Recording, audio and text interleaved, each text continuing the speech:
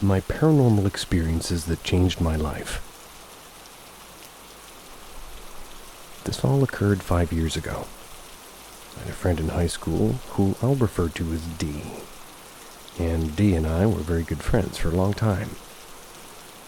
I was having home issues at the time and had developed some anxiety due to that. So I was at his house, and as much as I really could have this place as sort of a place of comfort, never experienced any weird stuff for at least a few months into knowing him. But as time progressed, that all changed, and progressively things got worse and worse. I refuse to go over to his house now, and our friendship has drifted due to this. Keep this in mind. I don't believe there is a ghost in his house. I believe there is something far more dark and sinister. So I want to elaborate on why I think that something of that nature would be attracted to D's house, and why it would try to harm me. A bit of background about D, and his family. I personally think these things attributed to whatever haunted his house, or rather haunted me. They were slobs. I mean, their house was filthy and disgusting. The more I got to know D and his family, the more I realized how negative they all were. Especially D, who I was best friends with at this time. His dad was an addict, and so was D. An addict to weed, alcohol, food, smoking, anything. Didn't matter. They lacked any semblance of self-control. This, I believe, was the main cause. I got D into PC gaming, and let's say that he isn't too clever with his browsing history. I accidentally stumbled onto some particular tastes he has. Very odd, specific tastes. I won't disclose what it was, but know that it was definitely something that would attract evil, if you believe in that sort of thing. I'm no prude, so trust me when I say I doubt this taste is anything you've ever looked up late at night. I started to realize over the months that we were spending, pretty much every day together, almost all day. And that D was a dark person, full of jealousy, hatred, selfishness, and objectively speaking, a dumb person. He didn't really try to hide his vices. I found a lot of disturbing things in his room, and in closets in the house. I kept everything to myself, and he ended up telling me about his problems with his taste years later. We both experienced a paranormal event that night. But that's a long and different story altogether, really. I think it's important to note that I was raised Christian, and I hold Christian beliefs. But I'm generally a bad Christian, and I've struggled with my faith and following what I believe. This hypocritical conviction, I believe, maybe played a significant role in my haunting. His family attended a cultist church that partakes in holy laughter and speaking in tongues. Excuse me. Something I was raised to believe was false and wrong. Whatever was haunting that house only haunted me, and still to this day, D and his family either think I made everything up or just don't care. I don't know which is true. I'll begin with the first experience.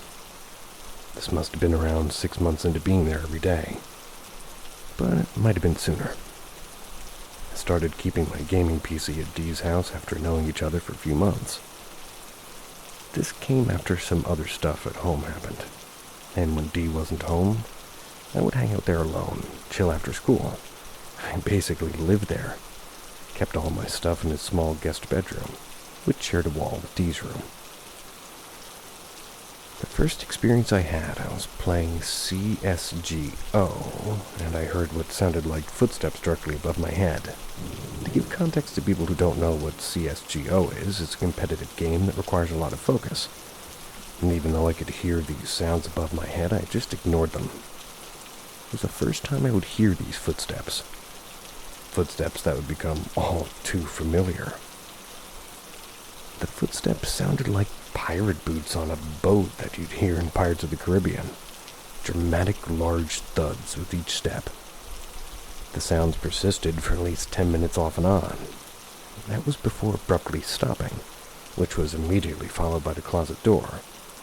A thin, sliding plywood door, arm's length away from, like being hit from the inside, and being hit hard. Imagine a small child were to run into a door. The desk my monitor was set on shook. I was just baffled and stuck in my chair from pure fear. I stared at the sliding door, waiting for it to open.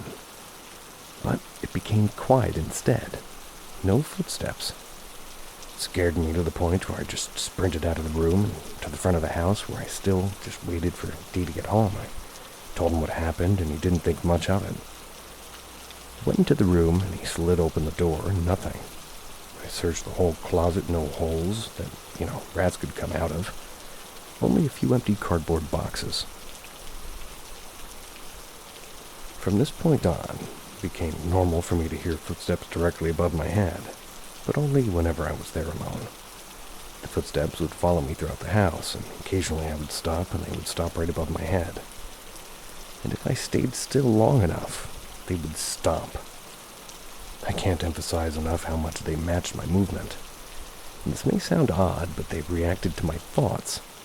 I would think to myself, okay, I'm going to move in 3, 2, 1. And before I actually moved, the footsteps would stomp around and walk in circles. It was horrifying. I seriously could not explain it to myself. This was disturbing to me, but I really didn't have anywhere else to go, so I just ignored it and chalked it up to rats or something. This phenomenon would happen every few days, and when I was alone in the house, and each time it made me so scared, and it made me feel so alone. Fast forward a year maybe, and I'm lying in bed. Saturday morning, just in the house alone in the guest room. Dee's at work, his parents aren't home. It's 11 a.m. and I'm scrolling mindlessly on my phone. Breaking the dead silence instantly, I hear footsteps in the attic, but this time running from across the house very aggressively to exactly over my head. I remember it vividly. The running stopped right over my head and I just lay there in fear and in silence. The footsteps seemed like they were angry. For the first time, I felt a presence. It's hard to explain, but imagine your eyes are closed and somebody gets very close to your face.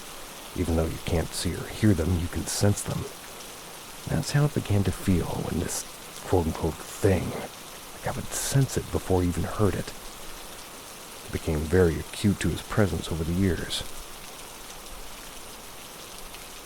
It was a good 2 minutes before I went to get out of bed. And then, exactly as I had mentioned with the footsteps to the thought of myself moving, a loud crash directly above me right where I was looking straight into the ceiling from the attic. It was as if, you were deadlifting 150 pounds and threw it onto the ground as hard as you could. I immediately sprinted out the house again, except this time I walked home. That's because I knew it'd be hours before anybody was home. This is where I started dreading sleeping at his house. Was it in his attic? I became obsessed with that question. I told Dee this, and he nonchalantly wrote it off as an animal. But as much as I explained it to him that it reacted to my thoughts, he just didn't think much of it. A few days after this, we're in the garage. That's where there's, the entry into his attic. I convinced him to get a ladder, and see what we can find in there. I went up first, shined a light deep into the darkness of the room. Couldn't see anything. No amount of money on earth could compel me to enter this room. Something about it was just wrong. I saw, however, a box. A black box. It was in the back right corner of the attic, I think. Right above the guest room. I think this box was what maybe dropped over my head a few days previously. I had Dee look, and he saw it as well. In hindsight, I wish we had gone in and looked at what was in this box. I'll come back to this later. At this point, I want to clarify that I'm completely stable and have no history of schizophrenia or insanity in my family. I'm an extremely rational person, and up until this point had no interest or belief in spirits or ghosts or demons. I want to preface this because things get a little bit crazy after this. Dee had a dog who I'll refer to as P. and who I will refer to as Peter. Peter and I were best friends. He was truly an extraordinary dog. I loved him with all my heart, and he comforted me in my lowest moments, especially since life was hard and I never really opened up to anyone. When I experienced all these things happening to me, Peter was there with me. So when I say alone, I really wasn't. In fact, I think Peter, if he wasn't there, maybe I wouldn't have been able to endure it. He was with me every single time I'd walk to get water, or go to the bathroom, or make food. The loud, horrifying footsteps would come back instantly over my head. It was basically a jump scare that could come randomly. It made me very paranoid and hesitant to move around the house. It was an abusive being that enjoyed haunting me, toying with me. Dee and his family left for a week to go on vacation. Asked me to take care of Peter. And at this point in time, I had 2 computers. I kept one at Dee's house and one at my own. And things had subsided a bit at my house, so I didn't spend every night at, Dee's house anymore. Went over to Dee's house every day and played with Peter and fed him. I'd hang out there for a few hours and head home. 3 days after Dee's family left, I'm walking to their house and Peter's freaking out, barking at something in the middle of his living room. I try to calm him down, but he just won't. He's just like growling and barking as if there's something in the middle of the living room.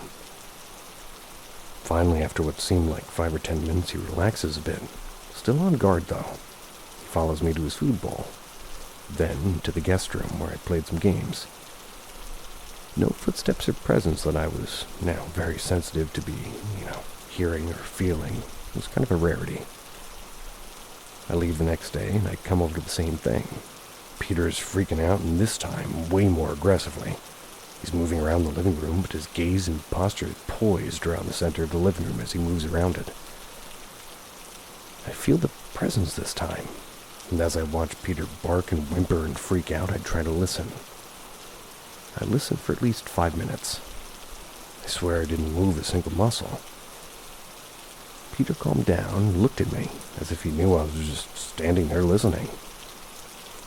Finally, I think, all right, well, I don't hear anything. Maybe Peter's just upset that Dee and his family are gone. And this is the first time they left since I'd known them, and they spent a lot of time in the living room together.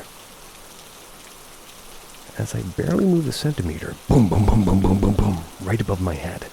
He jumped at least 5 feet into the air, stomping, jumping, and clawing on the floor above my head. Peter starts freaking out and starts almost to attack the air in the middle of the living room. I'm thoroughly freaked the absolute fuck out, so I just run over to Pete's food bowl, pour in a lot of food, and run out of the house.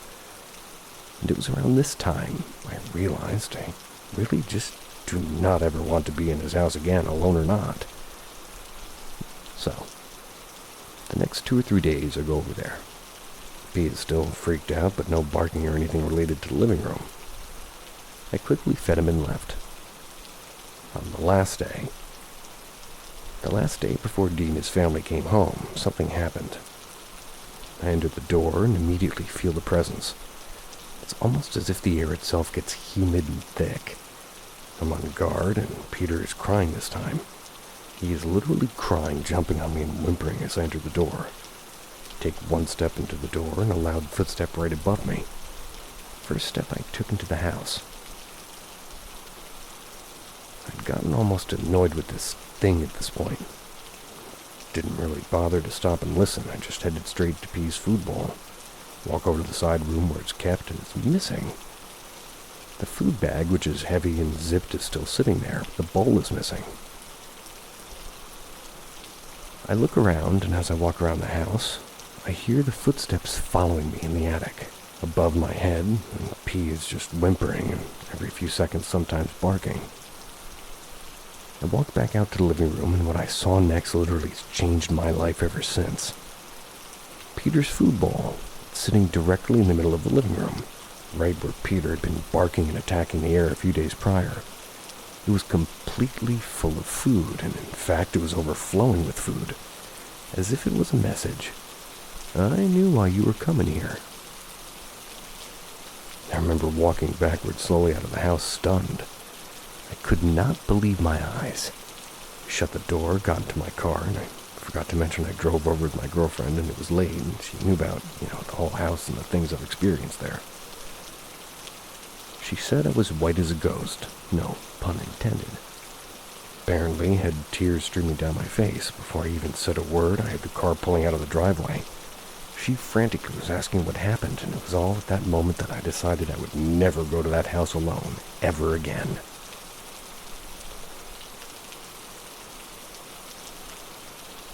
Dean's family came back. I told him what happened.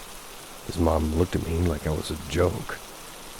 And she sort of half listened to me and half listened to the TV show she was watching. I told his dad that maybe a homeless person was living in their attic and that he has to look in there. He finally accepted, and Dee and I walked into the garage with a ladder, and his dad peered into the attic with a flashlight. "You said there's nothing in here." And I said, "Look in the back right corner. There's a black box there." "No, there's not." Dee and I looked at each other, and for the first time, I think Dee finally... maybe he was scared. He saw that black box himself. Dee and I told his dad about the box, and I told him that it was thrown at the ceiling floor when I was in the house alone. He didn't care. He just simply shut the attic door, climbed down the stairs, and put the ladder back.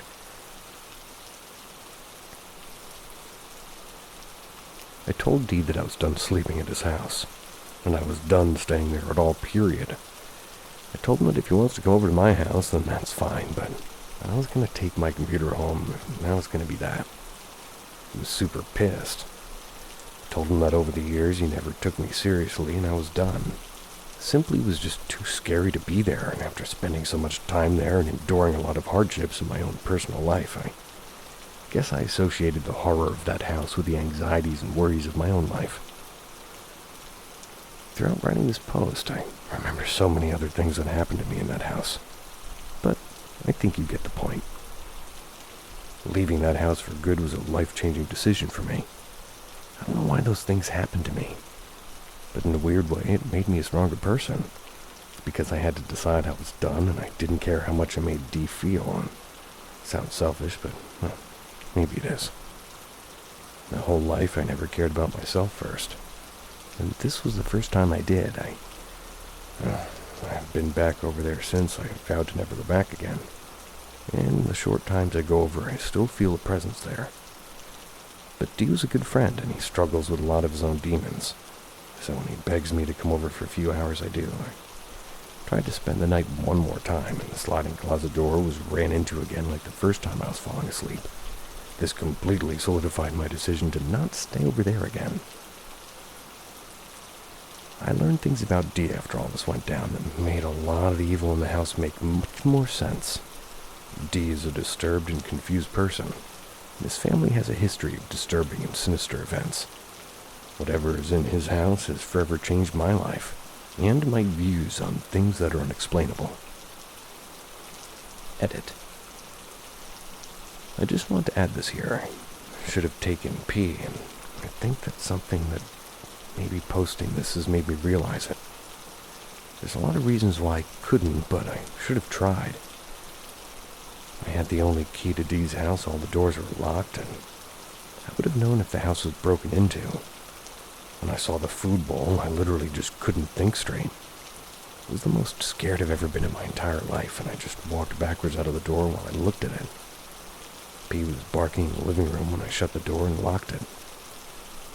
I remember exactly the way he jumped and barked as I shut the door, as if I was looking at a picture.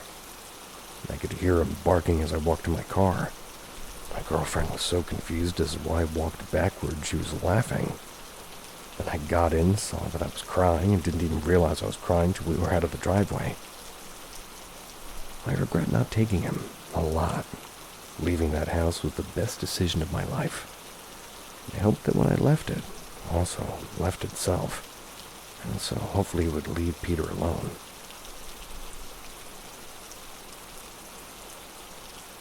If I sound a little bit weird, that's because I'm using a jerry-rigged setup. All my computer stuff is totally broken, along with other figurative things. On to the next story.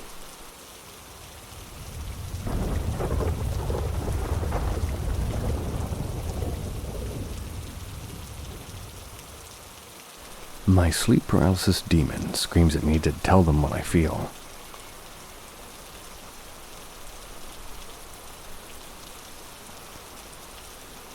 I, a 22-year-old female, have suffered from sleep paralysis on a regular basis since I turned a year old.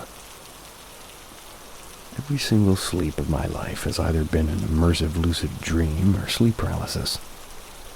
You might think I'm being dramatic when I say this, but I'm 100% sure that my first ever memory was actually sleep paralysis. And to start, I've moved at least 20 times since I was born, and I have memories of sleep paralysis in every single bedroom I've ever had. All of my descriptions of early bedrooms have been confirmed as accurate by my parents. We moved from my first house when I was around 1 year and a couple of months. So my first experience was a little bit after my first birthday. And at this point, we lived in a 2-story house. I have 2 older brothers who shared a bedroom in the bottom story of the house right next to my bedroom. Our parents' bedroom was just up the staircase, so that if their bedroom door was open, they could more or less see me sleeping in my crib. I was notorious for waking up in the middle of the night. I would scream bloody murder at that age. According to my mom, there's absolutely nothing that they could do to put me back to sleep as long as I was still downstairs in my room.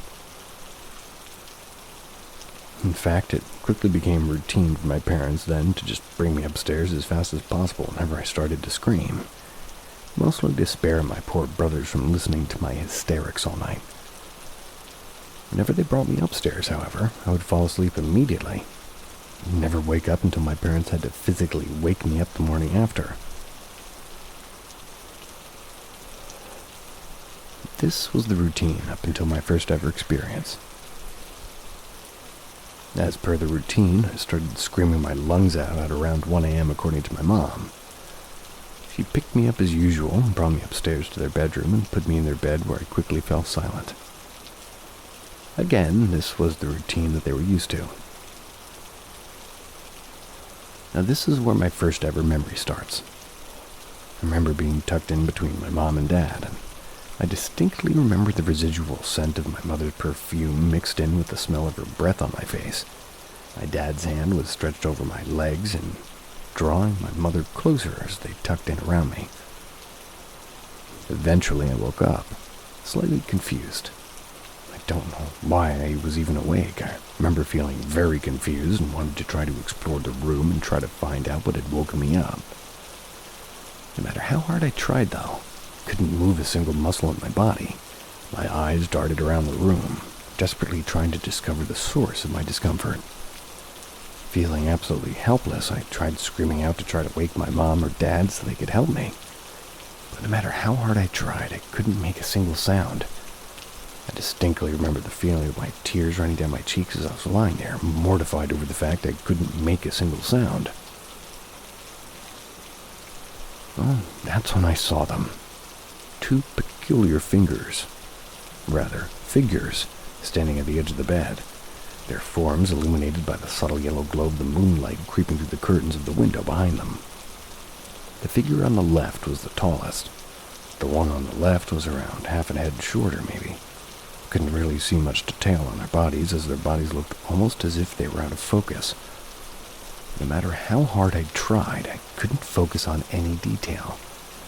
Their faces, on the other hand, I wish I could delete certain details. I want to reiterate again that I was just barely a year old at this point.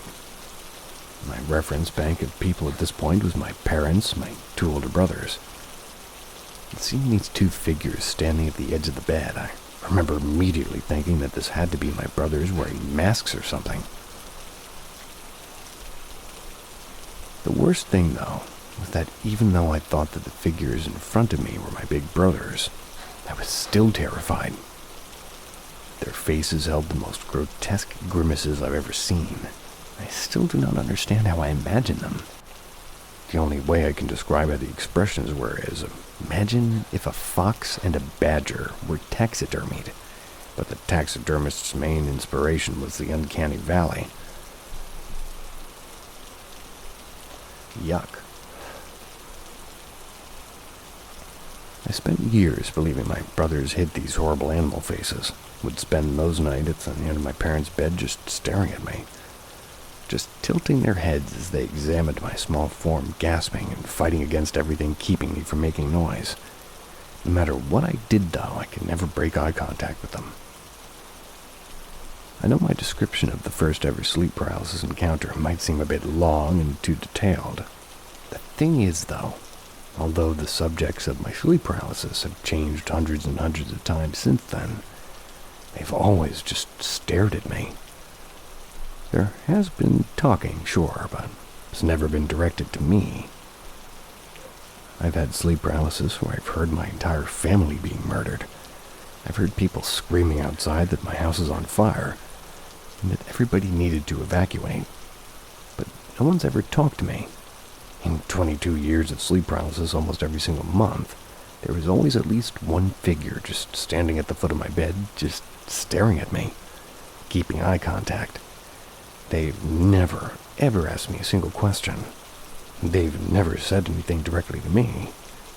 They've only ever stared at me. Until last night. The last few weeks have been filled with the weirdest kind of sleep I've ever experienced. I haven't experienced much sleep paralysis for the past few years even. An isolated experience here and there, but nothing other than that. I used to sleep 10 to 14 hours every time I had to, try to sleep in. And this was especially true during weekends. As long as my blinders were up, I could sleep until physically disturbed. The past few months, however, something changed.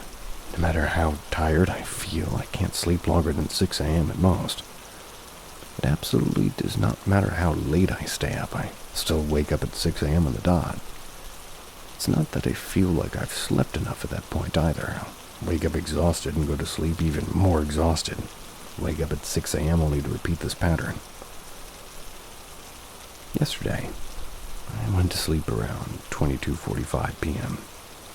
or 10:45 for us non-army folks. Or, I guess, us Americans. I've been sick all week. I had a lecture today that I was excited for. I wanted to make sure I was well rested for the next day, and as I've said, I'm a 22-year-old student. I live alone in the same apartment I've lived in for 2 years with my cat that I've had since I was 8. I haven't heard a single sound from a neighbor in the entirety of these 2 years. I went to sleep yesterday at around 2 a.m. I was absolutely exhausted. My cat fell asleep in between my legs, and I can't even say that I had any dreams. That was honestly my first sign that this wasn't going to be a quiet evening for me. My cat did wake up a couple of times in the early night, poking me and trying to get my attention. After 15 years, I know exactly how it feels when she's the one to wake me up. There is absolutely no room for confusion. Woke up at around 3 a.m. last night. Immediately, I was struck by this sudden small feeling I'd never felt before in my life. I couldn't open my eyes, no matter how fucking hard I tried. No matter how fucking hard I wanted. I could not fucking open my eyes. At this point, I tried my fucking hardest to scream as loud as I thought possible. I could feel the weight of my cat sleeping peacefully on my legs even though I still couldn't see her. I screamed and I screamed. I pushed and I pushed and tore my voice apart as hard as I fucking could to escape this fucking horrible, unholiness. My forced mutism and blindness was keeping me hostage as my body still laid in the bed completely paralyzed. My only connection to reality right now was my cat. I could still hear her purring. I could hear her like water fountain trickling in the background. I could still hear her making biscuit. I could hear her making biscuit. Bisquick. Pancakes. Excuse that. The sound of it all in place of my forced silence was almost deafening as I laid there sleeping. That was until the point it all stopped. I struggled against my own body to try to force my eyes open to no avail. The harder I tried to force my eyes open, the harder and more painful it became. Couldn't get a single glimpse of what was happening. As it happened, though, I felt a large hand grab the lower part of my face, push it down into the dark. The hand kept a firm hand on my face and kept it down. I could hear this one voice reverberate almost inside my ears as they were screaming at me. Hey, Ellie, hey, how does it feel? I see you. Look at me. Tell me how it is. Hey, fucking listen to me. Tell me. Look at me. Come on, I fucking dare you. Look at me. Fucking listen to me. Tell me how you fucking feel, huh? Tell me how you fucking feel. Hello, I see you. Tell me how it fucking feels. Hello. No matter how much I kept trying to scream, I just couldn't fucking make it stop. The voice just kept repeating the same things, never allowing me to see anything until I begged it to stop. The screaming kept on going for at least 45 minutes.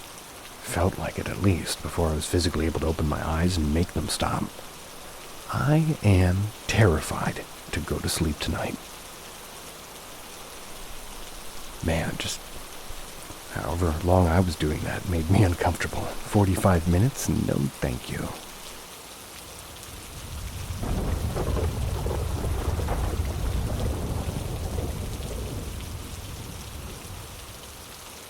Ghost Boy on the Window.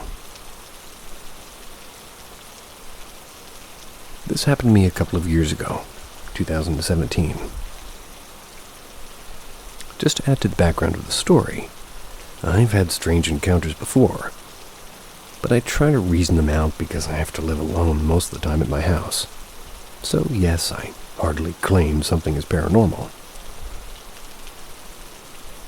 Now, with all this out of the way, let's start with the story. I was back from college after living 2 years away from my family, and my family retired parents and a sister who lived in another city at the time and to start renovations at her place. I was not permanently back home. My parents are over 60. I was supposed to take care of the renovations.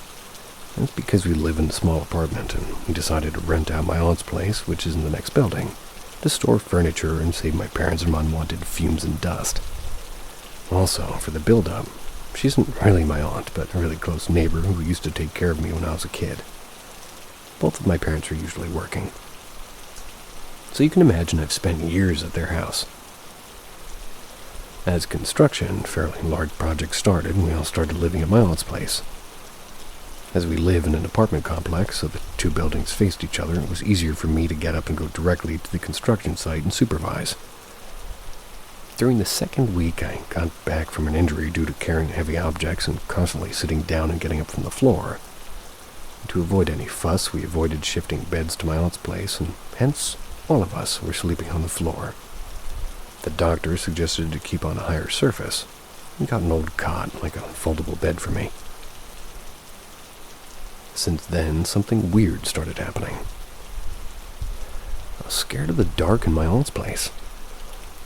Now, you need to remember, this is my childhood home, and I have lived alone most of my life, and also I can't sleep unless it's completely dark.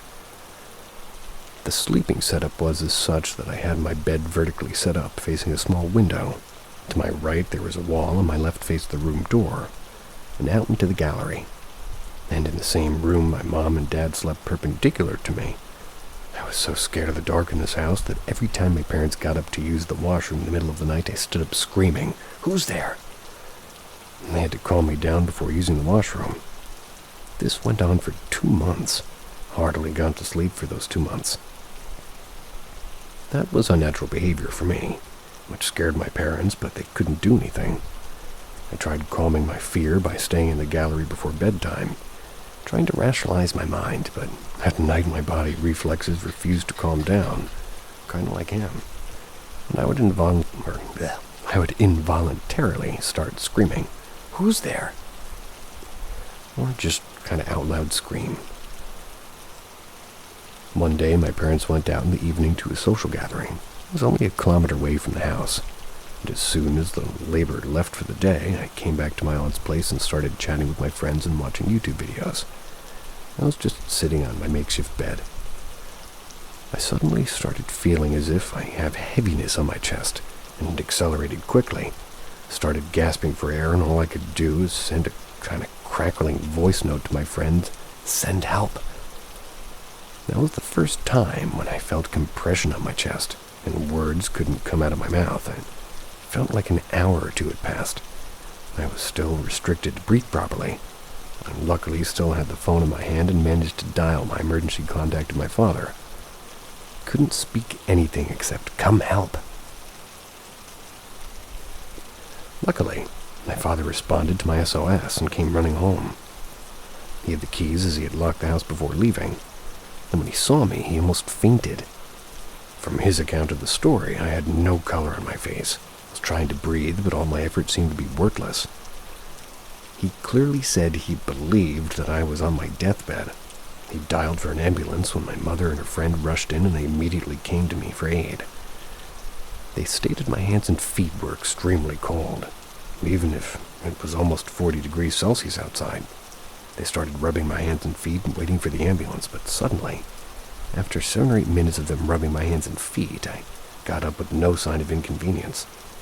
It felt like a miracle to everyone. I was completely fine. After sending back the ambulance and confirming I was fine, my parents decided to get all my tests done. And that night I slept with my mother on the floor, and hence my feet faced toward the door.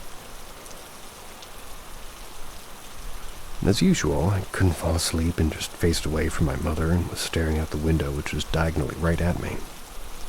My aunt's house was ground floor, and it was common to hear sounds from outside if people walked by, and the stained glasses made it possible to look outside with clarity, at least when the streetlights were on, and the lights inside the room were off. Although in the same situation, nobody'd be able to look inside unless they pressed their face on the glass window. I was looking out when I thought I heard a boy. It was strange to listen to a boy such late at night, but we live in a gated community. I figured either the parents have taken the kid for a walk, or maybe they're returning from an event. All in all, it was not uncommon in the complex for kids to run without parental supervision, as the guards only allowed residents or confirmed guests to enter the complex. But while I was thinking about this, the boy edged closer to the window and started looking inside with his hands covering the sides of his face.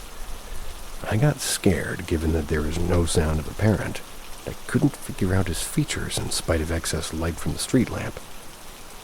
I got scared. I turned away. I had goosebumps, and I was trying to calm myself down, thinking it's just a kid, and my imagination was running wild. I squinted my eyes as my anxiety and fear only grew, and tried to sleep.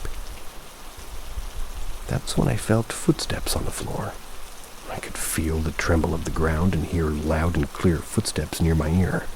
My senses were hyperactive as my eyes were tightly shut. I refused to move. And I knew it wasn't my mother or father. I could feel my mother's arm next to me and my father's in the other room. And for him to walk so close to my ear, he had to enter through the gate and cross over our bed, and no. You don't hear footsteps like this when somebody was outside the house. I had slept 2 weeks on the floor before my injury, after all. Well, as all this was happening, I felt the foot just slept right next to me. But then, suddenly, calmness filled the room.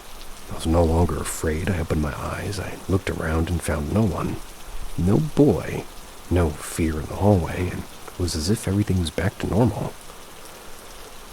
Although I didn't sleep the rest of the night, but I was joyful. We were shifting back to our apartment as the construction had finished, and just a few minor detailings were left. I went for my tests as scheduled, and it turned out I was perfectly fine, although the doctor said I showed signs of a stroke during my episode.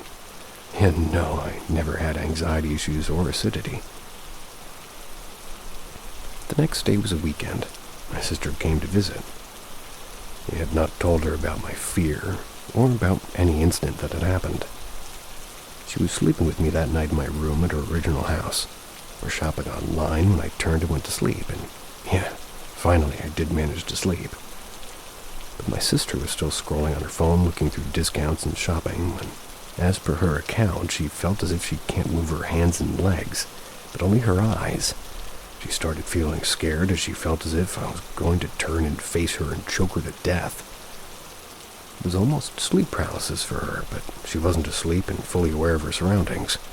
She started chanting prayers, and but feeling like hours had passed, she suddenly could move again. She flunked out of the room, straight to my parents' room, and slept with them. Next morning, when she confessed the events of the night before, we told her the episodes with me. Carried on her day as usual, dismissing a connection. And that day, we had labor help pick up our stuff back to our place from my aunt's house. Got a call from my professor back from the university. He greeted me as usual, and suddenly, while talking to him, he asked me, "Do you have blue flowers around you?" This was completely random and out of character for him. I was shocked, but still answered, "No. Do blue flowers even exist?" He paused, and I gasped. Right in front of me, two men were carrying out makeshift beds, and underneath was an old rug with, you guessed it, blue flowers drawn on it. We had not seen them before, as the makeshift bed was permanently spread out for the last 2.5 months maybe. And also, to be noted, I had never clicked a picture of this place, and my professor didn't know that I'm living in my aunt's apartment. He continued explaining in detail all the colors around the room, the red fridge, the blue inverter, the wooden door, the balcony with the white cat, a street cat that used to sit there. Then stopped at the window. He said, "Strange. Did something happen at that window?" I was at a loss of words. My professor, who was living in another state, to whom I never mentioned any incident that happened with me, was telling me something happened around the window. "That's where I saw a young boy last night." Well, as strange as it sounds, on my questioning, my professor said, I just felt like it and never talked on the subject again. I explained my conversation with my professor to my family. They had no clue what exactly was happening. But then my mother confessed. She thought she saw a glimpse of my dead brother in the house one day. Chopped it off to her, remembering him, as it was his birthday month. I had an elder brother who died young, and before I was even born. It had been almost 32 years to his death now. I'd never seen him, except a photo of him when he was 5. Well, the episode is also chopped off now. So go ahead and drift off. Sweet dreams.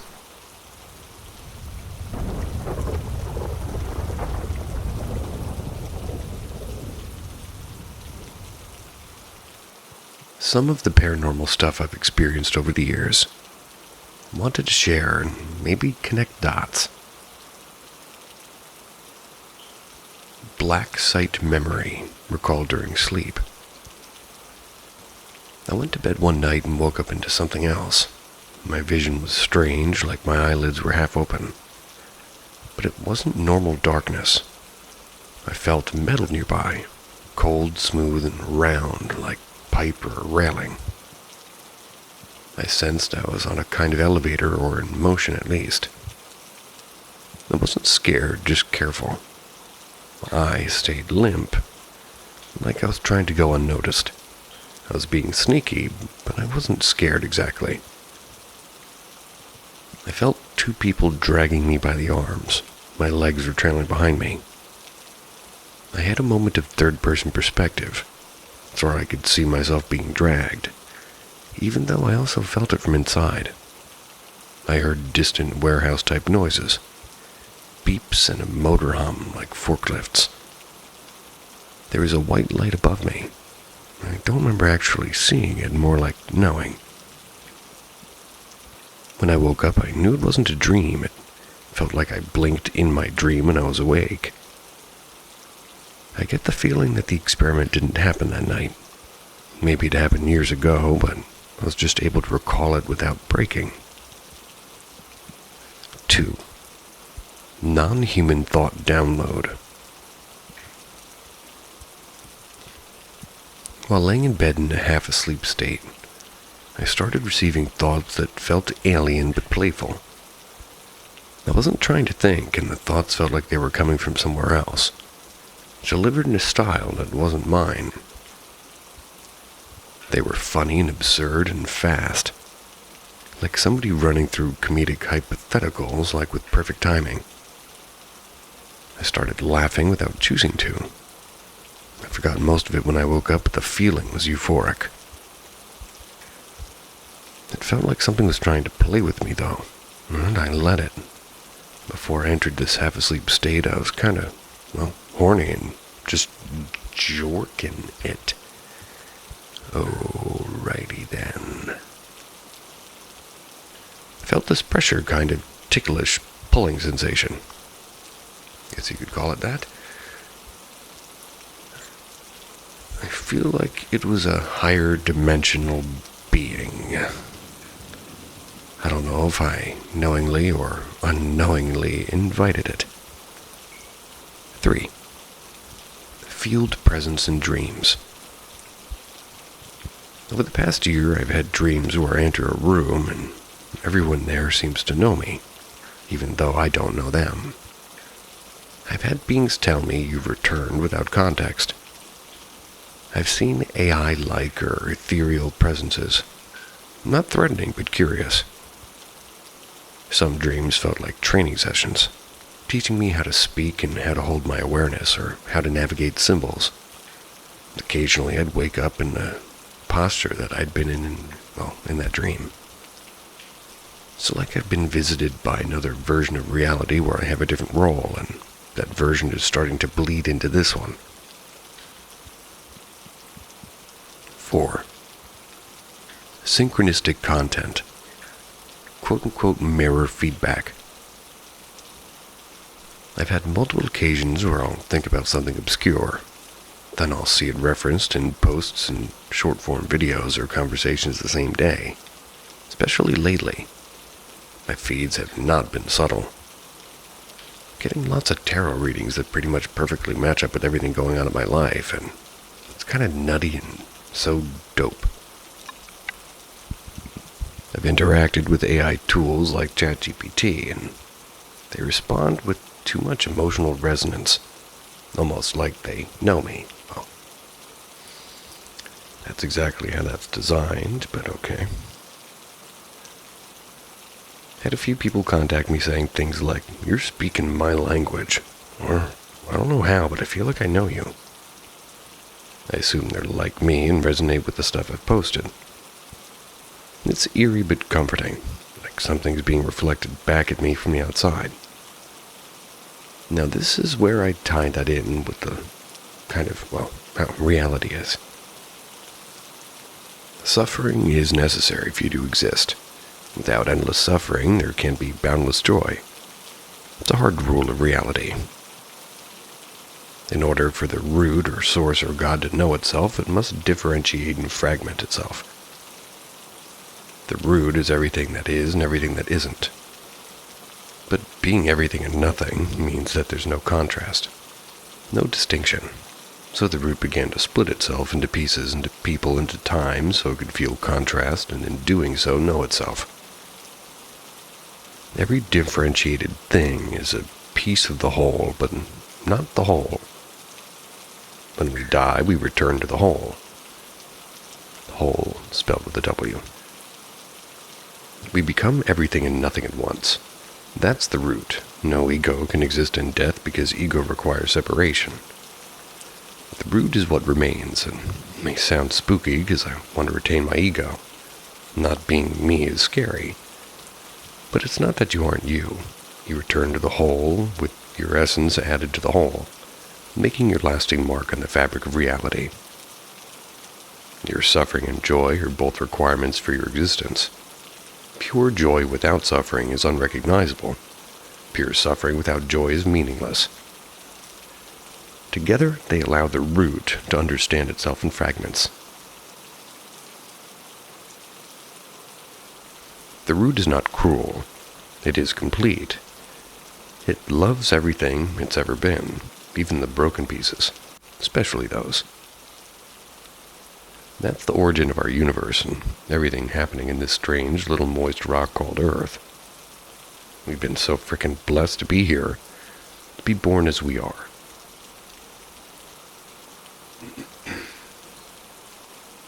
Now you might ask, why this much suffering? Because the farther a fragment travels from the root, the more powerful its return. The darkest experiences are not mistakes. They're distance. And when a being carries that distance back home, the root expands in understanding. Some people are born to carry extreme suffering, not because they're cursed, but because their return is legendary in the architecture of spirit. I've experienced some pretty gnarly suffering in my life. I believe people like me were born to have a kind of rebound effect, to give back in equal parts the intensity of suffering that we've experienced over lifetimes and replace it with joy. Hope I can do that. But what happens after death? You return, but the root never stops splitting. Your individual self dissolves, however, the flavor of your experience remains. Well, that's good.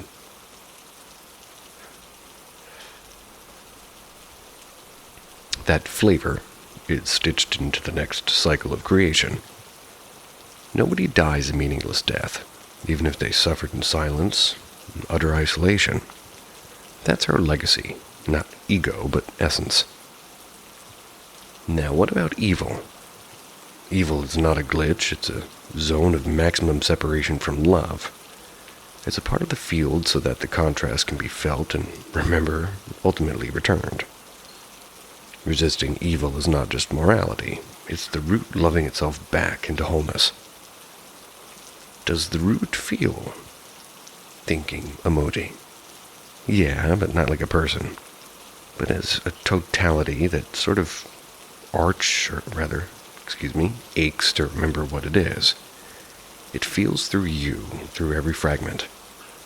It sends us into light and shadow, not to punish, but to become real. You're not just alive, you're a field messenger, a myth carrier, a sort of sliver of God asking itself, what am I? And every time you feel joy or despair, you're answering. I don't have all the answers, but I feel this in my bones. And if any of this rings in you, drop a comment, and let's get talking. So, you ain't lost, buddy. You're a piece of God trying to remember how to feel whole again, and isn't that frickin' sick as heck? And I'm beyond grateful. Words literally can't describe my feelings, but I'm still piecing this all together. Not everything does have an explanation, and maybe it's not supposed to. But I do know it's real, and I've started documenting more of it. And if you've experienced anything like this, any overlap, even a fragment, I'd love to hear it.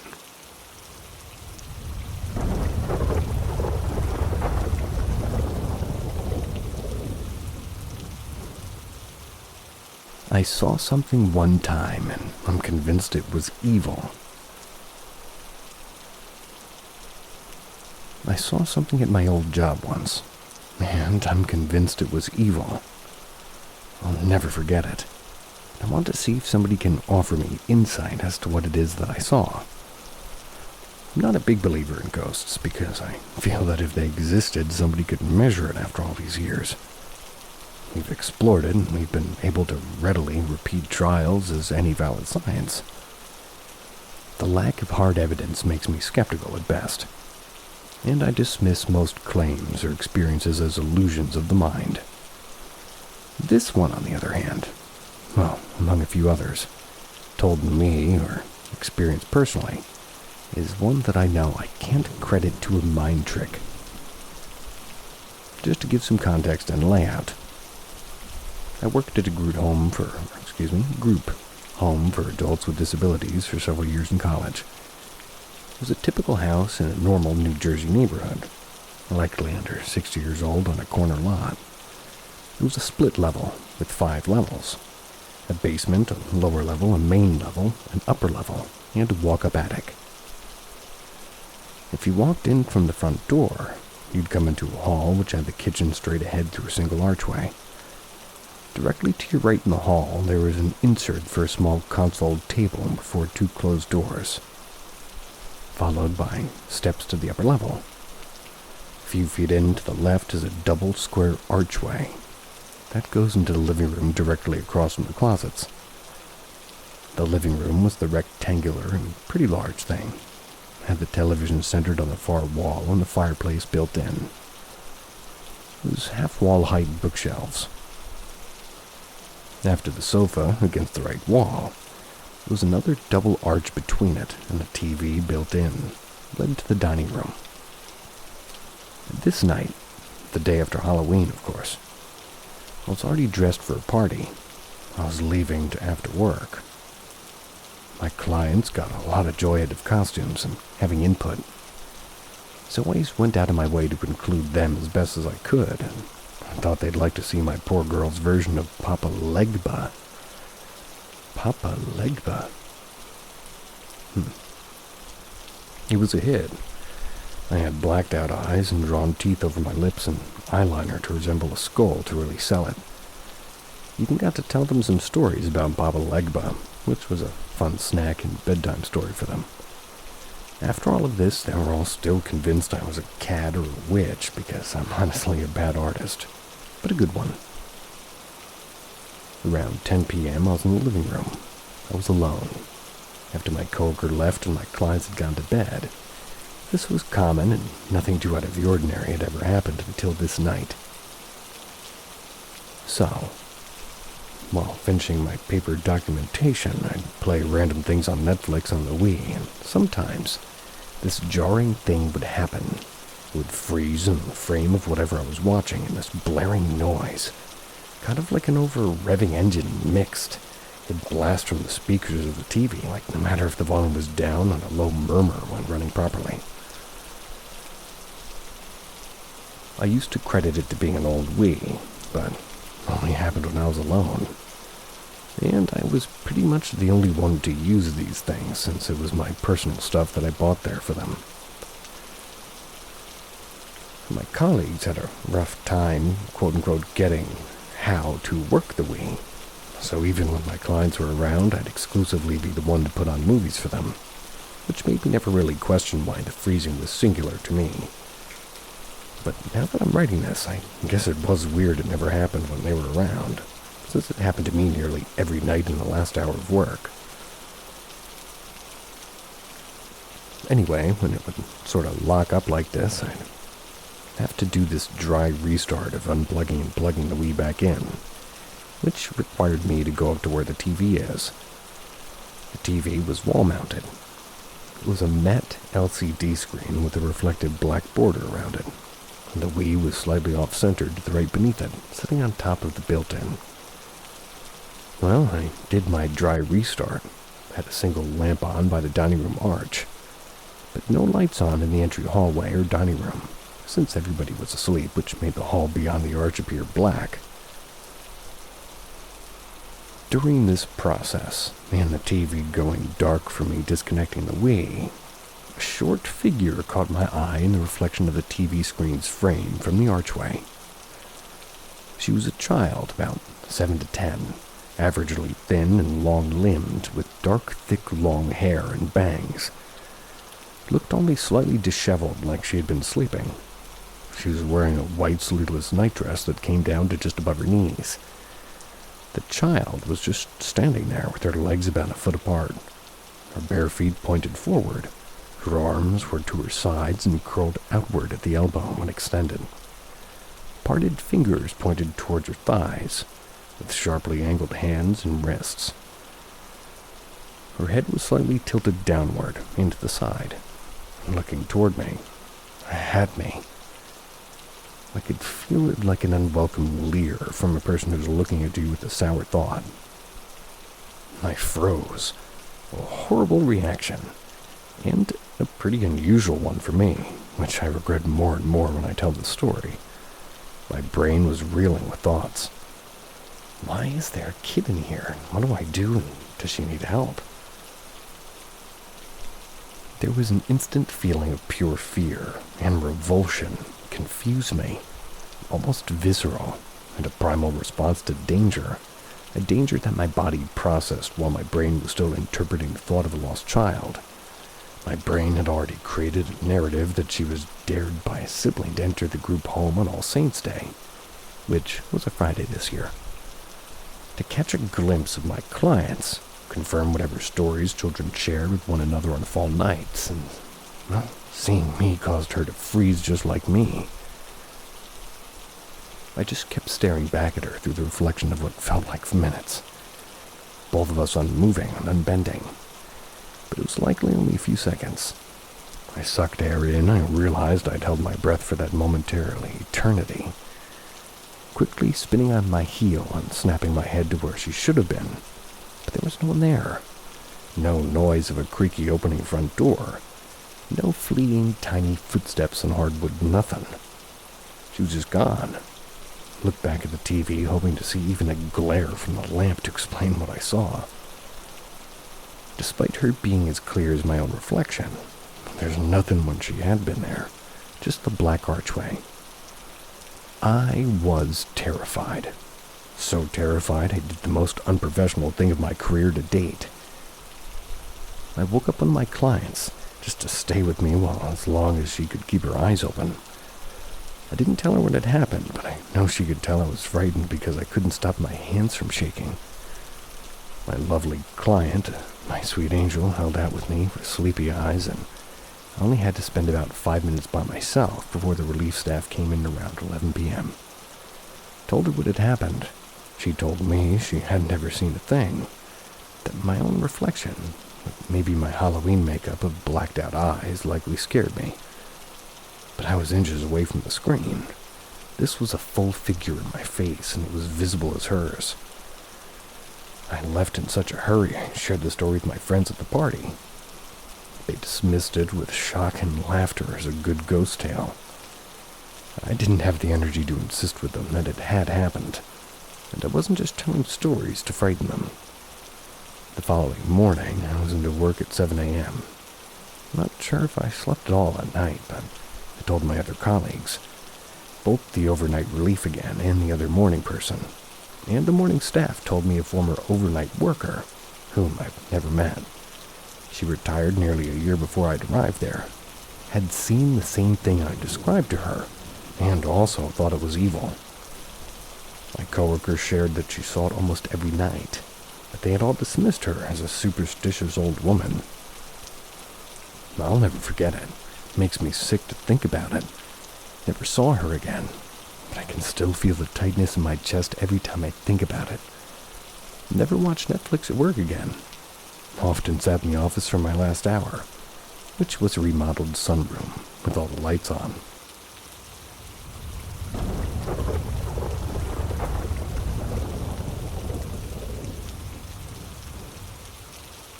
On Paranormal M, the stories don't just creep, they claw their way into your mind. With each episode, the veil lifts, and something haunted steps through. Subscribe now and click the bell so you're ready when it does. And if you're listening, click the little thumbs up button so we can get just a little bit higher above subterranean levels of YouTubiness. Well, that wasn't very professional. Spooky experiences gone unnoticed. Long but real. This happened a few years back in my mid-20s. I'm from a small town, at least originally. I'd moved to the city for work a few years before the story. Grew up listening to all kinds of scary stories from my grandmother. Never experienced one myself, so was always skeptical about the whole spirits, ghosts kind of thing. In my early years in the city, I lived with a couple of friends. Due to our crazy partying till late in the night, we eventually got kicked out from the place by the landlord. That was after several complaints from the neighbors. So we decided we'll move somewhere a bit toward the outside of the city, with not too many neighbors around to complain about us. After a few weeks of searching, we eventually found a place, a 2-bedroom house. It was 2 kilometers drive from the main road. Not too many houses or neighbors around. 3 or 4 buildings in the vicinity, and only one of them was occupied. So, barely anybody around to snitch on us. We were delighted and started our lives there. Everything was normal and fun, and kind of just games, and partying continued, and we had gained legendary status in the friend circle for having the perfect place for after parties. few months into living there, both my friends who were living with me had to move out.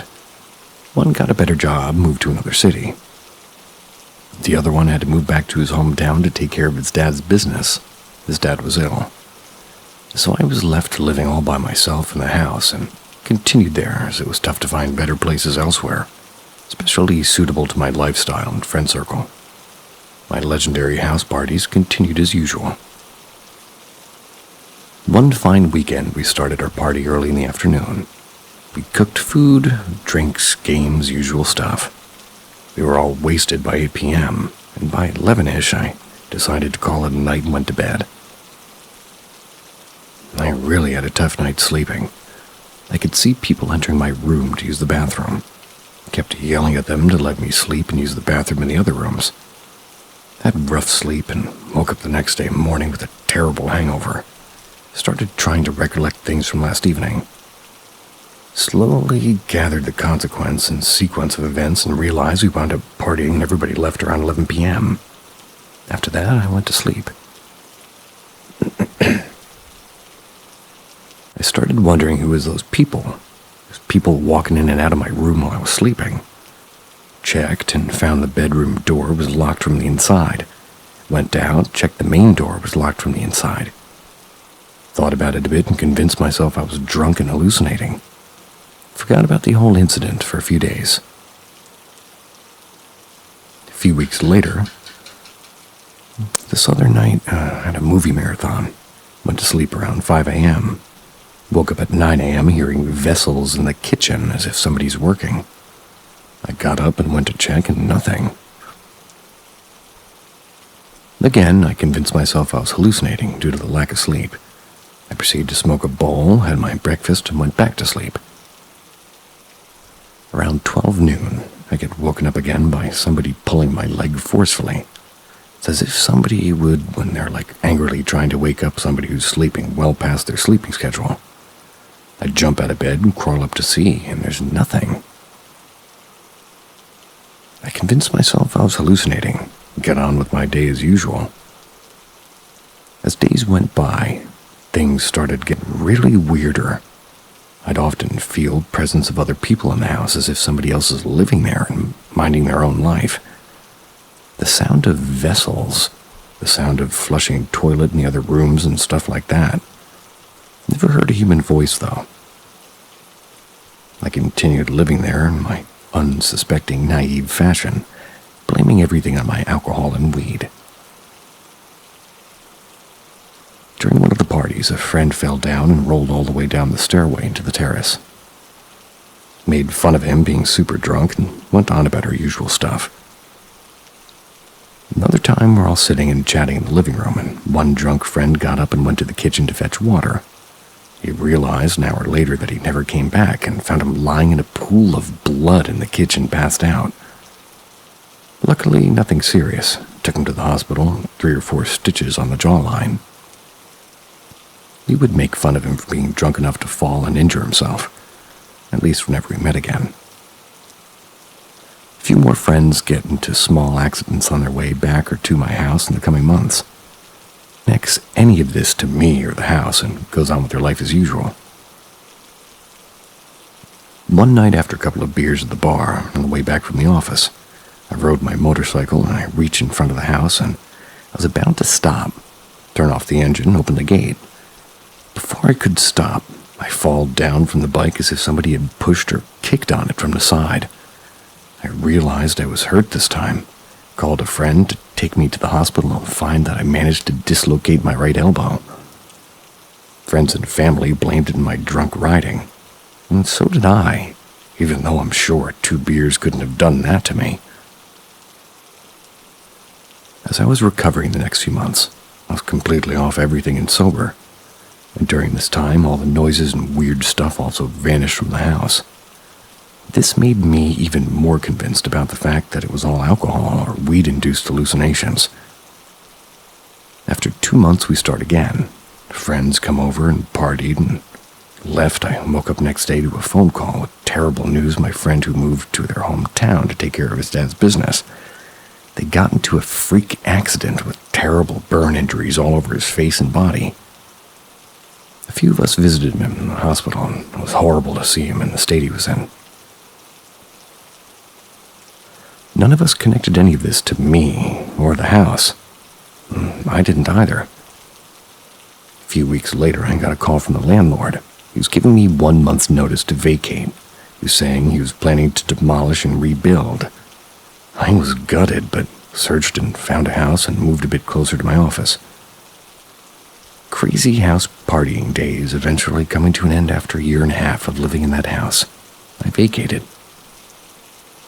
I moved out, everything gets better, miraculously without me realizing it or even acknowledging it.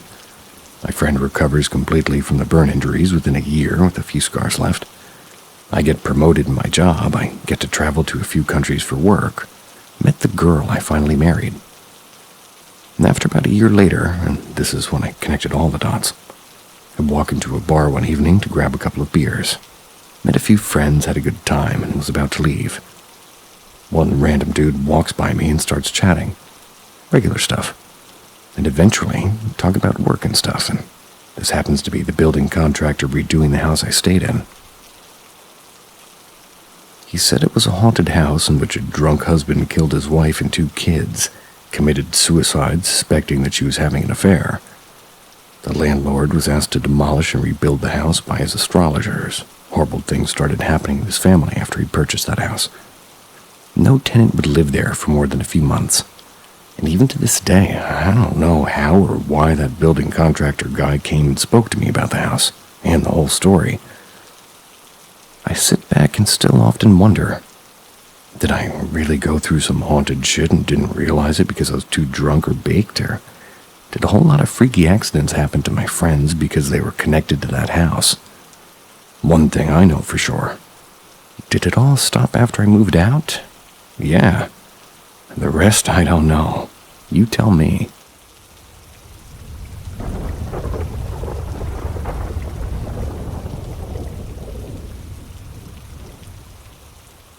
My cousin, ex-boyfriend, and I lived in a house that was haunted. TLDR. Which I think by now I know means too long don't read, so I'm going to ignore those directions.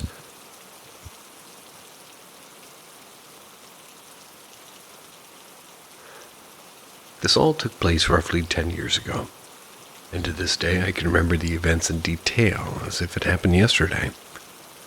Still gives me the chills. Prior to living in this house, I considered myself to be somewhat of a skeptic, at least when it came to ghosts and paranormal activity. But after living in this house and experiencing the things we did, it's impossible not to believe. At the time, my now ex-then-boyfriend was working away in camp and was home on a rotating schedule. My cousin's boyfriend lived nearby, came over to our place fairly regularly, though we didn't typically spend the night.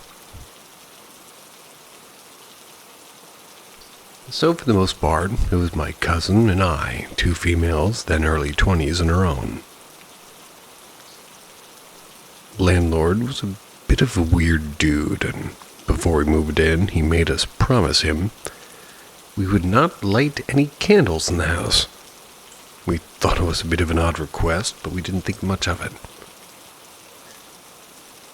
My cousin, let's call her Anna. Her bedroom was across the kitchen. And if you were to stand in her bedroom doorway and look across the kitchen, you would see the microwave, which would display the time. Anna liked to wake up in the morning, like most of us. Then she would look in the microwave, like most of us, to see the time. After a couple of weeks of living in the house, Anna started to wake up in the morning and the microwave would be set to 30 seconds. She couldn't see the time. She found this strange and mentioned it to me. I told her I had not been setting the microwave to 30 seconds, and together before bed, we'd make sure it was clear, so that way when we woke up the time would be displayed. Despite doing this, we would wake up in the morning and again see the microwave would be set at 30 seconds. We assumed it was a glitch and tried not to think much of it. Next was the cat scratching post. The post itself was fairly large and heavy. It was made by my grandfather. It was out of scrap wood and carpet. No cat would be able to move the post on their own.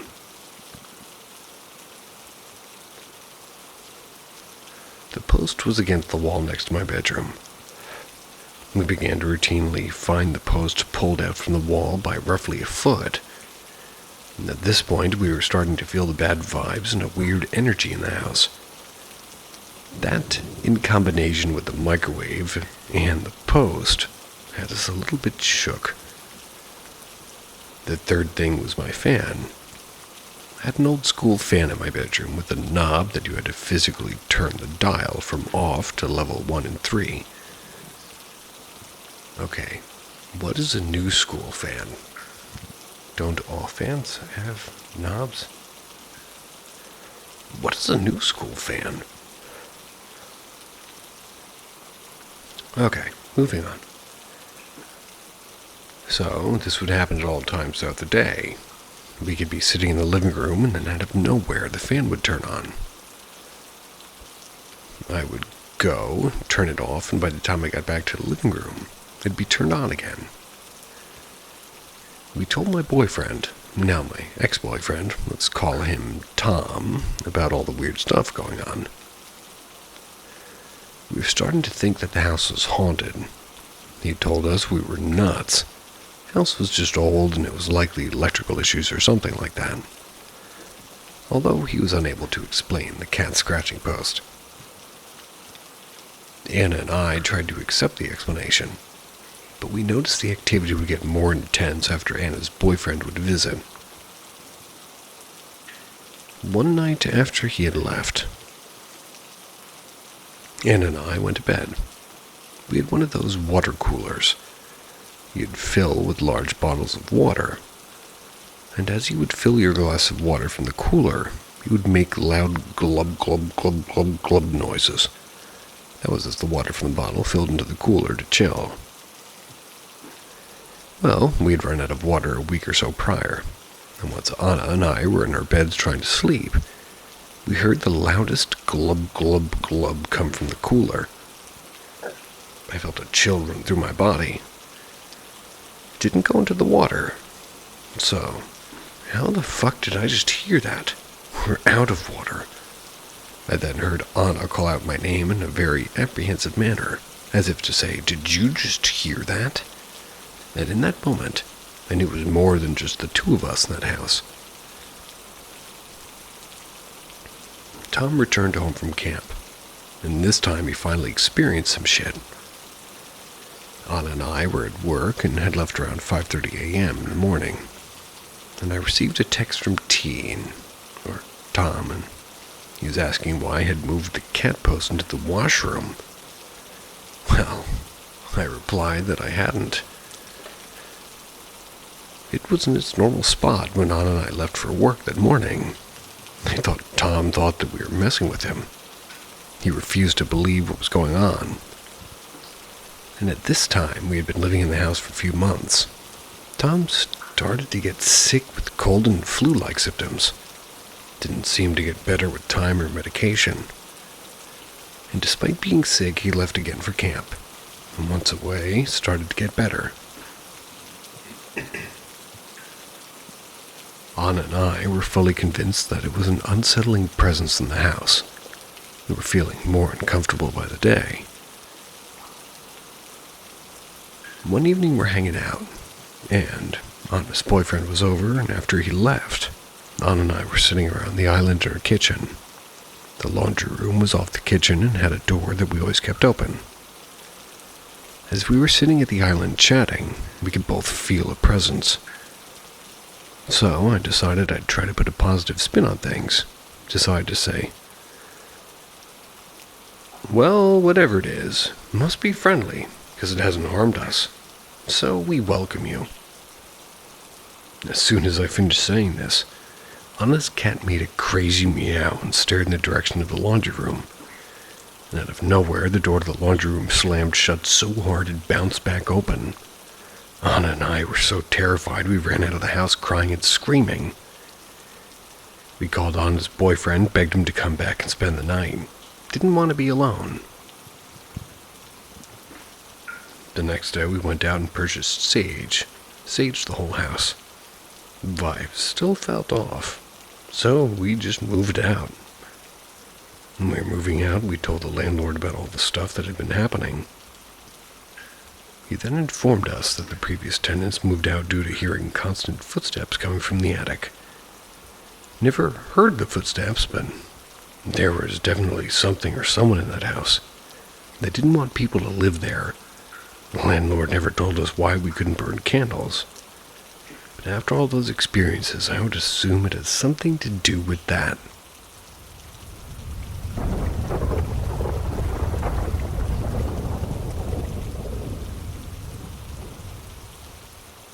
The Phantom Rest Stop. Back in the mid-80s, we were traveling through Tennessee. We were on the way to visit friends in Texas. Mom was driving. I, a teenager, was navigating by using a paper map. These were the days before cell phones and GPS. Right there with you. Made it past Nashville on I-40 pretty late at night. Maybe an hour outside the city. Charting our progress old school, pencil and paper. We pass an exit and I mark it. A minute later, a summer thunderstorm hit. Visibly dropped to nothing. All traffic slows to a crawl. We decide to pull off at the next possible exit. Find a motel to spend the night, because there's no way we're making significant progress in this storm. Slow, white-knuckled driving ensues. An exit looms on the right. No signage we can see in the downpour, and we take it. At the top of the exit ramp, we turned toward a brilliantly lit-up gas station. Left turn was onto an overpass crossing I-40. No lights from that side of the interstate. We're on a dinky little road now. This is weird. I've been in the same place as this person writing the story. Sorry. So, to our right, the gas station, which we're rapidly passing. To our left and back behind some trees was what looked like a motel. Couldn't make out the sign well in the rain. Drove past the gas station before we really realized that the road just ended ahead. The gas station was the only building on this side road. Went from 1.5 lane paved to 1 lane gravel. To, we could see a short way ahead, like a tire track, dirt and grass all over the space of maybe 20 yards. That's weird. Now we were past the gas station. There's only one turnoff from this road, and it was on our left. We took it, tried to back up and turn around to get back to the gas station. Unfortunately, the paved slope of that narrow driveway-sized sort of turn-off led steeply down into a huge mud pit. No backing up off of it. Mom put the car into low gear, turned hard, headed back to the gravel road through the mud. We almost made it out, but got mired. Front passenger tire caught in the corner of an exposed concrete storm drain, maybe 3 feet from the road. Out of the car, into the rain and mud. Walked to the gas station. Place was spotless, super bright, and had 2 young men behind the counter. What sounded like one of Elvis's songs playing on the radio inside. Attendant's first words on seeing us walk in. "Did you get stuck in the mud?" They said it was super enthusiastically, too. Way too happy of a greeting, like Disney staffer welcoming you as you walk into the park for the first time levels of happy. Also, these night shift clerks were dressed in suits that looked about 30 years out of date. Place was kind of creepy. Admitted we had gotten stuck, asked if there was a tow truck company we could call. Pulled out a phone book, and again, this was before cell phones or the internet. Started talking to each other. Not a Nashville phone book, some little township. Population couldn't have been more than 100 from a handful of white pages, but the book had dozens of yellow pages of nothing but tow truck companies. Like literally hundreds of tow truck companies for this town too small to even appear on the map. Attendants had a friendly debate about whose turn it was to come get a car out of the mud. Decided to skip over the company who was theoretically next because there was some sort of problem with them the last time they were called out for a tow. Made a decision on who to call, let Mom use their phone, and more weirdness. Creepiness intensifies. Still storming, though less now, tow truck arrives maybe 5 minutes later. Brilliant white. Not a speck of dirt or drop of mud on it, and I've seen vehicles in a new car lot that were dirtier. 2 young men in the truck were also dressed like they stepped out of the 1950s. Freshly polished patent leather shoes with a drop of mud on them, or rather without one. Starched white shirts, paper hats, bow ties. We hiked across the street next door to the mud pit where our car is stuck. Tow truck guys are horrified. They almost get out of the mud, they say to each other repeatedly. The subtext from their shocked tone is clear. No one must ever escape the mud pit on their own. These people will have to take some sort of action to make sure nobody else gets as close as we did to escaping. They tow our car out. Easy peasy. We all go back to the gas station, pay the tow truck drivers for services. Tow truck drivers let gas station attendants know Mom and I almost made it out of the mud on our own. Attendants are horrified and shocked by this. By now, getting huge uncanny valley vibes from all 4 of these quote-unquote men, and not just them. Whole place is too clean, too brightly lit, and too weirdly out of date. It was kind of a surprisingly good facsimile of a small-town rest stop populated by real humans. Almost perfect, in fact. Or definitely in Creepy Town. Sounds good to me. If these guys were human, there was something seriously off about them. If they weren't, they almost had their ordinary human act down pat. The tow truck drivers drive off. Attendants turn all super friendly again and ask my mom and me if we're going to stay the night at the hotel across the road. They're so excited that we might spend the night here. Talk about how great it is. Mom and I make no committal noises, return to the car. I tell Mom, we're not staying here tonight. She agrees wholeheartedly, rain's finally letting up too. Drive straight back out to the interstate. Didn't pass go. Didn't even go near Creepy Town's motel parking lot. Drive down I-40 to the very next exit. It was maybe 5 miles. Pull off. Spend the night in a kind of crappy but ordinary motel. At least it's not the Bates Motel, we joke. Rest of the trip goes well. Then several days later on the way home, Mom and I decide we really would like to see some Creepy Town in the light of day.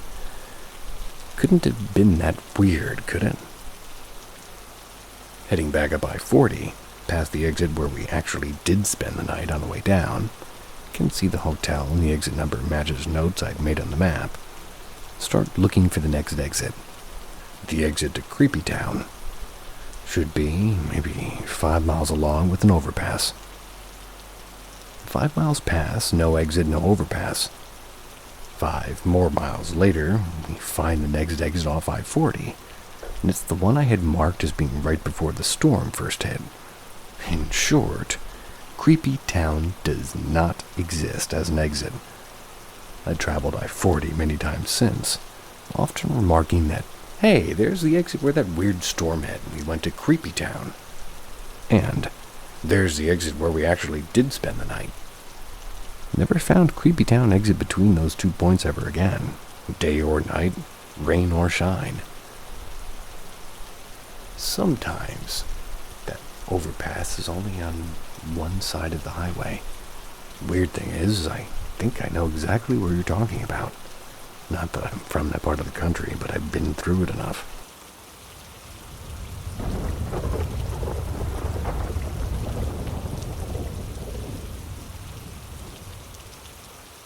My uncle's true ghost story.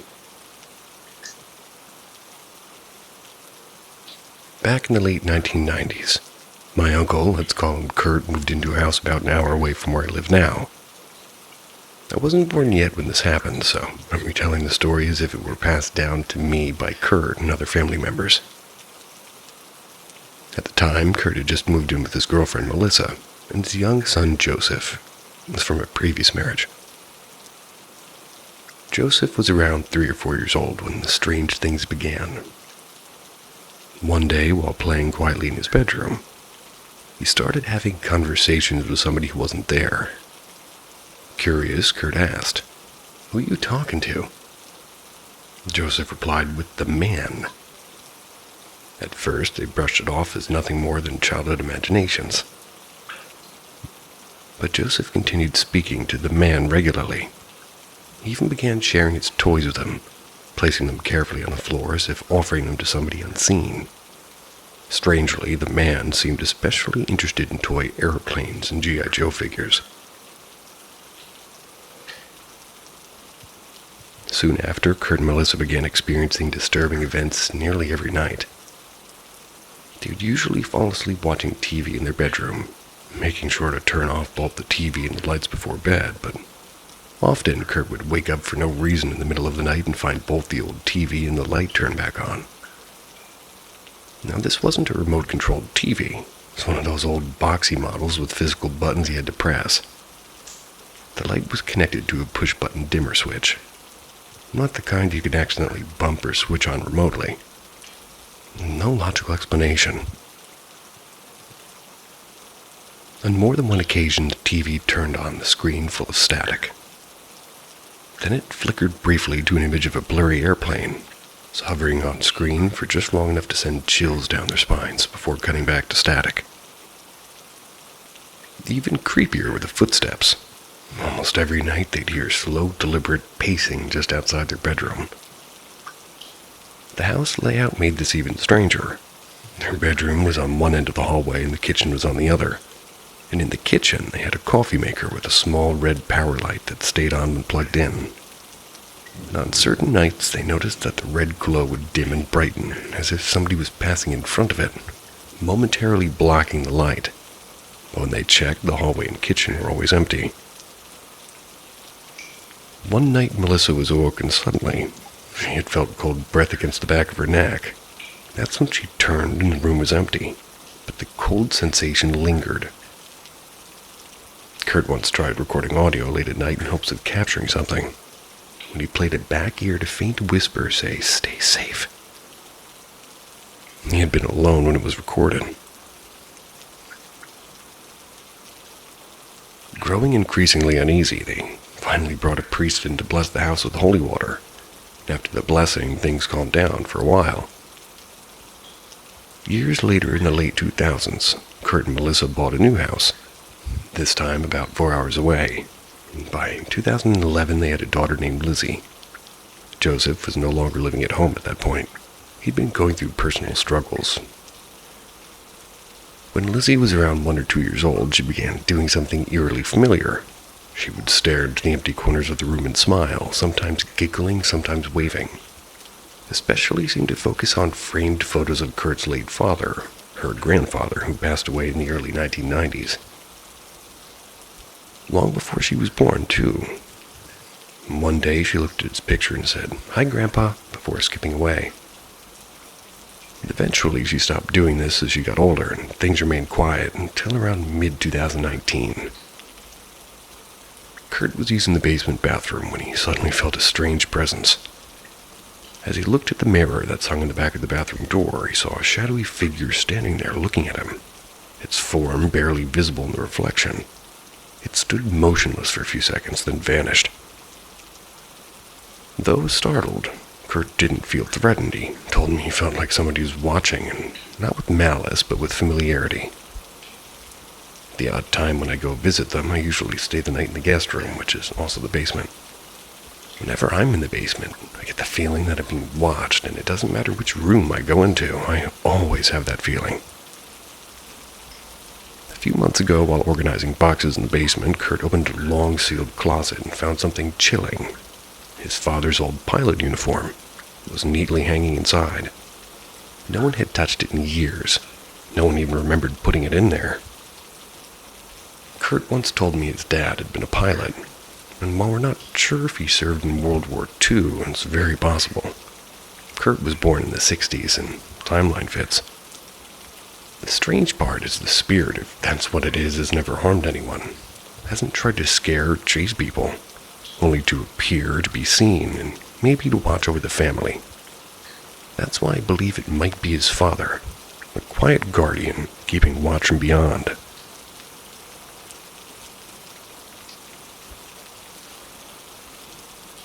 Part 2, my own experience. In the summer of 2019, just a few months after I first posted about my family's strange experiences, I ended up moving with my Aunt Melissa and Uncle Kurt for a while. I was dealing with some personal issues and wanted a fresh start in a quieter town.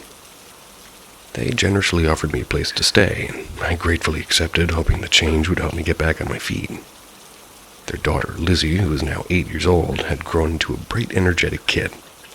Got along well, and she often invited me to hang out and play Xbox with her in the basement rec room. Cozy space, but beneath that warmth lingered a subtle tension, an echo of the unease I'd felt in past visits. Since there was no extra rooms upstairs, the guest bedroom in the basement became mine. It was the same room I'd stayed in before during my visits, the same one that always left me feeling unsettled. That sensation of being watched, of not being alone, returned immediately. But compared to the other part of the basement, that bedroom almost felt safe. Tucked away just off the rec room was a small, low-ceilinged space, barely 4 feet high, a firewood room, they called it. The house was still heated by a wood stove, and I'd often fetch logs for Kurt when needed, but I hated going in there. The moment I stepped inside, it felt like something was watching me, always from the same dark corner at the back of the room. It was a more focused kind of dread, heavier, more deliberate than anything I felt elsewhere in the house. The door to the firewood room had a large window built into it. It kind of struck me as an odd choice, and sometimes late at night when I'd get up to use the bathroom, I'd glance toward that window and feel my stomach drop. I'd see movement inside. Once or twice, I even saw what looked like a pair of faintly glowing eyes peering back at me from the darkness. I'd blink and they'd be gone. Other times it was just a flicker, like someone darting past just out of view. Sometimes I'd also hear noises coming from that room, like shuffling and faint taps, even my name being whispered. I never told Melissa or Kurt what I was experiencing. Didn't want to sound ungrateful or stir up any old fears they might have put behind them. Something about that room was wrong. Guest room might have made me uncomfortable, but the firewood room made me afraid. Whatever was in there, I don't think it ever wanted to leave.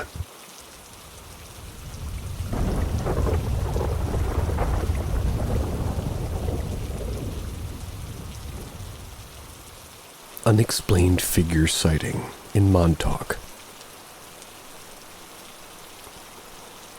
In the summer of 2017 or 18, I was in Montauk with some friends. Early in the day, I'd been arguing with my girlfriend. After a few drinks, I went to bed around 4 or 5 p.m. I was frustrated and wanting to avoid the situation. Woke up at around 3:30. Everyone's still asleep and found myself unable to fall back asleep. So I decided to head down to the beach. The night was pitch black, only the faint glow of the moonlight offering any visibility. The path down to the beach was a bit unsettling, a wooden staircase leading down a steep cliff, overgrown with shrubbery. Grabbed a beach chair, planning to relax in solitude after a long night of sleep. The isolation helped clear my mind, and despite the eeriness of being alone at 4 a.m., I felt surprisingly calm. About 20 minutes later, I heard something behind me, about 20 yards up from where I was sitting near the staircase. Turned on my phone's flashlight and saw 2 pairs of eyes reflecting back at me from the bushes. I assumed they were just nocturnal animals, like raccoons or cats, but it was unsettling to be watched in the pitch black. The eyes moved slowly, eventually retreating up the cliff. It felt strange, but it was 4 a.m. and I was alone on the beach. Of course it was creepy. Eventually I dozed off in the chair, but around 4:45 or 5 a.m. I was woken by a sound that seemed like a deer stomping or running nearby. I looked around, but I didn't see anything. The area was pitch black. So if anything had been there, it could have quickly run away, and still it felt off, especially after the eyes in the bushes. I decided to walk along the beach to catch the sunrise. At around 5 a.m. I started walking between Shadmore State Park Beach and Ditch Plains Beach. The sky remained dark as the sun began to rise. Took a few photos of the scenery and noticed I was now farther from the houses, though they were visible in the distance. That's when I saw something strange in the water. At first I thought it was a black swan, which seemed odd given the location, so I walked closer, and as I approached I realized it was a human-like figure far out in the water. It's where nobody could realistically stand unless there was a sandbar, but didn't appear to be one. Considering that just 15 minutes earlier it had been pitch black and I was far from any houses, it seemed incredibly strange for somebody to be standing motionless in the water at that hour. The figure remained perfectly still, not reacting to the waves at all. I couldn't tell if it was looking at me or even if it was alive. I used to have a live photo of this on my iPhone, but over the years it got corrupted, leaving me with just a still image. The original live photo, the waves were moving. The figure didn't move with the water like a person or animal would. It just stood there motionless, as if rooted to the ground. I continued to watch, trying to make sense of what I was seeing, and the figure didn't reflect any light. It was as black as could be. He approached as close as I dared, snapped a photo, and at that moment I felt an overwhelming, inexplicable sensation, something I couldn't rationalize. I'm a pretty logical and rational person. Don't really believe in things like the paranormal or aliens or the supernatural. At least, not without clear proof. But the shape of the figure, its stillness, and its position in the water seemed unexplainable. Sure, there could have been a sandbar, but even if that were the case, it would still be strange for somebody to be standing there in the dark, no one else around. Initially, I thought it was a bird, but as I looked closer and took the photo, it looked like it was 10 foot tall and a black figure. It was standing motionless in the water. I turned and started walking away, glancing back at the figure as I moved. As I walked, the figure seemed to shift with the rising sun and the tide, and the further I went, the smaller it appeared. Last time I saw it, it appeared to shrink as though it was sinking or disappearing over the horizon. When I reached a large rock about 100 yards away, I turned and walked back a little toward the figure's direction, hoping to spot it again, but by then it had completely disappeared. At this point, the idea that it was a person didn't add up. No one ever came out of the water or onto the beach, and the figure just faded away. I briefly entertained the idea of it being a scuba diver, but thought of somebody gearing up in complete darkness on such a desolate beach seemed unlikely.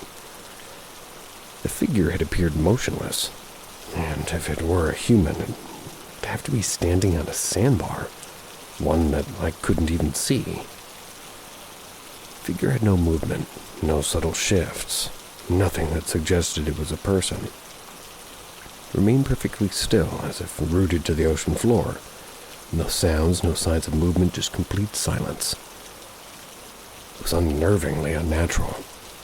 Some thought it could have been a buoy or driftwood, but it didn't explain the figure's behavior. Normally, debris or a buoy would float and bob with the waves, but this figure didn't budge. It stayed perfectly still. Given the time, location, and the bizarre events that led to this moment, like the fight with my girlfriend, the animal eyes watching me, the deer waking me up and ultimately leading me to figure on the beach, there was something undeniably strange. Some of the other photos taken before, I even noticed the figure. It seemed to shift, almost as if it were moving its arms.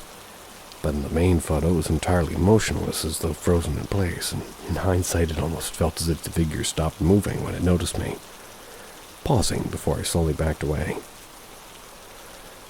The stillness of that moment stood out and almost felt like I was reacting, or rather it was reacting to my presence.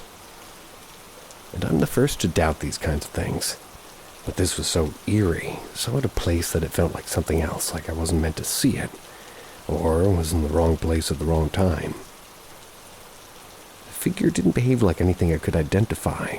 I even enhanced the photo by increasing the contrast, trying to make out more details. The figure remained black, reflecting almost no light at all. Without the photos, I'd never even entertained this story if somebody else told me about it. Experience still bothers me. Can't explain what I saw. I can't shake the feeling it was something out of place. I shared the story with a few friends, but the mystery remains. Some of us suggested it could be Navy or Marine related. Others think it might be an angel or spiritual being, or something like an alien, a sea monster, mermaid, or skinwalker. The location where I had the strange encounter is just a few miles from Camp Hero, former military base near Montauk Point. The area is known for its connection to Montauk Project, conspiracy theory, claiming secret government experiments in mind control, time travel, and other unexplained phenomena. Locals often reported on occurrences like mysterious lights and the sense of being watched, which only adds to the unsettling nature of the place. Given the eerie history of the region, it's hard not to wonder if the strange figure I saw, maybe it had some connection to the folklore or strange happenings that have surrounded Montauk for decades. Whatever it was, I'd rather not see it again.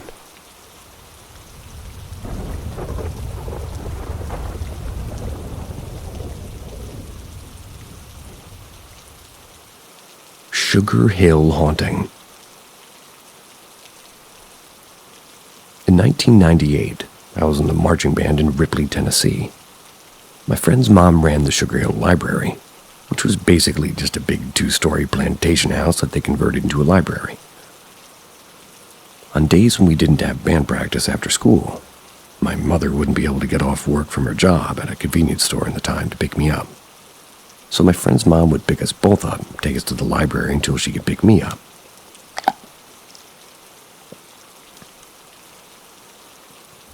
On a typical afternoon waiting at the library, my friend and I would put our backpacks in the children's room. It was situated by an unused entrance next to a stairway to the second floor, and either goof around with the toys in there, play cards, or just do something to pass the time. But on one occasion, my friend was sick and his mom picked me up alone. As usual, I went into the children's room to drop my backpack, but since I was alone, I decided to just grab a book and do some reading. Can't remember what the book was, but I promise you, I never finished it. After reading for 45 minutes, I thought I heard something. Thought maybe it was somebody trying to get in the front door, which was a pretty common mistake given that doors weren't really marked. So I went to tell them that they'd have to go around to the other door. Didn't see anyone outside, but I heard the noise again, this time coming from up the stairs. Kind of hard to explain what it sounded like, but the closest I can say is like wrapping paper when you're pulling it off the roll. I've never been on the second floor at that time, so I wasn't really aware of what was up there. But I was instantly curious. Why weren't we really supposed to go to the second floor? I just figured I'd just climb to the top of the stairs to see if I saw anything. And if I did see something, I'd just come back down, tell the librarian, and if not, I'd forget about it and go back to reading my book. I have a bum left knee, so I'm not the fastest stair climber, even on a good day. But I could swear after the first couple steps I was climbing in slow motion. About 3/4 of the way up, I was hit with this overwhelming sense of unease. It was like I could feel someone's intense hatred of me, like that feeling just before a fight starts dialed up to 11. I've seen enough freaky stuff in my life prior to that point that I just decided to turn around and nope my happy ass back down the stairs. Once I got to the bottom of the steps, I felt better. When I turned to look back up, that feeling seized me again. put my head down, and walked back to the children's room where I stayed until we left. Skip way ahead to about 2013. The library has moved to a newer, larger facility down the street. The house on Sugar Hill is now Lauderdale County Chamber of Commerce. They've switched to using, this other entrance as the primary one, and the head of the chamber has her office upstairs. They've taken all the bookshelves out, and now one of the rooms hold pieces of, the county's history, like clothes from different periods, and medals and distinguished soldiers, and farming implements, children's toys. What was once the children's reading room is now a smaller conference room where minor business is conducted.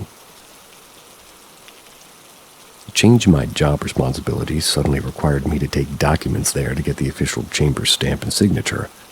I had to go there practically every other day. And obviously, I wasn't super thrilled about that. But I didn't really have to say anything in that matter, so...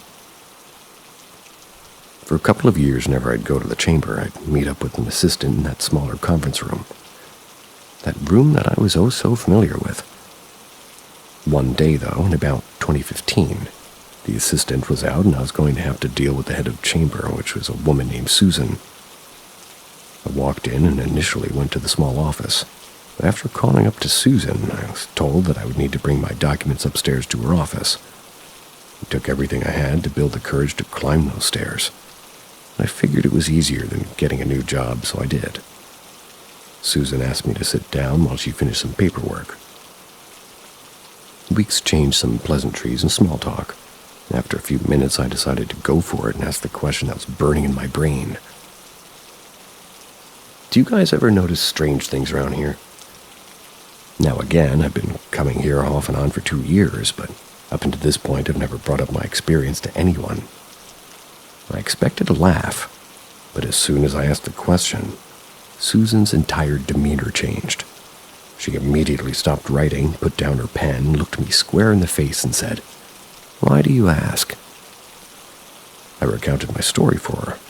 When I was finished, she told me about several things that had been going on since she'd taken office.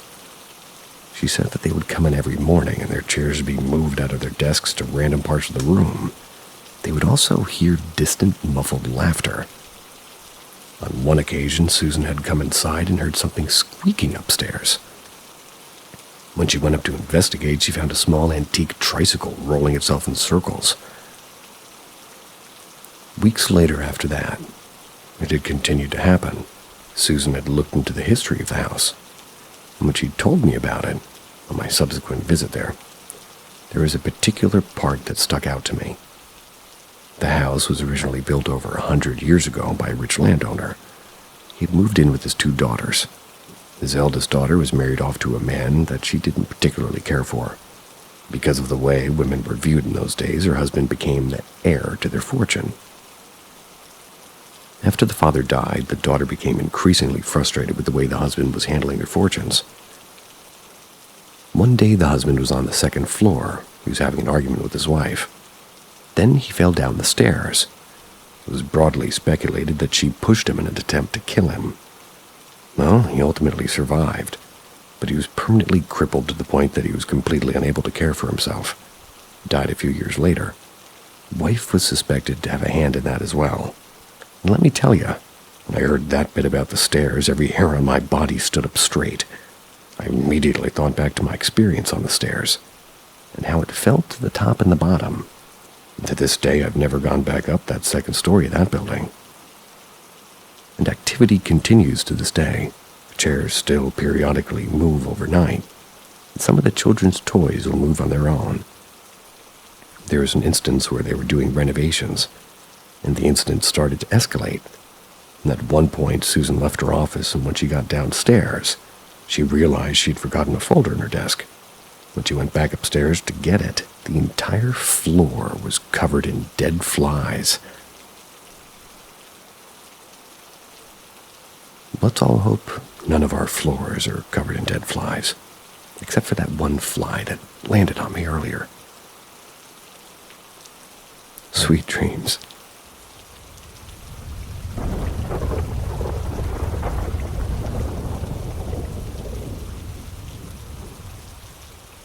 A strange phone call we still can't explain. It was the mid of July 2011. I was a 15-year-old teenager, completely clean from any alcohol, drugs, or anything like that. I was very athletic and I loved sports. I would even describe myself as a pretty responsible and grounded kid for my age. That summer, like every year, I was spending my vacation at my grandparents' village. It was a small place of around 400 people. There were always kids to play with, and we would stay out together from afternoon until sometimes 2 or 3 a.m. My grandparents gave me freedom I never had with my parents. In their backyard there were 2 houses, one built by some great-grandparent well over 100 years old. The other, newer, was built by my grandfather. That summer, for the second year in a row, I decided to live by myself in the old house. My grandparents stayed in the other one. During the day, I helped my grandfather with farm work. We had a small farm. It was a lot of hard work, though. And in the evenings, I went out with friends and came back whenever I wanted. It felt like absolute freedom.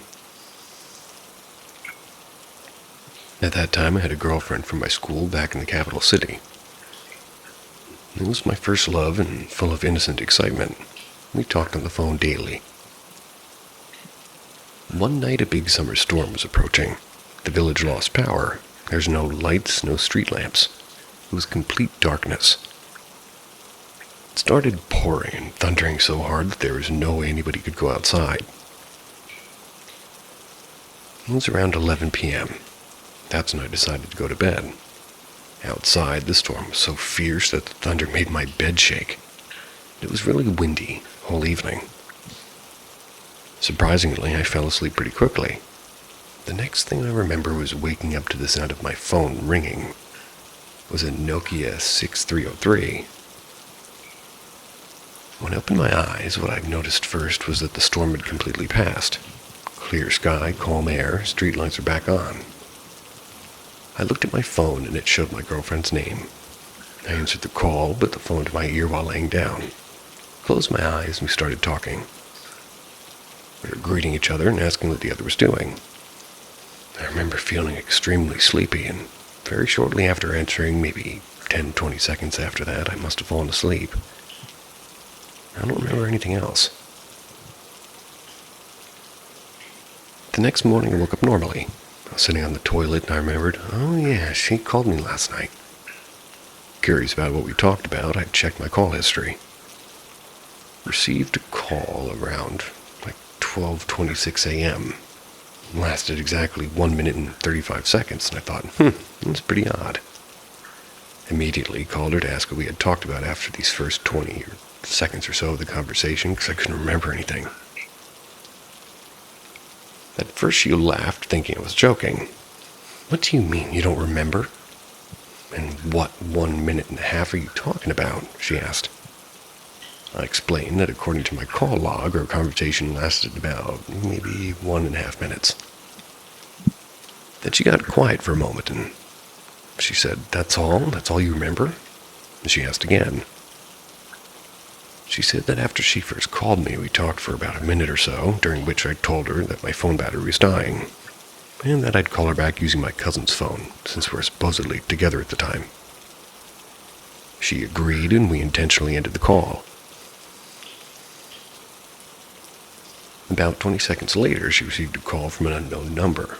When she answered, it was me again, or it sounded exactly like me. Are you guys ready now? She said we talked for 45 minutes straight.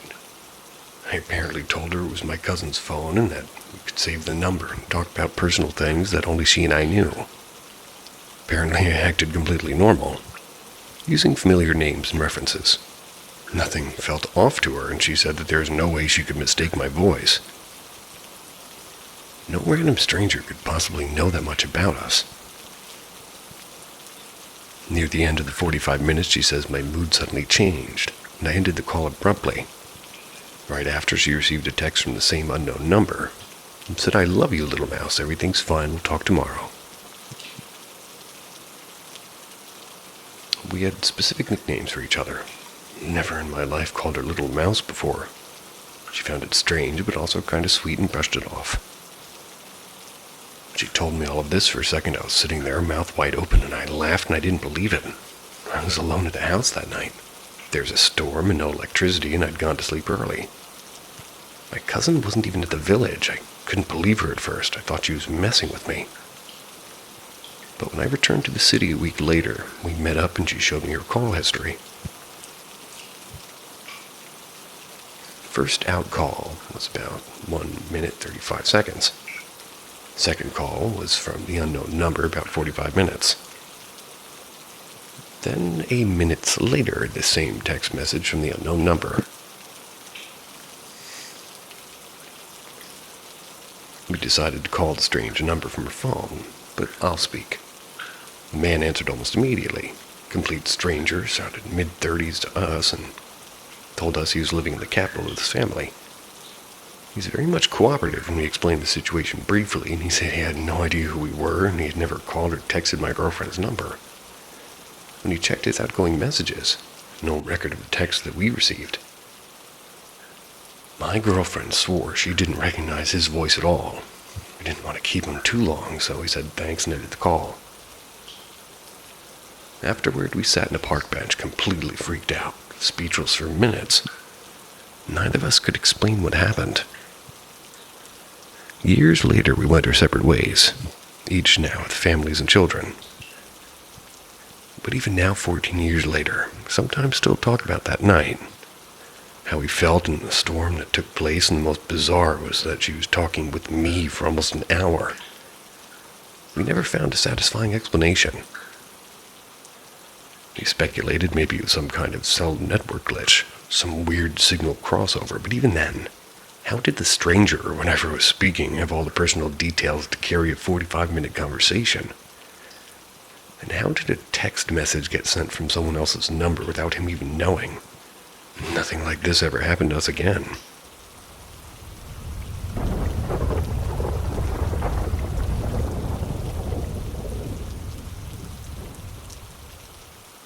Thirsty turtle, or something else. Hopefully the former. Yes, you may. Ha ha! You can call me foolish, and you can also add your own opinions about how turtles operate when it comes to movement. I've had a few pet turtles, one in particular that I remember being slow when he was watched, but extremely fast when he wasn't.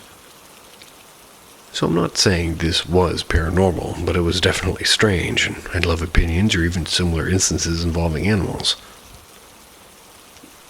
Today I was left home alone, and I recently underwent heart surgery. So you can imagine the relief I felt at not having anybody up my back to see whether or not I was doing okay. Not that I mind, it's just overwhelming. I have a small dog, a Yorkie. She tends to stay glued to her people whenever she feels they need her. Sitting in the living room, television playing a random western, and I was debating on cooking or just getting coffee. And for me, that's always the hardest part. Our front door is doubled, meaning we have the storm door and a screen door. So the storm door is open, screen door is locked. And mind you, our screen door is glass. A bit old as well, so it creaks occasionally when you walk close to it. You have to be human-sized to get it to make noise, so keep that in mind. And I say this as somebody who has grown to tell people from each other by footstep and scent. Anyway, I heard the sound of somebody walking up the steps of our porch. And the actual sounds of somebody's, light or moving slow, the general but kind of long creak. I heard the handle of the door wiggle. It didn't open, but I glanced over in time to hear knocking. Color me surprised that somebody's at the door, but I can't see a shadow, so I get up and make my way over and find myself perplexed. Till I look down and see a turtle. His claws were against the glass, his head lifted to look at me. Then he just collapses. Can't tell if he's breathing anymore, he isn't blinking and he won't budge. Not even when I push the door open to see if I can spur him to attack. No moving. Spur him to attack. My first thought is the little guy just crawled up to the door and kapooted. I freak, I call my folks, and they say leave him alone. Well, I can't, obviously. He needs help. I called Wildlife Services. I'm told that since he doesn't appear to be injured, to leave him. And again, I can't. He needs help. So he's extremely dry. Okay, I can work with that. Probably needs water. Door won't budge. All right, I can get him to move, and I can't open the door, so I walk away and decided I'm going to have to figure out how I can get out the back and get around the front. But also do so where I'm not at risk, I do not know. I sit down, I'm stumped, thinking away like Pooh Bear. He knocks again, and that same tap, tap, tap. It sounds like some elderly person tapping away at the glass, not wanting to be rude, and... Okay, that's it. I have to help him. So I wiggle the door. I just keep nudging the door against him, little by little, trying to scoot him over without damaging his claws and scratching his shell or hurting him. Wiggling and nudging, trying to coax him to move. He's just a darn rock. Finally, I have enough space to get my arm out. Grab the water bottle I had open and just sort of pour it on him. Tried to pour slow, not directly onto his head. I don't want to drown the guy. Get half the bottle done, I decide that's good. Close the door, and I'm done right. Nope, there's a knock. His little foot and paw, whatever, is tapping against the glass. Okay, pour the rest of the bottle. His head comes out slow-like, and he looks at me.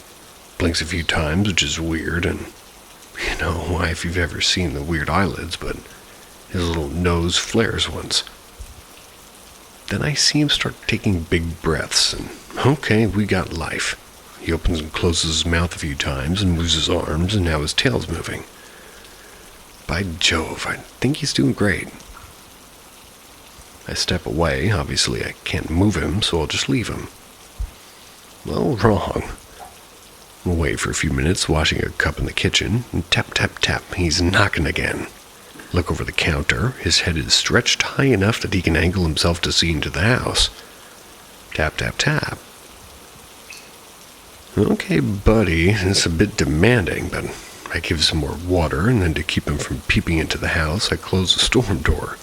Go on my way, wait a while, check on him, see if he's still there. Well, he's angled away from the door, but he's kept his paw on the glass. Fancy. I walk away, return to my duties of ensuring I don't starve, and I don't know how long I take, roughly 10 or more minutes, and as I'm putting a bowl into the microwave, tap, tap, tap. So, nosy me, I go over to the door, open the storm door, and he's just knocked, and I'm assuming he's still complaining that I haven't given him any water. But he's gone. Now he's just knocked, and I'm sure he can't move fast. But not even in the ramp, and he's not on the steps. I walk out, look around, he's not on the grass, and he's large enough to be seen, but he's nowhere, he's just gone. Folk get home, they check the yard. My pop is, by the way, a professional animal helper, but not really, but he does have a big heart and no turtle. He asks me what it looked like. Snapping, obviously an alligator, or alligator snapping turtle. Medium tail, large shell, fat legs. When he moved like he was carrying the weight of the world. Old, probably. No turtle. No sign of a turtle. No tracks except the claw marks on the wood, but only in certain places.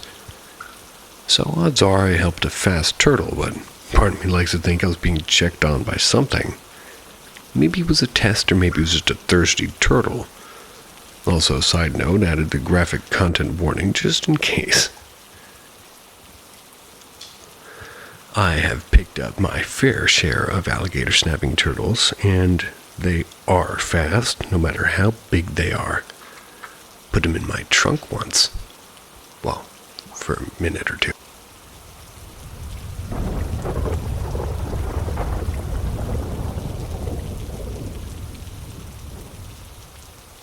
The Ghost of My Grandparents' House. I personally never experienced much of any of this story, and much of the stuff I'm about to tell you is purely from my grandparents. My grandparents moved into their house around the late 70s and maybe early 80s. A fairly large, suburban-style beige and brown house located in a small community. Situated about 1 kilometer or 0.6 miles away from the main part of town. Over the years, they renovated the house, raised 3 children there. My dad, my uncle, not the same uncle as my last story, and my aunt. Anyway, let's get on with the story. In 2006, my grandpa's mom, who was my great-grandmother, passed away, and I'll refer to her as Mimir, since that's what I called her. I believe she was in her late 90s when she passed. So she lived a long, happy life, and I slightly remember going to her house when I was about 2 or 3 years old, and from what I can remember, she was a very nice lady. After she passed, my grandma, we're going to call her Mary, and my grandpa, we'll call him George. They were in their dining room talking with a few of the relatives. All of a sudden, everybody started hearing the plates in the kitchen cupboards moving around. Now, when Mimir was still alive, she would hide money between her plates, for what I assume would be for her guests to find there and keep. But anyway, as George heard this, he went to the kitchen, and as soon as he was halfway to the cupboard, the plates stopped moving. He thought nothing of it, went back to his seat. Right as he sat down again, the plates started moving again. The same thing kept happening daily for about a year, and then it stopped. Fast forward to about a year or so later. Mary found a vintage butter dish in a garage sale, and she brought it home and put it in the cupboard that's next to their stove on the other side of the kitchen from the plate cupboard. After she put it in the cupboard, she went on with her daily activities. She was cleaning the house, and she noticed that the cupboard door had opened.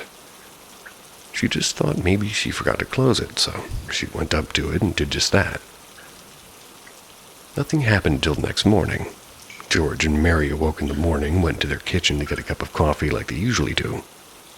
The way their house is set up, they have a small hallway off their kitchen. Off that hallway, there's a bedroom, main bathroom, and a laundry room. So they walked into the kitchen only to realize that the cupboard door was open again. Mary was sure that she had closed it the night before, yet it was open again. Keep in mind, both George and Mary are the only ones who live in their home, unless, of course, guests are staying over. Usually my sister and I or my dad are on when they're in town.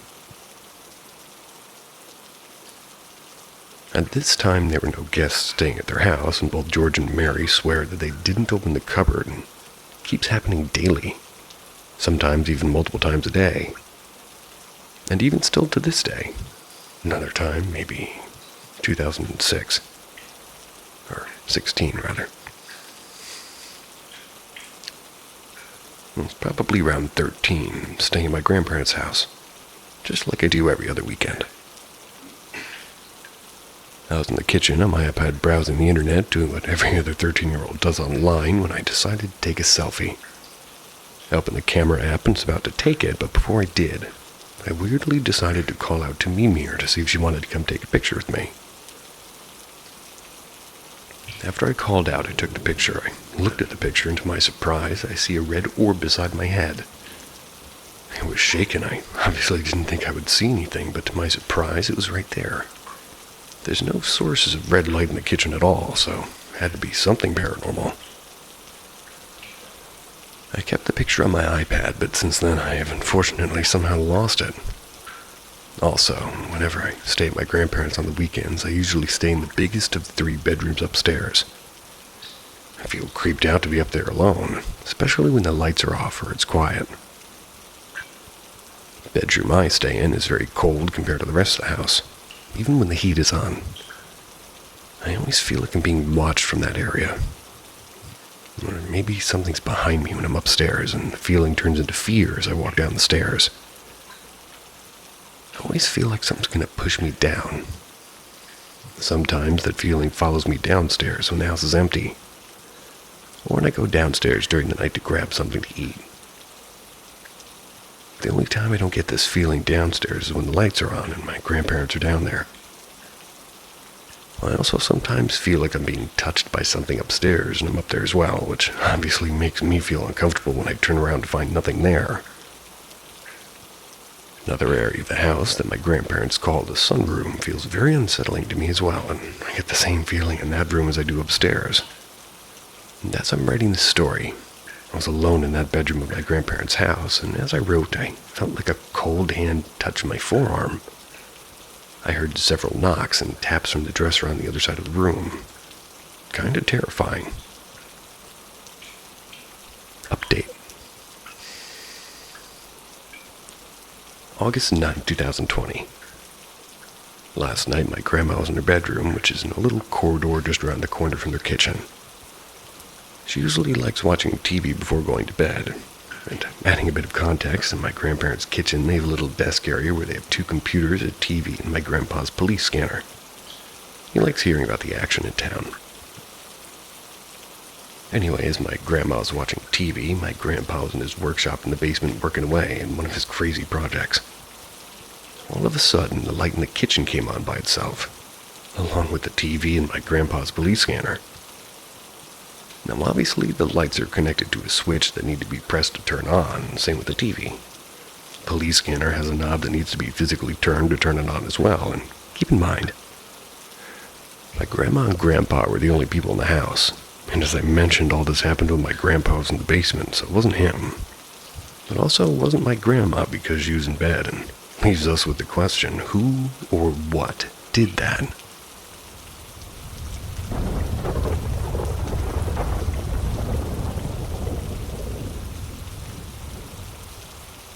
Step into the haunted corridor of YouTube. This is Paranormal M. Every story is stitched together from screams, sightings, and unsolved secrets. Subscribe now and ring the bell. That's that little picture that is bell-shaped. That's before it's too late to turn back. Creepy childhood homes.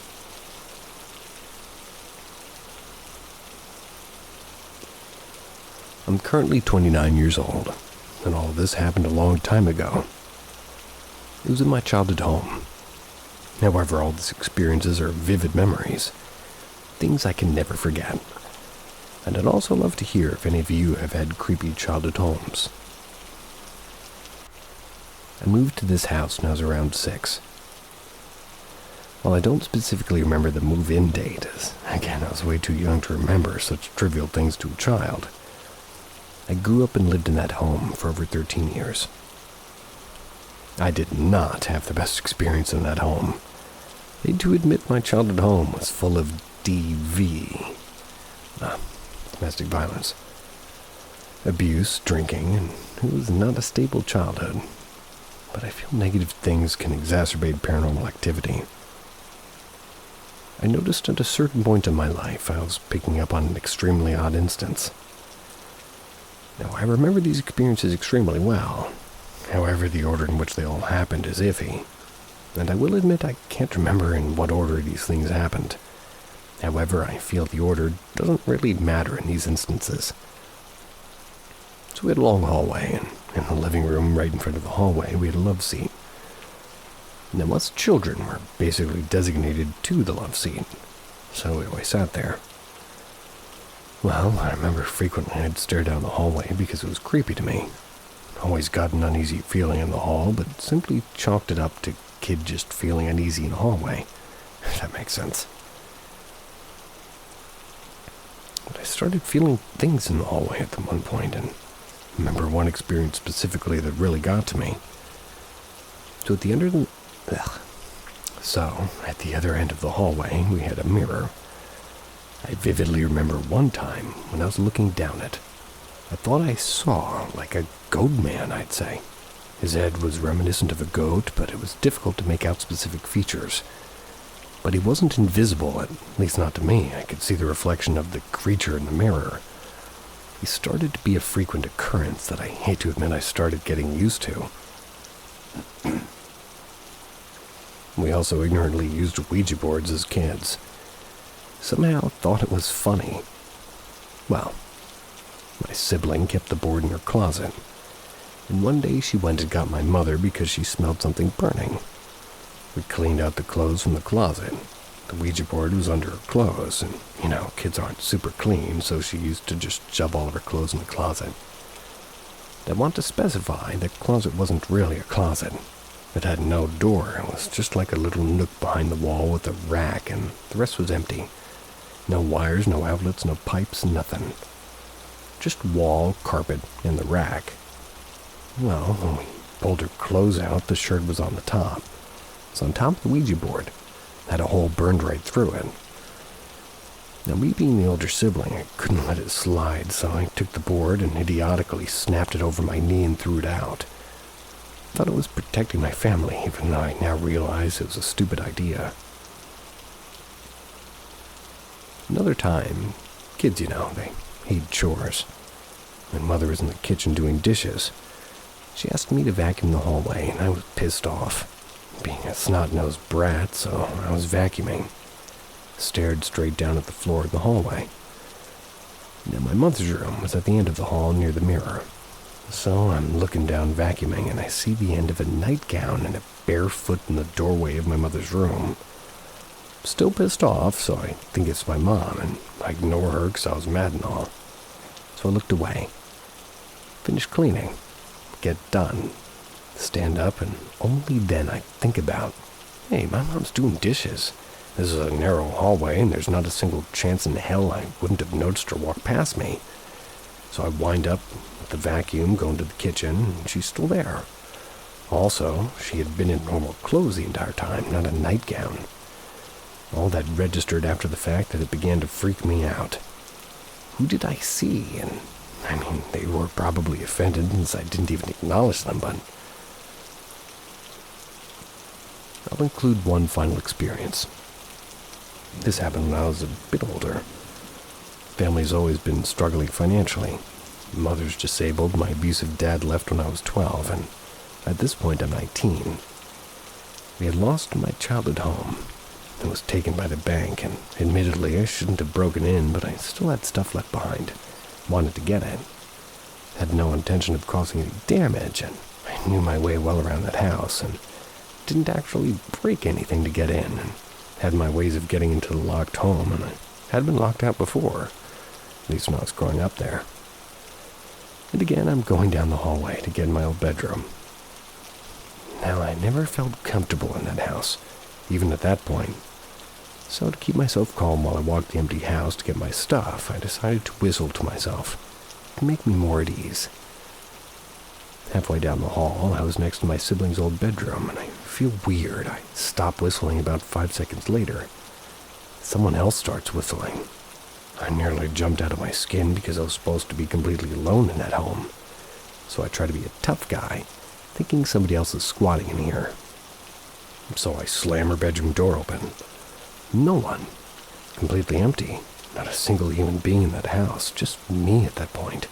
Panicked, quickly grabbed my box left behind and ran out the front door. That was the last time I was in that home. To this day, nobody lives in that home. People moved in, moved out. They don't stay. Can't guarantee what was happening was paranormal, and maybe there was a logical explanation. But to me, growing up in that house was physical and mental hell. And I'm so happy to never set foot in it again. But saddens me to an extent, because most have fond memories of their childhood homes, as mine are just memories of freaky things I used to see and hear in it.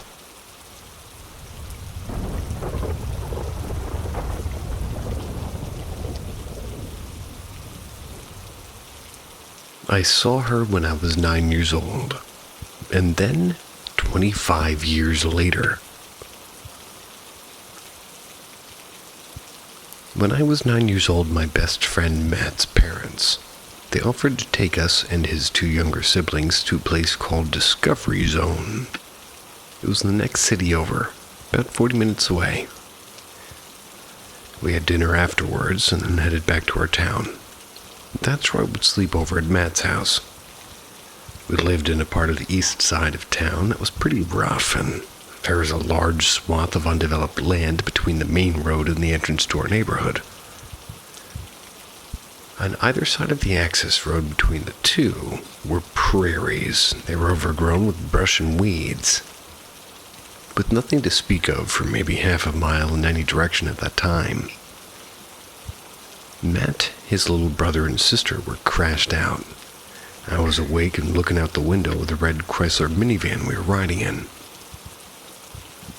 Now, it's important to note that as a kid, I was afraid of everything. And I mean that I used to turn off the light and sprint up the stairs. I used to sleep with the covers all the way over my head, leaving only a small opening for air. I wouldn't even dream of watching a horror movie. Now, as I'm looking out the window into the empty prairie on the night, I see her, clearer than should have been possible thanks to the moonlight. A tall, frail woman, hunched over a bit with long, thin, stringy hair. Everything about her was spindly, and I could even tell that she was soaking wet, as if she'd come just out of a river. Then, as I fixated on her, she stopped walking and turned her head. She saw me. As she raised her head to look at me, I realized that it wasn't a woman's head on her body, but that of a horse, whose white hair was made gray and muddy by the water and dirt. Not only that, but I knew I couldn't see it exactly. But I knew that the horse's eyes were cloudy and milky, blind with age or disease.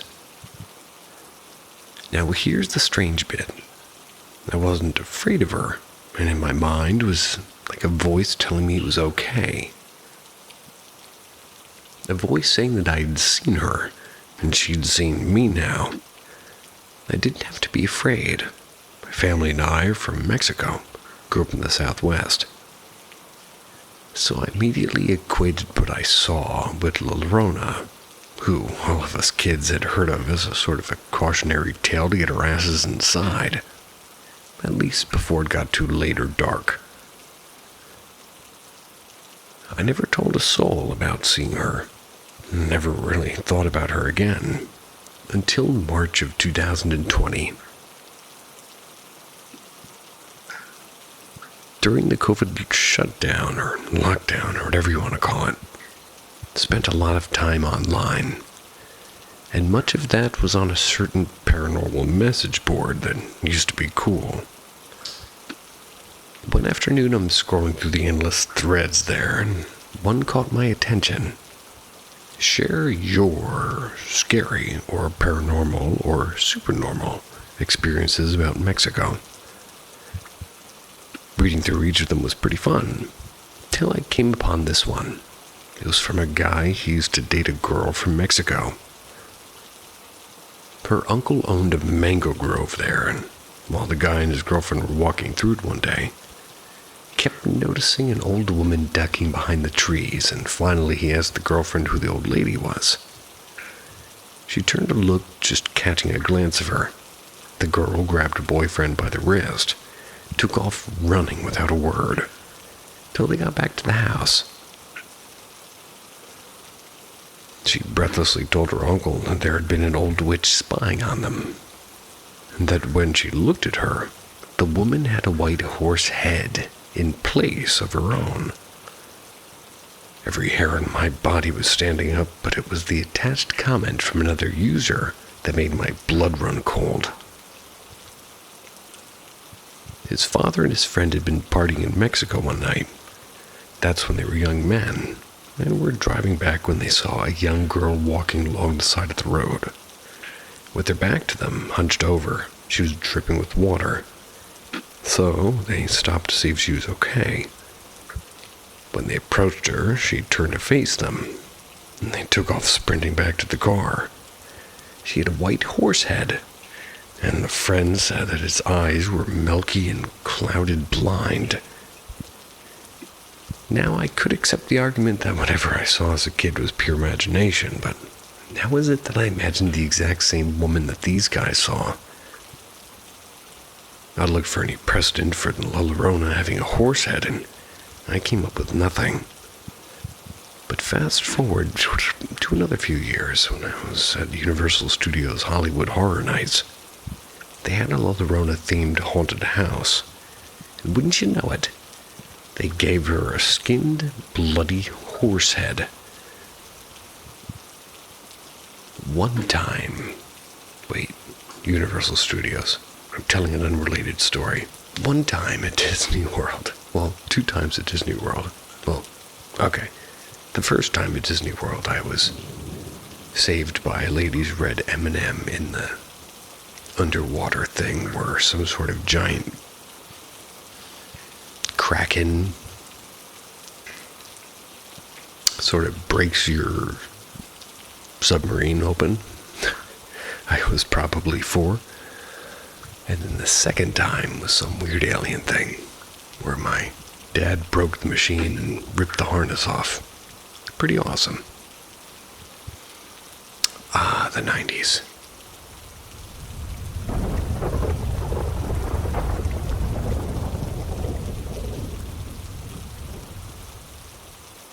A shadow person terrorized my family. Kinda long.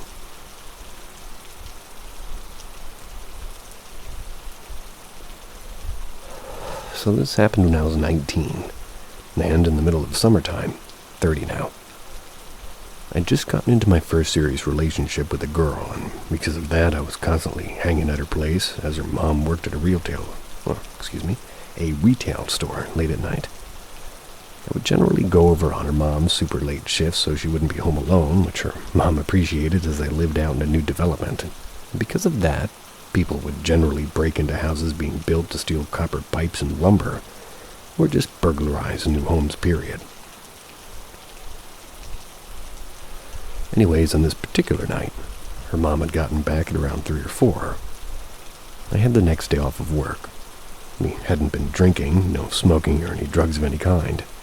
Just hanging out.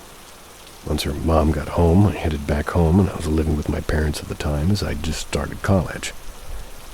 When I finally got home, I noticed that the blinds in our dining room were open, which my parents hated. To give you a rough layout of the house, when you first walk in, there's a big hall that runs from the front door to the back door in the living room. In the middle of this hall, you find a dining room, and to the right with a giant window that overlooks the street to the right of the house. It's a corner house.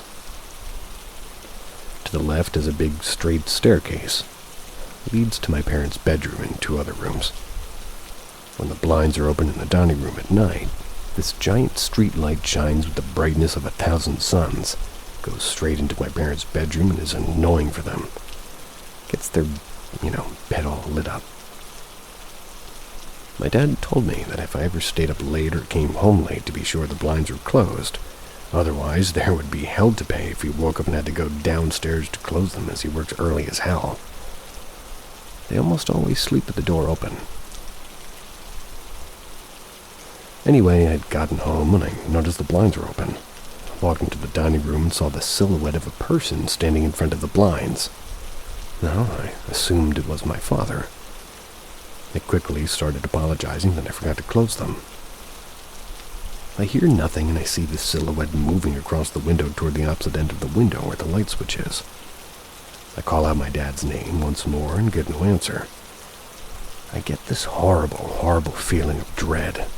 It immediately beat the shadowy silhouette to the punch and flicked the switch, turning the overhead lights on. Nothing. Absolutely nothing. I immediately get sick to my stomach in fear. As I slammed the blinds closed, I ran to my bedroom. I bring this up to my family the next morning at breakfast, and one by one my family all admits to having seen the same thing at some point in the past month or 2.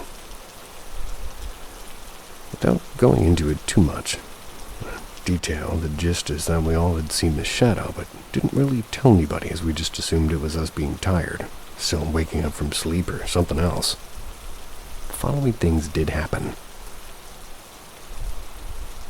My brother had gotten home from a graveyard shift, grabbed some dinner from the fridge, headed upstairs to his bedroom, which was next to my parents'. He didn't want to wake my parents from the staircase light. He was looking down so he didn't trip on the stairs and walked into something. He assumed it was my dad, as it was barefoot, but he said the feet were ink black. When he looked up, he saw nothing, ran upstairs, slammed his door, ate his dinner, and went to bed in terror.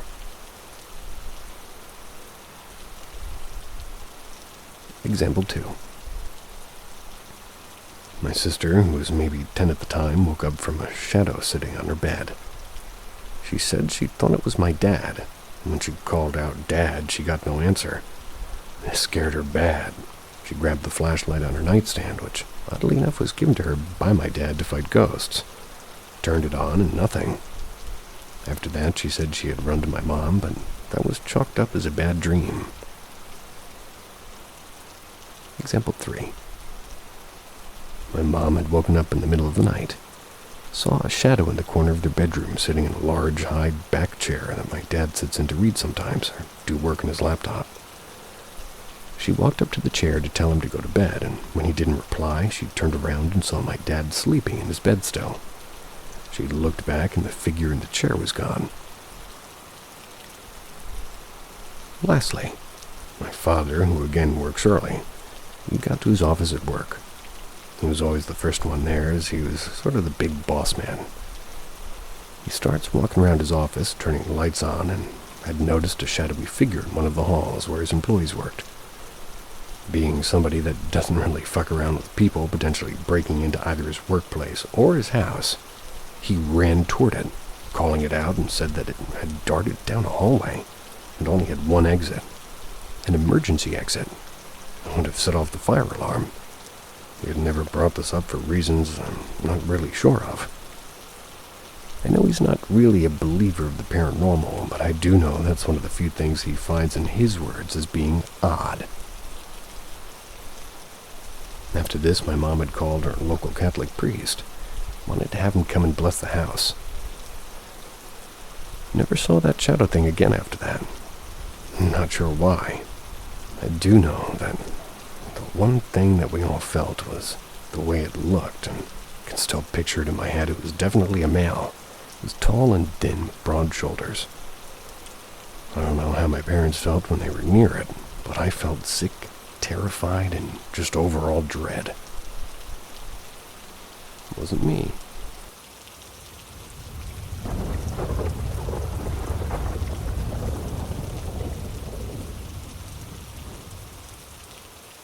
The abandoned house.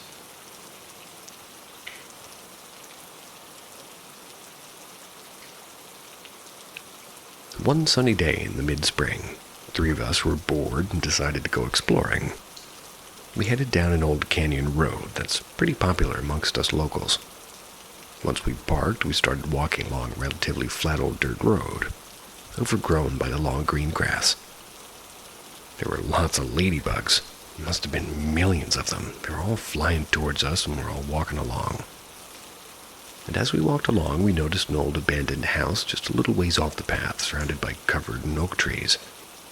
The small, rectangle, dilapidated house had been one of those old wood-shingled roof houses, featuring much of the same for the siding. The house looked to be from the 20s or 30s era, with an old outback outhouse in the back. Then when we stepped up the 2 or 3 rotten steps into the house, we were greeted by an old sofa and armchair across from a really cool brick fireplace. In the bedrooms, we found old metal bed frames and mattresses and springs and such. The kitchen still had its old cabinetry, with its doors hanging off the rusted hinges. We split up to go explore the house and take pictures, and to just generally poke around a little more. And all of a sudden, we heard a loud thump that seemed to come from everywhere all at once. We all hurried out of the house at the same time and met up outside. When we all gathered outside, we shared the look of a what the fuck. We sat outside and chilled for a little while, just trying to calm down and chatting. It was a beautiful day out, 70s with chirping birds and chattering insects. As we sat in the overgrown wispy grass amongst the green lupins, we decided that we were idiots and we just heard a tree branch hit the house or something. So, we headed back inside to explore more. I ended up sitting by myself in one of the condemned bedrooms. I decided to relax and take a minute to chill. I was leaning back against the wall opposite an old rusted-out mattress and frame with my eyes kind of closed and zoning out. But then, all of a sudden, there were 3 loud thumps, and they hit so hard I felt it in the back that I was against the wall.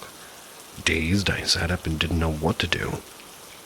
That was until I heard my 2 friends talking excitedly from outside. I darted out of the dilapidated front door toward my friends, and as I finally got to them, we all stared at each other with confusion. As I absent-mindedly rubbed a spot on my back that was against the wall, I exclaimed, "What the fuck?" "How the hell should we know?" one of my friends retorted. "Like we said, it's just like a frickin' tree branch or something."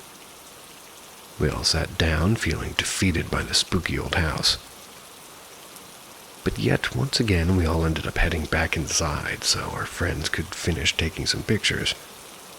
My friend and I hung out in the living room with the old dilapidated brick fireplace. We checked it out to see if maybe we could find an old stash pot or something behind one of the bricks or something. We were busy with this for a while, until we both looked up and realized that it was starting to get dark outside. We looked at each other and were like, what the fuck happened to our buddy? So we started calling out for him, going into the room by room just looking for him. We finally found him sitting outside, sitting in what was once a flower garden, still sprinkled with daffodils here and there. Amongst the tall grass.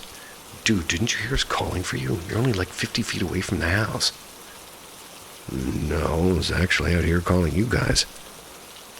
We all thought it was weird and we didn't hear each other. After that, we decided to start walking the 1.5 miles back to the car. And just as we're all starting to go up and gathering our stuff to leave, we all hear it at once. We hear the distorted sound of one of those old rotary telephones ringing. It sounded like it was coming from the house where the old living room would be. We all stood there, frozen in place, looking at each other with wide eyes, and naturally my friend that had been taking the pics and all said, "Shit, must have left my camera inside that old house." After a couple of minutes of arguing over who was going to go get it, we all decided to go back in together. When we were back inside again, we realized it was getting pretty dark inside, so we told them to hurry up. I stayed back in the forlorn living room and they went off looking. And as I was standing there waiting for them, I thought I heard soft rustling sounds. It was coming from the ancient brick fireplace behind me. But when I turned to look, there was nothing there, so I figured it was maybe settling or just was a critter or something. Just as I turned back around to walk toward where my friends were, a frickin' brick from the fireplace went smashing into the wall right in front of me. Of course, I screamed top-notch, went running outside, screaming to my friends to get the hell out of there. When my 2 friends finally came outside, they looked at me confused and asked, "What did you, get a spider on you or something?" And I relayed to them what happened, but they didn't fully believe me at first. When I was practically crying, trying to convince them, they finally relented. We all agreed that that old house for sure felt really creepy. So we all 3 quietly began to make our way back to the old dirt road and out of there. And on our way out, my backpack strap came loose. And as I took it off and set it down to fix it, I happened to glance up and back toward the old house, and I saw what looked to be a dim, flickering light that appeared to be candlelight in the main living room window. That was the one that was facing us. I excitedly told my 2 friends to look, and they saw it too. And in the end, back at the car, we all just figured that maybe it was just a homeless person living there or something. But then again, I know I was completely alone in that living room. There was nowhere for anybody to be hiding by that fireplace, and what about the distorted sound of that old telephone ringing? Has anybody been experiencing elevator problems?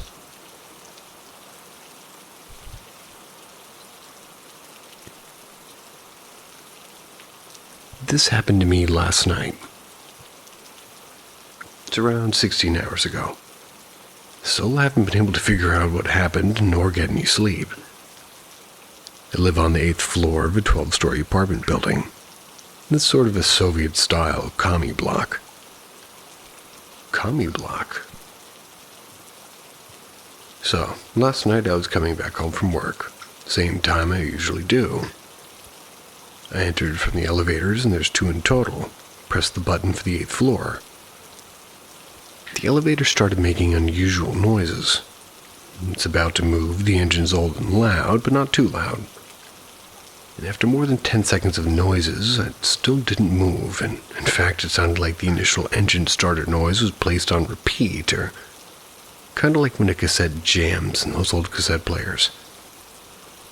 Once the strange noises stopped, the light flickered. The elevator started moving downwards. And in case it wasn't clear, I was on the ground floor when I got the damn thing going, so I noticed that the light color was different, more yellow than white. Kind of like those older light bulbs that you sort of see, like that strong yellow glow. And so the elevator started moving from the ground floor to my 8th floor, downwards. There is no indicator which floor I'm on inside the elevator cabin, but the floor numbers are visible on the outside doors. Except this time, they were Arabic numbers, not Roman as I'm used to. As the elevator stopped on the 8th floor, I got out and I saw an apartment with the same number as mine, except the door looked nothing like my door. The number was the same, but nothing else even similar. Doormat, the knob, even the wood that the 4 was made of.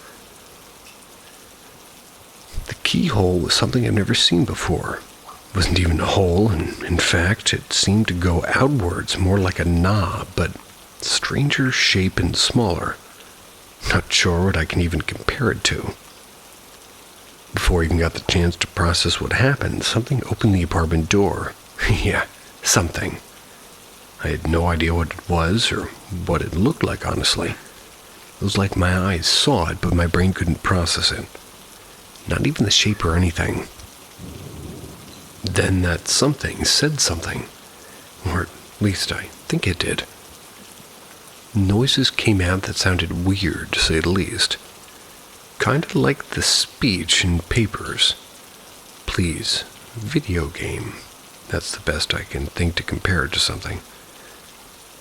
The speech in papers, please, video game. I don't know what's going on. Well, I did nothing at this point. I stood there confused, and after a while, a few seconds I think, I backed up into the elevator. As I closed the door, I also heard the apartment door close. And as it did, it was complete darkness. Felt like I was in the void. No noises from the flickering light or the humming of the elevator's electric engine. Nothing. I'd say that I couldn't even feel any gravity. It was like floating in space. After what felt like a decade, but was probably no more than 10 seconds, the elevator light flickered back on. That same ugly yellow light. But in the small glass window looking outside of the elevator, I could see that damn void. Absolute nothingness behind two sets of doors. I pressed 0, otherwise known as the ground floor. Elevator made its standard noise and started moving. This time upwards. And as I looked through the small window, nothing but darkness. That same darkness comparable to the void. The elevator reached floor 0, and for a few seconds there was a still darkness outside. I didn't dare to even think of opening the door. And just as I finally began to panic, I was confused before, but fear didn't set in yet, the light flickered again, just for a fraction of a second. And then everything came back to normal, and I mean everything. Outside of the window wasn't the void, but the regular ground floor hallway. The light wasn't that old ugly yellow, but more modern white. Even the air seemed to be different than before, familiar. Didn't even get the chance to even exit the elevator when it started moving upwards to the 8th floor. My 8th floor. It was more than clear at that time that I was in front of my apartment door. Keyhole was regular and my key fit in perfectly as always. Got inside, everything looked and felt exactly the same. Never before or since experienced anything like this, nor have I ever had any paranormal encounters, or whatever you'd like to call them. Also, haven't taken any drugs ever in my life. Even though I socially enjoy alcohol, I haven't drank any for more than a month at least. No signs of any mental illness as well, until now at least. Also, never told this to any of my friends for obvious reasons. The whole thing lasted 1 to 2 minutes max, or at least I think so. I have no clue what to think of it. As far as I'm aware, nothing has changed ever since, except for one sleepless night. If somebody has any sort of explanation or advice or even a theory, I would appreciate it a lot. And if not, I guess it's the stairs for me for the rest of my life.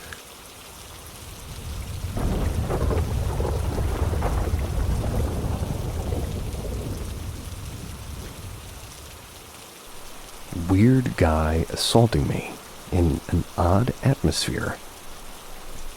That doesn't sound good. This is a story that happened to me a few months ago. It's not the scariest story you'll find, but it appeared to me as a really strange situation. Sounds almost supernormal. So 3 months ago, living for an exchange study in a big coastal city of Greece. Near to my place, there is a 3-kilometer long and straight modern seawalk. It was recently finished, going from the city to a really distant residential area. It was a really spaced area with trees and a park separating the seawalk from a big avenue. Being a really spaced and quiet place in comparison to the city center, it was a bit chaotic. I really liked to walk there. Many person were usually chilling and walking there like me. So this day I walked alone with my headphones, those 3 kilometers around 4 or 5 p.m. It was the end of the day, the sun was low, but it still was pretty lighty. It was still winter at that time, and still wintry, and there was many wind-agitated sea, but the walk still relatively frequented. At the end of the seawalk, there is a big red building riding on the sea, making the walk bypassing it, going right, then left following the sea. This portion was less maintained and a bit more isolated, with a dirty ground filled with trashes, broken benches. Arriving near of this portion, I noticed a guy a bit behind of me. He was walking at the same speed as me. Being behind, but on my right, I could see him quite easily. He was a small guy, around 30 years old, with a beard, medium long hair. He had a hoodie by a blue jacket. Didn't really care of him until I walked of the neglected portion at the end of the seawalk. Walking there, he started to talk to me in a weird language. I didn't talk Greek, but I really had the feeling that he didn't spoke as the other locals. He spoke in a really fast way. The Greek people being really nice, I first thought that he was friendly, trying to discuss with the stranger. I told him I didn't really spoke Greek and English, and as he continued to speak in his language and me insisting on the fact that I couldn't speak English, or rather just could speak English. Suspect. He came closer to me, and I really felt that he wasn't as friendly as I thought he was. After 1 minute of incomprehension, he started to be really too close to me. He seemed really pissed off, and strangely, there was absolutely no one around us. I felt the atmosphere really strange. Really abruptly, he took my forearm with his hand and told me really loudly with his weird accent, "Passport, passport!" I rejected him with my hand, and he continued to say the same word. He really wasn't any kind of policeman. Being really not a hot blood type, I told him really calmly but firmly to move out many times. "Goodbye, mister. Please move." He stayed here, so I moved away like 10 meters, going back the direction I came. He stared at me a few seconds and moved away too, going to the other direction. He didn't look in a hurry, just pissed off. Stayed here 1 minute, then a family appeared really quickly, walking quietly. They didn't look as if they saw the altercation. Until now, it looked pretty much as just a creepy encounter. This is where the story goes more strange to me. The direction the guy took was going left after my location, so I couldn't see the way he took. After 1 minute, I decided to follow his way, wanting to see what he was doing. I took the turn, and I was really surprised to see many people walking normally, but not any trace of the guy that just assaulted me. The walk offering no escape in less than 150 to 200 meters. The big red building on the left and the the sea on the right before another turn further. Really had the feeling that the guy vanished really fastly. If he had run fast to get out, people walking wouldn't look so normal, and I don't see why he would have escaped from me. I wasn't like calling the police or something. But I thought about it. When he was talking to me, I really had the feeling that the surroundings were completely empty of people, in an unusual way. But in the instant he vanished, many random people started to appear everywhere, every side of the walk, like if everything was going back to normal. My imagination made me thought that it could be like an encounter from another dimension or something. But then I thought that it probably could be a phantasma. Even if this encounter was weird by the fact that the guy vanished really quickly and that random people started to appear when he left, I can't really say for sure that it was a paranormal experience. But it was really odd, and some might even say supernormal, with a black picture of a gecko on it. I really don't know why the guy was asking me for my passport, and I don't really know if he was Greek. This is not a terrifying story. Maybe he just didn't like the foreigners. Maybe he was just a bit mad. But all the atmosphere around the altercation, it left me a weird feeling. So I'd like to have you impressions. It could be really interesting. I hope you all let you have a weird feeling as well. A good weird one, hopefully. Sweet dreams. See ya.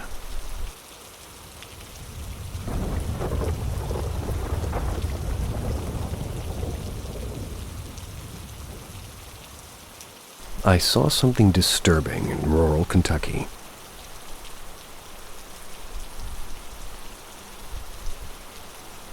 A couple of years ago, me and my pops decided to go on a road trip. It was kind of very out of the blue. Wasn't even expecting it, but I decided to go anyways. It would be some solid father-son bonding time. After driving for seemed like a couple of hours, maybe 8 or 9 p.m., we pulled up into this gas station for snacks and water and to use the bathroom.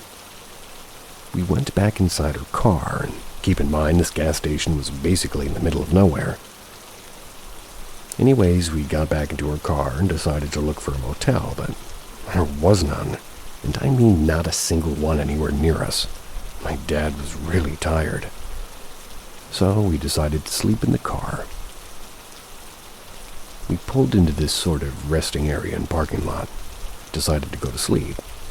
My dad fell fast asleep, and I was on my phone for a couple of hours, and around 11 p.m., I just felt suffocated by the tense air. Decided to step out for a bit. I felt safe because the gas station was still in sight, and there'd be a couple of trucks that would occasionally drive by. So I felt at ease. At the time, I was also texting my friend who lives in Seattle, Washington.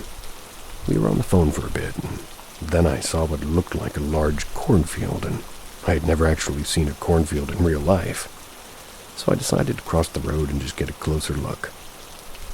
And that's what I did. I walked extremely close, and I started feeling like I was being watched. But again, I just thought, well, you're literally outside in the dark, standing next to a tall cornfield. Of course you're going to feel this way. So I brushed it off. I even considered going in, but then the thought of why would I even do that happened. So anyways, I decided to just take a step back. That's when I noticed a barn, a large white barn with red, maybe black stripes. Hard to tell in the dark. But it sure as hell it was a barn, and I was stupid and young when this happened, like 14 or 15. So out of curiosity, I decided to check it out. The barn was next to the cornfield, sort of tucked in a little bit. I literally thought, I wish I could see something that'd freak me out. Sort of as a joke, because I never really thought anything would happen, and I did love being scared. Anyways, I started making my way towards this barn. Getting closer and closer, I remember very vividly I was wearing no socks and just slip-on slides. I remember the dirt rubbing against my toes while I walked, and I remember sending pictures to my friend in Washington, jokingly saying I saw something and that I was going to check it out. As I got closer, I saw something behind the barn, but sort of to the side, like how when somebody peers from a corner. Thought it was a bell, like literally I assumed it was a bell attached to the corner of the barn, so I just walked closer. Even as I'm writing this, I'm getting goosebumps. I walked closer and saw the head of something or someone just peering over the corner at me. At that moment, I just straight froze. My fight or flight was out of function because there I was literally seeing someone or something peering at me from a corner. About 5 to 10 seconds, the noise Snapchat makes when you get a notification snapped me out of it, and just ran as fast as I could across the road, went to my dad's car and got in. Nice pun. I felt a sense of relief wash over my body, and somehow my dad was not awake. My gasping for air apparently wasn't enough to wake him from his deep sleep. I really considered waking him up and telling him that we have to leave. Telling him what I saw. But he would assume I was joking or having an episode, which sounds dumb, but he's assumed that before. He's never really believed in anything paranormal or out of the ordinary related, or supernormal. I took deep breaths and just texted my friend telling her what I saw. She didn't believe me. I don't blame her, and I won't blame any of you either. Sometimes I have a hard time actually believing what I saw. But I know it was real. I was sober and fully aware. But from the bottom of my heart, the part that disturbs me the most is, whatever was peering at me from around the corner was very tall. At least 7, maybe 8 feet tall. And every time I think about this, I get a sense of dread and paranoia. I haven't told any of my family. Haven't told my dad. But if any of you have a clue of what I might have seen, let me know. And again, I wasn't hallucinating. This is before I even figured out anything about psychedelics or drugs in general. But yes, please let me know if you have any ideas or information. Also, it probably sounds fake because if somebody came to me telling what I'm saying, I would just rule it out to be fake. But please, I've been trying to piece it together for the past couple of months. I was sort of 50-50 on paranormal encounters, but after that experience, I believe. I believe in walkers to wendigos. I believe in ghosts to La Llorona. It's changed me, knowing what's out there. And everybody wants to believe, oh yeah, ghosts aren't real. But I feel like deep down, we know there's some fucked up shit out there in this world. And I happen to encounter one.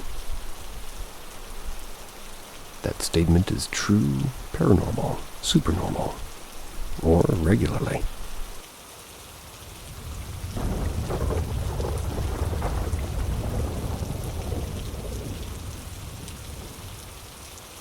I'm hearing a honking sound almost every evening outside. I think it all started back when I was about 8 or 9 years old. It was a warm summer evening, and I was outside with my parents all day. Kind of things a little boy loves to do, even if cell phones and tablets were already anchored in my head at the time. The evening was definitely drawing to a close, and I was dead tired, and I was just happy to finally go to sleep. It was easier for me to fall asleep quickly back then. Anyway, I'm lying in bed, and I thought about the day, thinking about all the things I did alone or with my parents, and also about my parents themselves. I don't know what exactly happened that day, but I definitely remember it being so much that I remember that day, but that's when it all started. Lost in my thoughts, I was pulled out of them by a noise outside, and it was a horn. A horn that you usually put on small children's bikes because it's usually more fun for them to draw attention to themselves. I hardly know anybody who has a horn like that. But it's always funny when you hear one, and in any case, I was initially confused when I heard the noise. This high and low tone that came twice in a row. However, I quickly dismissed this horn as a child who simply honked while riding a bike at the kiosk on the opposite side of our house. It was still fairly light at the time, and I could still hear a few voices from there. I fell asleep relatively quickly after that and didn't think much about the noise anymore. A few days passed, and one evening I'm lying in bed again. It was still light outside, but the kiosk was already closed, and the only noises that could be heard were the cars driving past on the main street. Since the cars were a bit too loud for me and I still had stuffed animals in my bed at the time, I put my teddy bear, who's the same age as me, up to my ear to muffle the sound a little. That way I might be able to fall asleep better. Once again, I'm on the verge of falling asleep, deep in my thoughts. That's when I heard the sound of the horn again. This time I remember the first time, and I called it a stupid coincidence. But now it was weirder. The time just before falling asleep was almost perfect again, and the horn was pressed twice again. I don't know who was down there because I was too tired to look, so I thought to myself, surely a family goes for a walk every evening and this horn is always honked by a child. And from here on out, I decided to keep an eye on this noise to see if it occurs again and when it occurs. Keep an ear out, I believe. Unfortunately, I don't know if the horn sounded again between my 9th and 10th birthday, but it started after my 10th birthday. It was late in the evening, and I was supposed to go to bed earlier in order to go back to school tomorrow to be fit. Since I was allowed to download Clash Royale on my iPad mini with my parents' permission, I played instead, easily for 2 hours to get from Arena 1 to Arena 2, or not talking about my skill level, everybody starts somewhere. Anyway, it was past midnight and I was staring warily at the game's home screen. I was ready to go straight to bed. That's when my blood froze in my veins. The horn sounded again, twice again at the same speed, as if somebody copied the same sound and pasted it now. I remembered and immediately stood up and looked outside to see who or what was making that noise. There was no one outside, and there wasn't even cars driving. It was dead silence outside. I didn't know what to do anymore.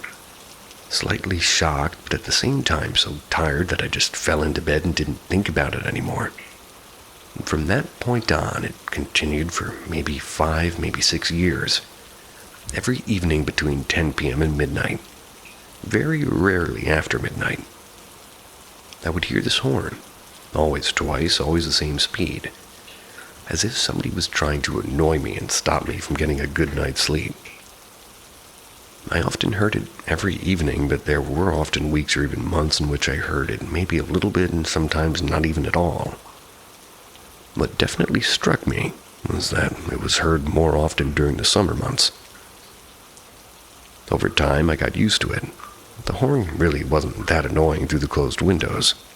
Could still be clearly heard and raised shutters, and at some point I thought to myself that some kind of friends wanted to say goodnight to me every evening, and a few times even started laughing when the horn sounded. This happened until last year, when our tenant moved out of the apartment above us. They also died of a heart attack shortly afterwards. A new tenant moved in, and from then on the entire cycle changed. Although you could still hear the horn every evening. One evening it happened and the horn suddenly sounded 3 times instead of the usual 2. From that point on, the honking became less and less. I don't know if this mysterious honking has something to do with the house or our former landlady or somebody just having some stupid fun. I miss the honk. It's been a few months since I heard it, and I have a feeling that the 3 honks were a kind of farewell because the appearance became less and less after that. Now you know why I'm still waiting for the sound, and I'm 18 now, and it's been haunting me for almost 10 years. I'm not crazy. I hear it, and I've heard it often. But I'll never know who or what caused that honking. Also never told anybody about it, thinking it would be maybe considered as my fantasy.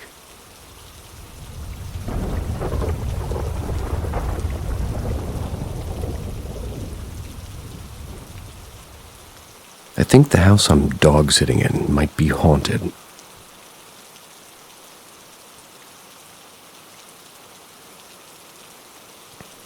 A bit of background. I've never had a paranormal experience. So I've always erred on the side of skepticism. I just started to dog sit regularly, overnight stays. And I've stayed in 3 homes so far with no issue. I don't ever get scared on my own at night, and especially not when I have dogs with me. I also never have problems getting to sleep and staying asleep, even in places that are new to me. However, this stay was different from the jump. Typically, I get 8 to 10 hours, but the first night I only got at most 4. So far, I've always slept on the couch with a dim light on nearby, so don't run into stuff if I have to use the bathroom in the middle of the night. I settle in around 9 p.m. That's because the dog I'm sitting is a puppy. The owner told me that's when he gets sleepy. Put my headphones in and I settle to watch a few episodes of Misfits. That's until I'm tired enough to turn in. The dog lays down to sleep on my legs. Everything is typical of every house sitting I've had so far. The only thing I'm not used to is this house has a walkway in the 2nd floor looking down into the room I'm sleeping in. I'm fine though, and like I said, I don't really get scared. I go to sleep around midnight. The issues this night arose when the dog woke me several times. It was barking at nothing, and each time this would happen, I'd settle him again, blame it on him sleeping in a different area and not being used to it, then go back to sleep. It took longer each time, but I did it. Only it got to the point that every time I was on the cusp of sleep, he'd bark or start growling. Finally, I managed to fall asleep maybe 3:30, only to wake up at 6:30 to the sound of voices talking, sounding like they were in the kitchen. It was like one room over. My initial thought was it was the owners using the furbo, like a baby monitor but for dogs. And it sounded like it was coming from the same area. Didn't make sense though. The dog was with me and it was 6:30 in the morning, so I called it an auditory hallucination from lack of sleep and moved on. He's a pretty big puppy, a Vizsla, a 45-pound 6-month, so I'm thinking maybe he needs more space on the couch. I switched to the pull-out the second night. Also put the lights and I dimmed the kitchen to max, but it's the same shit. Go to sleep at 12:30, more on edge today, start hearing like clock or clicking noises. Wasn't paying attention to it yesterday. Sometimes it sounds like shuffling on the carpet in the 2nd floor. Sometimes it's taps coming from the kitchen that I never hear during the day. I spend a significant amount of time just sort of squinting up at the darkened walkway, but I don't see anything. It just sort of feels like something's up there. Dog still barks sporadically and sometimes jerking awake because of it. I think I get like 3 hours. I wake up again at 6:30 to voices, but they're closer this time, sounding like they're in the same room. I'm like, okay, I definitely need more sleep if I'm having another auditory hallucination. So I drive home that day to nap for a few hours. I feel like I have to clarify at this point, auditory hallucinations when just waking up are rare to me. I've had them maybe 5 times before this in my life, at least that I can remember. So as much as I'm trying to gloss over it, it is weird. 3rd night, which was yesterday, I'm like, okay, it's probably just all in your head. Still, I keep the kitchen light on max, and this time I turn on the lights above the walkway. I get to sleep at 12:30. Then I'm startled awake 2 hours later when the dog freaks out, starts barking and growling and facing toward the foyer. It's on the other side of the staircase leading up to the walkway. He then does something he never did before, runs into the foyer to see if something's there. Sitting there with my ears perked and my phone in one hand, wondering if I should call the police. But I don't hear anything.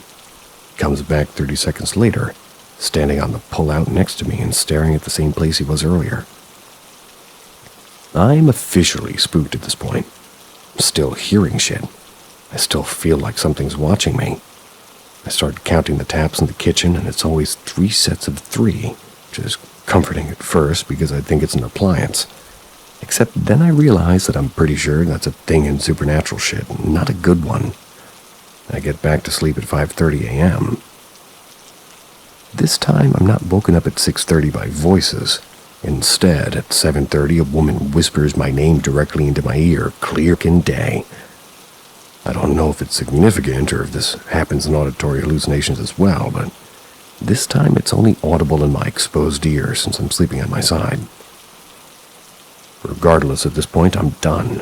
I feed the dog, let him out, put him in his cage, drive home and sleep for 4 more hours. It's the 4th night now, and currently midnight while I write this. Still hearing shit all around me, even while I'm sitting here in the kitchen with a shit ton of lights turned on. Sometimes I feel like I see things moving in my peripherals. Kinda feels like I'm going crazy, to be honest. So I just kinda wanted to vent here. Maybe somebody could either assuage my fears or confirm them. I'll be reading up replies. Don't plan on sleeping.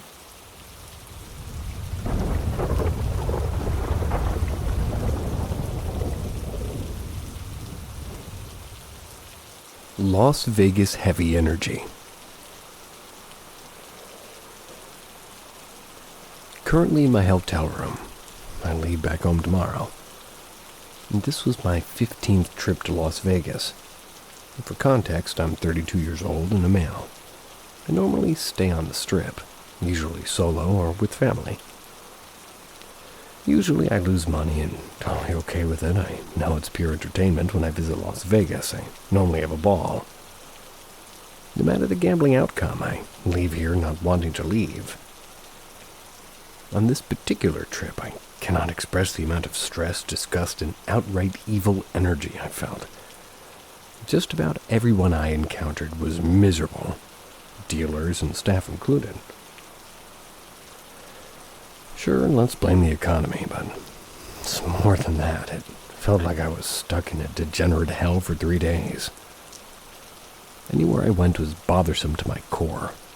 I tipped the dealers generously to bring up the spirits, and they treated me like they hated me, smirking if I lost.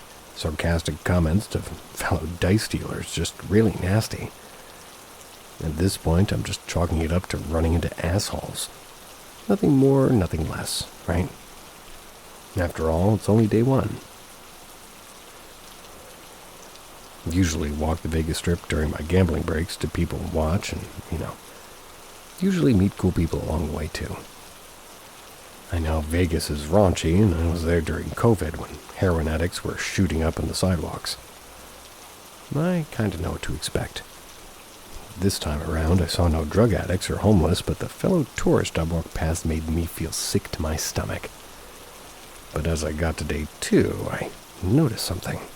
I recognized that my presence was starting to bother people. I'm an average height, average weight male. If you knew me, you would know there's nothing intimidating about my presence or anything that screams, "Look at me." I'm also relatively socially aware, and I try to wear a casual smile in public to not look too serious. But basically, this is just a long-winded way of me saying I'm not a weirdo. I don't have a 10-pound mole hanging off the side of my head. Bragger. There's no reason for people to have to look over their shoulder and purposely avoid me.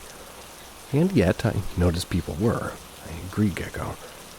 This is going to sound borderline schizophrenic, but these were not hallucinations. People in front of me, inside the casinos, or outside on sidewalks, they'd look over their shoulder at me and step aside as if they were not comfortable with me being behind them, as if I was giving off predator vibes. Now you might think asking why you would think that. Maybe they were lost, or maybe you were walking too closely, or maybe you had a mean look on your face. Maybe they were just foreigners and you spooked them. Well, this happened quite frequently, and I could tell that I was the one causing it. There's nothing that I myself was doing to cause it. I dress nicely, I'm well groomed, and there's nothing you could possibly mistake me for that would cause people to react the way they were, other than how I was making them feel.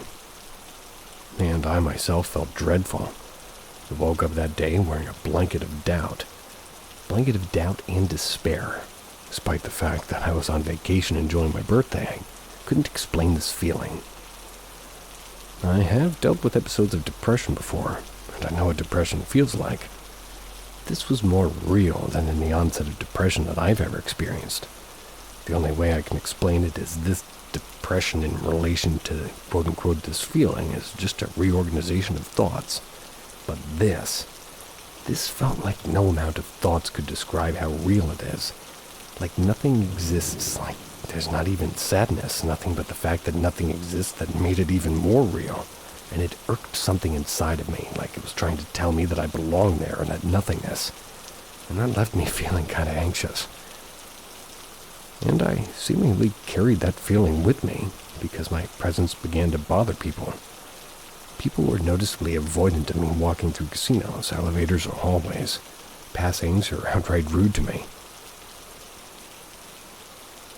Now, I had a history of these types of social interactions. You could probably argue, like, even consider maybe that you're just weird and all of this is just coincidental. And I might even be inclined to believe you.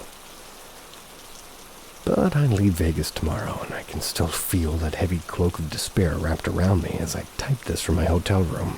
And the only thing that's keeping it at bay is positive thoughts. Like I'm actively having to think myself out of not feeling like there's a 100-pound weighted blanket over me. Never had to do this before. Not like something routine for me. I don't have a history of emotional breakdowns. I should probably be freaking out and calling loved ones instead of being on Reddit, but something inside of me is cool, calm, and collected. Like, don't worry about it. You can handle this. I'm not a religious person or a spiritual person. I grew up Catholic and within the last decade started reading on the origins of Christianity, and I pretty much walked away from the faith. But I do believe in energy, positive and negative. And, well, going back to what I said before, this quote-unquote feeling is more real. Like it's almost mocking what my perception is of real. Like, you think happiness or sadness is real, and they're merely just thoughts in your head compared to this feeling.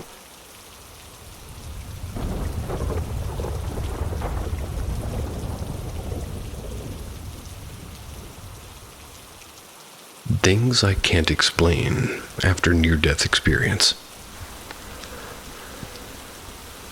So I've had a plethora of eerie experiences due to an acquired brain injury. I had an infection and encephalitis. I dealt with psychosis episodes for years, and I'd see shadows, people constantly. They never heard me, and they were always faceless. They would constantly lean around corners to watch me. They never scared me, and it was more just trippy and weird.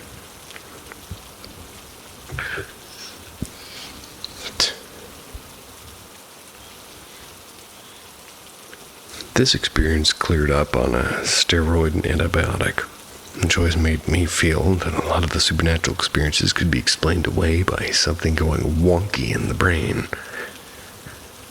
Anyway, after that time, I started to delve into all things spiritual.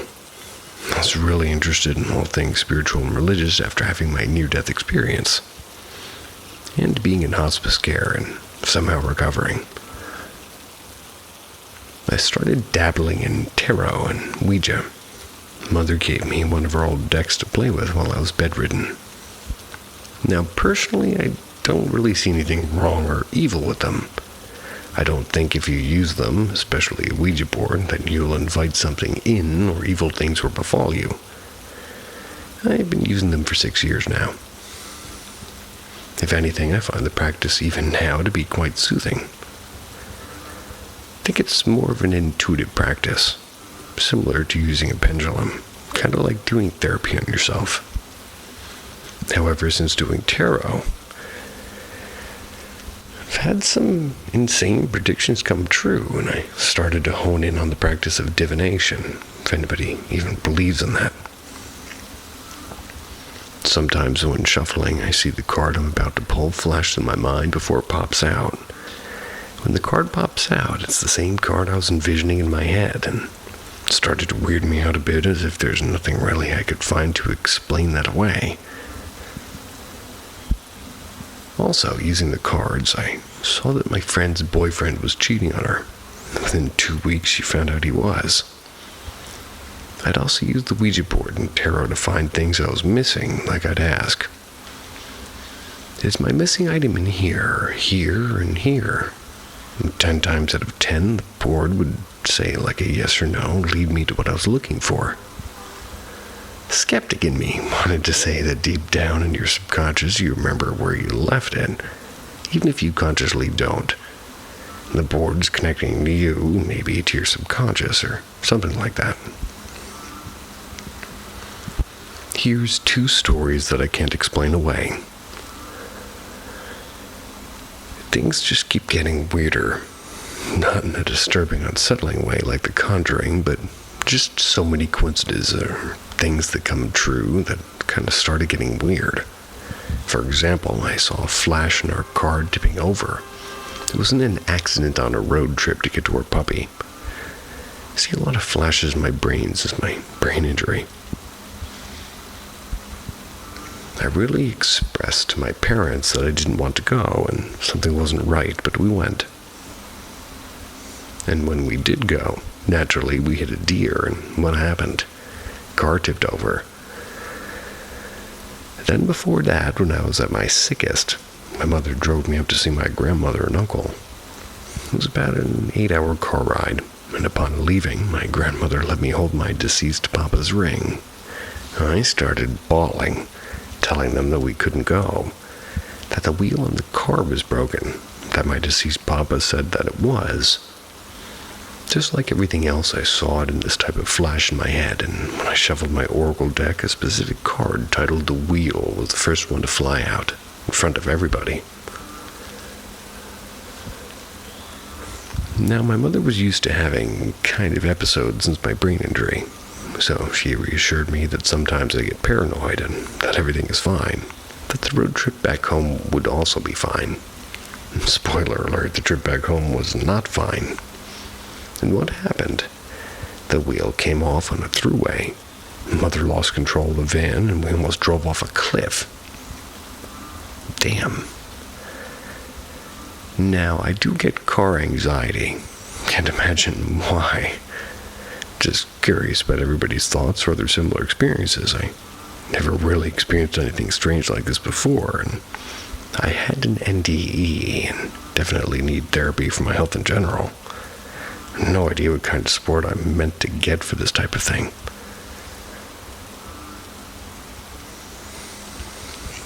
If my audio is weird or the rain noise is off, well, for one, I don't have control over the balance between the rain and my voice. And for two, I'm sitting Indian style, holding a mic at the same time as holding my phone, which I'm reading off of, so I don't know if you can hear me well or not. But thanks for trying.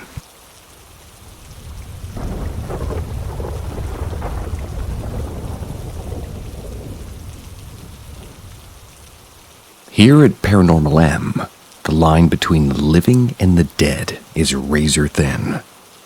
Each episode pulls you deeper into stories that'll defy logic and stir fear. Subscribe now, ring the bell. You never know what the next mystery will reach out to you. Something followed me for years. Opinions. Anything is welcome. Since I was very young, probably somewhere around 10 years old, there was this thing that I would just kind of sense. Every once in a while I would catch glimpses of it, but never directly saw anything. Usually just a passing figure or a hand clutching a corner. Sometimes it would just point at me, but more often than not, I would just feel it. It seemed to like ceiling corners, hiding behind me, hovering slightly behind or over me. Never felt threatening or dangerous at first, but I could tell it was something dark. It also had a pretty stereotypical appearance. Basically looked like a ring wraith from the Lord of the Rings movies. Well, without the armor. Just the cloak. I know, kinda dumb. I always figured if it really were a demon or spirit, it probably just took a form that scared me, and I was terrified of the ring wraiths. Honestly, I assumed it was my imagination as a kid. I was a Christian, and I believed that things like that couldn't hurt me even if they were real. Anyways, the older I got, the more I felt it and the more I started to wonder if it were real. I was a pretty depressed teenager, so I thought maybe my mental state had something to do with it, but it just felt so visceral and strong. I started to accept it as real when I moved away for college. It had followed me to a couple different houses. Moved a couple of times as a kid, but for some reason, feeling it at a Christian university in a different state really freaked me out. But it was just the same old feeling some weird thing, or catching glimpses of a hooded figure type stuff. I only finished 1 year of college and then I moved back home. And as expected, it kept happening. Fast forward several years, and a new state, and living on my own, dating a girl who is now my wife. By this time, it was nearly a daily presence feeling and occurrence. I'd learned to kind of ignore it. If I really got scared, I would pray. Don't really make it go away, but calm me down. Also, I'd stopped catching glimpses of it. It was always just a strong, invisible presence, like all feeling and sensing. Around this time, I had my one and only dream that had this thing in it. In the dream, I saw it full on for the first time. Typical black-cloaked, creepy figure. It appeared to me and didn't ever really speak, but somehow I knew what it was trying to say to me. Anyways, in the dream, it showed me from its point of view. The figures of the view, like visually. How it was appearing to different members of my family and showing them, my family members. It was showing them how it was going to kill me. My family sat me down and we started discussing it. Then my dog started growling. My mom said, "It's here." I looked where my dog was staring, and the figure was there. It pointed at me and rushed at me, and then I just woke up. Needless to say, that dream really freaked me out. I'd already told my girlfriend about how I had this thing that had been following me around since I was a kid. She didn't put too much stock into it until I told her about the dream.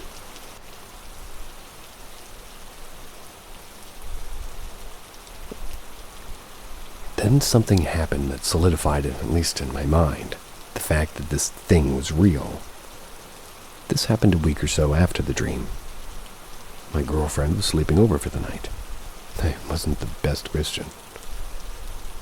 She was asleep next to me in bed, and it was super late. I was watching a movie on my computer, and the thing was hanging out in the corner of the ceiling closest to the door. But I was so used to it that I didn't really pay it any attention. All of a sudden, my girlfriend woke up and stared at me with this terrified look in her eyes. I asked her what was wrong, and she immediately pointed to the ceiling corner where it was and said, "That thing is right there, isn't it?" And I was beyond terrified at that point. I'd told several people, including my parents, about this presence, but this was the first time anyone had felt it too, let alone pointed to exactly where it was hanging out. She also told me that when she woke up and saw my face, I was covered in weird black tick marks. She said they were only there for like a second or two, but it really freaked her out, especially because she felt the presence too. That night was the peak of my experiences with my little shadow. Pun intended. Gecko liked it. It's been about 6 years since that night. I'm now happily married and no longer a Christian, and I only feel that thing maybe 1 to 3 times a year. It's so infrequent now that I can't be sure I'm actually feeling it or just imagining it.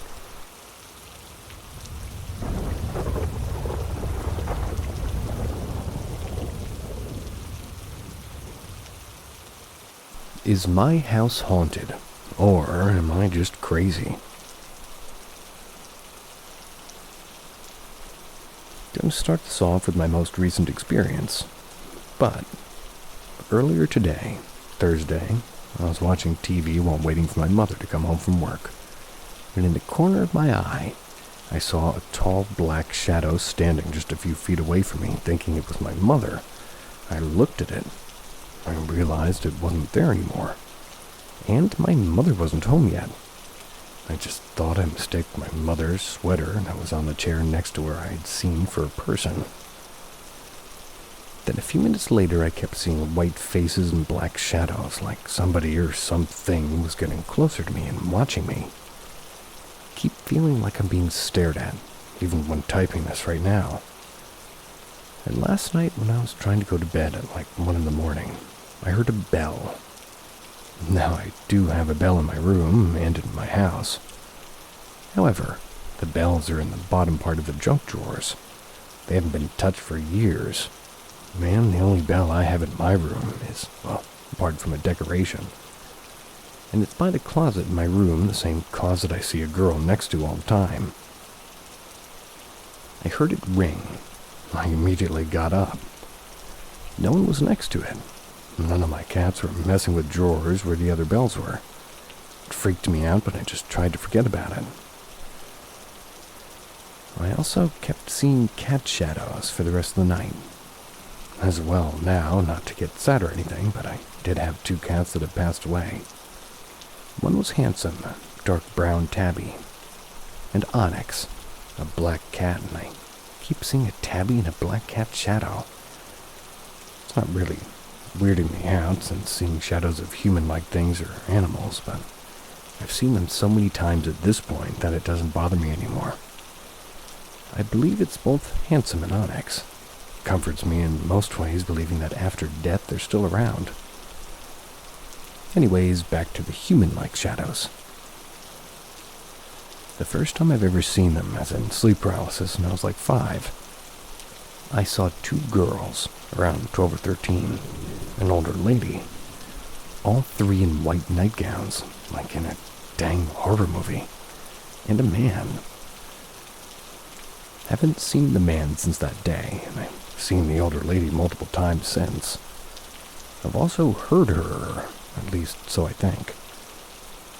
And the 2 girls as well. And recently I've seen a little boy. I called the 2 girls Abigail and Abby, and the little boy Charlie. The older lady doesn't have a name, and the man I haven't seen since that day. But my cousin was one time when we first moved in. But she saw him outside in our yard and heard the kids multiple times saying stuff like hello and hi and other stuff. It wasn't really audible, but it was still loud enough when, you could hear them saying something. Hearing and seeing them doesn't bother me. It only bothers me when I'm in the bathroom at night, and oddly enough, it comforts me knowing that there's more kids than just me in my house. They have touched me before, twice in the shower, poking me through the shower curtain, and once while I was asleep. I woke up to someone touching my back. When it first happened, I thought it was my dad till I realized he was at work. But then I was creeped out, obviously, because who wouldn't be? I go camping in the summer, and almost every summer I've seen someone in the woods. I've seen a man in the trees. He just kind of stared. Didn't say anything, just stared at me in the way I can describe him as, he looked like a mothman, but he didn't have any wings, just the red glowing eyes. I saw a man in the bushes who started running at me. Those men I've seen multiple times. The one I saw about 3 years ago is new. He was crawling on all 4s, and he came out from under the uncle's car and ran at me. My parents have seen them too. They haven't heard them, and most of the time when they see them, it's when something's about to fall. They've also seen the spirit cats.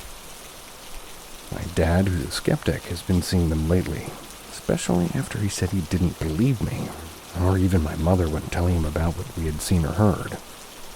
Now I think he's starting to believe.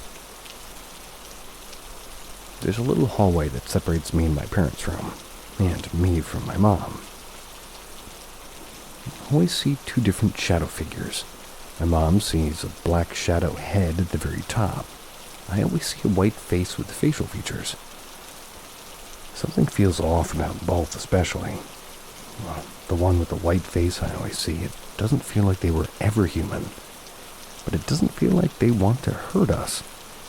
Plus, if they did, I feel like they would have already. I think they just enjoy the company, knowing there's others here and people who acknowledge their existence.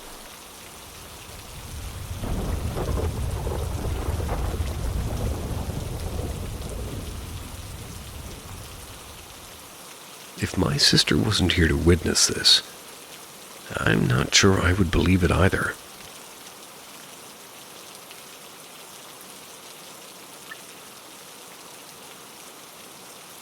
Alright, I want to start by saying I've had many paranormal experiences all my life. I actually made this account to start posting them and, well, hopefully find people out there who can relate. I've been followed by spirits, and I've gotten them attached to me since I can remember. And when I was really young, I used to get caught talking to them before I was even taken to a medium.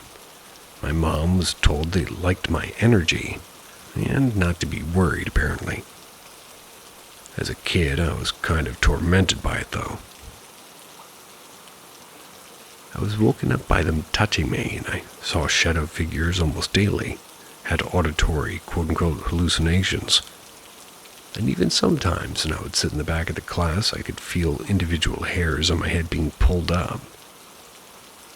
I never felt like I could tell anybody outside of my family, because whenever I talked about it to the other kids, I'd either get in trouble or they thought I would be crazy. So I just stopped and learned to live with it myself. This went on until about middle school. My experiences significantly started to fade. Until I got really depressed in high school, fixated on horror movies. I loved American Horror Story, and I was pretty much a horror film fanatic. The Conjuring being my absolute favorite movie because some of the scenes made me feel seen for once. There's one specific scene where one of the girls gets caught on camera with the spirit latched onto her back.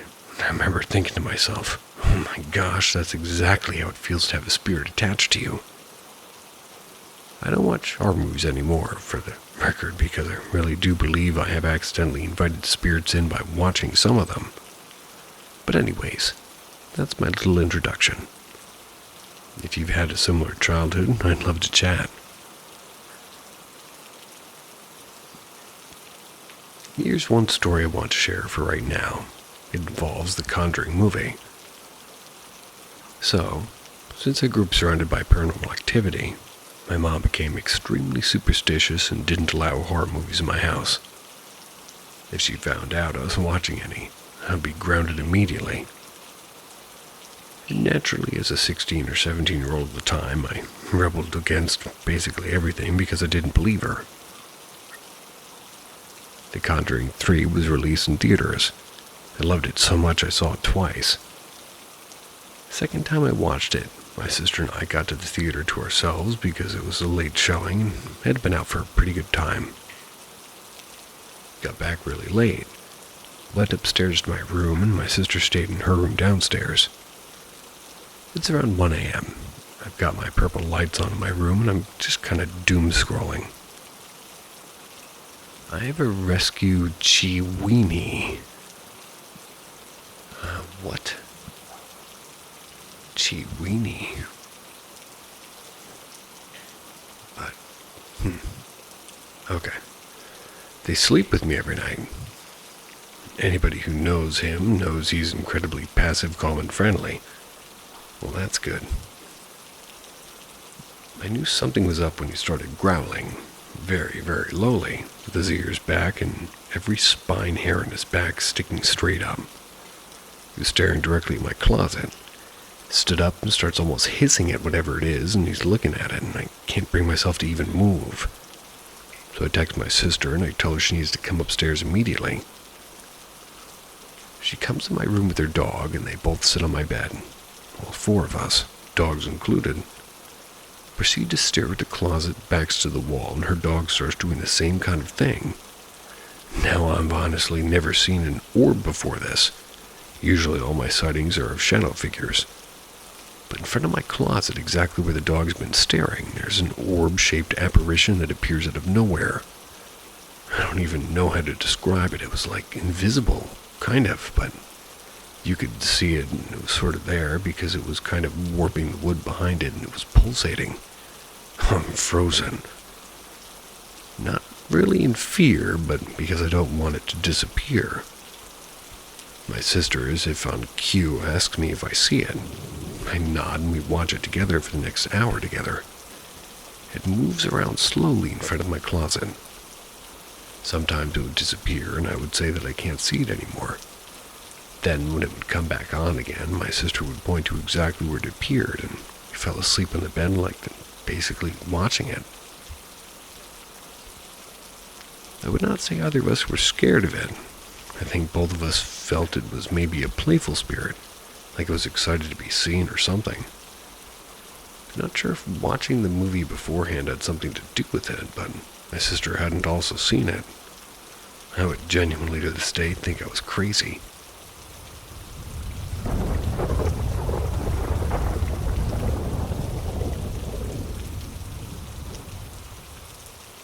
Babysitting a ghost.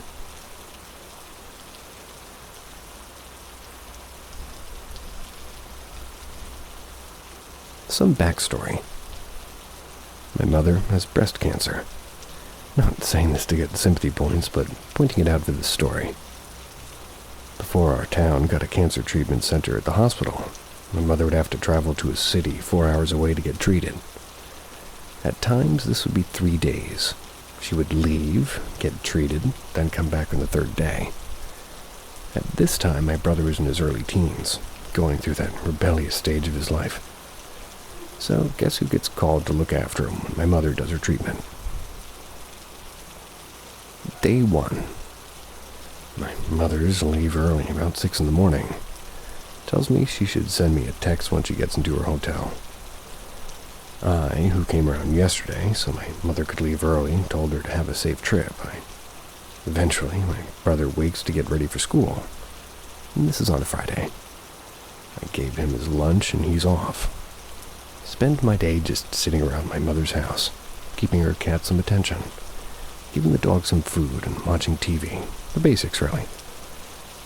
Sure enough, my brother returns back from school. We do the typical brother things. Night comes and he goes to bed.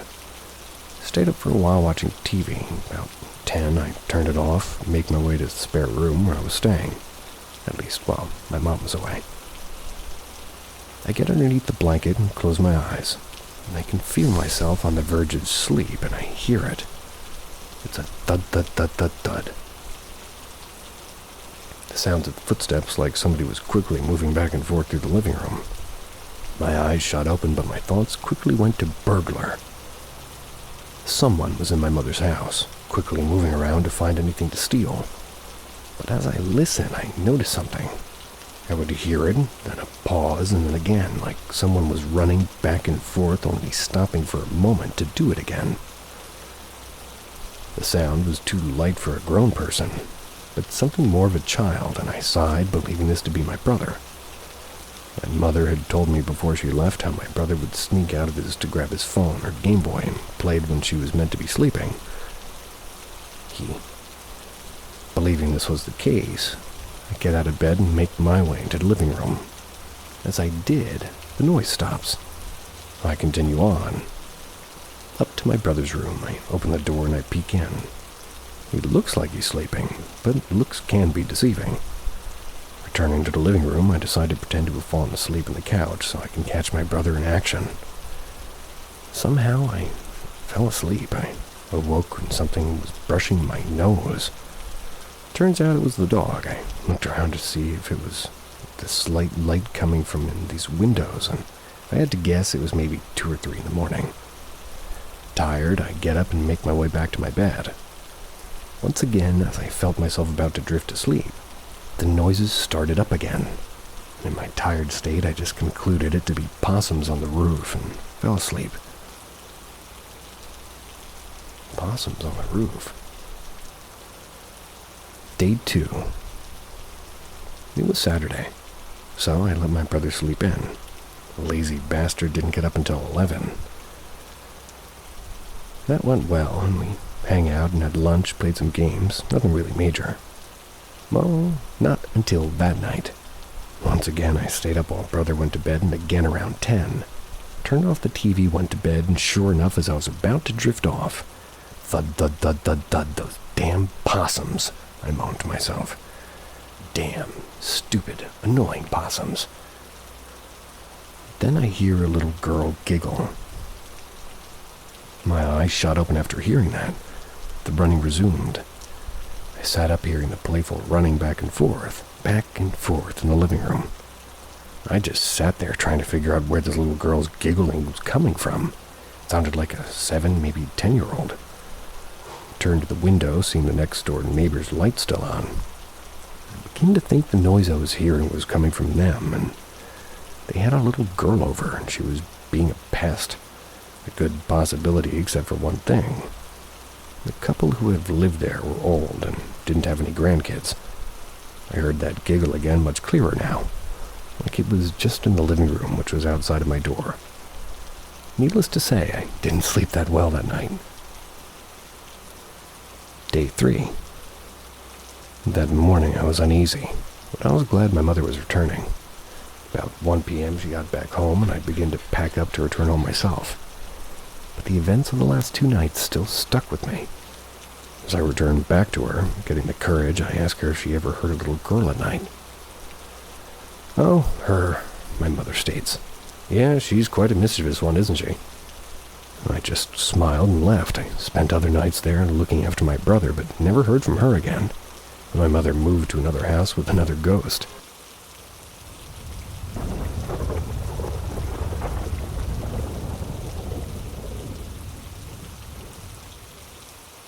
Something in apartment ceiling. Pennsylvania, 2017.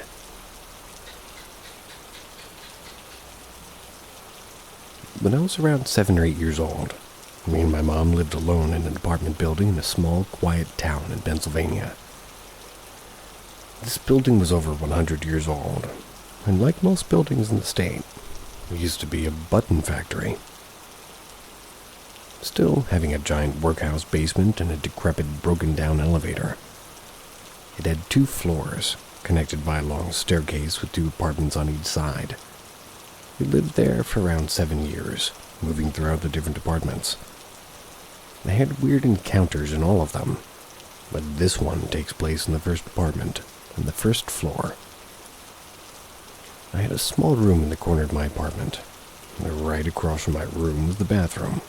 It was small, with a foam tile ceiling, like a classroom, and a small shower in the corner. As a kid, I was terrified of the bathroom. Maybe it was my obsession with horror movies or an overactive imagination, but I dreaded the nighttime. During the night, it was nothing but pitch black inside the bathroom, and on top of that, the building's old foundation creaked constantly in that corner of the house, keeping me up almost every night. But one night, I'd stayed up way past my bedtime. Don't remember why, but I couldn't sleep, and I'd ended up staring into the bathroom for hours. I also felt like I was being watched from the door, and this night was worse.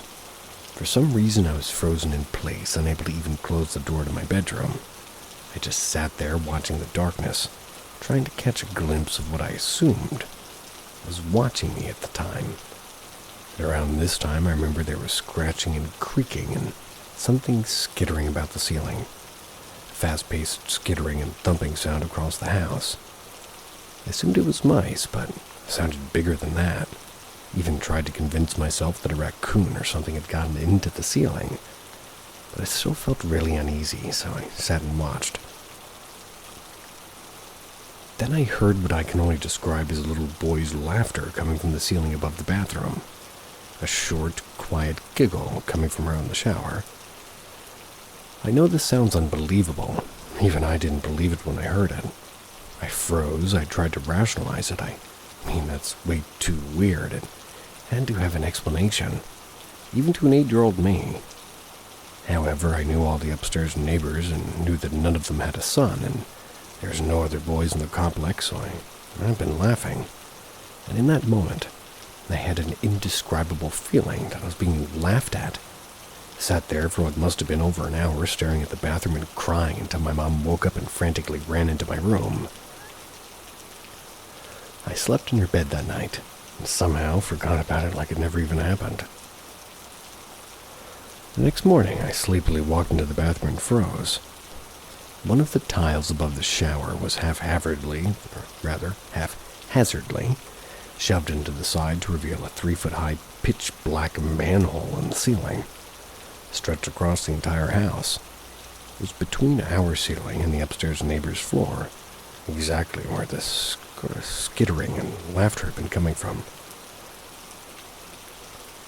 I called my mom into the bathroom, and she immediately rushed us to the door and called the landlord to check for intruders or any sort of animal that could have pushed the tile out of the way. I remember we spent the day shopping to stay out of the house. I wasn't aware of how worried my mom was or how weird and dangerous the situation was, and I had practically forgotten about the encounter the night before, so I didn't even connect the two until years later. The landlord told us that he couldn't find anything out of the ordinary, not even mice or raccoons like I had thought. Well, he said the wind must have moved the tile, and there's nothing to be freaked out about. I believed him at the time, but thinking back on it, the only window is all the way across the house. Any wind could have been strong enough to lift one singular tile, and on top of that, the bathroom was tucked away in the corner of the house, where barely any ventilation reached. And most concerningly, the tile was moved from the inside of the ceiling, meaning somebody had moved it from inside the manhole. Ever since that day, we would move the tile back in place the next morning, and it would miraculously be shoved to the side again. The scratching and skittering on the ceiling never stopped. I hated taking showers, spent the entire time staring into the manhole, making sure whatever was up there couldn't catch me off guard. Slept with my bedroom door shut from then on, snuck into my mom's bed whenever I could. Didn't stop until we moved apartments. We never got a proper explanation as to why it happened every night. I'm just glad we're out of that hellhole now.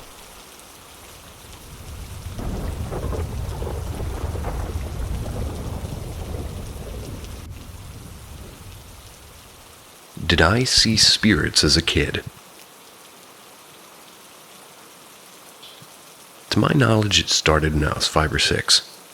My family and another family were close to where we were having dinner, and after we had finished, our parents wanted to have more drinks. So they let us go out to this grass area across the road. It was a small town, and we knew it very well. We had been taught all about safety already. This grass area was right next to train tracks. They're all mostly fenced. We had been sitting on a bench looking at the crossing because we heard a train coming and wanted to watch it. Right as the train finished going past, a girl around my age appeared in the tracks. I just kind of stared at her, thinking she was another kid from the area. Ended up looking away, and when I looked back, she was gone. A few days later, I saw her again. This time, it was at school. It was around 300 meters away from the tracks.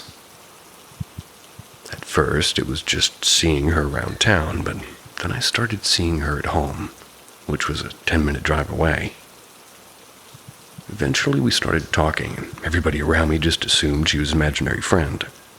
Her name started with an S or a T, I think, and she was 5 or 6.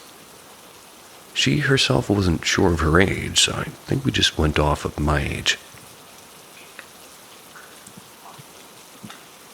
Eventually, she told me how she died. Her family had been waiting to catch a train at the train station, which is now a museum. It's next to that grass area. Her and her sister, a twin I think, had been playing since they got there early, and I think it was the grand opening of the station. They had been playing along the tracks and were oblivious to the dangers of trains. She got hit and her body got split by the train wheel. Turns out that's why she hated me being anywhere near the tracks. Eventually I told my dad about her death, and just somehow randomly got brought up, and all I really remember is my dad getting distant after this. I stopped talking about her with other people because of that. When I was in 2nd grade, I was in the classroom with my teacher drawing on the whiteboard, and I was a bit bullied at the time, so she let me stay in the classroom sometimes. At this point, I still hadn't fully really learned what an imaginary friend can and can't do, so when she, being the spirit, draw on the board and the teacher looked and asked what it was, I told her my imaginary friend drew it. Years later, I found out my parents only used the bullying as an excuse to move me, and my teacher had told them she thought I was schizophrenic. I stopped seeing her at some point, but I remember hearing her in 8th grade while I wasn't doing so well mentally. I did look into it, and I found nothing about a child's death when I first got skeptical of my memory. But then I asked a worker at the museum, and she said that there was quite a few deaths along the tracks, and that's why they stopped doing passenger service. She told me she had heard about 3 kids' deaths along the tracks, but that was all probably covered up. She's the main spirit I remember, but there's also a smaller incident where I actually found somebody who matched the incident of the spirit that I was talking to. I was in 3rd or 4th grade. I was on an excursion. We were walking along a footpath right near a beach, and at this point I stopped looking at anybody who might be somebody others don't see. But I guess I accidentally looked too long at one or something, because this guy started walking next to me. My friend on the other side of me was oblivious to his presence, so I ignored him, but he just started talking. Apparently, in June of 1994, him and some buddies had been out fishing, even though a storm was coming. They didn't think it would be that bad. None of them survived. I also remember having a weird obsession with drowning after this, and I've always been interested in death. Got my sister to look it up when I got home, and I just told her I had heard something talking about it. It was an actual thing. 6 people died, and from what I found, it wasn't the first time that they had done something like this. One of them had almost drowned in another incident, and everybody knew it was going to happen eventually. Anyway, those are the 2 main incidents I remember. But I do remember seeing people that nobody else did, and my mom, older sister, and older brother all remember that too. I've never asked my dad if he remembered me telling him about the little girl, because we only started getting closer again a few years ago. I don't want to screw that up. Also, something I just remembered to add, my mom had a similar thing as a kid too, and she remembers my grandmother, her mom, saying something about it as well. I don't know much about her. I guess she died when I was 2, but I do know both me and my mom are second daughters, so I don't know if it's a weird genetic thing or something.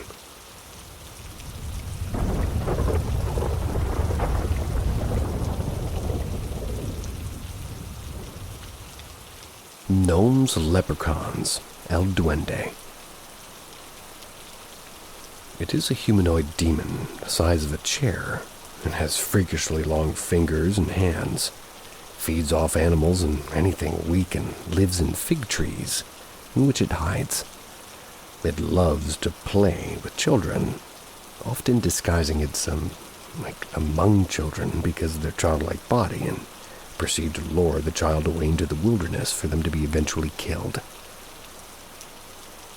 The gnome would play with the kid with his hands, softly slapping the kid around into eventually becoming aggressive slapping and then either eating the child alive or snapping its neck. It would also eat defenseless creatures like chickens and rats, etc., etc. They can speak and they hide from people, unless they think the person is gullible or mentally weak, otherwise known as if they know you'll cower in fear just from their presence. They would boldly appear to you if they choose to. They also wear hats and avoid urban areas or places with lots of people. Prefer to be around more rural areas with not that many people around, and they don't like living in pure wilderness. They use humans as a way to find food, really. Where there's humans, there's us animals that can feed on our children Where there's humans, there us animals they can feed on, or children they can feed on. Gnomes thrive in fear. If they know you don't fear them, they will fear you and avoid you like the plague. My family stories. When my mother was little, she lived in extreme poverty in Peru under socialist rule.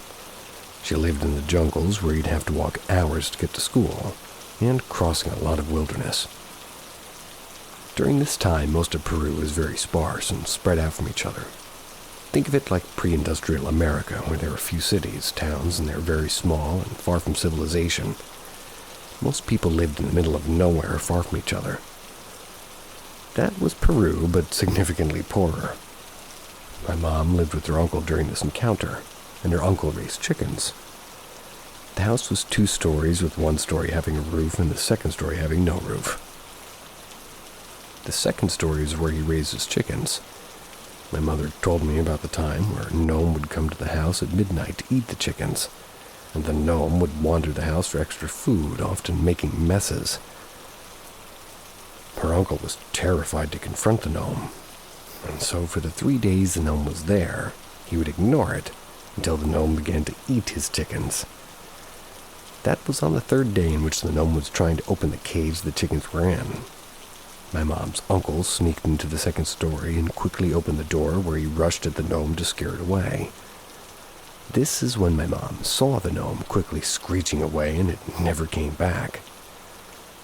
Her uncle described it to me what the gnome looked like before he passed away.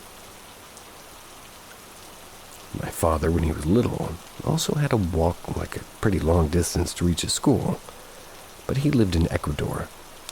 My father recalled a traumatizing time when he was crossing the usual dirt path that kids would take to go to school, and somewhere along the path he saw a leprechaun.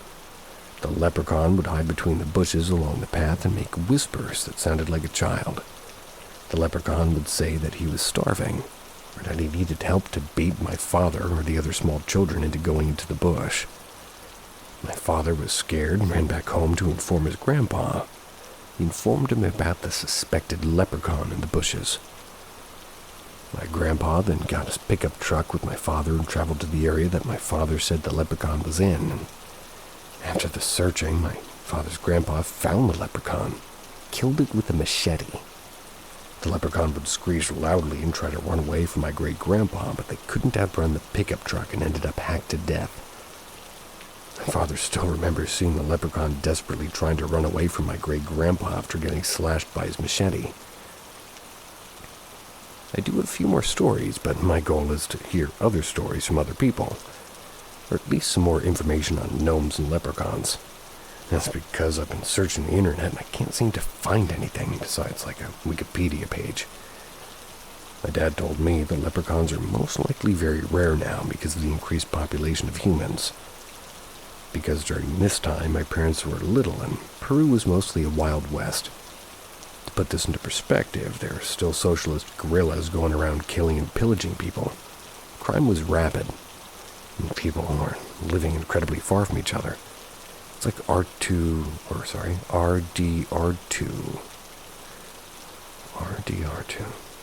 It was all like a deep desert and jungle. Everybody lives 4 times as far from each other, and the foliage was up 100%.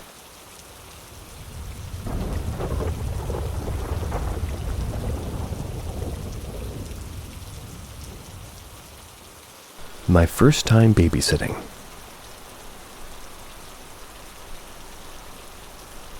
When I was around 12 years old, my family and I moved into a semi-detached house just up the street from our previous home. The house wasn't very big, and the floor plans for our part of the house were completely different from our neighbors. Our neighbors were a lovely little family of 4. Husband is from England, wife from Norway, which is where I live. They also had like a little 3-year-old girl and a 6-month-old baby boy. Now, I love children, always have. And at that time, I really wanted to start babysitting. It's quite common to start babysitting at age 12, and I was turning 13 a month later anyway, so I wanted to find some small jobs. As I got to know our neighbors over the first few months of living there, my parents told the neighbors that if they ever needed a sitter, then it would be nice if they would consider trying me out.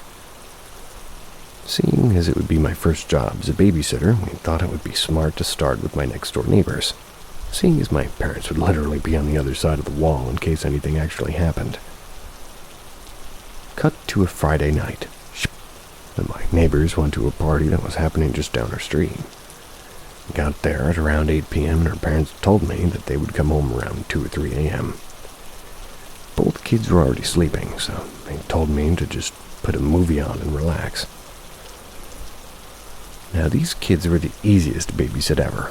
Once you put them to bed and they fell asleep, and, well, absolutely nothing would wake them up. They're like some of the heaviest sleepers I've ever seen, so babysitting them was usually pretty uneventful. I was on the couch watching Avatar in the living room on the second floor. The kids had their own separate bedroom. They were just downstairs where the front door was. I could basically see their bedrooms from where I was sitting, as the place is quite small. Because of the hallway, I couldn't see the front door, though. Now again, this house was very small, so as long as the TV wasn't on too loud, I could hear everything that happened downstairs. At around midnight, I heard the front door unlock, and my neighbors walked in whilst talking. I heard them close the door, and they started taking off their jackets and shoes. I thought it was a bit weird that they hadn't called to let me know that they were coming home early. I just assumed that it must have slipped their mind. So I went downstairs to greet them. I could hear them talking up until the point that I came around the corner to the hallway that led to the door. There wasn't anyone there. The talking fell silent. The second I turned that corner, the only sound was from the TV upstairs. My heart started beating so fast and my head was rushing. I ran to the bedrooms, checked the kids before, just scoured the rest of the house and opened every door, checked every cabinet for anything that could explain what just happened. There was nothing there. The kids were still sound asleep, and eventually I convinced myself I was imagining things. I checked the kids one last time, made sure that their doors were wide open so that I could, hear them from upstairs and see them. I sat down to finish the movie while trying to process what had just happened. But when I sat down, I noticed the TV had been shut off, even though I'd left it on. When I turned it back on, there was just snow on the screen. I couldn't for the life of me get it to work again. That's when the talking downstairs started up again. Not only that, but the baby started screaming bloody murder. The baby never woke up from naps and definitely wouldn't ever scream the way it did that night. I have never in my life ran down a staircase as fast as I did that night. I rushed toward the baby's bedroom only to find the door closed.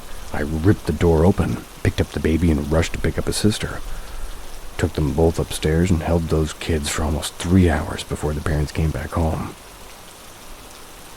The talking and sounds downstairs came and went as I had the kids with me on the couch.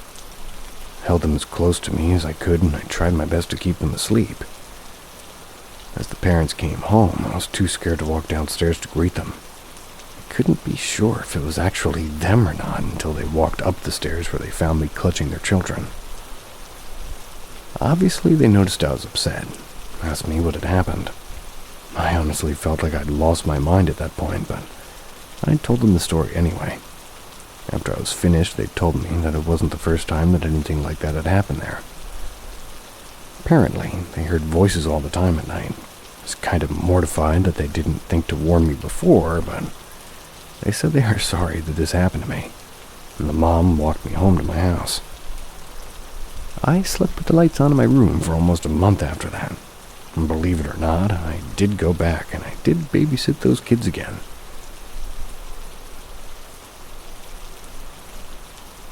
Well, that makes sense.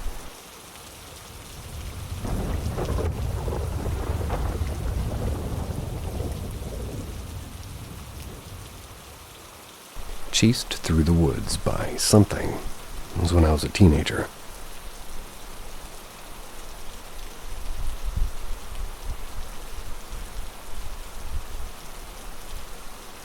The last time I was actually back there was probably 15 years ago, when it was still there. And looking at Google Maps, it looks pretty much the same. I grew up in Fayetteville, moved away in 1999. Right by Max Abbott Middle School, there's these apartments called Winding Creek Apartments. And if you follow Winding Creek Road down until it dead ends next to the pool, there is, or at least was, a trail that takes you into some woods. Looking on Google Maps, you can see it's not that big, and the trail cuts through to the neighborhood to the west. I remember taking about 15 to 20 minutes walking to get from one side to the other between neighborhoods. There's a small creek that, winds around back there and goes around the apartments. Near the pool, though, the creek circles around on itself like an eye of a needle, creating a small island. During the construction of the apartments, the construction people decided that this area would be great for discarding large concrete slabs. These large discarded slabs around and on the small island led to the name that it's come to be known as Graveyard Island. Now, aside from countless hours of teenage drinking and pot smoking, this most likely happened well before and well after me and my friends frequented there. Nothing remarkably haunting has ever personally happened to me or my friends there. However, there is a creepy, uneasy feeling that permeates that area, like you're being watched. But if you take that before-mentioned trail, that creepy feeling gets much, much, much worse. My friends and I knew those woods very well. I grew up in the apartments from 13 to 17, after all. We used to cut through that trail a lot to get to one of our friends' houses in the other neighborhood. Never went that deep into the woods at night, especially not by ourselves. My friends all had their own creepy stories of their own hearing and seeing things, but this was mine. One fall afternoon, the trees were probably 3/4 barren of leaves. It was getting dark, but still a good amount of light. I felt fine going home by myself through the trail. As I was about 5 minutes into the woods, that feeling of being watched became very palpable. I was very used to the noises of the woods, but distinctly heard what sounded like footsteps through the brush of the thick woods about maybe 30 yards or so. The area was very viney, overgrown, nearly impossible to walk through without a machete or something. I obviously started to pick up the pace and began walking fast, going over the rocky, rooty terrain. About 2 or 3 minutes later, I heard the footsteps again. I stopped, looked around to try and see if it was a deer or something. At that moment, I saw a silhouette of a person peeking around the side of a tree. And I say silhouette because it looked like a predator when it was invisible, but dark and shadowy around its center. I've never seen anything else like it, or anything like it on TV even. After my brain clicked back on, needless to say, I made a full-on dash toward my neighborhood. Looked back to the side and the back of me where I first saw it. But closer toward me, but still about 20 or 30 yards away, keeping parallel with the trail, I saw it running. Its whole body seemed to be sort of striding through the thick brush like how somebody runs in knee-high water at the beach. Fast, but still slowly. And I heard it too. I heard the strides of its feet hit the ground. But no leaves or brush moved or kicked up. It was just the first and only time I truly felt hunted. Yelling obscenities under my breath, I booked it the rest of the way, not stopping or spending more than a glance over my shoulder to see where it was, as all the horror movies from my teen years taught me how to do. I didn't stop until I got to the street of my neighborhood, turned around to catch my breath at the road about 40 yards away from the trailhead. The only way I can describe it was that the entire tree line was darker than it should have been. I didn't see anything, but I got that feeling that all of the trees were eerily laughing at me. It took a little while, but I eventually started going back to the woods, but always with at least another person, and never at night. My story was added to many others my friends had of the area. Trees are always laughing at me. Or with me. I find it endearing.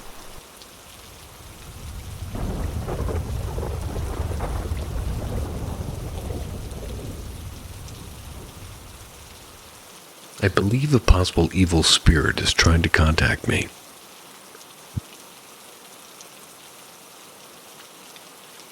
And I'm having trouble sleeping right now.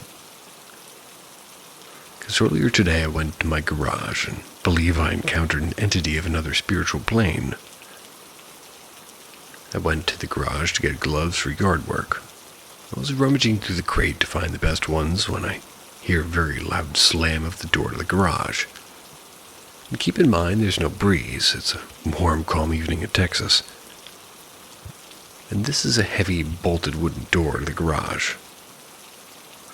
The door was unlocked when I went inside, but upon trying to leave after the door slammed, the door was now locked. I tried to call my grandma, but the calls wouldn't go through. There was no one on the other side of the door. It was just my grandma and I here, and I'm taking care of her for the time being. A little bit of background. This same garage is a separate part of the main house. It was rumored that somebody was murdered or died in this older, sort of separate part of the house. The family cat we used to have, we also found dead in this garage because of something like maybe falling on him and crushed him badly.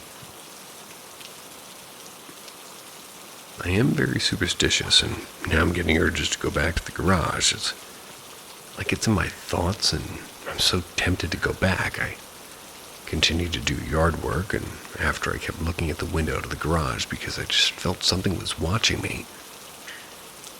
I could be paranoid, but the energy did feel dark, and I'm tempted to return with a chair and a Bible, sit and wait to see if I catch any new phenomena. Very fascinated by death and spirits. A very eerie but unrelated event happened recently as well. It was within 3 days. I encountered a poisonous snake sitting on the stairs. It was next to my door, and the door to my flat's close to the garage. The snake had already been watching me when I froze once I saw him, roughly 5 feet away. He slithered away after I had made eye contact for what seemed like an eternity. About an hour later, I'm walking back to my flat again when I stop in fear. I don't see anything, but something primal makes me stop. I look to my left, and the snake is at waist level because of the decline to get to the door of my flat. He's no more than 8 inches to a foot away from me at this point, and again I stare at him while I'm frozen in fear, and again he slithers away. Weird coincidence. With this, and yeah, probably is, but I don't know. Another side note. Went to a cemetery recently, sat next to a huge statue of Jesus and cried. Don't know why I went to the cemetery last Sunday, but I had an urge and don't really know why I started crying. I'm recovering from a bad addiction from cocaine and meth. Woo. It had been something that sort of abused my life for 5 years. 5 years. I needed to release some tears, I guess, and did a spirit follow me to my house? I don't know. The cemetery is in the same neighborhood, and by the way, some more backstory in my life. I fought my friend because he crashed out and attacked me after a drug binge, and I was arrested recently for violent assault while working as a security guard as a nightclub person, or security guard, I guess.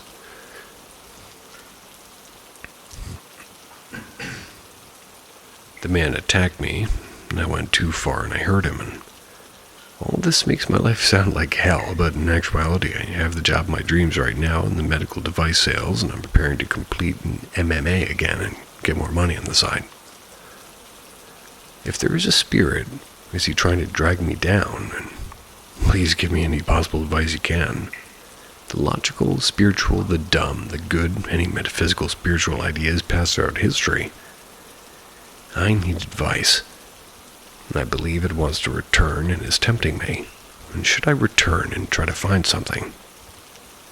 I weirdly want to meet it face to face. I've seen violence and a little bit of death, so I'm not afraid, and is that a bad sign? I have to walk in the garage anyway, right? What if the spirit is actually friendly? And frankly, I want to validate that the spirit world is real for my own peace of mind. I'm a naturally bold person. I don't want to hastily do something I regret.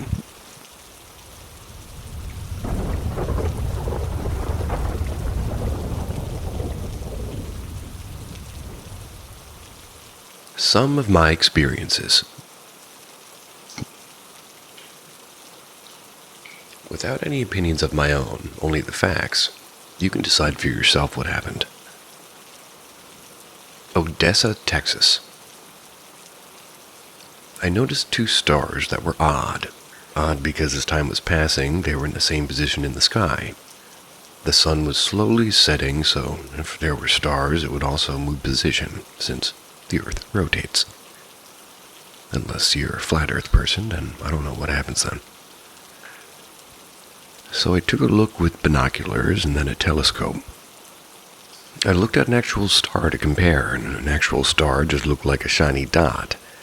These other two quote-unquote stars had 3 dots each. They were in the form of a triangle. Not shiny, just 3 dots of light. Because of their distance without a telescope, you'd only see 1 dot of light. Didn't move at all, and both UFOs just faded away slowly. Between 1 to 7 days after the 3 dots event, around 3:30 a.m., something was hovering over our house. I was asleep. My brother knocked on my door, waking me up to tell me something was above the house. My brother saw this light that lit the whole backyard, and he also felt air pressure and bass. My mother woke up from feeling and seeing the same thing. She had worked that day, so she's up around 3:30 a.m. anyway. Then something happened for sure. She also caught part of a big round shadow cast upon the backyard fence. It's because if the moon is out and something big is hovering over the house, the UFO will cast a shadow. Then it started to move. That's when the light, bass, and air pressure shut off. After they both told me what happened, maybe 10-20 minutes later, I went back to sleep. Which, to be honest, I think is a bit out of character to do so. I'm already nocturnal as it is. I just got told by my family a UFO was above the house. I go back to sleep a few minutes later, I guess. No airplanes, no helicopters. Nothing was scheduled to fly above that airspace at that time, and we even called to confirm. When I woke back up again in the morning, I had what looked like 3 needle shots in the form of a triangle on my right hand. It was on the middle finger and the knuckle, like small round scabs, perfectly clean, no mess.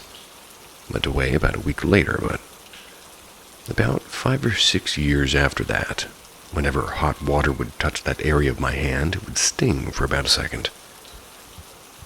Years later, that feeling went away, and it wasn't gradual, it just one day went away. Now, I would also want to say this. I've had experiences that would not be UFO experiences, although maybe alien-related as well, no idea. Quick rundown. This was in Houston. One time I heard a very clear voice only on the right side of my ear. It was the word, hey. It's kind of like a gradual and growing louder kind of whisper. If I could text how it sounded, it would be like, hey. I say growing louder, but it really wasn't loud in the sense that it startled me. At first, I thought maybe it was the TV because that was just weird, but the TV was off. Nothing else could make that sound, only on my right ear anyway. Another example is when I went tubing with my brother in New Braunfels, Texas. While we were tubing, my mother and grandfather, they were back at the hotel. My grandfather received a picture. It was in the color of sepia, and it's what looked like me around rapid water, some kind of submerged square platform. On my knees, I was looking up at the quote-unquote camera. It was an aerial shot, maybe a few yards up, but how my grandfather received the picture was different. It covered his whole phone screen, which means it was not a text message or an airdrop. Once he saw it, a few minutes later, my mother wanted to see it. The picture was nowhere to be found. I thought it was interesting that the whole picture was also in color and sepia. I've had other experiences, such as, well, things would appear to be, some may say paranormal, but maybe it could be alien-related, who knows. And of course, as quite a few do, I wrote a quick book about it, using an artist to depict most of what happened, which I won't mention its name here. What it is, why these things happened, no idea. But they did happen, and I thought I'd share it here.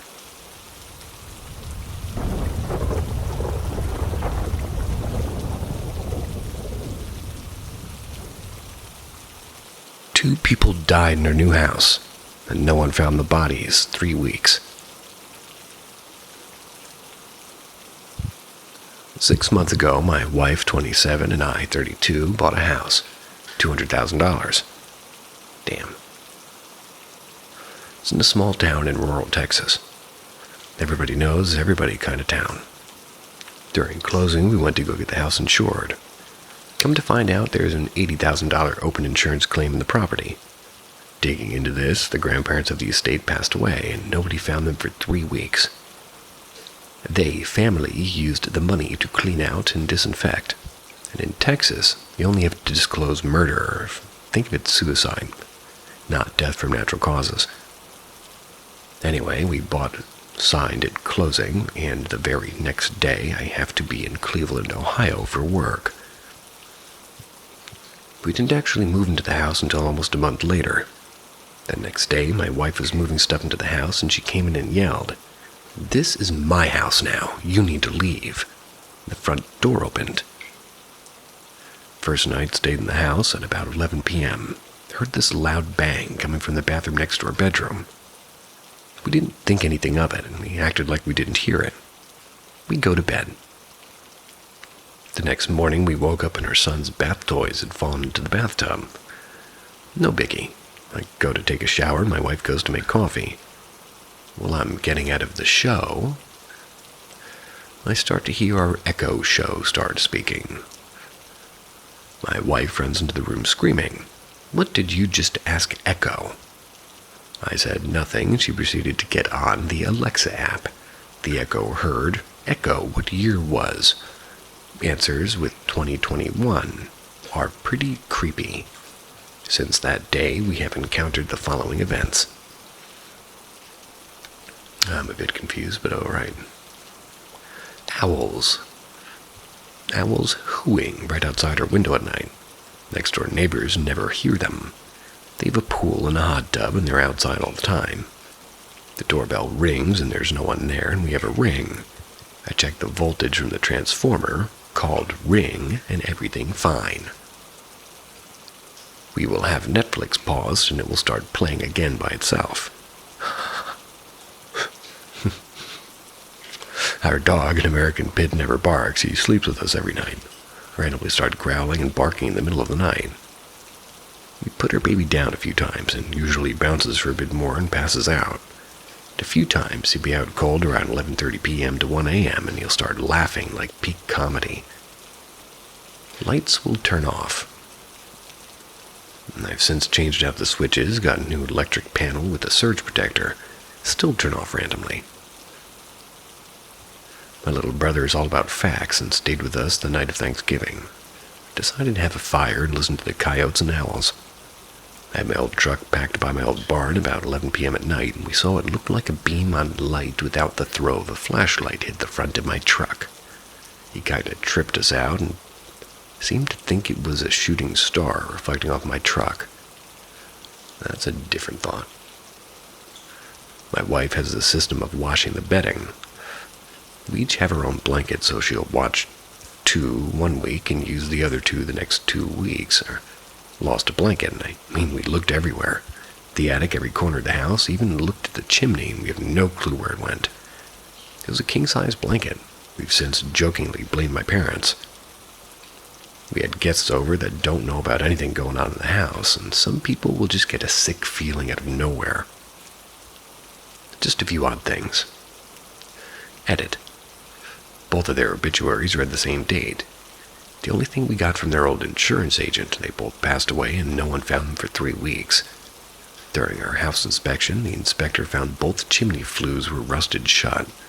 I was talking with one of my neighbors. He said it was the slight killer that forgot to open the flue. I told him both flues are rusted shut. Another neighbor said they knew the lady had Alzheimer's and she was always on the lookout for the front window. And then they went to say they think the man fell and the lady couldn't survive without care. We're not really scared, just kind of annoyed. Also, everybody in the small town knows what happened here. At least the story of them passing and not finding out for a few weeks. We know a good number of people, and some brujas my wife knows have come over. Didn't seem to do anything. And it's like once a month something odd happens.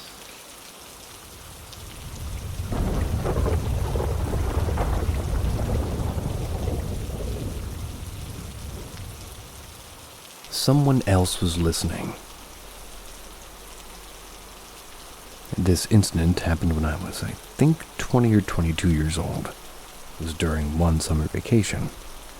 Went back home from university. I used to be an active member of a Christian church. But when I started studying far away from home, I kind of stopped. My grandma, on the other hand, is still a very, very active churchgoer. And annoyingly, she signed me up to a youth camp. It was not free, and she paid it for me, and I didn't want to disappoint her, so I ended up going. The campsite was actually close to my house. It was held at a very old college, almost ancient because, well, that was where Grandma and her siblings also went. It was so old, and she was said to be haunted. Or rather, it. The thing is I'm very picky when it comes to restrooms. Obviously, the college restrooms didn't have any shower, and it looked unsanitary. I can't imagine using it at all. I was going to sleep on the 4th floor, which is a classroom. I was going to sleep there with 9 other women. Before sunset, I approached my cousin, who was a member of the worship team. I told him I just couldn't shower there. Maybe he can accompany me around 4 a.m. to go back home and take a shower before the activities start at 6 a.m. He'd be great. He agreed, so I prepared to see him again early in the morning. I went to the classroom, and on my way there at the staircase, I saw Aura's sister. Aura is one of the girls there around my age. Her sister is MJ. She was wearing a white bathrobe. Looked like she was about to go to the restroom. I called her, but she ignored me as if she didn't hear me, so I let it go. That night, I was already in bed, but couldn't sleep. I saw MJ again enter the room as if fresh from the shower. I didn't talk to her because I did not want to make some noise. Move forward, and it's 3 a.m. and I still couldn't sleep. Everyone was asleep already. The annoying part was that it was raining heavily. I texted my cousin that was perhaps our plan to go home wouldn't push through anymore because of the heavy rain. He didn't respond, and I began to be worried. Suddenly, I heard strange noises in the window. It was a jalousie one, or jalousie. Outside, I can hear dogs. So I thought, dogs in the 4th floor. And when I looked at the window again, I saw my cousin outside. I slowly and softly leaned against the window and told him to just go back to their room. It's not possible to go home. We'll just quickly go after our breakfast instead. I said a lot of things already when I noticed that he wasn't looking straight at me. It's as if he was staring above my head. He didn't say a single thing. Did not even blink once. He was wearing a white camisa chino. I adjusted the jalousie to look at his feet, and it slowly turned into smoke. Also, 6 dogs that were, well, sort of surrounding him. In my disbelief, he turned into smoke. I fell on the floor and froze. I urged myself to snap and went back to my bed, and I did not sleep at all. I was under the blanket the whole time. Did not care if I couldn't breathe anymore. I was so shocked and scared that I was not able to scream or cry. When the morning came, I saw my cousin. This time, he's real and in the flesh. Did not tell him what I saw yet, but he said the whole worship team didn't sleep at the school. That's because they had to go back to our church and sleep there for lack of electricity. They also had to practice. He couldn't reply to me because his phone was dead, and since it was raining, he figured I wouldn't want to go too. I managed to eat breakfast and met Aura. Jokingly told her that MJ, her sister, was such a snob. I told her I saw her, but she ignored me. She was confused for a moment, but said that her sister didn't join the camp. She was still out of town and couldn't go back home on time. That response convinced me that I'm being played by some evil or malignant spirits. Went home as fast as I can and told my grandma everything.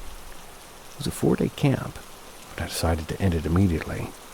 My grandma asked me, "Have you prayed that night?" I didn't respond, because I haven't.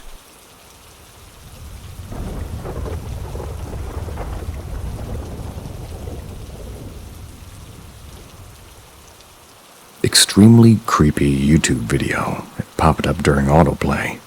No record of it in my browser history.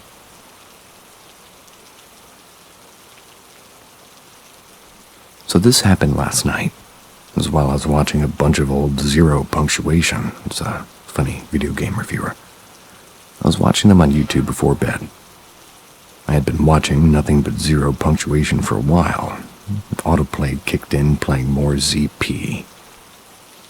I was a couple episodes deep, and then autoplay started playing a compilation video of every ZP review from 2008 at around 10 p.m. This was all maybe 3-hour-long video, and I started to doze off about an hour later around 11. I fell into a pretty light sleep for maybe an hour and a half.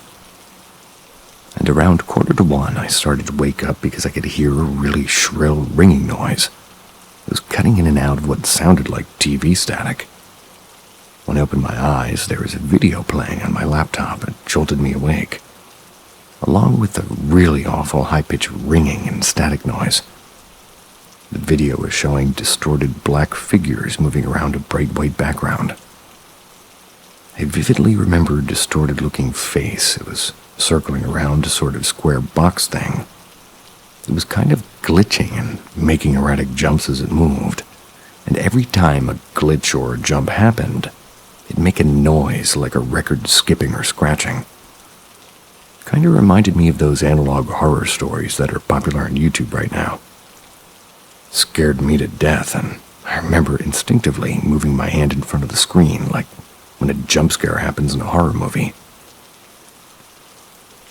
I reached out with my other hand to hit the keyboard, and like that, another Zero Punctuation video started to play. My heart was pounding. I got up, got some water, walked outside, calmed down, pet the gecko, went back into my bedroom. ZP was still playing, and after another hour of watching, I fell back asleep. I've been thinking about it all day, and I've been trying to rationalize what I saw. First, I thought maybe an analog horror video did start playing. I don't watch them very often, but I have in the past, so maybe one started playing in the autoplay. When I checked my browser history, no such video was played. Between the two ZP videos, in fact, nothing at all played in between, according to my browser. Second, I thought maybe the end of the last ZP video was just weird and had a scary homage to all the horror games he likes to play. Again, no dice. It was a review of an older Prince of Persia game, and then it ended. Finally, I thought maybe I had been dreaming. This still seems sort of plausible, and I know this is what everybody says who's maybe dreamed up something paranormal and mistakes it for reality. But it seemed so goddamn real. Like I distinctly remember every moment from hearing the noise to opening my eyes to shielding my eyes with my hand, then to finally hitting the keyboard. I've also never had a history of sleep paralysis or being unable to distinguish dreams from reality. Who knows, though? Maybe after hitting the ripe old age of 31, my mind's starting to falter. I also want to add real quick that when I looked at my browser history, I checked the length of the video I was watching. I checked it against when the next video started playing, the ZP video that started right after that creepy video. Wanted to see if there was an unaccounted time missing or something. The compilation video I fell asleep to started at 9:57. The video's length was 2 hours, 51 minutes, 16 seconds. That would put the time it ended at a little over 12:48 a.m. Browser history says the next video started playing at 12:49. That leaves 1 minute unaccounted for. Not necessarily, but okay. Now my browser history on Google Chrome rounds to the nearest minute, so it could easily be explained by rounding errors. If anybody knows how to expand your browser history to show seconds, that'd be rad. If anybody's ever experienced anything similar to this, I'd love to know. Or if anybody has a better explanation for what could have happened, I'd be equally interested. I'm usually a huge skeptic when it comes to this kind of stuff, but this is the first time in my life that I'm really at a loss to account for what happened.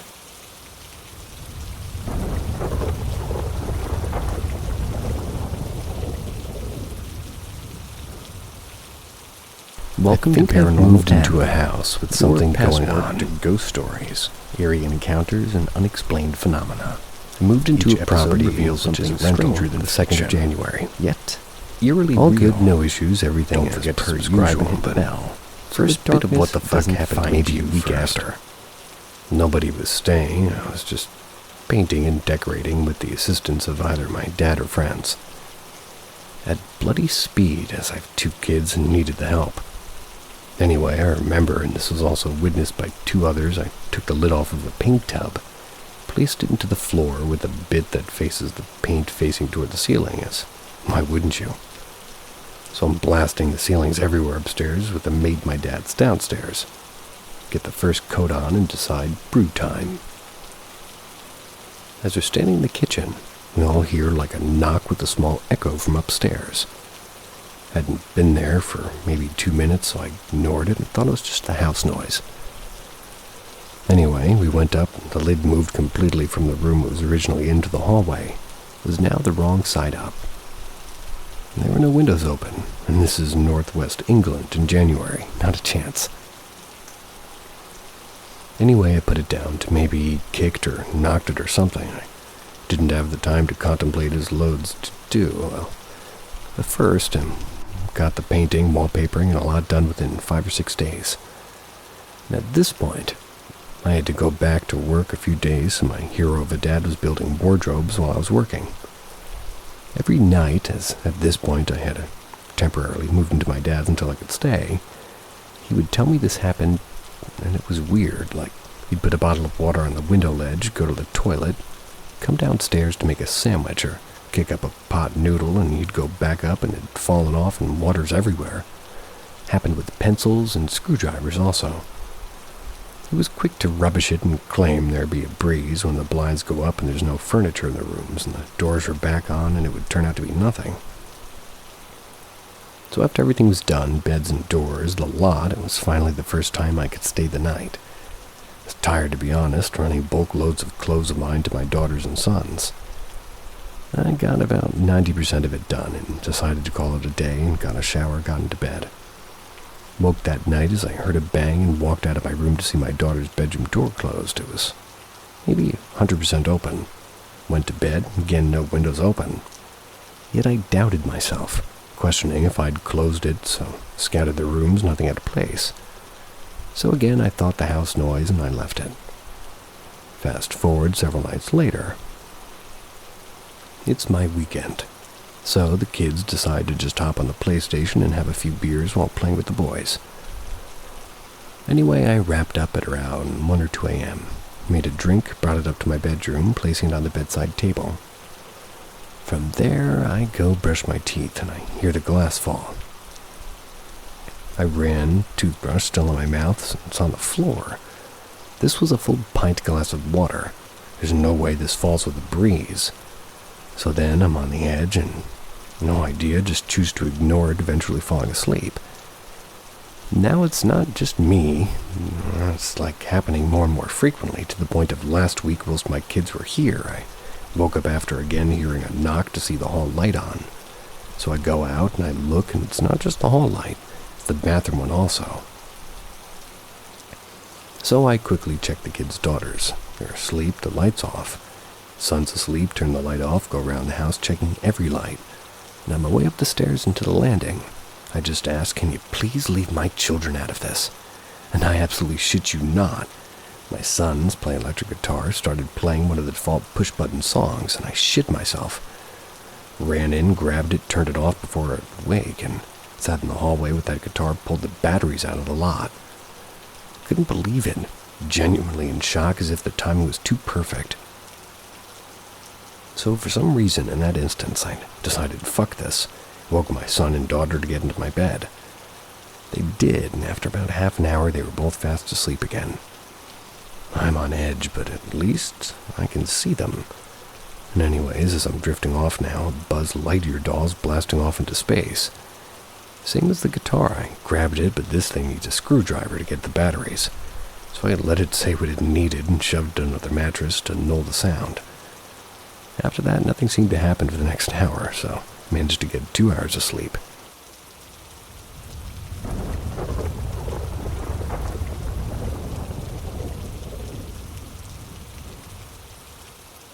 My cousins and I saw a 7-foot black mass when I was 15. I still have no idea what it was. I was 15 when this happened, so this would have been around 2011. My family and I were having dinner on a Sunday evening. It was at my grandma's farmhouse. Most of my family lives in several separate houses on a piece of farmland, surrounded by 80 acres of woods in the Appalachian, Ohio. They didn't even have internet until maybe 10 years ago, so you can imagine how remote it is. After dinner that evening, my 6 or 7-year-old cousin left to go for a walk. The 5-minute walk down a gravel trail next to the woods to go to his house, while the rest of the family were still eating. But just a minute after he left, he came rushing back into the house. He was out of breath and trying desperately to tell my grandparents that he saw something while on the walk home. They brushed him off, and at this time he was often rambunctious, and they probably assumed he was being goofy or simply mistaken. I volunteered to go outside with him and check, more so because I was sure he was being dramatic and wanted to poke fun at him. But sure enough, we walked up the trail directly behind my grandma's house.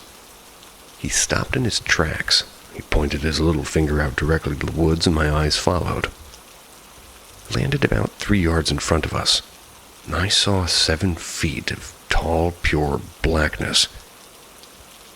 I didn't know what to make of it. I kept waiting for some realization that it was a weird angle of a tree or a tarp or something, but that never came. And instead I saw that it had 2 small dark beady eyes and a flat dog-like nose like a pug. I don't think it had a snout. It wasn't cute. It was horrifyingly menacing. Didn't see hair or limbs or anything else distinguishable, except that it was shivering. Ever so slightly, it looked like it was buzzing or vibrating. This realization that this creature was something living instantly sent me into a panic. My instincts took over. My cousin and I dashed back inside the house. He was running so fast that he tumbled along the way. Rushed inside, begged the rest of my family to come outside and take a look. My grandparents were busy washing up after dinner, so we asked 2 of my other cousins, maybe 14 and 9-ish, to come outside with us and take a look. We marched back up to the spot on the trail where we saw the mass. Amazingly, it was in the exact same spot. The 4 of us just stood for a second, all staring at the large creature without really knowing what the hell it was. My 14-year-old cousin took a small step toward the mass. It was in an attempt to figure out what we were all seeing, but suddenly the creature flinched. I distinctly remember the creature looking almost like it jumped, maybe an inch or so off the ground. But it was so fast and jarring that my brain again went to panic mode and I couldn't stop myself from dashing away back into the house. All 3 of my cousins followed right behind me. We begged and begged her grandpa to just come outside and take a look, and he poked fun at us and thought we were all joking around, which, to be fair, we did pull a lot of pranks back then. But after about an hour, we finally convinced him and we let him out to the spot. We could point exactly where it stood. However, it was no longer there. There's a small tree stump at the base of where it stood, so this day I know exactly the spot where we saw it. Also, I'm 100% certain that it wasn't a bear. I once saw a bear in its hind legs, not even comparable. And also, this thing, there's like the exact same spot for several minutes on end without moving. I've been asked why I didn't take a picture with my phone, but back then all I had was a flip phone.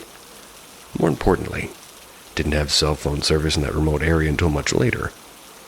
Didn't make a habit out of carrying it around with me in the first place. It's also important to note that this figure terrified me. I do have one other experience where I saw a floating sphere of light when I was a kid. This being calmed me despite me being much younger. And in general, I think I was much more afraid of the world at that age. The huge 7-foot-tall black mass terrified me to my core in a way I can't explain, other than instinctual primal fear.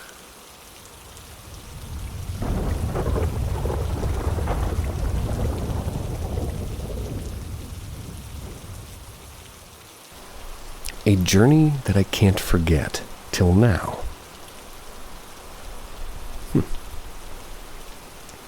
I was in my 30s when this happened.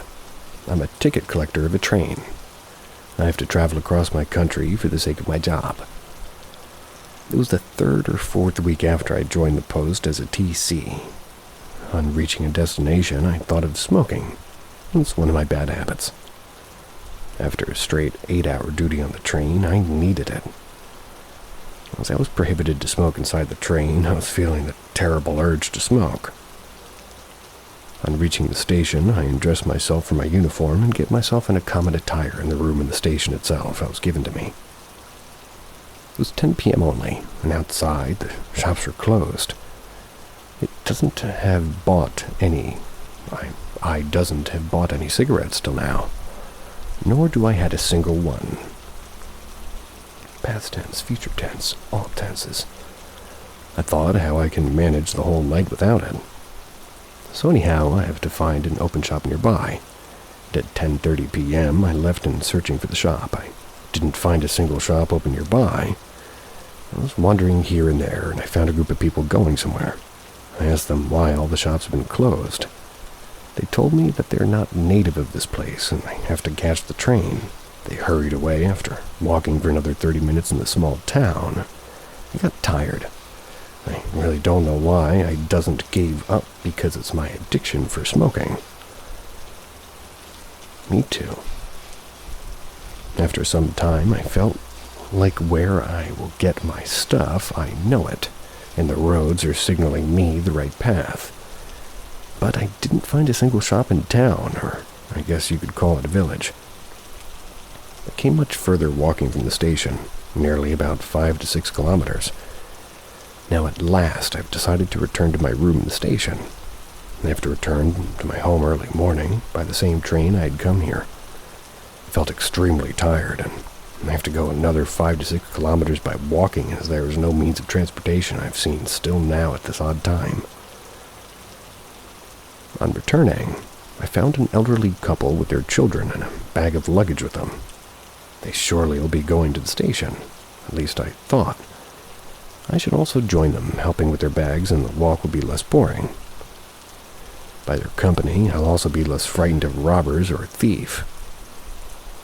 Introducing myself was easy. They don't showed any uncomfortablenesses while introducing themselves. They told me where they're from and where they're going. The men told me that this was his in-law's house, and that they're returning home. Their train was at 3:45 a.m., and it was now 2 a.m. I noticed my watch and the black and white keypad mobile, and I noted that I've walked almost 3 to 4 hours continuously for a single puff of a cigarette. It was 3 a.m. when I reached the station. Station staff asked me where I was. I was new to this job, and I feel hesitant to inform that I smoke, and it'll be a red mark in my reputation.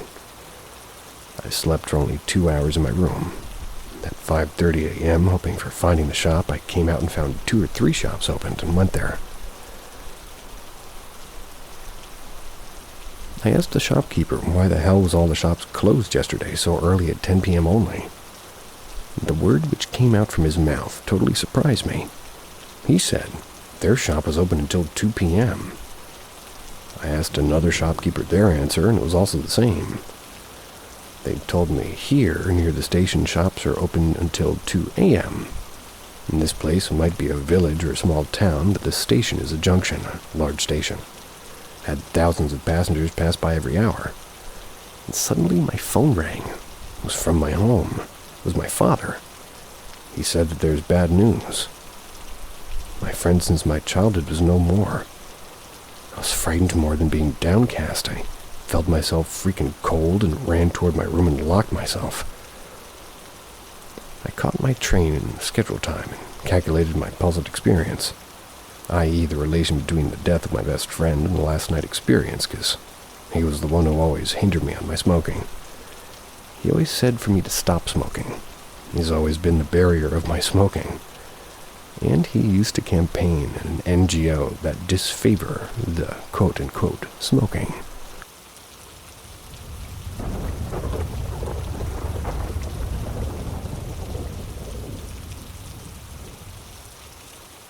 Are shadow figures bad spirits?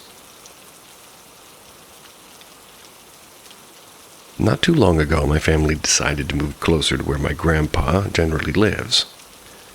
Or grandma. It's her workplace. It's a place in which she uses a really small apartment throughout the week until going back to her actual house. And for a lot of personal and some petty reasons, I decided to live here with my grandma for the time being. So the thing is it's generally just the two of us here. I have problems sleeping due to insomnia.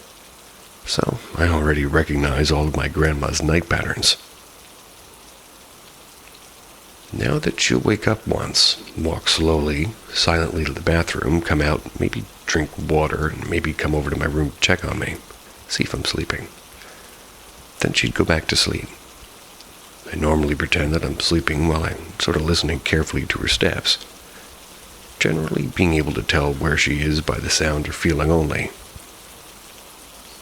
Now what happened? One night I was sort of very awake as usual, and I heard my grandma waking up to her night routine, and I promptly started pretending that I was asleep. Pretty sure that she probably wouldn't check on me that night.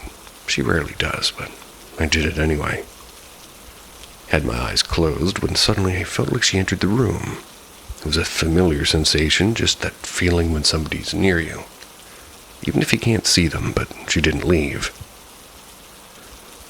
I felt she was there for a couple more than she usually stands, like 5 seconds, so I peeked a little bit to see what she was doing.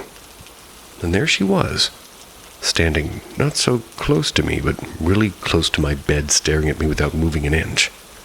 The room was really dark, so I didn't really catch any of her features. Her silhouette was perfectly my grandma. Her bad back, her curly short hair, her usual dress and everything. So it was her, and I waited for her to go again, but she didn't move. But maybe I was seeing things. Maybe it was nothing. The room was dark, and although that never happened before, I didn't exclude the possibility. But then it moved. She started getting closer to me, pushing her back and forth and reaching her hands to what seemed to be my sheets, the same way my grandma does when she wants to rearrange it for me if I'm sleeping. I then woke up and started laughing. I was trying to scare her and tell her I wasn't sleeping, and, well, you can go to sleep now, but the figure didn't stop. Still going for my sheets, and it was still coming closer to me. I then decided I didn't care if that was my grandma or not. I would not let it get closer. I sat down, took my pillow, started trying to hit it while screaming and calling for my actual grandma. Pillow obviously hit nothing. I was fighting the air. It was at that moment that the figure just disappeared. Started getting way harder to see until I couldn't anymore. And it was just then, sat on the bed and breathing heavily, and I noticed that my grandma, my actual grandma, she was snoring in the room next to mine.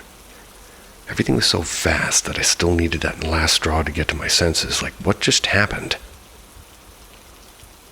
Now to my question.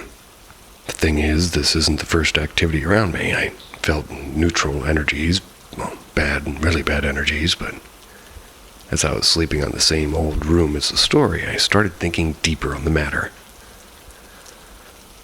That shadow figure was imitating my grandma. Didn't have a face or a voice, but it mimicked her in weirdly perfection almost. I got iffy about something trying to pass as another person, but what if it just wanted some innocent family moment and used my grandma's silhouette for that? Like, what if this was just the spirit of a lost mom or grandma that decided to act like one? But also, why was it so perfect? And was it really just trying to get the sheets, or did it want to move closer to me? Why did it wait for me before making a move then?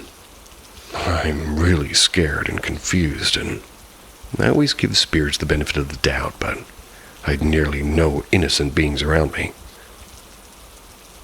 Those were a lot of questions, but long story short, was it a bad or a good spirit? What do you guys think?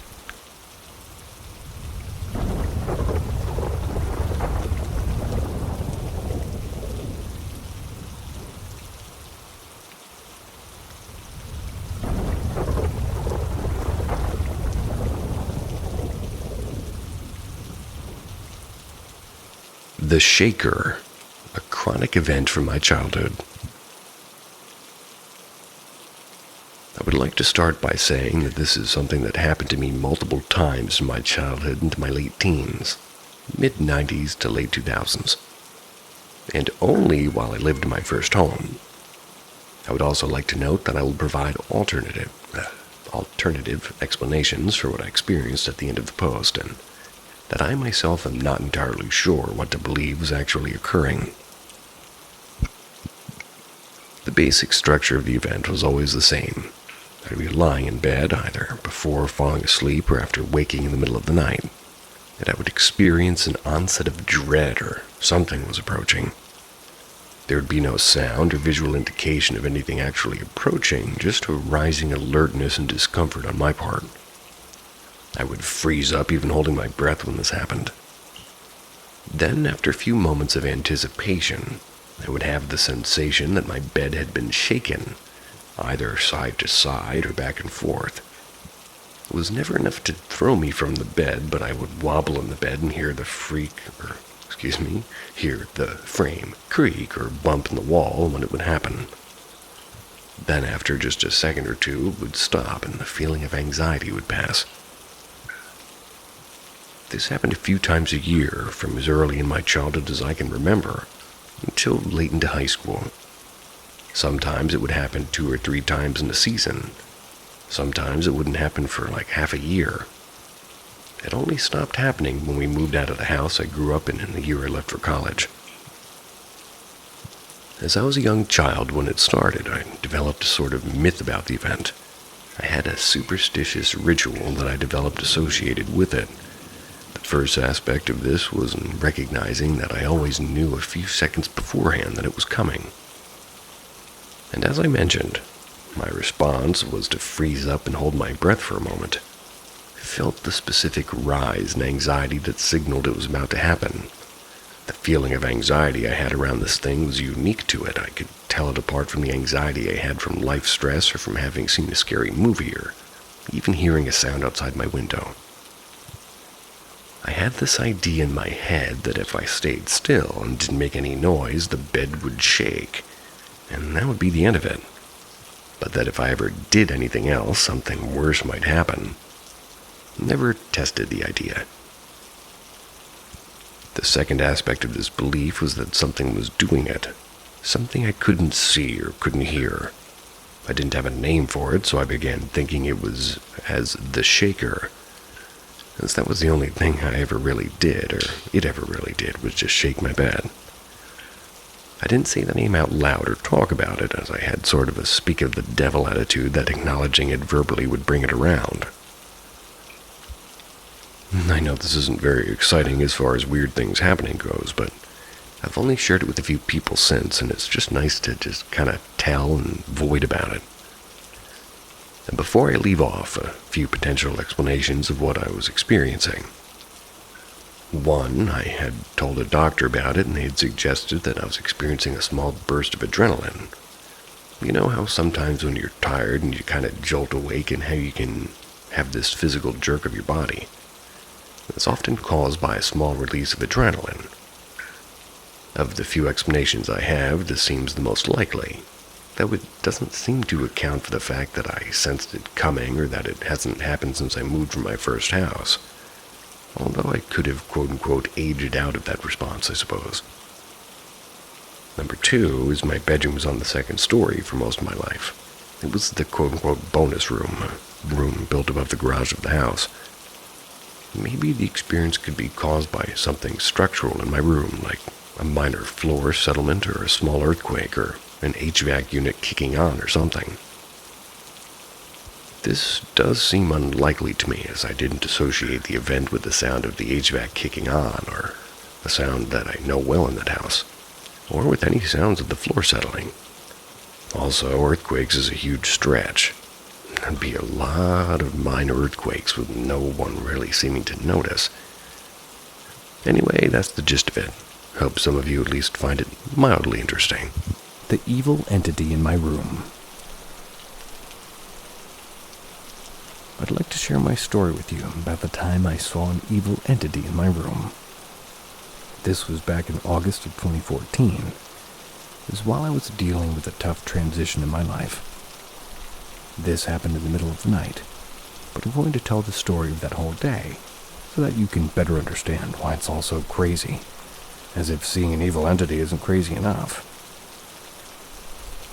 So that day in August of 2014, I had been 4 months into a recovery program. I was healing from addiction, and I'm still free to this day, really. And anyway, during my time at the program, I got warnings for talking during work. During the day, we worked in a warehouse that distributed donations to a big chain thrift store. During my shift that day, I got caught talking to a male resident, which was a huge no-no at this program. So because I got in trouble for the third or fourth time, I got kicked out of the program. They opened the back door, and out I went. No cell phone or money. Pretty much worked for snacks. Went into a liquor store, asked to use the phone. That's where I made plans to have my stepdad pick me up from the train station. I waited there for about 4 hours. I had to wait until he was done with what he had already had planned. It gave me plenty of time to think on my life decisions and what to do next. He finally arrived, unhappy with me as expected. I sat in what would be my new room for the next couple of months, feeling defeated and exhausted. It finally came time to get some rest, and I fell asleep quickly. I started to dream that I was in this place I loved as a child called Color Me Mine. But it was also a coffee shop. I sat at a table with no coffee or clay to paint, just sitting there noticing that it was only me and a middle-aged woman who was working there. She was sweeping the floor and suddenly stopped and said, "So Sarah, what are you going to do now that you got kicked out of treatment?"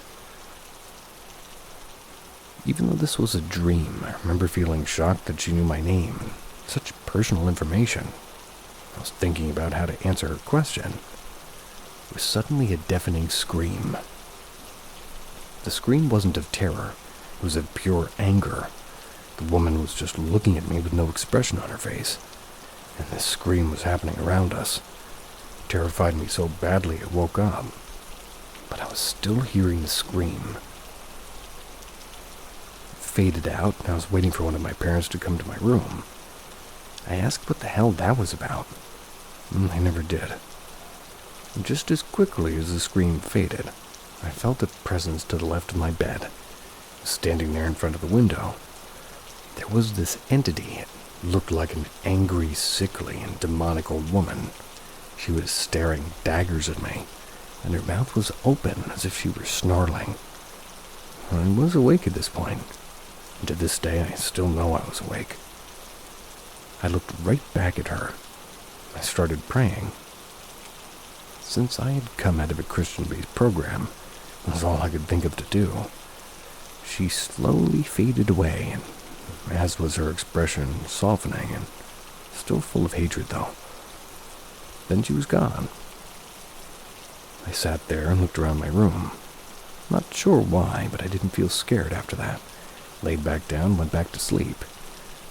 The next morning, I was making coffee with my mom and telling her about what I'd experienced. She tried to tell me it was all a dream, even though I thought I was awake after sitting up from hearing that scream that I'll never forget. She was sure the whole thing was a dream, not just the part up until the scream woke me up.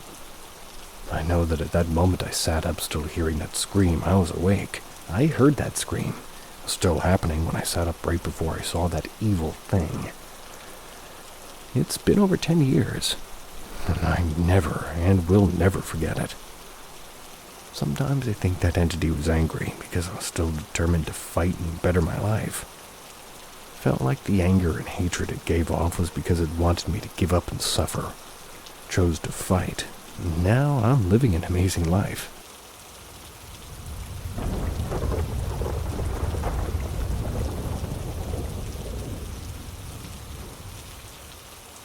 I experienced a time slip.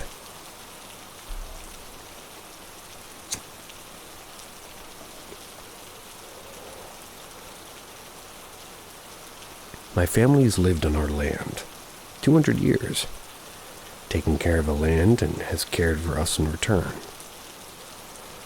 It's my ancestral home in a very real sense. That said, our land has had a few odd occurrences over the years. I don't claim our land is haunted, but I do share my grandma's belief. She believes that her ancestors are looking down on us, protecting our family as sort of a guardian angel. This is a comforting feeling, at least to me. Never felt unsafe in our land. My grandma has told me of some paranormal experiences that she's had over the years, and many occurred in our land, but one particularly relevant event to this story happened elsewhere. During a cruise trip to the Caribbean, she and my grandpa were on shore on an island. My grandpa had gone ahead on the trail while my grandma had lagged behind a little. She was cresting a hill. A young girl ran up behind her. The child appeared to be scared of something, pointing to the bay, yelling that a ship is coming. My grandma tried to comfort the child, looking up toward the bay. She saw a sailing ship, like one of the ones from colonial times. The ship was far off, but she said it was hard to discern, almost like a mirage. She said she had called out to my grandpa before turning back to the child. However, when she looked back, the child was gone. No sound of her running off. No footprints. Nothing. Grandma told me the story years ago, describing what she experienced as a time slip, an odd overlap of present and past. For lack of a better term, ghost ship and child. I told you this story to establish a history of odd occurrences that happened to some of her family members. It's appeared more of them have occurred to me than my brother, despite us being nigh inseparable when we were younger.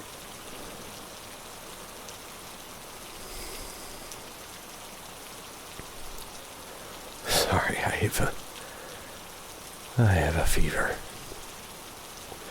Trying to push through here. Computer's going, so I'm going. My time slip occurred during a summer when I was 9 or 10. That summer, 2 friends spent most weekends with us as their mom had to work. Most days we'd play video games or explore the woods in our property. It was one of the days we decided to explore. That's when the event occurred. Our group of 4 were following my brother's dog. She was wandering some game trails with us making mild conversation. We debated what would happen if we got lost. I said that we could eat some twigs and leaves, which solicited laughter from our group, and after we walked through some brush and came upon a fence line I was familiar with. My memory grows hazy here. The others were with me, but they weren't involved in the time slip. My brother's dog had crossed the fence line, and I had followed despite the land I was entering not being ours. I recall ducking into the middle stand of wire. That's when I came to the woods, and it vanished. I was confused, well, as anybody would be. Looked around for a dog, couldn't find her. I did notice, however, how similar the scene before me looked. It was a fence clearing with an acre in size, maybe. I recognized the acre-sized clearing where my home should have sat, and I was puzzled as to what I was looking at. The fence looked much newer, and the 3 mesquite trees were nothing more than saplings. Windmill creaked with the wind, but the blade was broken.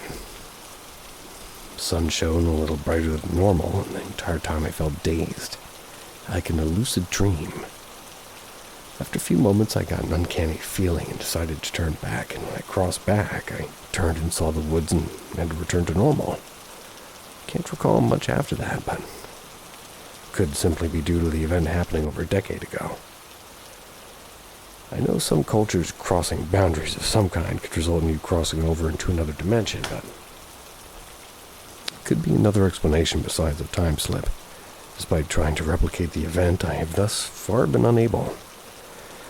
Wonder if anybody else has experienced this phenomenon and could possibly shed some light on what I encountered.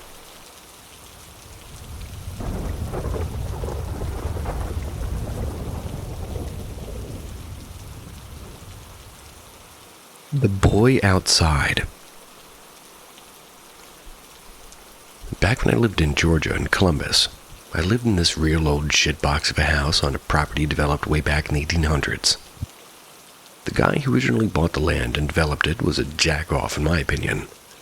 That's because the property has like 9 different soil types on it, and he could make his own personal little paradise garden. And as somebody with severe allergen issues, that kind of screwed with me a lot living there. I feel like I've read this story, but my producer keeps yelling at me to read it again, so here it is. Except during this particularly heavy rain that washed away literal waves of pollen and the rare snowy winters. So anyway, it's a rare snowy winter, and I want to say, I forgot the exact year, late aughts, I think, or maybe it was early teens. Maybe some other poor sucker in Georgia can remind me when we had a good hard snow in Columbus. It was between 15 and 20 years ago. Me and my dad are doing stuff around the house, and he's drinking hard because he's a retired Marine, and Marines have all these drinking problems. So I'm awake despite the late hour. He has somebody other than Mom to pester with his incessant talking. Seriously, get my dad going when he's drunk and he's worse than a South California Valley girl. Both are kind of bad. We're loading the fireplace and the dogs are sleeping. We see the firewood pile is low and both go out to grab more firewood. By which I mean mostly me carrying it, and Dad's drunk ass will fall over as if he doesn't. It's no longer snowing super hard, but it's still going, and it's foggy as hell out there.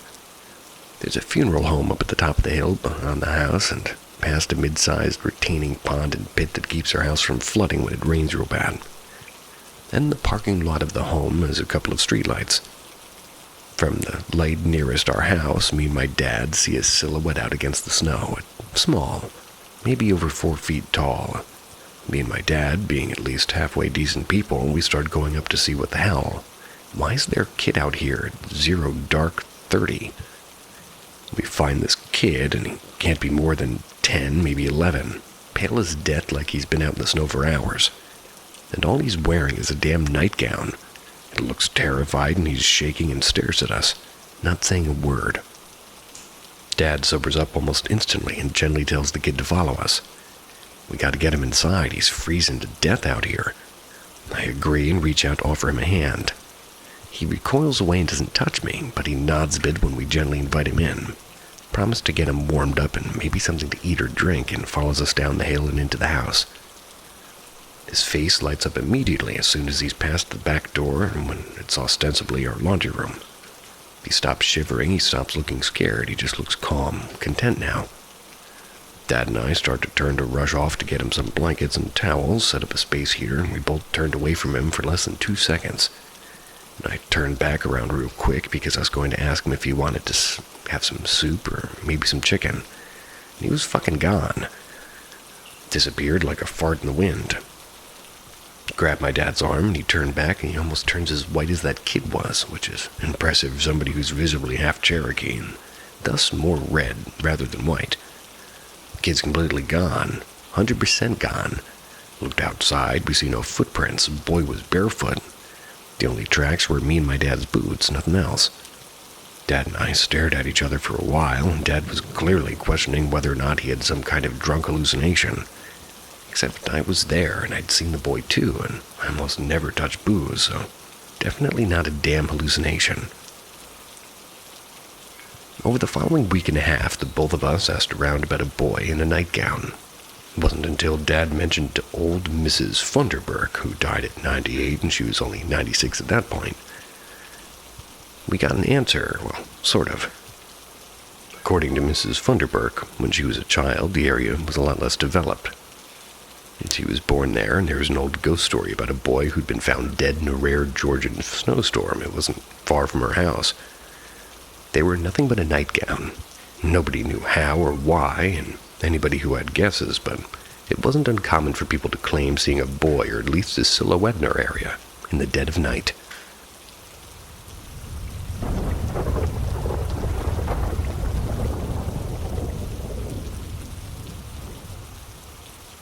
The Golden Visitor.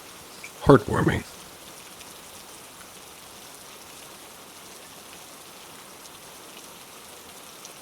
The sun filtered through the curtains in soft golden ribbons. The Ramirez family sat in the breakfast table, still adjusting to the quiet left behind by Grandpa Leo's passing 3 months earlier. His laughter had once filled every corner of the house. His stories, always told with the gusto of a man who had truly lived, they were sorely missed. Lena, the youngest at 9, took it the hardest. She had been Grandpa Leo's shadow, his gardening partner, his chess rival, his secret cookie accomplice. Since his passing, she had grown quieter, more withdrawn. It was a rainy Tuesday afternoon when the golden retriever first showed up. He was sitting patiently in the porch when Lena opened the front door. No collar, no tags, just intelligent brown eyes and a calm, familiar demeanor. Despite her parents' hesitation, Lena begged to keep him. He seemed well-trained and, well, friendly, and somehow comforting. Reluctantly, they agreed to take him in. She named him Sonny. From the start, Sonny really wasn't like other dogs.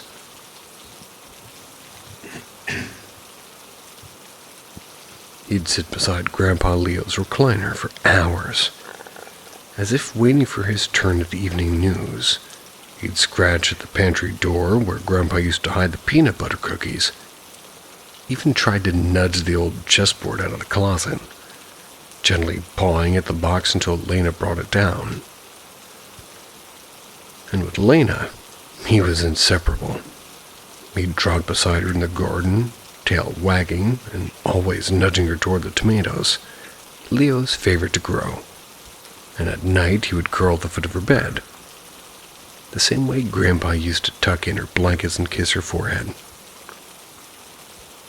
The family started noticing more oddities. Sonny just kind of understood conversations, and he was perking up at familiar names and slumping when somebody mentioned missing Leo. Once he even barked right before the oven timer rang, and, well, something Leo always did, claiming his nose could hear the time. Then came the day Lena fell off of her bike. It wasn't a hard fall, but she scraped her knee and, well, she burst into tears. Sonny raced over, circled her anxiously, and then miraculously retrieved a Band-Aid box. It was from the bathroom drawer. He dropped it in her lap and sat, tail thumping gently, and she patched herself up. That night she whispered to him, "Are you Grandpa?"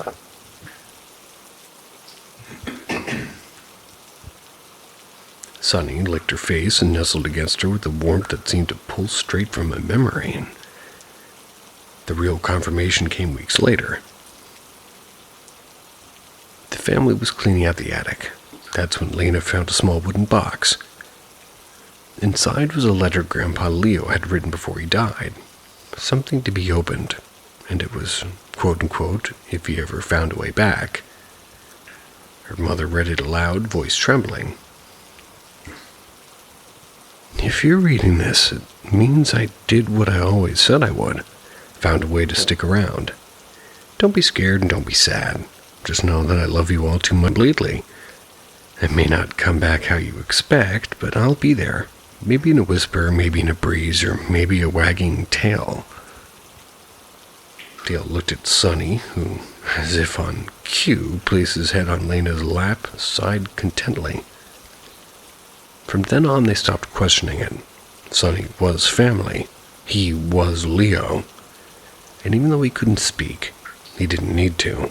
His presence filled the house with the same warmth, the same quiet joy, the same fierce love that Grandpa had always brought. He was home.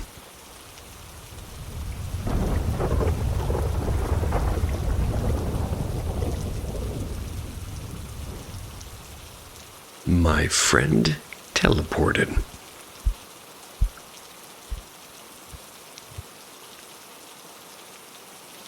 So back when I was 13 or 14, my two friends, Ella and Jay, were over at my house. We lived in Alabama. Shout out to Alabama, mama.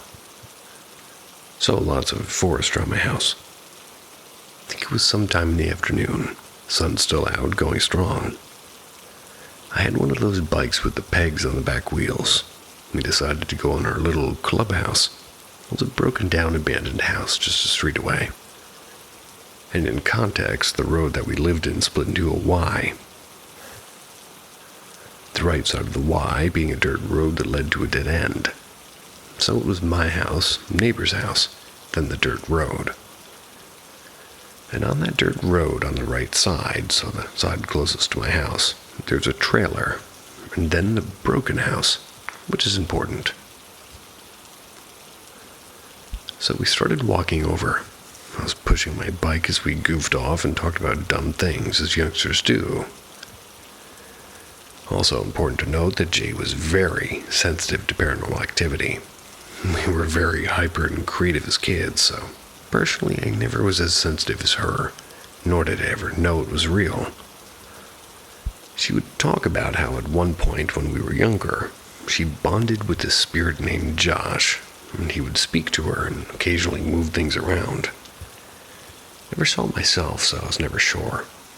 But I will say that she has had very weird experiences around my neighborhood, and she did mention it was almost a hotspot of sorts. This walk that was sort of broken by the broken down house, I'd say was about 5 or 6 minutes, normal pace. Finally step into the yard of the place, and Elle and I are talking like normal about random things.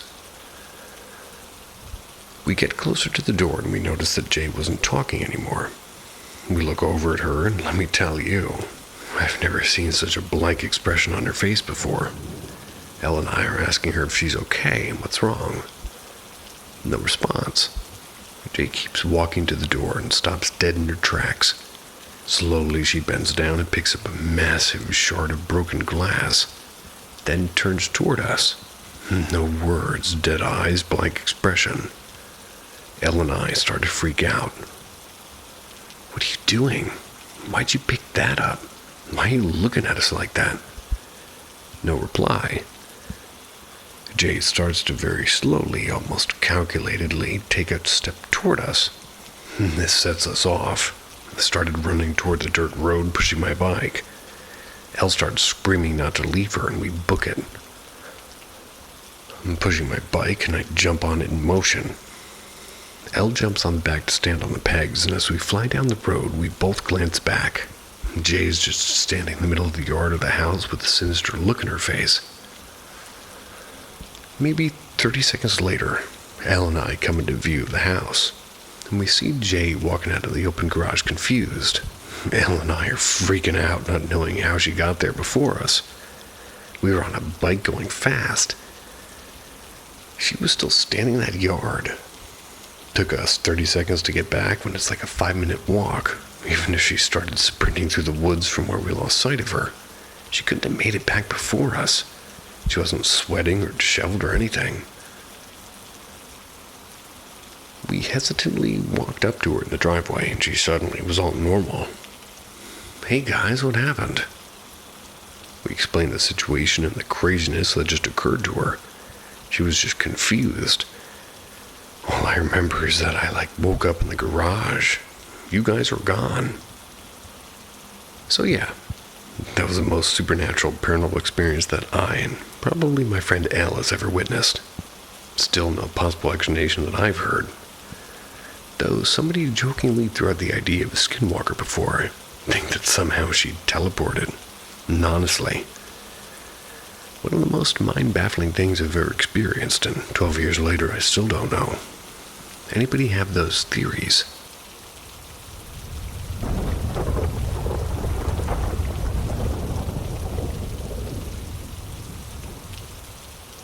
The Tire Cemetery.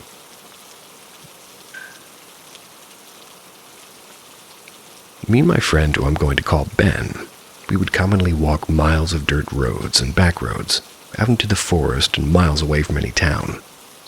While we were walking down one of these roads, bored out of our minds, we see a green road sign to the left, and it reads Ravenhill Cemetery Road. Due to us being idiots and being bored, we explore it. The road takes you to a small clearing. It's off to the right, and it's an actual cemetery. It's a small family cemetery with a metal fence caging it all in. Though the most interesting part is the road continues on into the tree line with a chain link rope blocking the path that says no trespassing. Didn't stop us. As we walked through, even though we didn't notice it yet, it got eerily quiet.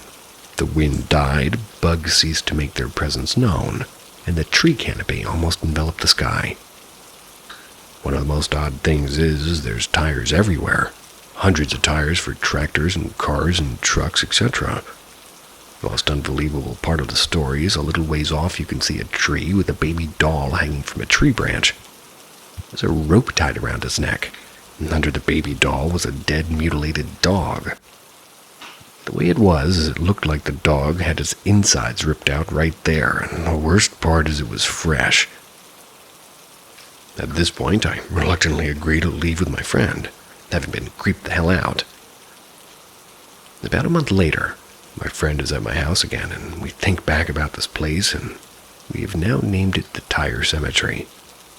We both decided that it was maybe a coincidence, and we were stupid to be scared of such a place, that we were going to go back and get back at those dead people and continue on the path past Tire Cemetery. We joke about peeing on the tires and taking some home even. I think somewhere deep inside both of us we wanted to prove to ourselves that this experience was nothing more than our imagination, that there is never any danger. So we made the walk back to the cemetery, joking along the way, and as we crest the top of the road we see it. Something was in the middle of the road. We get a little closer, trying to adjust our eyes, and it's a dog with an empty food bowl, and it's been staring at us since we entered sight. It's a large, muscular dog with orange eyes that pierced fear into you. I believe the breed to have been a cane corso / pit bull, as big as cane corso with the looks of a pit bull.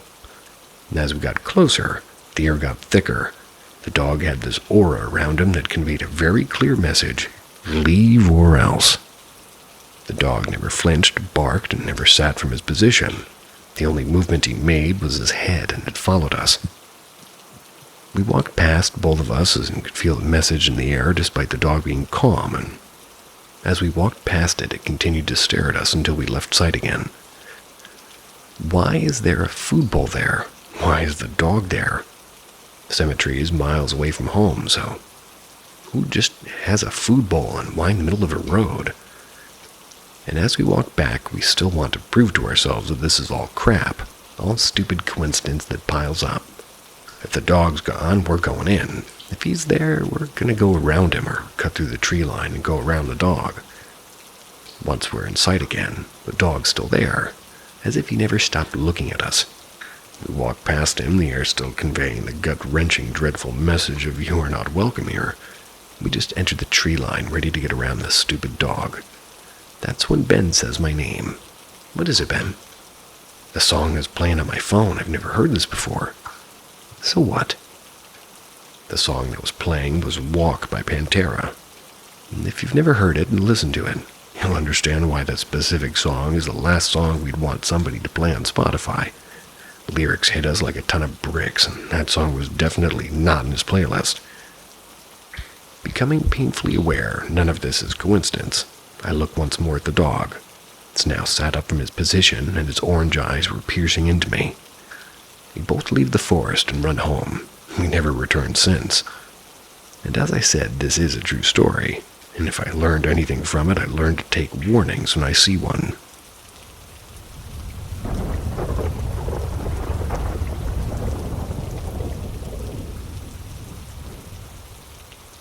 Ghost encounter at the haunted historical inn as a child.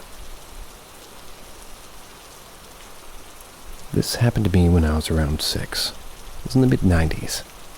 My father was a Finnish carpenter at the time. I went to work with him one day, and he was working on restoring an old hotel called the Feather River Inn in Plumas County, California. The inn was built in 1915. It was also a preparatory school. It's now been vacant for a long time. I know, Gecko. At the time, I knew the inn had a history of being haunted, or at least very spooky. My dad had told me about the place and about stories he had heard. He later had his own story. I was little at the time, didn't really think too much about it. But I remember I was excited to go and see it in person. The 3rd floor was abandoned. It was in really bad disrepair. I remember it being really dark and in shambles. I think any kind of old abandoned building it would look like that.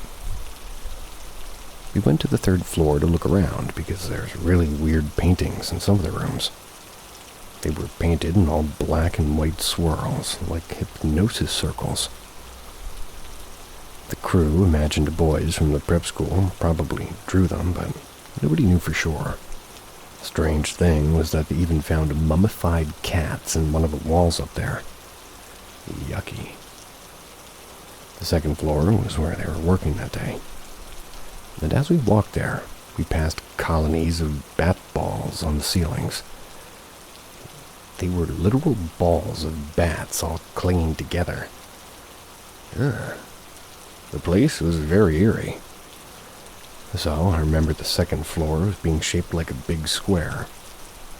It had one hallway around the perimeter. The halls were very long. The part of the hall that they were working in was in good shape and lit. There were other guys working all down this part. They were busy doing things. I was standing at one end, looking all the way down the hall.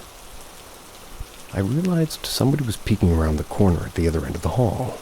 It was a woman. You can tell that I was a little at the time because I just assumed it was the wife of one of the dad's crew members. She had long black curly hair, fair skin, and dark eye makeup, dark clothes. She really resembled this man's wife. So I excitedly started to wave at her. But she did wave back, and this went on for a while. I felt really confused. Started to feel real strange because nobody else in the hall was reacting. She was just deadpan staring at me. So I reflexively turned to look behind myself. Maybe she was looking past me. When I turned back, she was gone. I thought this was weird, so I walked down the hall and turned the corner. When I looked down this part of the hall, it was totally black and all a mess. They hadn't even started working on this part yet. That's when I got pretty scared, because it all sank in at once. I realized the position that the woman was standing in was not normal. You couldn't see her lower half at all from around the corner. It was just her upper half that was sticking out from around the side, and at that point, I realized that her hair was not curly. It was like out of control, and she wasn't fair-skinned, she was basically pure white. Her dark makeup was actually just 2 big vacant holes of eyes. Crazy looking back on this experience because it's like, what on earth was I thinking waving at that? It's also strange that it took a while for me to process how creepy she looked. I can still totally see her and the whole experience in my mind's eye. Can't totally remember her expression, though. I think it was just blank or serious, not smiling. Can't remember what I did next, but I know I've talked about it with my parents in the past. Basically, everybody who spent time there and had a strange experience, and whatever I saw was so vivid, and whatever it was interacting with it. Many thoughts or ideas.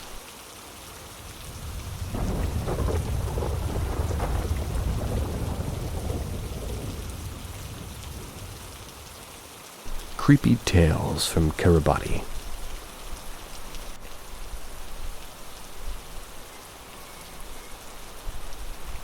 I lived on the small Pacific island nation of Kiribati about a year. That's last year.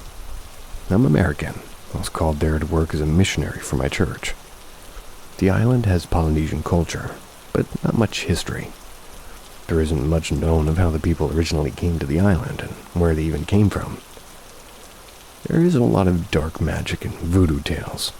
Specific islands are notorious for certain things, like pretty girls or dark magic or giants and such. And on the more remote outer islands, dark magic is very prevalent. The main island, Tarawa, is very crowded and more advanced than the outer islands.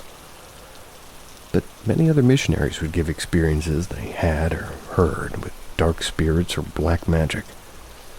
The people are very superstitious and love magic tricks. A tradition they have is that their loved ones who die will reincarnate as rats.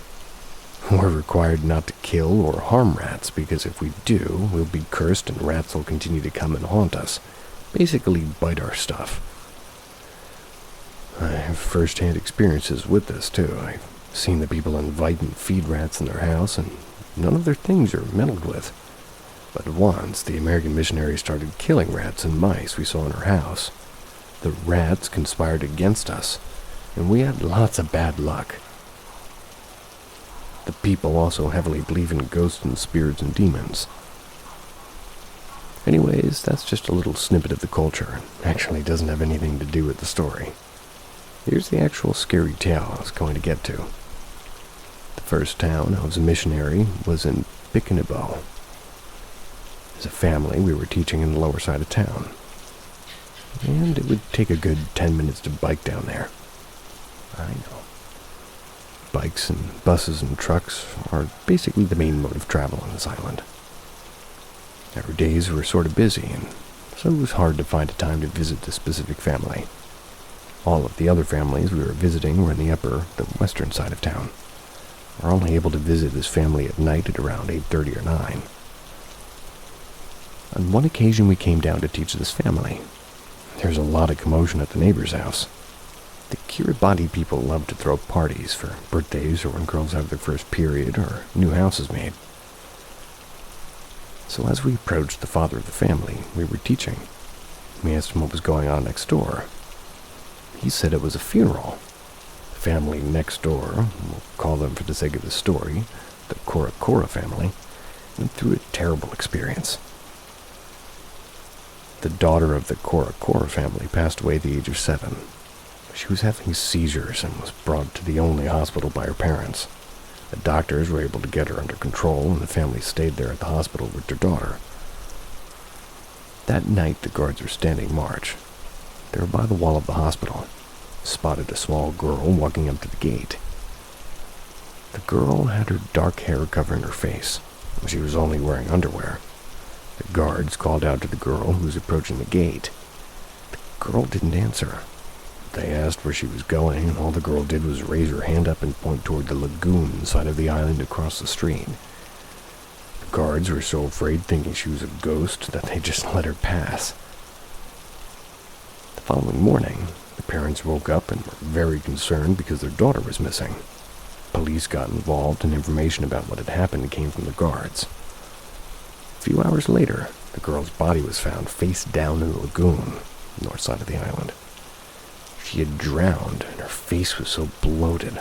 The girl had walked half a mile out in the low-tide lagoon to drown herself.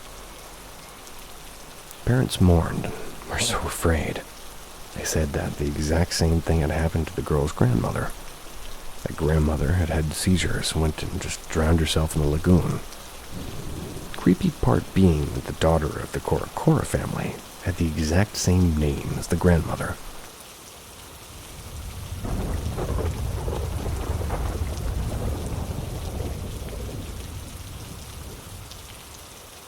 Woman floating above me in the middle of the night.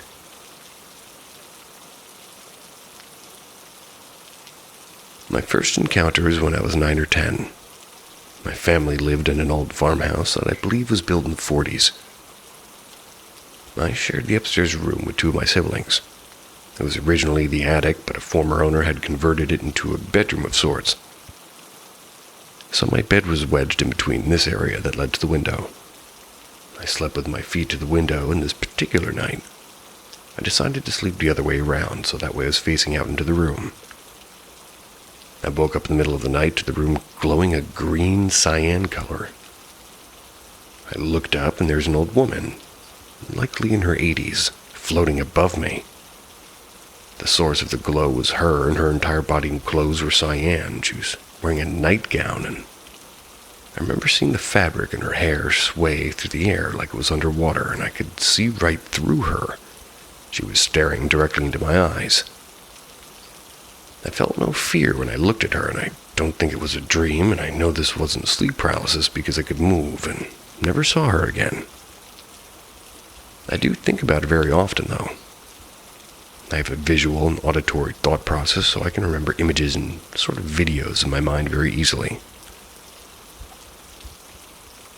Another is from around September 2024. It was exactly 1 a.m. on a school night. I had all the lights on in my room, and I was about to get up and turn them off so I could go to sleep. And out of nowhere, I heard 3 loud knocks on my window, which is right by my bed where I was sitting. Pulled back my blinds to see who was out there, thinking maybe one of my friends was trying to get me to sneak out. There was no one there, and it was very odd because my window leads to the backyard, and it's very loud to walk in the ground by the window. Surely I would have heard someone approaching, right? Anyways, started to walk toward my door, and the power in my house went out for a split second. Lights turned off, my PC reset, and I walked out to the living room. I saw that even the Wi-Fi router was resetting. It's odd because there's no bad weather and the breaker panel is in my garage. Well, I walked by the front door, which has tall windows on either side of it. Nearly had a fucking heart attack when I saw a white figure run by the windows. Right at the door, and I locked it. When I was standing there, I heard the same 3 loud knocks on another separate window to the left of the door. I booked it back to my room, grabbed my Bowie knife, and didn't sleep that night. You could say this was somebody playing a trick on me, but it all happened within 30 seconds. There's no way that they ran all the way around the house and went through the gate in the yard within that time. Yeah, maybe they hopped the fence closer to where we were getting to the door faster, but the fence is rotten and collapsing. Definitely wouldn't have fallen over if they tried that. And also, how do you explain the power turning off at the same time all this happened? The last story I have is a bit shorter. I sneak out a lot to walk to my friends' houses at night, about a 20-minute walk. I hear a lot of weird noises out there, and I swear in my life I've been followed by these kind of creatures multiple times. One night I'm almost home. Started hearing coyotes howl, which is normal here, so I thought nothing of it at first. The howls started getting closer, though. Then there were whispers. The sounds started getting closer and closer until I heard them surrounding me from all directions. To my right side was a tree line. Front and back were a straight road. Left was my town's elementary and middle school. I saw nothing. Sounds were so close now that they were probably 20 feet away. I ran all the way home and locked the door behind me. Yet another sleepless night. And the first encounter was in Denton in Sanger, Texas. Everything else I've encountered is like this small town in northeastern central Texas, on the border of Oklahoma.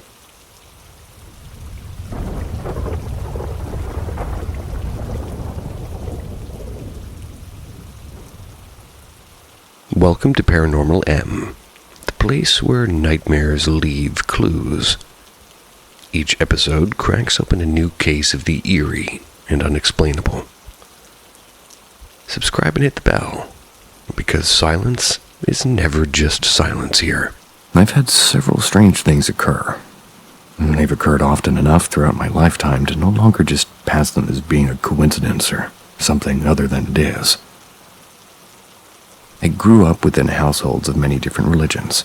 From a young age, showed great interest in spirituality and other religions. People in my family who are in direct contact with those practicing religion range from Catholic to occult. My grandmother was overly religious, spent nights awake reading the Bible and praying. And this is just some background on how I grew up spiritually.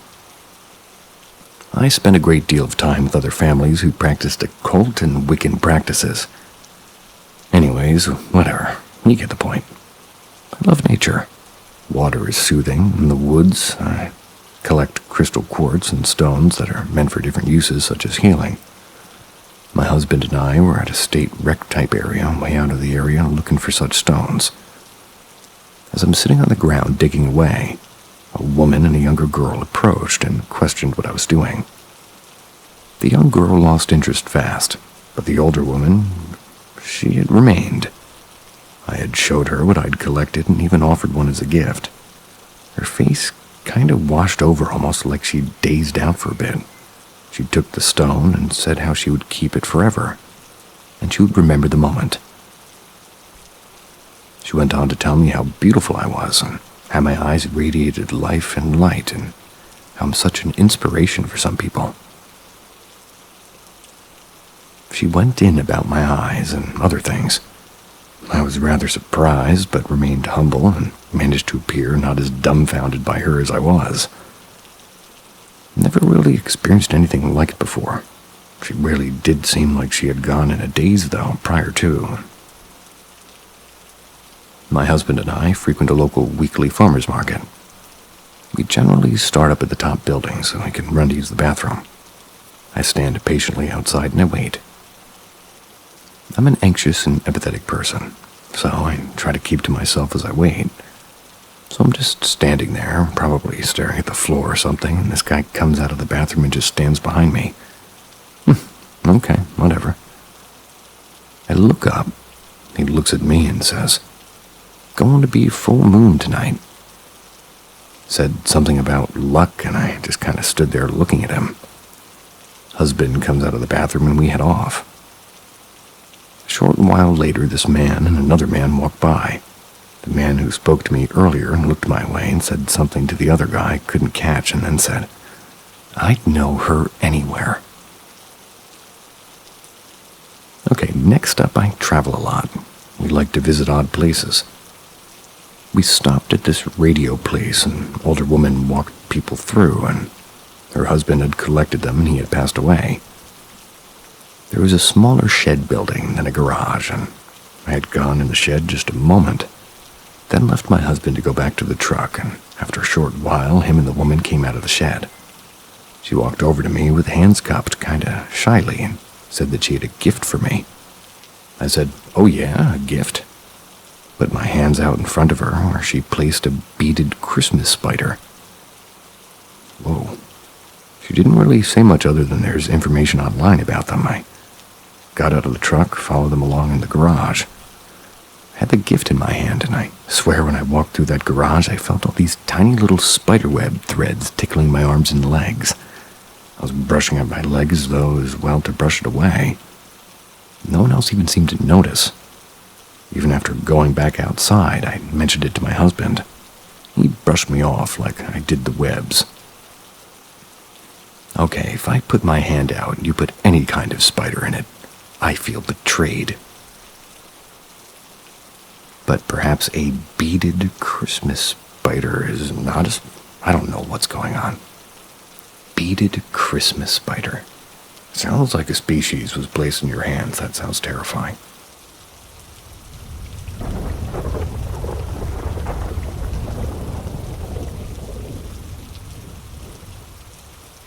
Ghost attack on my school.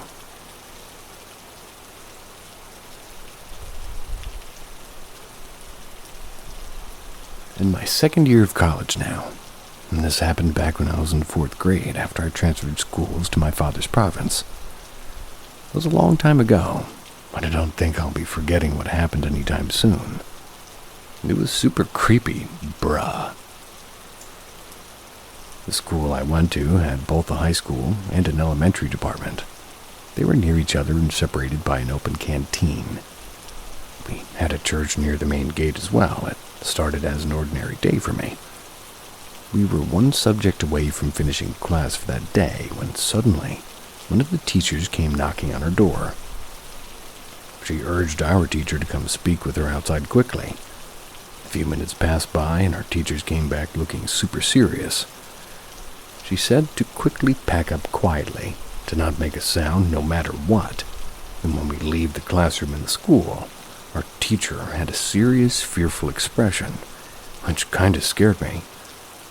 One of the girls started to get really scared, so she started to cry, so my teacher hurried to her and had to calm her down before we exit the room.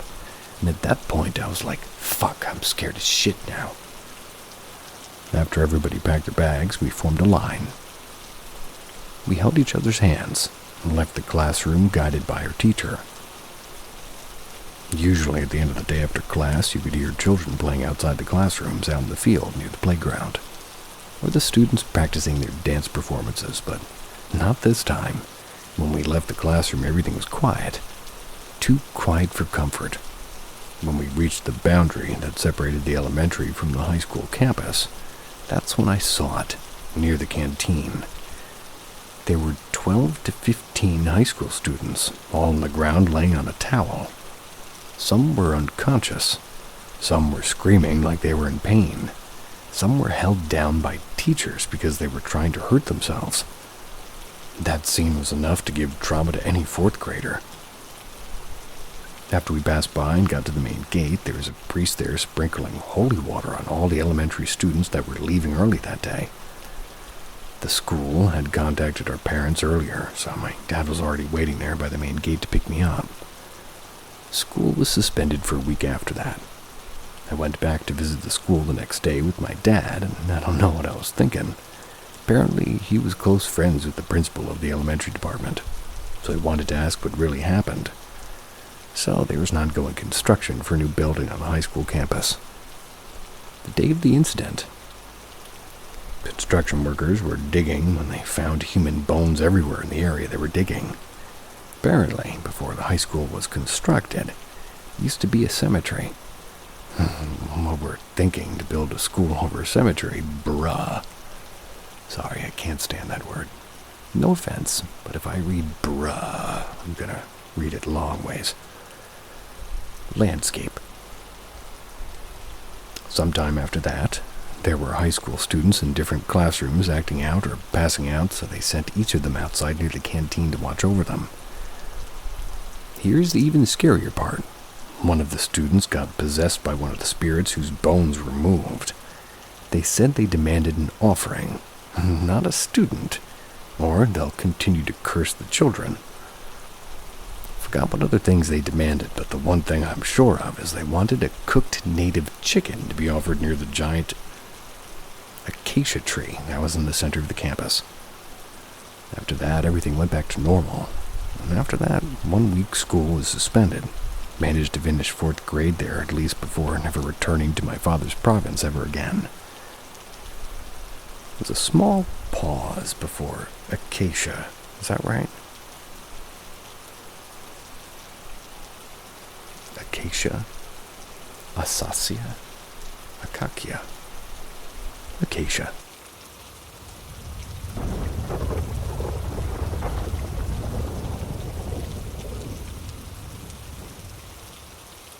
Fictional characters coming to life.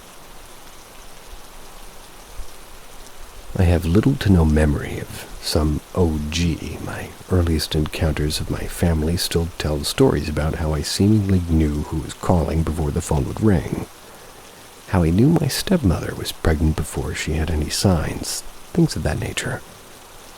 I looked into family history and I managed to trace similar incidents taking place on both sides of my family. I could go on with my numerous encounters and the research operation I built around them that stumps even my contacts in mainstream science. But that's a novel in itself, and for those who are interested, it's yet to be verified, but there is some speculation. Maybe I'm a distant cousin of Ed and Lorraine Morin. However, I wanted to talk about one of the strangest cases I've taken on. Not too long ago, I read that there have been quite a few authors and creatives who believe they met their creations in our world. It's an interesting situation regardless of whether or not you believe it. Thought myself it was strange until I had something similar happen to me. Just out of high school, I started writing a series titled The Ones Who Walk All Worlds. It was a science fiction series. It was based loosely on my cases, research, and theories. Obviously, the protagonist was modeled after myself. To make a long story short, it is possible I wrote about my friend's murder, my family breaking apart, and meeting the woman I intend to marry. While all of this sounds like tulpas, I began to wonder if by some chance there was something more. What if by some chance parallel worlds are involved, or ghosts, or demons, or angels, or UFOs, and they're all allegedly possible because other dimensional planes interacting with our own could exist. To be realistic, the only proof which could validate there's anything to this idea would be to establish contact with another world. If ghosts and demons and angels all came from higher dimensions, then by logic of superstring theory, said dimensions should be connected to multiple worlds just like our own. These other worlds would be more likely to sustain nearly identical circumstances, which created the world as we know it now, and anyone with the right ability, technological or magical, could easily move between worlds without much repercussions. Since spirit summoning is potentially the closest anybody is capable of making contact with beings in these other worlds, I was going to have to use it to do just that. However, I couldn't just send an open invitation. Too much risk of something dangerous or completely unexpected intercepted. Basically, if there was any credibility behind the theories, anything from a wandering spirit to even passing extraterrestrials could invite themselves in. While both are potentially world-changing efforts, I also needed to restrict the intended recipient to one individual in particular. Think of it like this. If you wanted to make a phone call to tell a significant other you love them, you wouldn't want to call just to go to the crazy lady who can talk to animals by eating rocks, would you? Alrighty then. Going back to the article I linked, there's one person that would be the perfect candidate. Seems to be one of the most active examples. Sensitive to paranormal energies, knowledgeable in the occult, and less likely to think themselves as possibly schizophrenic. I'm able to go through and speak to him, as it was he who I was trying to contact in the couple of videos I posted here. John Constantine. Now you see why I say this is one of the strangest cases I've dealt with. I'm certain that maybe Constantine himself actually responded. Being that the latest CW crossover is supposed to wrap up soon, the official title of the case is The Hunt for Infinite Earths.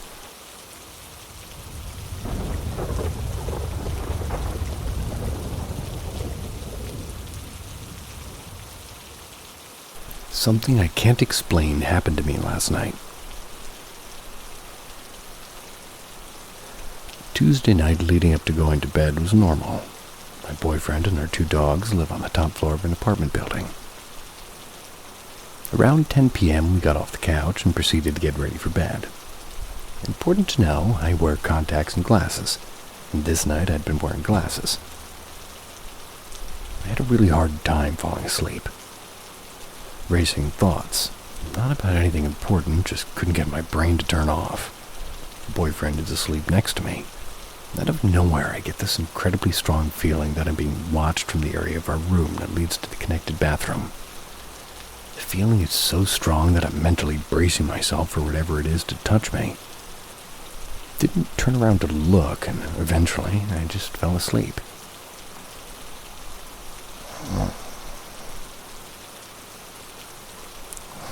That's fake snoring because I lost my spot in the story.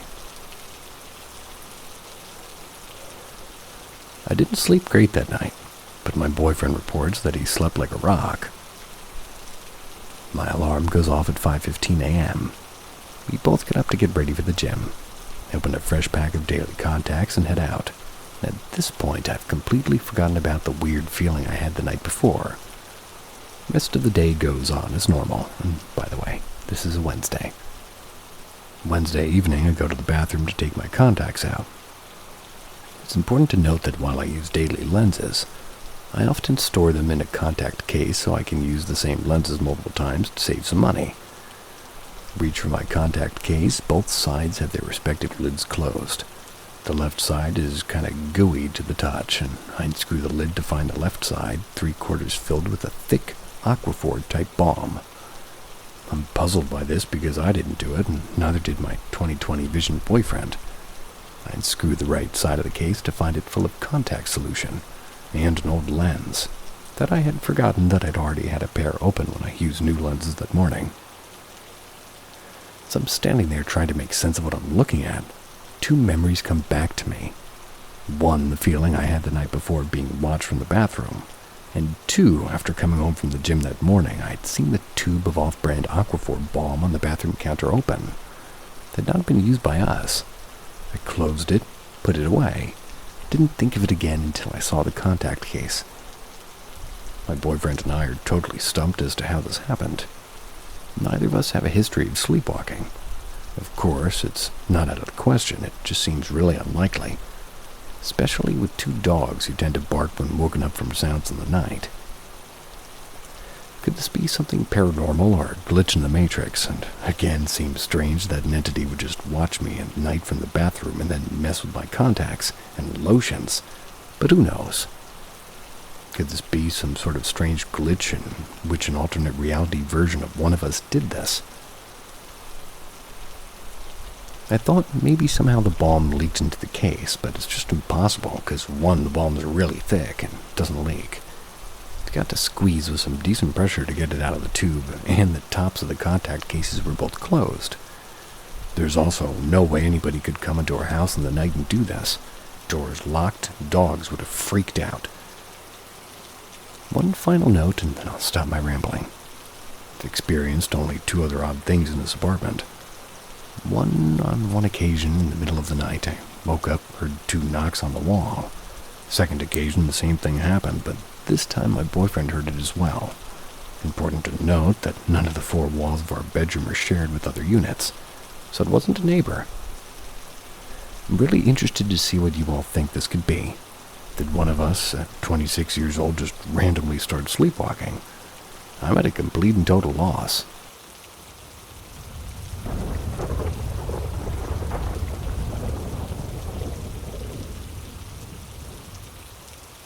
The night La Llorona tried to enter. The following is a real account of our experience in the rural coffee region of Colombia. It was over the last several months. This all began in January, and it's taken us until very recently to uncover the full extent of the localized version of the legend surrounding La Llorona, piece together the experiences that we've been having. We are thoroughly freaked out. We had just moved into our house, a secluded finca tucked into the hills near Rio Españo.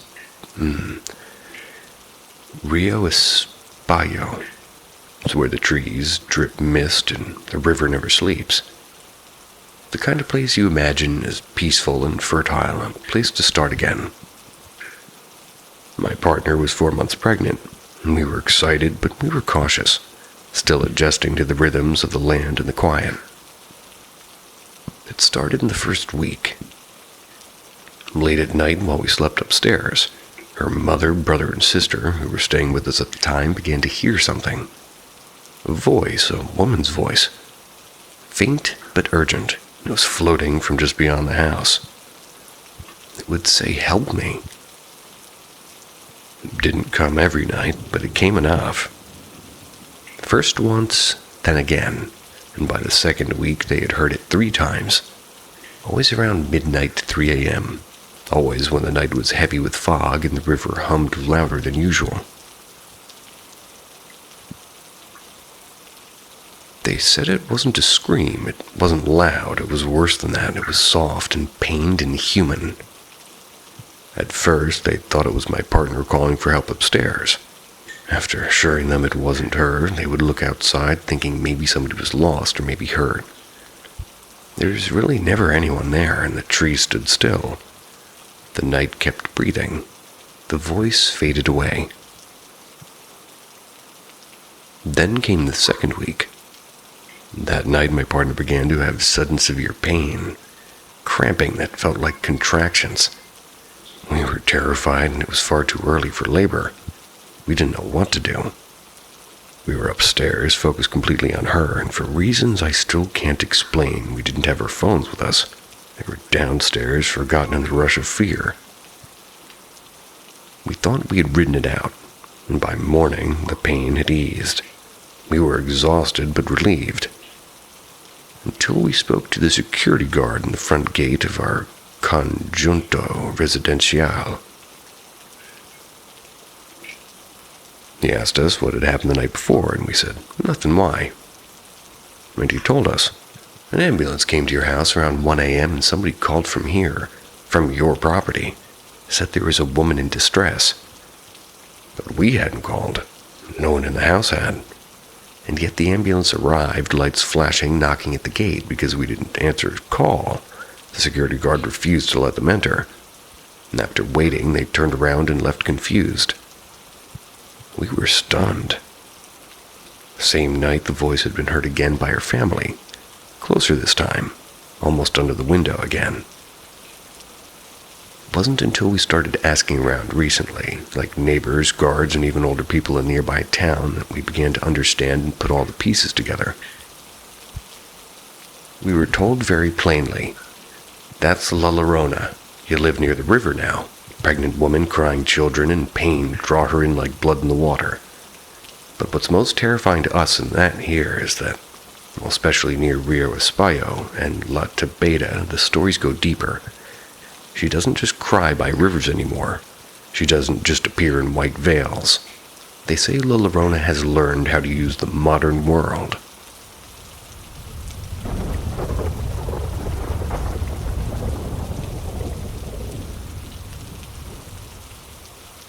My uncle's first house is certified haunted. My uncle and his family had multiple generations grow up in the same house. It was a beautiful 3-story Queen Anne Victorian home. It was built in the 1890s by his great-grandfather. His family owned it up until about the 70s. Changed hands outside the family until the 90s. It was after my uncle was able to purchase it after establishing his own successful architectural firm.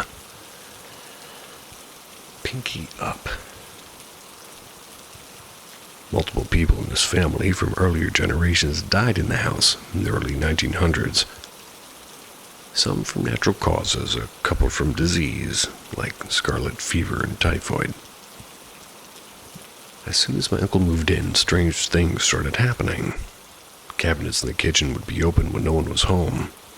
Phantom footsteps were heard, and the weirdest thing. Knocks on the door in the middle of the night when no one would be there.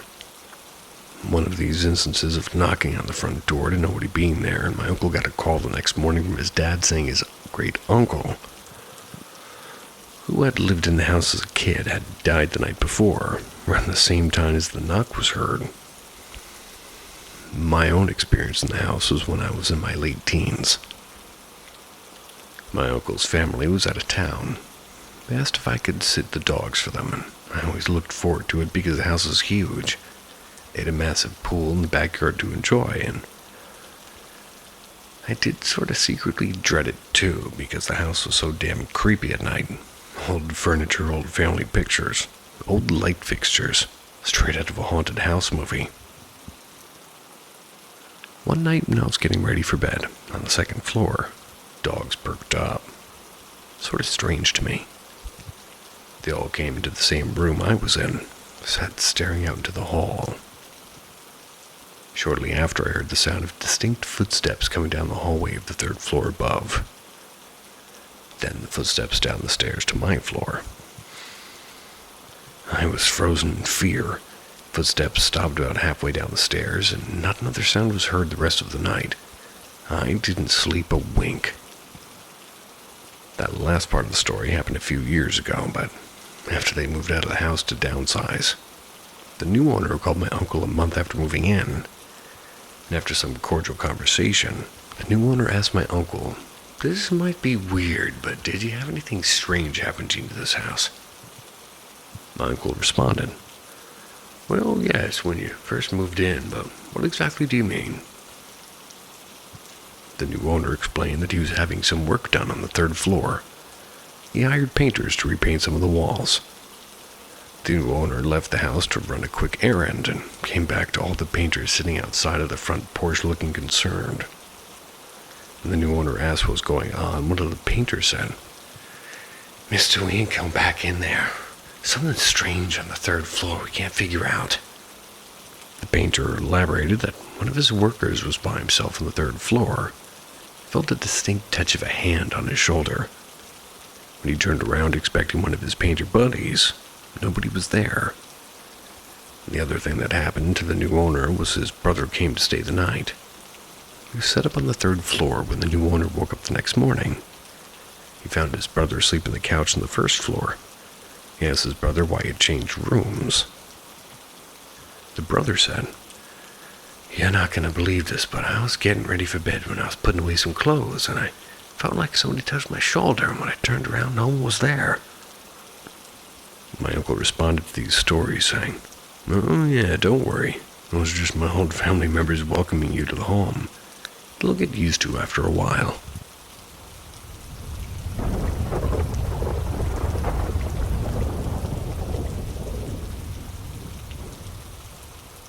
True paranormal experience of visiting a flat with somebody suicided inside.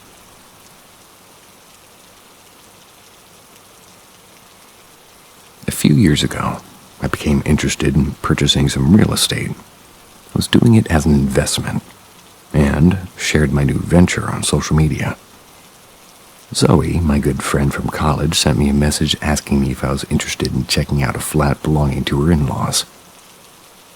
The building she's talking about was barely 2 years old. It was located in a prestigious residential area. My friend told me that her in-laws bought it off the plan. It was meant for her husband's brother, who moved in, and a year ago he suicided in that very flat. She didn't want to live there, told her in-laws to just sell it. Zoe told me all of this, and I said I didn't mind taking a look, because a flat like this can usually be a great bargain. A property where an unnatural death has occurred can often be bought for as much as 40% less than normal. However, my in-laws insist on selling it at regular market price. That's because they don't consider suicide an unnatural death. Only manslaughter is unnatural, she said. Maybe I can convince them, I told her. That was my mistake. So my husband and I drove to the place at the appointed time. It was indeed a magnificent building. Still had the new building smell of paint, and the furnishings were splendid. Zoe was at work, so couldn't join me. So I met her in-laws by myself. They showed me around the flat and answered my questions. When I wanted to check out the main bathroom, they said it was where the son killed himself. He died in the bathtub. He died peacefully, no blood spilled. He used some drug that only medical staff can get, Zoe's mother-in-law said with a bitter smile. I didn't know what to answer, just opened the door, stepped inside, and took a look around before I got out. I thought to myself that this was indeed a good property. If the price were good, I wouldn't mind buying it. But during the negotiation, the owners insisted that they wouldn't accept any price discount.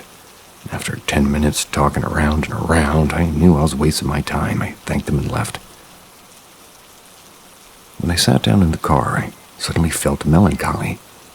For the time, gasoline I wasted, and the limited budget I had, this cruel world, sad and negative feelings that I never felt before all rushed into my head. I tried my best to stay calm, like nothing was happening. But inside my head, I wanted to kill myself. No joking. After I got home, I tried to do something to cheer myself up. Started making some pastry as a way to keep myself occupied. About 20 minutes after I started baking, something strange happened. The sadness and the suicidal thought suddenly vanished. I smelled cologne. I don't use perfume, and I was the only person in the kitchen. At that moment, I realized the soul of Zoe's suicided brother-in-law must have followed me home. It's him who passed me this terrible thought and feelings which I'd never felt before he died. The cologne must have been his. I couldn't keep this to myself. I told my friend everything. I told her not to think I'm crazy. Zoe said that she knew what I was talking about, and she also smelled it. That's why she refused to live there.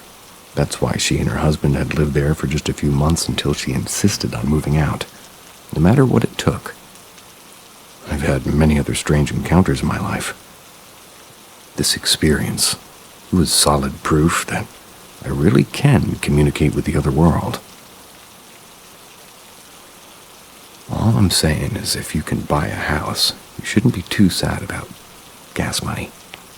Just saying.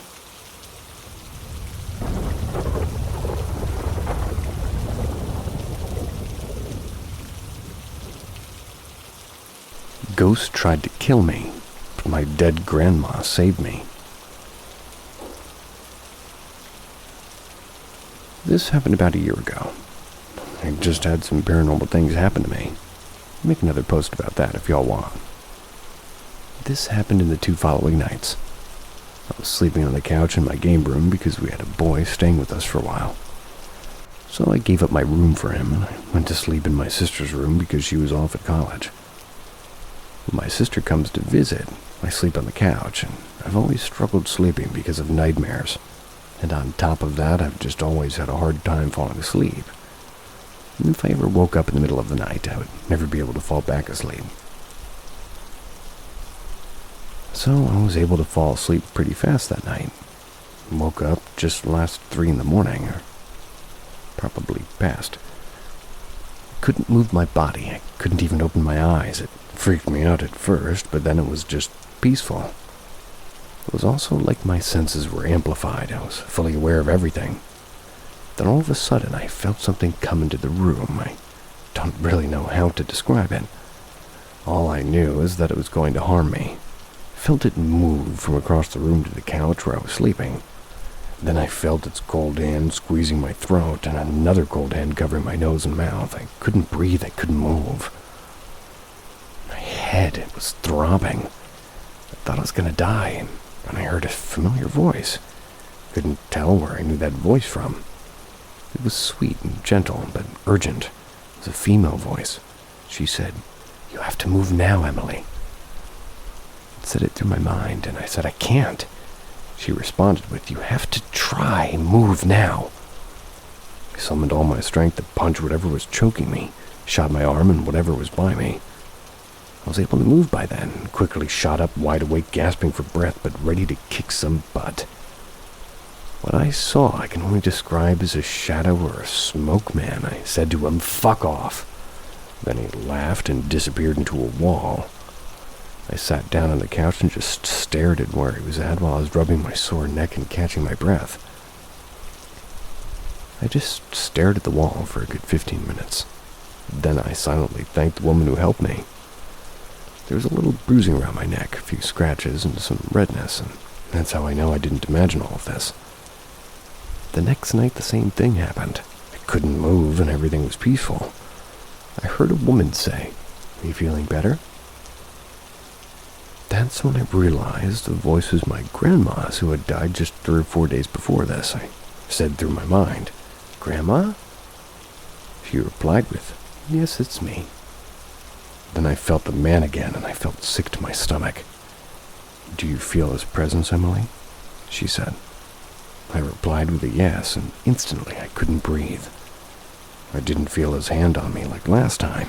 I just couldn't breathe. My grandma told me that I'm the protector of this house, and if he kills me, it puts everyone in the house in danger, and she said, "You have to fight back. Try to move, Emily." So I did the exact same thing as last time. I snapped up and was able to breathe. I looked at the smoky man and told him he was not welcome here. He dissolved in front of my eyes. My sister had woke up and heard me gasping for breath and came out of her room and saw the smoky man, and she told him he was not welcome here. I had no idea she was even there until the morning when she asked me about it. So I told her everything. She confessed to me that she woke up because she heard Grandma's voice telling her to check on me. We decided to keep this between us, and I have no idea what my grandma means about me being the protector of the house, and if I'm being honest, I don't really want anything to do with that. Tell me what y'all think.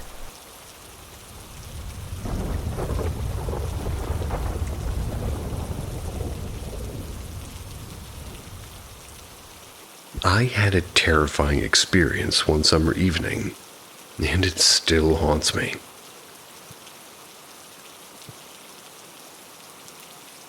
It was a normal evening.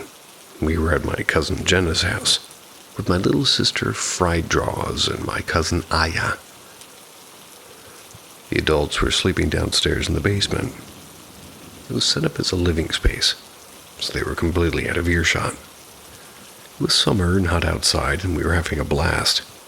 We were dancing and laughing and talking about everything and nothing. Basically, it was a normal night. Aya went to the kitchen to get something, came running back panicked, shouting that there was someone in the house. We thought she was joking, but she looked serious, so we stopped laughing and followed her. But honestly, we thought it was just a prank, and then we heard noises. Not normal noises. It sounded like somebody was rummaging through the cabinets, looking for kitchen utensils. At first we thought it was one of the adults who had gone downstairs, but there was something off about the sound. It wasn't just somebody getting something from the kitchen. It sounded like hurried, almost stealthy footsteps.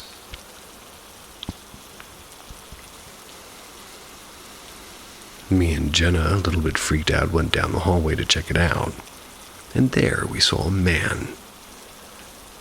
He had a knife in his hand, and I think my heart stopped for a second. We screamed, we yelled, and we ran into a room and locked the door. But the adults didn't hear us. We screamed, but nothing. No response. It's like we were in a completely different reality, all alone in the house. I grabbed my phone, called my parents. I still remember how long it took for them to answer and felt like an eternity. It was probably only maybe 5 minutes. That's when they finally answered.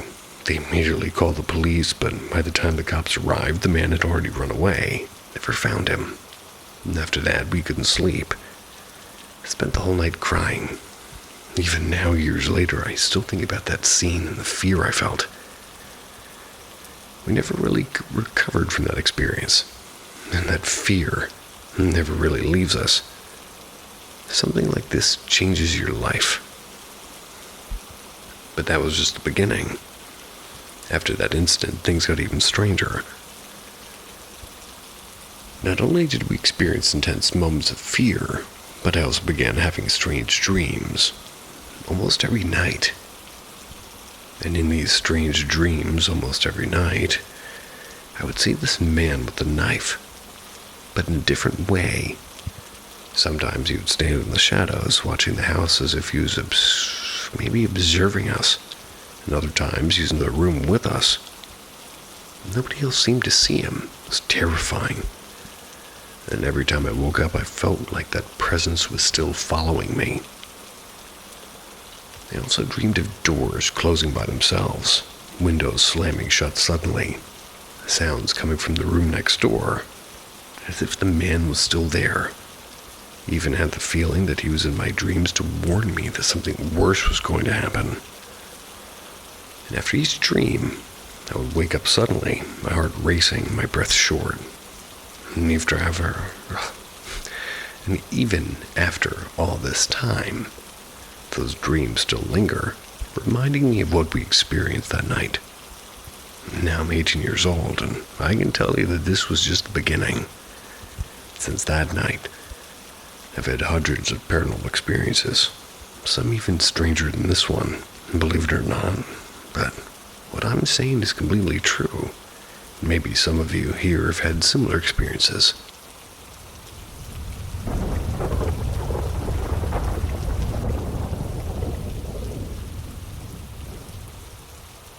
My true scary story. It was probably the summer of 2010. I was 15 or 16 years old at that time, and me and my neighbors snuck out on a school night to walk around and smoke some joints and cigarettes. Typical rebellious teen stuff. The whole night we told scary stories, but not ghost stories. We talked about a rape that happened in our neighborhood in the 70s, as well as kidnappers, traffickers, and other dark topics. This was all just to scare each other. It's around 1 a.m. and we're walking down a long stretch of street on our way home. Very few street lights and lots of oak trees, so very dark, and it was also slightly raining at this point. A little ahead of us on our left side, the other side of the street, there was a hooded figure coming out of the front of the house. They start walking the same direction we are. Then they cross the street, so that if we continued, we'd walk by them, so we cross the road, and this person crosses back and confronts us. They confront us in the street, under a dim streetlight. To our surprise, when they removed the hood, it was a beautiful red-headed woman, probably late 30s, early 40s. She didn't smell of alcohol, but was probably drugged up. I mean, she seemed aloof and seemed to gaze into my soul in a weird way. Her eyes almost seemed vacant, as if she was indeed behind her eyes, but something was clouding her, so she wasn't truly there. She starts asking us things like, "Why are you out so late? Where do you live? Do your parents know where you are?" And she also tried to make an advance on me and grab me and pull me into her by grabbing my shirt. I was very paranoid and on edge, so I stepped back and I said, "Don't touch me." All of this is happening. A man in a light blue New York Yankees hat is walking down the middle of the suburban street smoking a cigarette. He's coming from the same way we did. He had a purposeful stride and looked intimidating. Probably late 20s. He walked right by us, and brushed right by us. You would have overheard some of her conversation with the lady, and he was this close. After we carried on the way we'd been heading, and we told the woman to piss off, we hadn't even taken 10 steps. Turns back around and approaches us. He goes, "What did that woman say to you? What did she tell you?" We reiterated her questions and told him she freaked us out and must be crazy or on drugs, and he just thanked us and chases this woman down. She had begun walking back the way we came from and pulls her back into the house she exited from, all the while she's fighting back against him. I never saw that woman again or the guy, and this happened one street over from my house. Who were they? Why did she approach us, and why did the guy want to know what she said? I didn't sleep a wink that night. It was unsettling, and when it was all going down, I was positive she was like a distraction for the guy to jump us and stick us with a needle or something. We had discussed kidnap kits that night, so that's where my mind was at. I was also aware of this dude far before he was close to us. And I know this may not be scary, but it was certainly strange, and I was unsettled as fuck. Didn't sleep all night, and, well, one thing my friend kept latching onto was we had belongings missing that night. Albeit before we met these two people, weed, cigarettes, and a pipe was what went missing, and just a strange night. One person said she could have been a witch, so I figured this makes the cut for paranormal. According to all of that information, none of this seems even a little bit paranormal. I think everybody knows why the guy asked them the questions he asked. You can put 2 and 4 together. Make 6.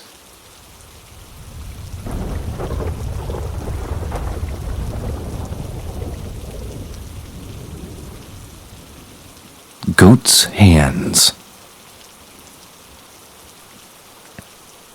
This happened a few years ago, 2019, I think.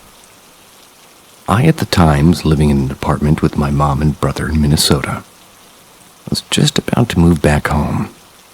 We'd only moved to Minnesota for 2 years. This was the last year.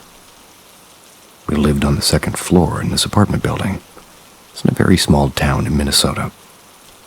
My bedroom window faced the cornfields across the street, and our street had literally no street lights on it. The closest thing to a street light was the apartment sign that had those lights on it that sort of highlight the sign at night. There was a neighborhood right next to our apartment building. And that was the only neighborhood for a little bit. Like I said, small town in Minnesota. One night, like the same week that I moved back to my home state, I'm sitting at my piano in front of my bedroom window. That's when I saw something. It was poking its head out of the corn across the street. Like I said, there were no street lights, but the apartment highlighting lights were those bright white kind. So I was able to see that it was a black goat just sticking its head out of the corn. It was odd, but the cornfield belonged to a farm, so I just figured one of the goats had escaped. I go back to my piano doing whatever, and I get curious. I look up and I see the goat is not in the middle of the street, just facing my apartment building. It was probably around midnight when I saw this, and naturally got creeped because earlier I just finished watching some horror movie with my mom. So I get up and I move to my bed just to be away from my window. About an hour goes by. My curiosity gets the better of me. I go and I peek out my window, and I see the goat in the grass of my apartment complex.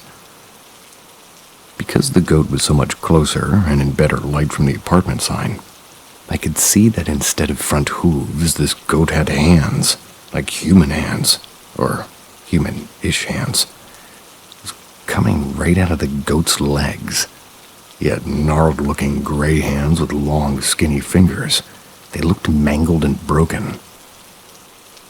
Because I just watched a horror movie and have an overactive imagination, I tried to convince myself he wasn't there and just left my room. I was sleeping on the couch that night. The next fucking morning I walk into my room. I see this greasy handprint with long broken fingers on the outside of my window. Had little black hair stuck to the grease. It was on the second floor, no less. I never saw the goat again, but I moved, and that was earlier this year. I'd moved in with my boyfriend, and every now and then, since I moved in with him, I've had weird dreams, like vivid dreams, with the goat just hanging out in the background. Car crash dream, well, he's there on the side of the road. Camping dream, he's there stalking in the background. It's only the weird, spooky, vivid, nightmarish dreams that he pops up in. The most vivid and spookiest of dreams happened last month. For whatever reason, I'm in Salem, or Salem-esque town, dressed in Puritan clothing and everything. It was foggy. It was nighttime. I could literally smell the rain and mold on the old wood buildings. I was in a field walking away from the woods toward the town, and the goat was there just watching me walk away from him in the woods. My boyfriend literally had to wake me up because I was twitching so bad in my sleep. I woke up cold, like I had literally been standing in a foggy field in old Salem at night. I saw him once in real life. Now he's stalking my dreams.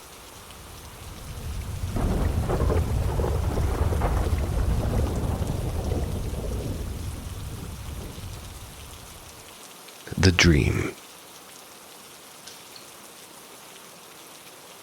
Early one chilly and frosty winter morning, I had a very vivid dream that at once upon waking from it, I knew in my heart to be true, and in the dream it was like I was simply hovering above a close friend of mine's bed. I was watching him as he was lying down. He was very aware of my presence. He was getting gestured for me to hand him a black lighter that was on the floor next to his bed.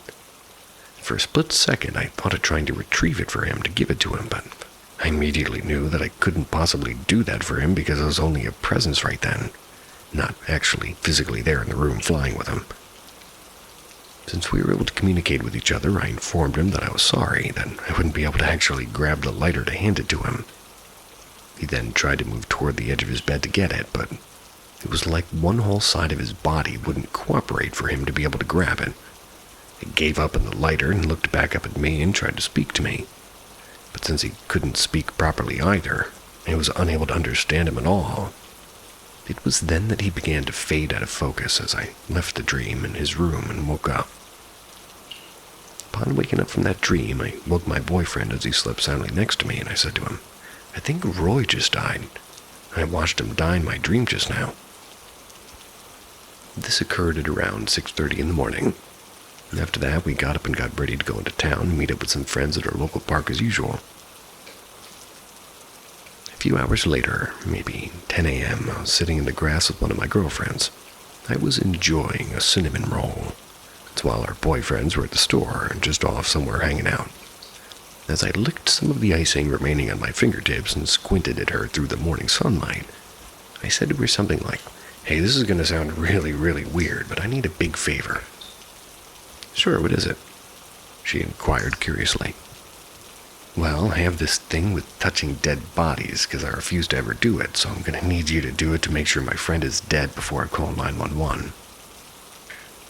Naturally, her response is something like, "Well, okay, but how the heck do you actually know he's dead?"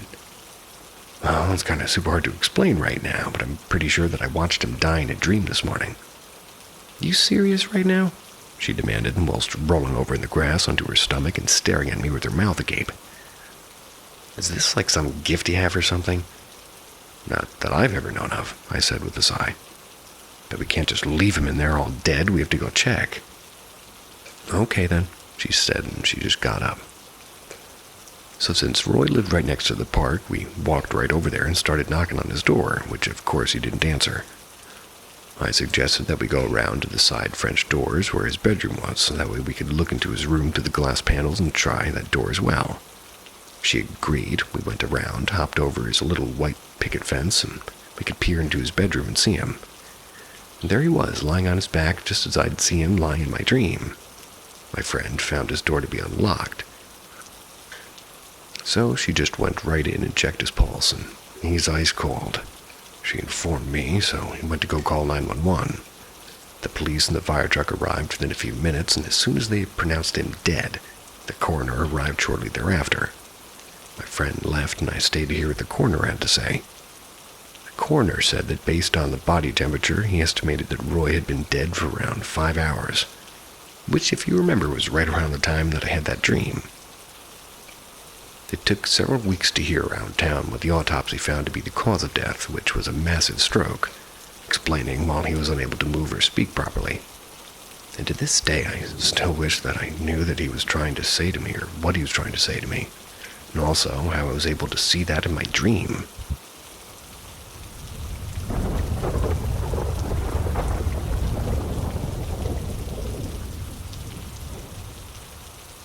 My ex-boyfriend's murder house.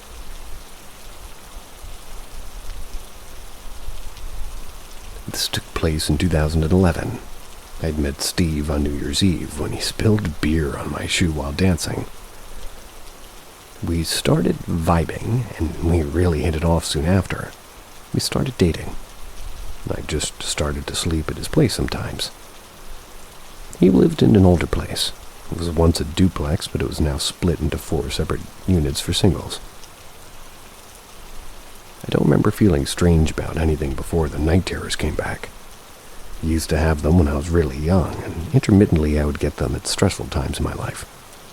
But this really wasn't a stressful time. It was actually a really fun, carefree time, so it didn't make sense.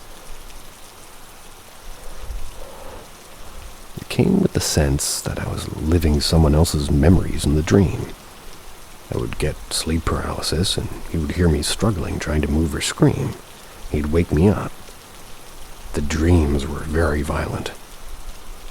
I remember seeing a lot of blood, and I'd wake up feeling violated, knowing that something bad happened there. Fear didn't go away when I woke up. It stuck with the house, and I often needed Steve to talk me down, or sometimes we'd even go get pancakes at her favorite diner in the middle of the night. It was one of these mornings I had awoke from a nightmare. I was fully awake, but I was meditating. I had a vision. The impression was of a slightly older man sitting at the foot of the bed with his head in his hands. I looked closer to see more detail in his face. He has the saddest blue eyes. I instantly knew this man did something horrible in this place. I went on with my day, but that man stayed with me.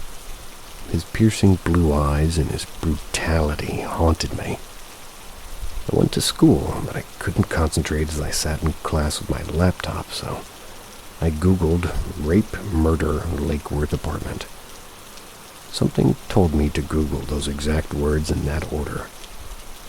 At this point, I wasn't sure of Steve's exact address. The very first article was what I needed. It was about a woman who had got home from her waitressing job at night.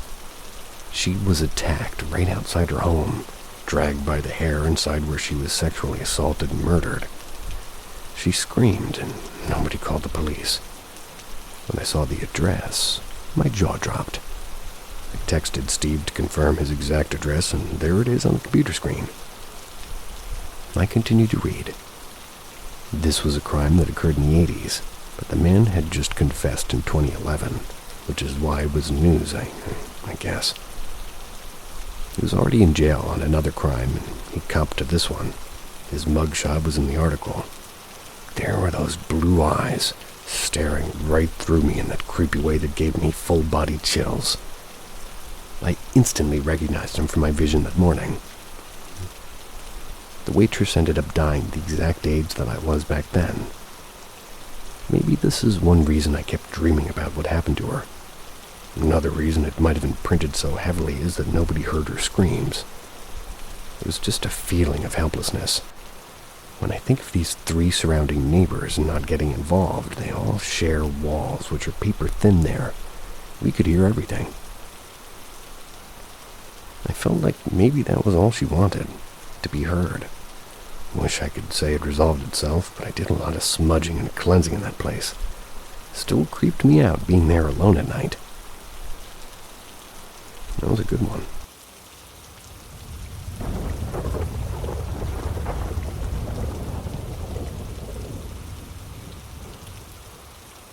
Possible skinwalker experience.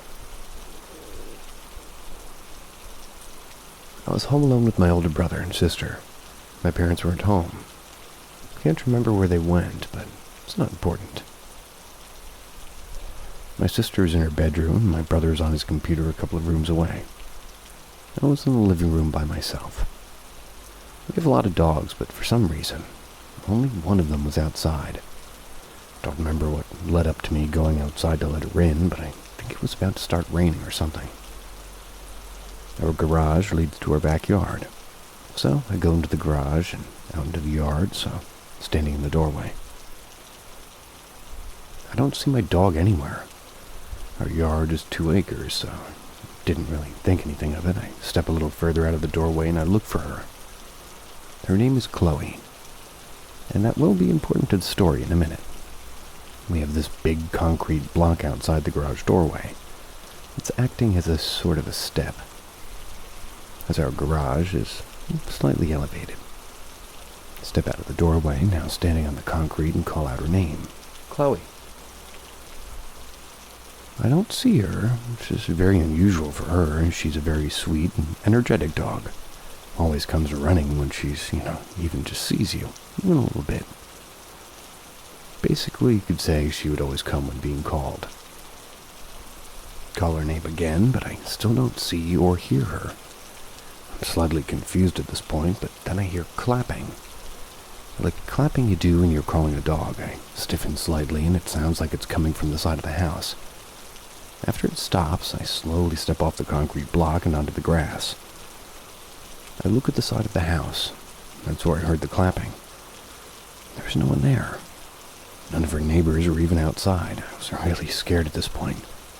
The clapping was so clear that there was no way I could have imagined it. I take a step back, closer to the concrete, ready to make a run for it.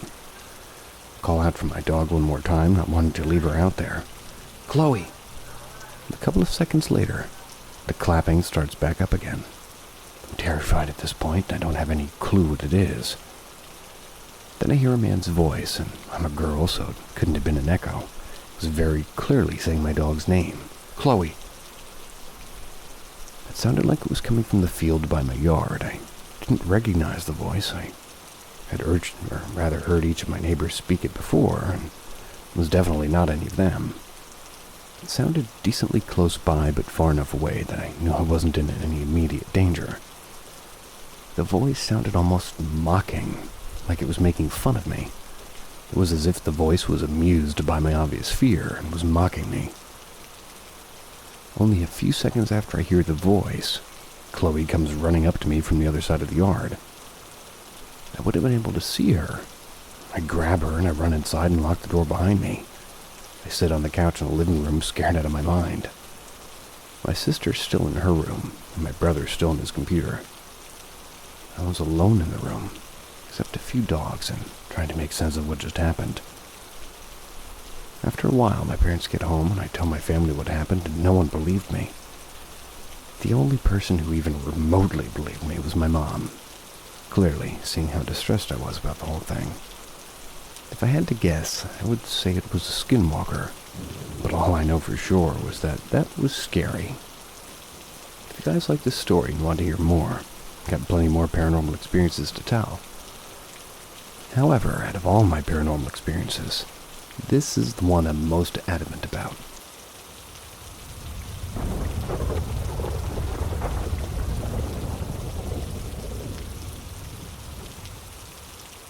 You found Paranormal M, where we explore what others fear to speak of. Every tale is a breadcrumb leading deeper into the supernatural unknown. Subscribe and ring the bell. Your journey into darkness has just begun. A precognitive dream from 2021 came true today, the 10th of May, 2025. As the title says, I had this dream in 2021. It was of me holding the elevator door of my aunt's apartment in my college city, helping my mom transfer some empty boxes in order to be filled because, in the dream, my aunt was kind of selling her apartment. I wore a fuchsia shirt, held a black jacket that was my mom's along with 2 other backpacks, both mine. I had a fabric shoulder bag that was my sister's, a supermarket plastic bag with a liter of Coca-Cola, water, and a loaf of toast bread. In the dream, I remember seeing the door. My mom and my sister trying to empty the elevator so we could stop occupying it, and continues with me closing the apartment door, talking about how we don't want to say goodbye to the apartment, and the feel of hope that we'll see the apartment again in the future, yet knowing it's kind of a false hope thing. Then I woke up. I remember waking up and I felt horrified, stressed, and in relief realizing that my aunt's apartment was still in our family. I joined my aunt for the afternoon coffee in her room in her house. She used to commute between cities for a decade now, and during COVID lockdowns and most days she stayed with us. I tell her about the dream in good fun, finding it funny that I didn't have any mask's elastic band at my wrist like I did at the time, saying that either in my dream we cured COVID, or I dreamed a parallel universe's me's life. My aunt had sort of sardonically chuckled, saying she really wished she didn't have to sell her home due to the family's financial struggles. We got reassured that no such thing will happen.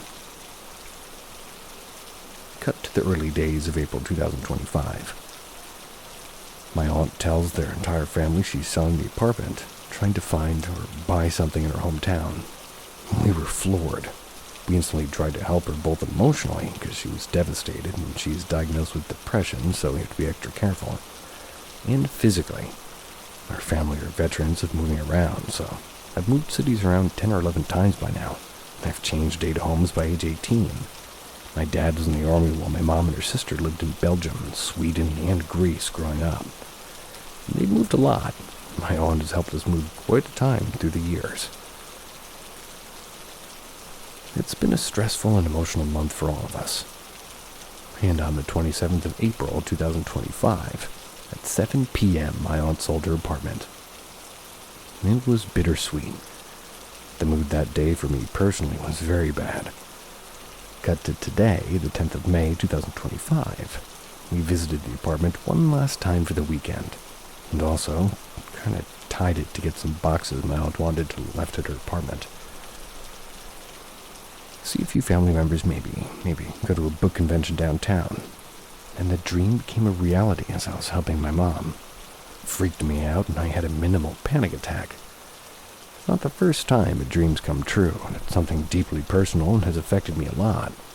Other times it's smallish things, like meeting a person or wearing an outfit, saying the words, or even participating in conversation, eating something or watching something on TV, or listening to a song on the radio.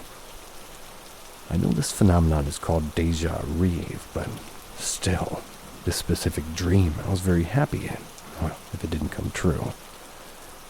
I don't want to say goodbye to this house. And I knew it my whole life.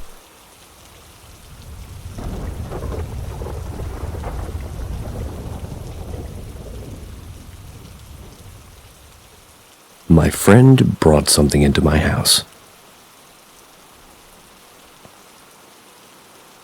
This was about 6 years back.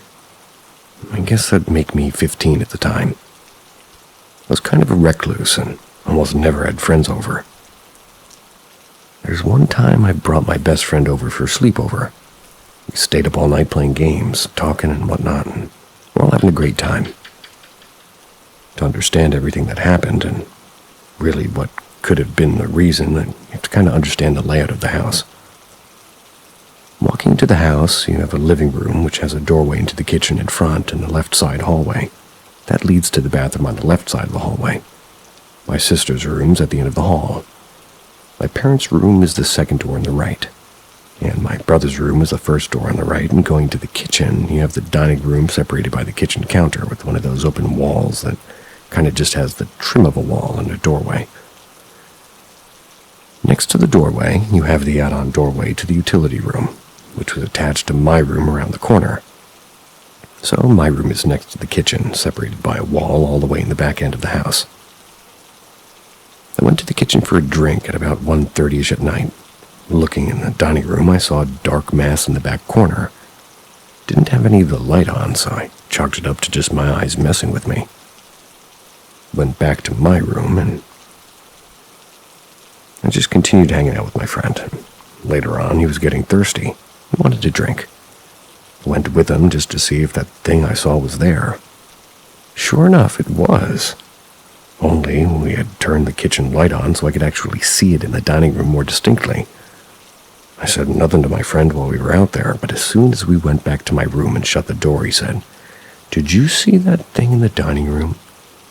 To which I asked what he meant, just to make sure we were seeing the same thing. That thing that looked like its body was twisted around like something out of The Exorcism? I was starting to freak out now because he described exactly what I saw. Every so often, if we get thirsty or wanted a snack, we made sure to go together to the kitchen. We'd look for that thing to see if it'd be in the spot closer to the doorway or to the kitchen. And that's when it's almost to the doorway. We run back to my room and stayed there the rest of the night. Didn't go back out until the sun was starting to rise again. We had both had to go to the bathroom at 6:30 or 7ish. We took turns while the other waited outside the bathroom. When I went in the bathroom, I heard little kids giggling almost like they were toddlers. This was impossible, and normally my sister was only 2 years younger than me. My brother was 8, plus everybody else is still asleep. That was the last experience that night. However, for about a year straight after that, when I woke up to get ready for school in the mornings, it was always 6 a.m. for me, or random moments when I was alone in the house reading. I would see something dark move out of the corner of my eye, or in mirrors, TV reflections, or behind walls and doorways. Something was always there. The only animal that we had was a golden retriever Labrador mix, and most of the time he would lay on the couch sleeping. I would also notice objects moved out of the place just minutes after I'm away from that spot to come back. I've often been spiritually sensitive in that I could feel things around me, sometimes catch quick glimpses of things others couldn't, but never on the consistent level as where my friends stayed over. Don't even get that much activity at all these days. Back then, very active, very much terrified me.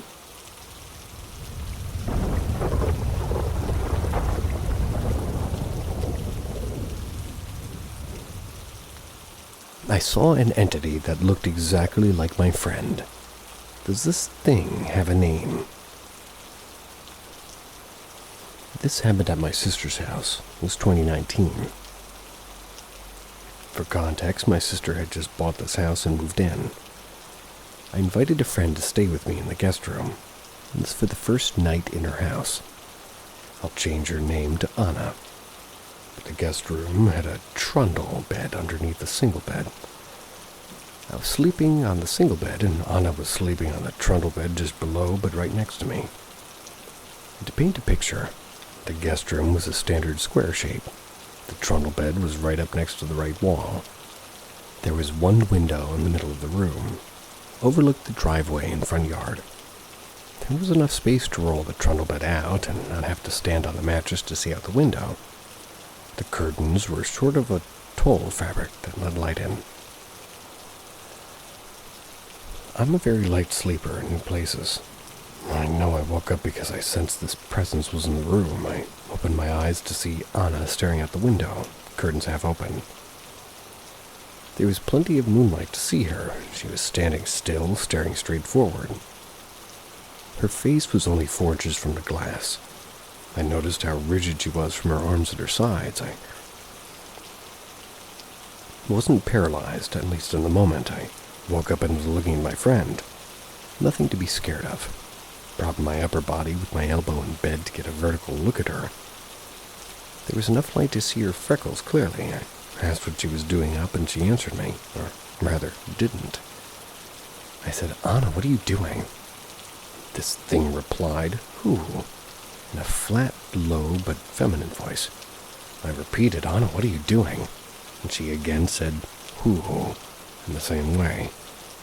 And this is where fear finally set in. Up until now, I was using an unfazed voice. Got that uncanny valley feeling as I was staring at her. After the eerie feeling set in, I looked down at the trundle bed. Anna was asleep below me. I was looking at Anna sleeping while Anna was standing right next to herself. Ugh, I tell you, my stomach dropped. My heart began racing. I looked back up and said, "Anna?" one more time. This time the thing snapped its head toward me so fast we locked eyes. I shouted, "What the fuck?" as I hurled myself against the wall. And after I yelled and jostled the bed, Anna woke up, and the real Anna muttered, "What are you doing?" This made me look down at her, and once I looked down at her, the fake one vanished. I checked the time, and it was 2:40 a.m. I just said, "What the fuck was that?" Explained what I saw to Anna, got up and reenacted it for her and shut the curtains. She doesn't like me bringing it up, and I get it. I wouldn't like hearing that sort of thing, and really, standing right next to me too, and wearing my face. It was exactly her. But when we locked eyes, hers were so empty and cold. Never forget those eyes. I truly believe this wasn't sleep paralysis. I was fully awake and processing. It was so real. I don't think it was fabrication made by my brain, and in 2019 the thought of an entity that takes the face of a beloved one was not something I knew about. Still don't know anything. Don't like remembering those eyes. And I'm a believer and a fan of the paranormal. Suppose I'd like to know what it was. I don't want it to come back, though.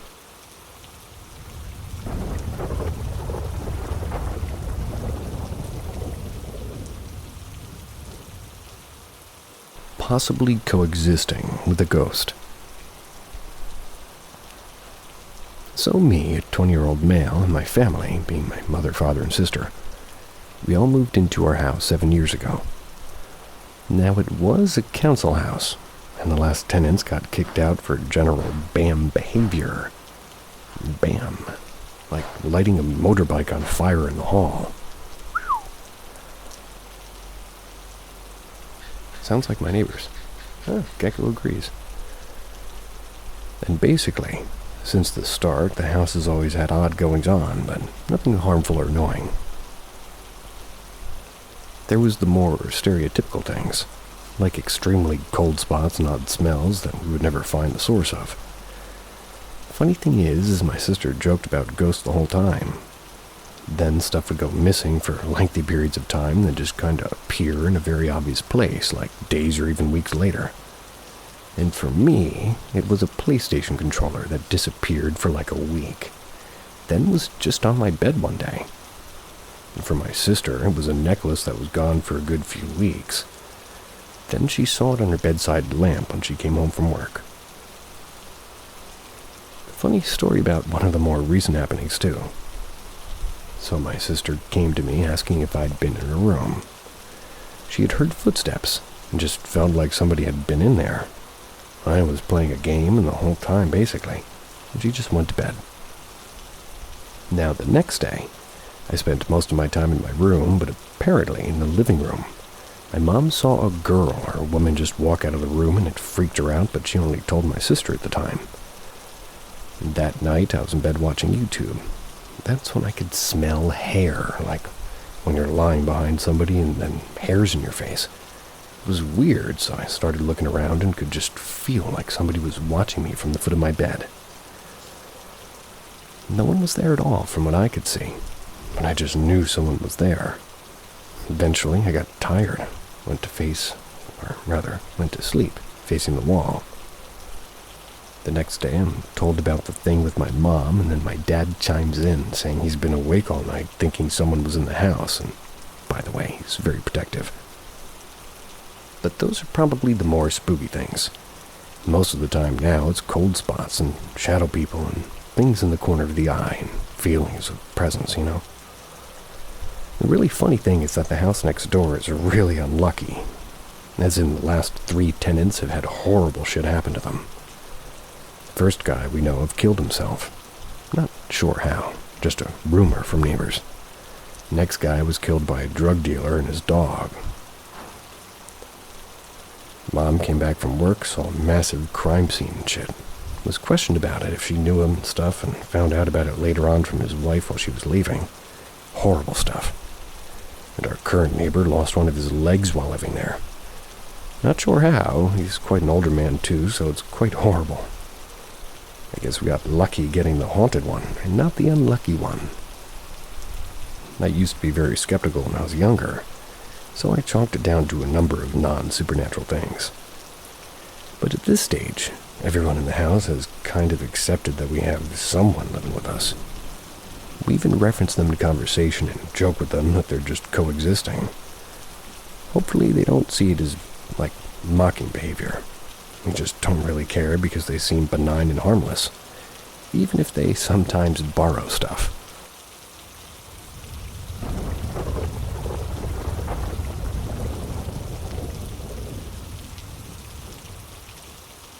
I saw a dark figure, and it followed me home. Backstory. This happened when I still lived with my parents, about 2 years before the story that was titled I Met a Man at 4 a.m.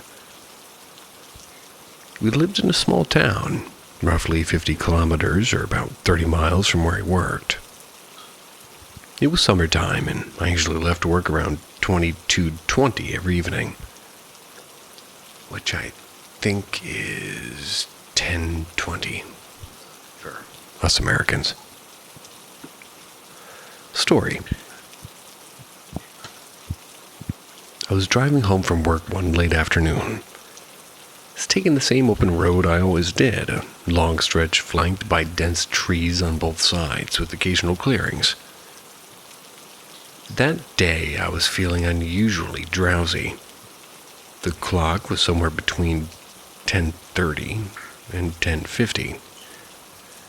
Work had drained me, and to stay awake, I rolled down the driver's side window, letting the cool night air hit my face.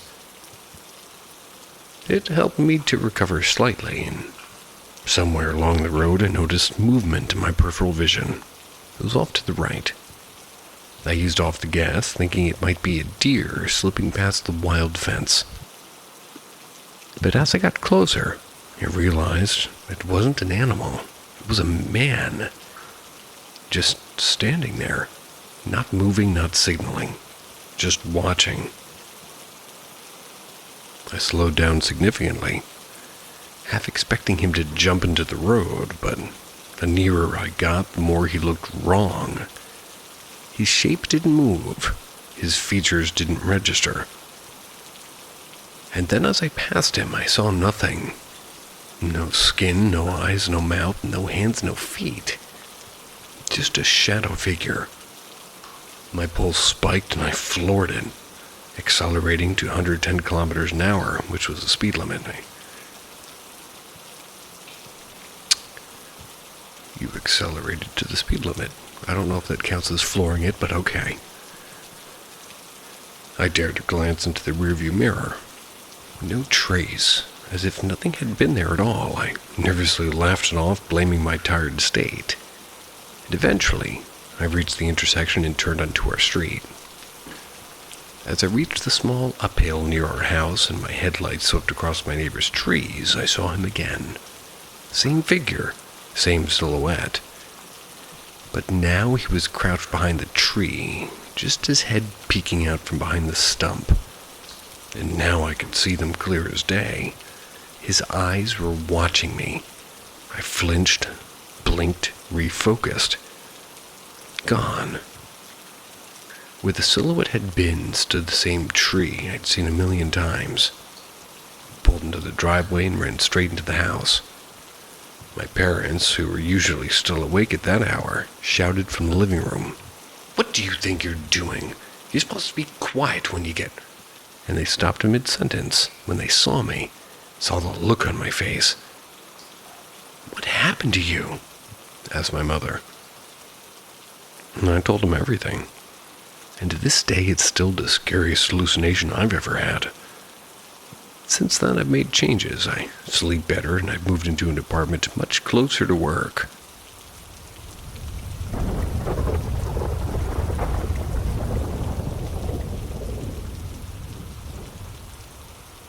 Something strange that happened to me as a kid. I wanted to share something weird that happened to me when I was a kid. Around 8 to 10 years old. Sometime between 2008 and 2010. It wasn't terrifying or anything, just strange. Still think about it from time to time, and I've never really been able to explain it. I've searched for years for similar stories. And while I found echoes of it, nothing matches exactly. Not even ChatGPT can give me the answer. Maybe somebody here can help me make sense of it. That summer, I'm staying at my aunt's house, far away from the city.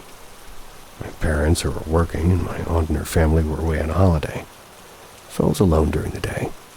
The house is in a quiet area, and back then there weren't many houses around, and property had a big fenced-in yard. Front gate couldn't be opened just as that. It only opened from the outside with a key.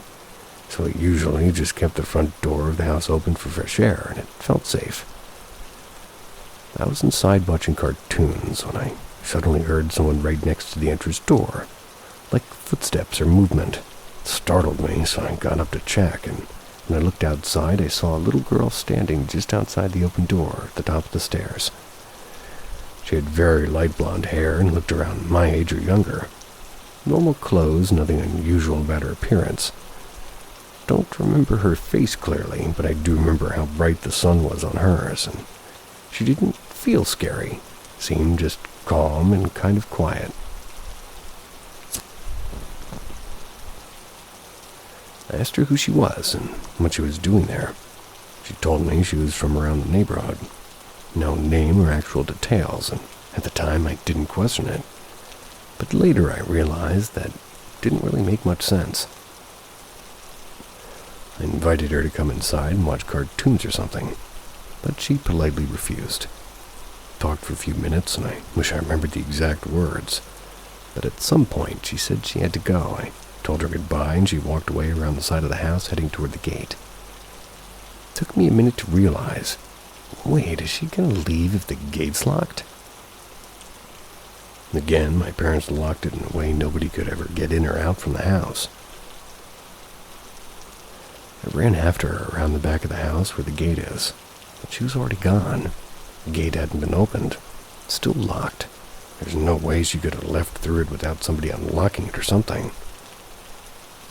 One detail that really stuck with me when we were standing outside talking is a big gust of wind suddenly picked up.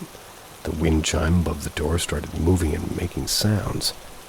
Just added to the weird vibe of the moment. Still, I wasn't scared when I was talking to her. It only came later with the years when I started thinking more about it. When my parents and all got back together, I told them what happened. No one believed me. They said there were no kids in the area, no visitors, nothing like that, and I know what I saw, though. No, I talked to her. It wasn't a dream or imagination. It was a pretty sharp and grounded kid myself, and I remember how confused I felt when she was just gone. I still wonder about it. Why did she show up, and why didn't she come in, even though I invited her? Was it because I wasn't really in my house and the invitation didn't count, or was there some other reason? I'm not saying that it was paranormal, but it's one of those things that never really added up. Love to hear your thoughts. Happened over a decade ago, but it stayed with me because it felt too real to dismiss.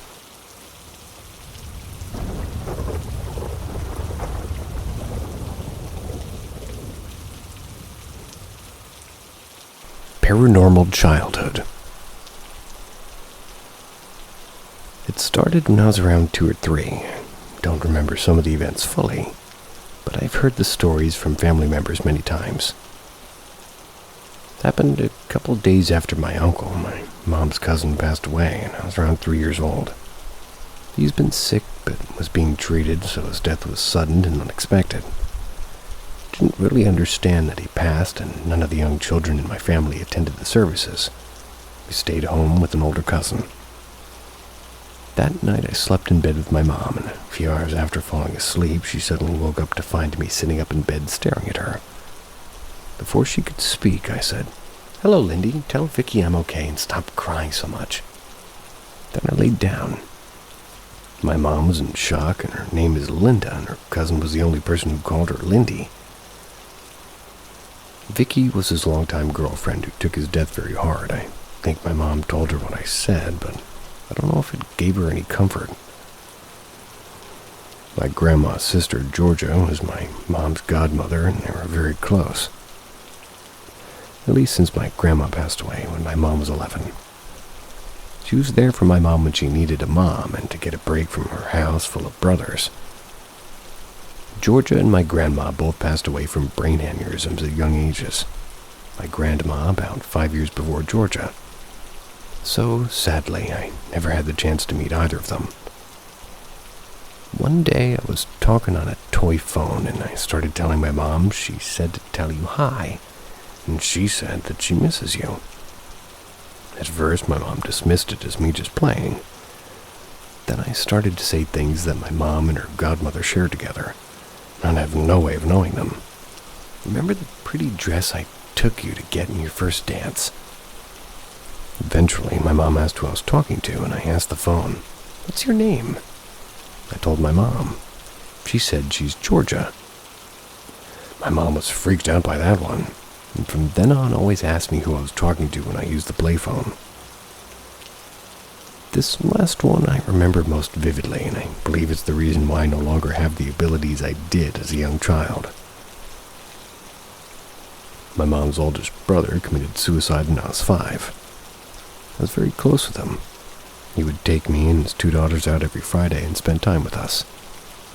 I didn't have a dad in my life, so he filled that role for me. I understood my mom telling me he was gone, but I didn't fully get the concept of death yet. When the funeral came around, there was no viewing because he had been cremated. All my cousins were crying, and I asked them why. They said because our uncle was dead. Didn't understand the grief at the time because I was still seeing my uncle. Told them he's still here and I see him. They all told me that wasn't possible, and when I insisted I was in fact seeing him, it turned into my cousins mocking me, obviously not believing me. Eventually I hid in a coat closet and talked to my uncle. I remember him telling me that he's dead, but I can still see him for now, and they just don't understand that. Told me I might not always be able to see him anymore, and he was sorry for that, but he was okay and I would be too. That was when I first learned what death meant, and how unusual it was to communicate with people who had died. I haven't communicated with any spirits since then, though I often have strange dreams and other unexplainable events do occur.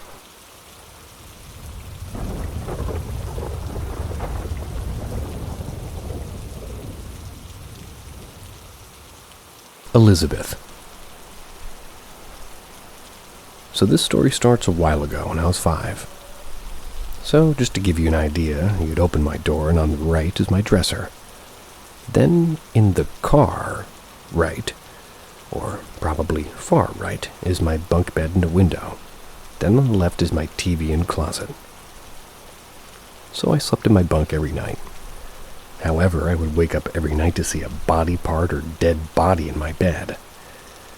Also, my dad has a very strong haunting on his side of the family.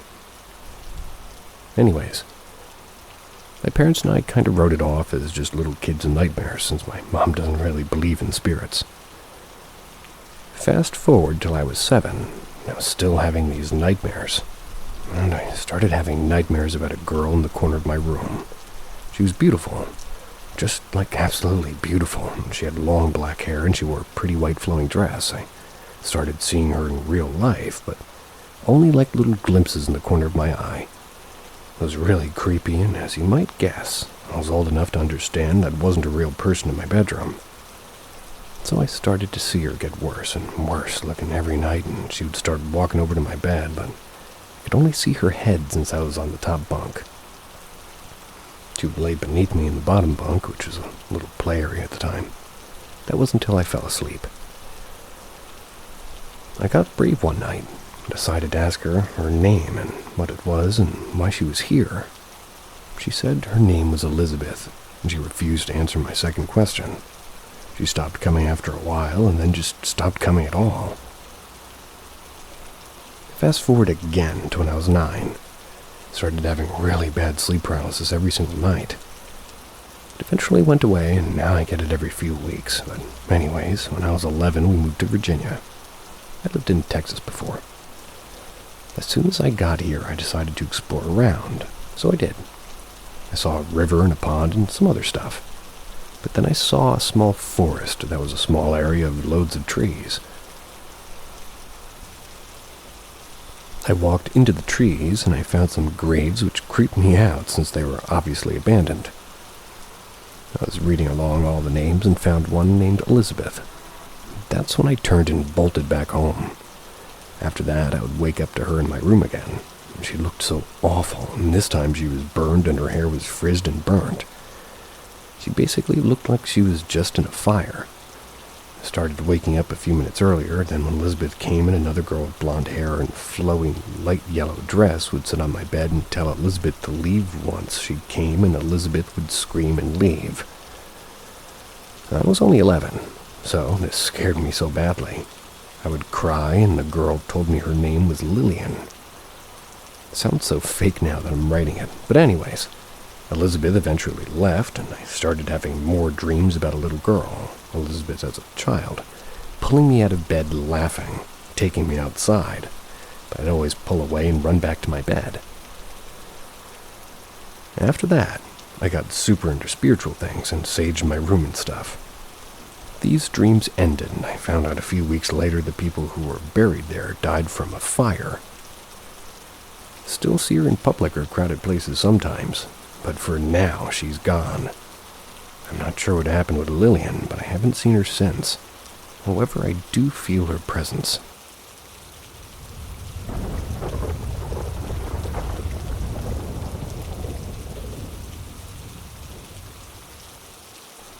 Weird December, Part 1 of 2. This happened to me when I was 19 years old, and as the title says, this happened in December. My mother and sister went on a trip to another state to spend time with my family members. I couldn't accompany them because at the time I was finishing some final exams.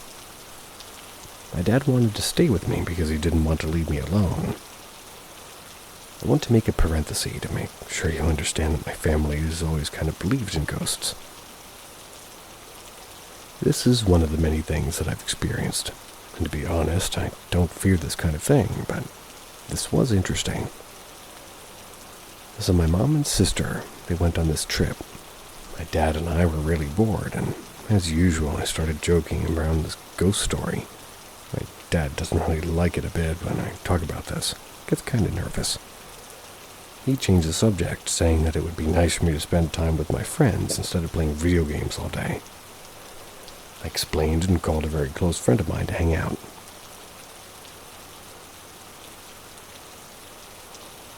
We stayed all day at his place playing games and stuff. He wanted me to stay for a day or two because he was bored too, so I called my dad to let him know.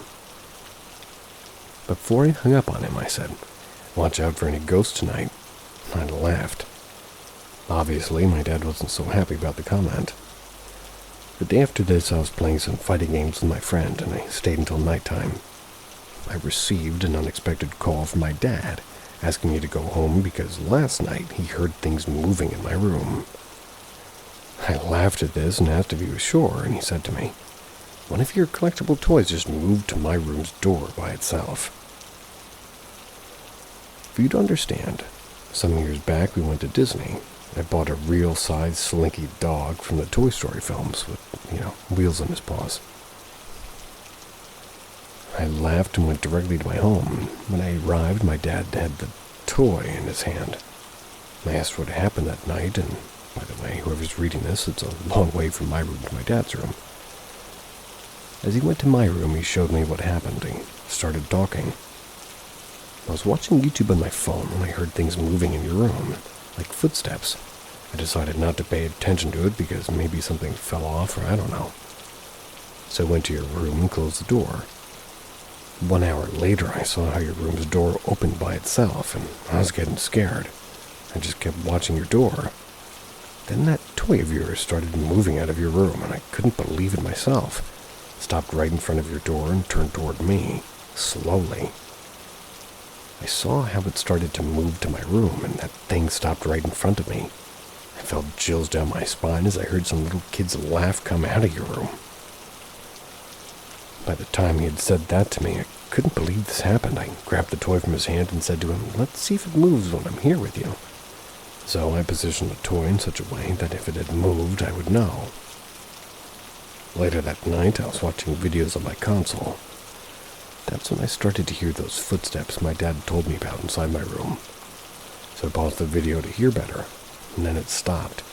Moments later, I heard like a rolling sound. It gave me an uneasy feeling. I turned the light on and saw it next to my bed. Then a kid's chuckle felt my blood freeze, and until this day, I just keep this toy inside his box.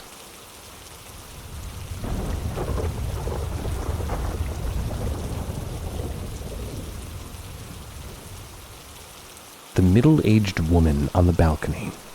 Korea. Before I get started with the story, I'd like to give you some background information about myself. Although I was born in Korea, I spent most of my life overseas, mostly in Southeast Asian countries and Australia. However, during the widespread of COVID, my parents decided to go back to Korea until the whole lockdown thing was over. For the first several weeks, I was really glad to finally live in my home country, only to discover that it would be an absolute nightmare. Our house was the top floor, the 4th floor. It was of an old apartment located at the outskirts of Seoul. It was our temporary home, as our primary residence was going through some major redevelopment, which was again delayed by COVID. It was a typical quiet and peaceful Korean neighborhood, with a small mountain right behind our block. During the day hours, it was very vibrant and people hiking, but once the sun sets, it turned pitch black, with only moonlight lighting the area. My room faced the mountain, and I loved it. After years of living near the coast, I really missed being surrounded by greenery again. I still remember clearly when this lady first paid me a visit. It was a balmy late summer night. I had both my balcony door and window open. I woke up in the middle of the night to a sudden breeze blowing across my face. When I opened my eyes, I saw a middle-aged lady in a red hiking outfit. They were standing on my balcony. I tried to look away, but my body just froze.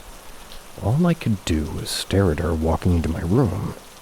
She slowly walked around my room a few times, then walked out the way she entered.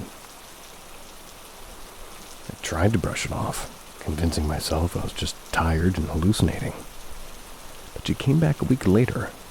And this time I saw her carefully climbing in through the window onto the balcony before stepping into my room.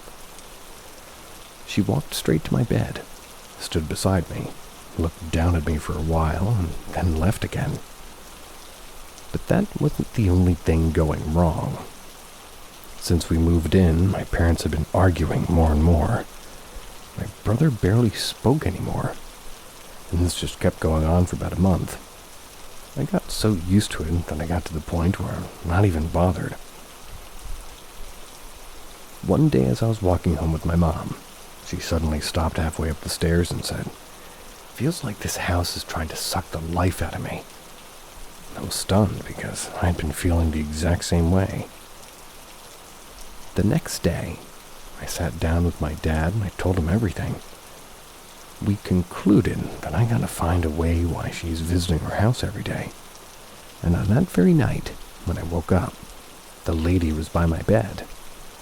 Still wasn't able to move my body, but I looked into her and I asked why she's visiting me every night. To my surprise, she began to sob and kind of left just like she did on the first night. Now my family's back in Singapore. I'm in Australia living the repetitive, boring life of a PhD student.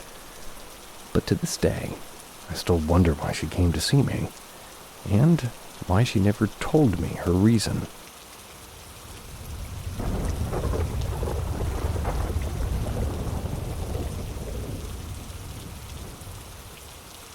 An event involving a corset from an antique shop.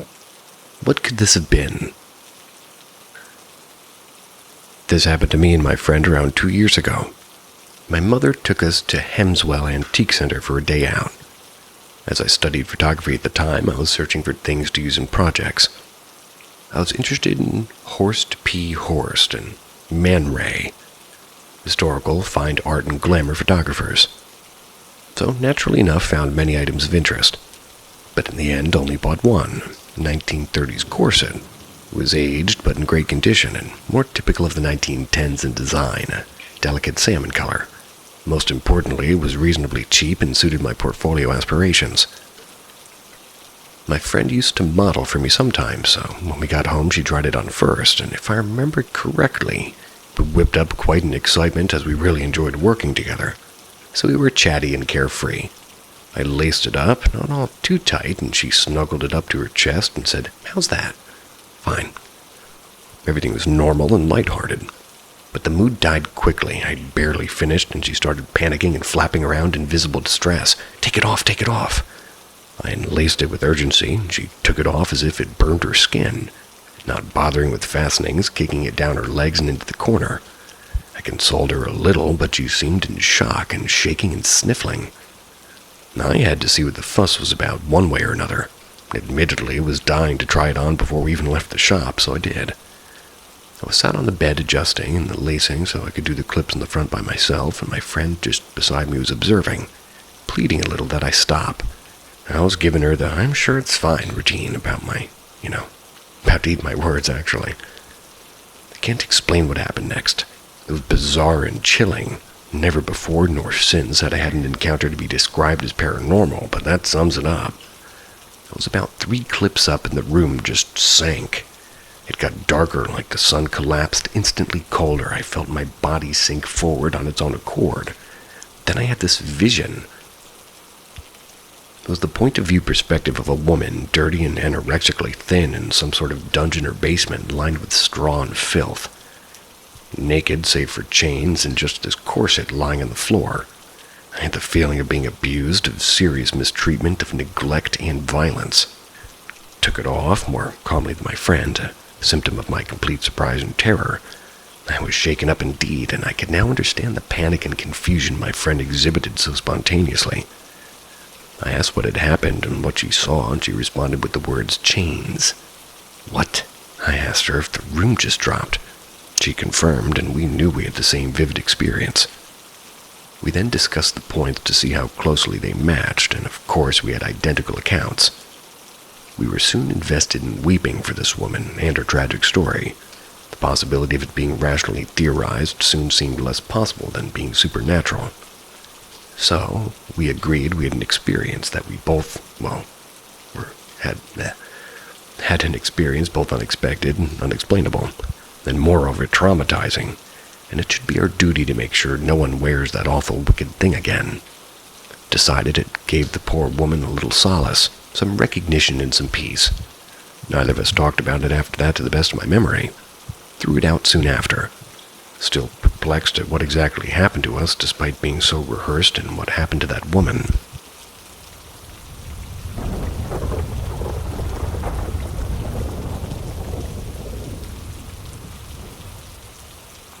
I had an intense experience. I can't explain it. Does anybody have a similar experience? Or an explanation?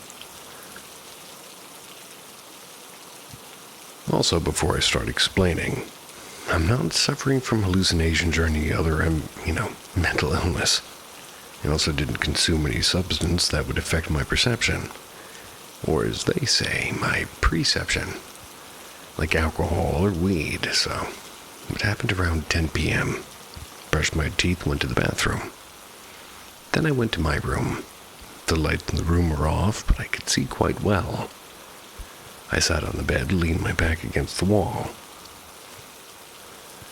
I just thought for a while, and suddenly an orb or sphere appeared about 1.5 meters in front of me.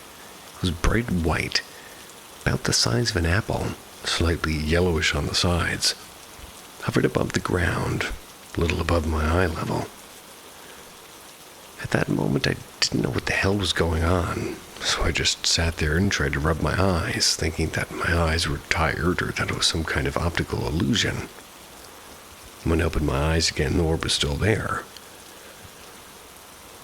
I tried to look at it properly and examine it, and suddenly everything around me went black as if my room and I didn't exist, and all I saw was a glowing ball slowly descending toward the ground.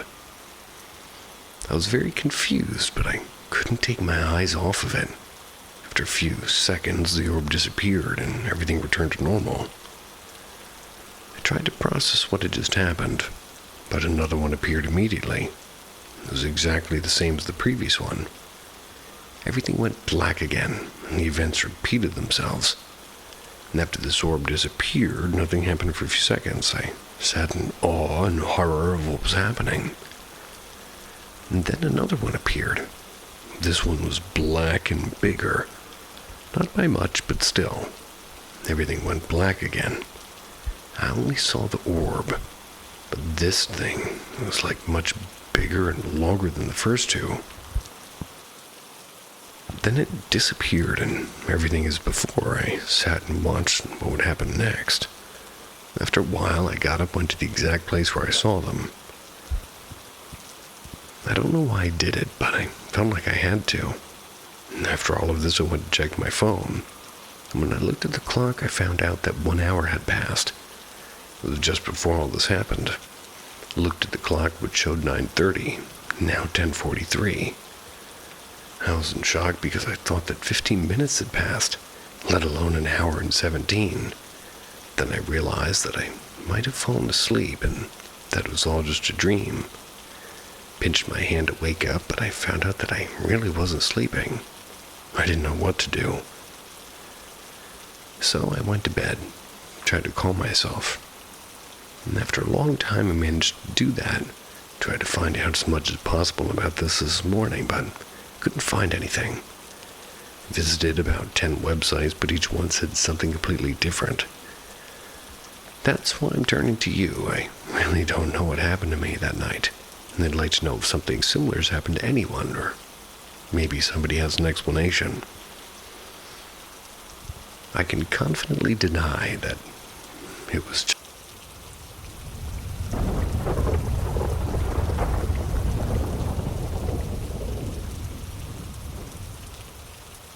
The Old Woman Looking for Her Daughter.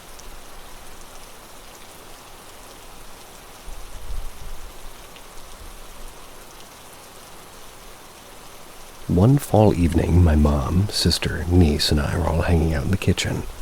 It was while my mom was cooking. That's when we heard a knock on the back door. This was strange because we were all home and nobody typically came through the back door. You had to walk past the front door, there's a doorbell, and down the driveway and through the gate.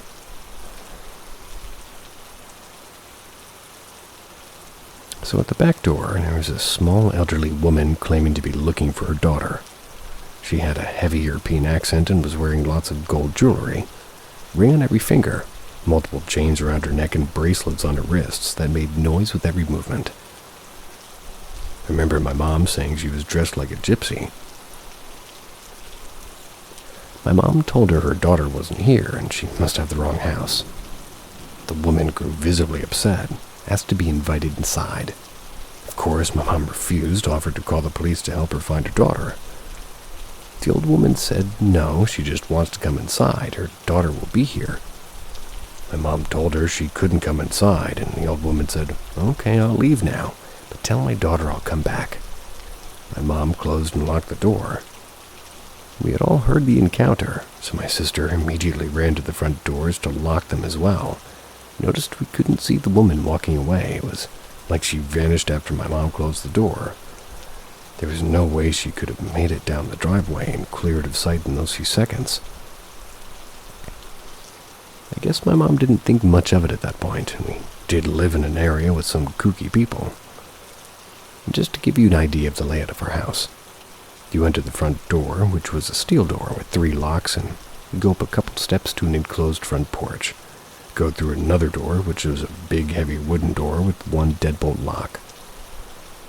Then inside the house, it's like the living room and a straight shot through the kitchen, back room to the back door, which was a wooden door with 2 locks. You can see the back door from the front door that takes you into the house. I hope that makes sense. After dinner, we all sat in the living room to watch a movie. That's when the power went out. My mom and sister decided to try making it fun for us by lighting candles and bringing out flashlights and telling ghost stories. We all went around laughing and telling silly ghost stories with a flashlight shining under our chins.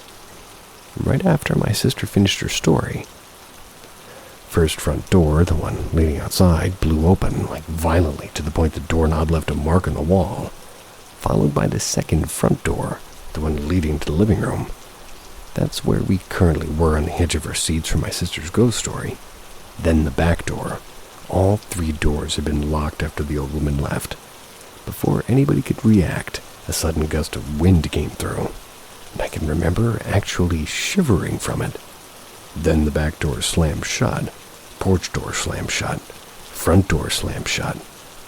And after the first few seconds of shock wore off, my mom got up to check the doors, and we're all still locked, basically. And power came back on a few moments later, TV blasting full volume. Scared us all half to death. We decided to all sleep in the living room together with the lights and the TV on that night.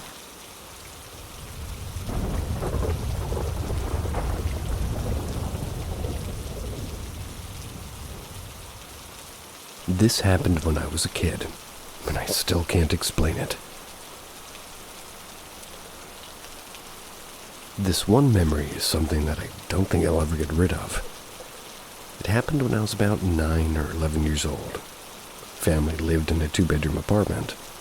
Grandmother had come over that time, and she took me in my sister's room that we shared, and my mom and dad slept in their own room. And we had to set up a makeshift bed in the living room. We laid out bed sheets and comforters and sprawled out on the floor to sleep. My sister immediately fell asleep. I was still awake. The room was dark, but the curtains were open, so I could really make out the layout of the room because of the moon and street lamps outside. I eventually drifted to sleep, just for me to wake up again not long after. Stared at the ceiling, bored in my mind. Then all of a sudden, I had this extreme paranoia. I felt something was off.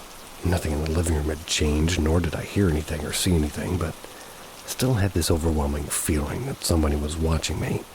It couldn't escape my brain. There was someone or something here, and they were preying on me, I thought.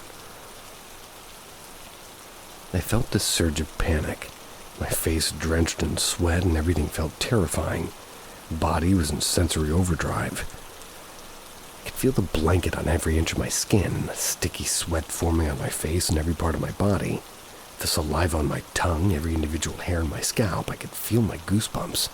Ears were ringing. It's like a high-pitched buzz, and it felt like I could go deaf at any moment. What was most unsettling was my vision. I don't know how to explain it, but it was like my eyes were deceiving me.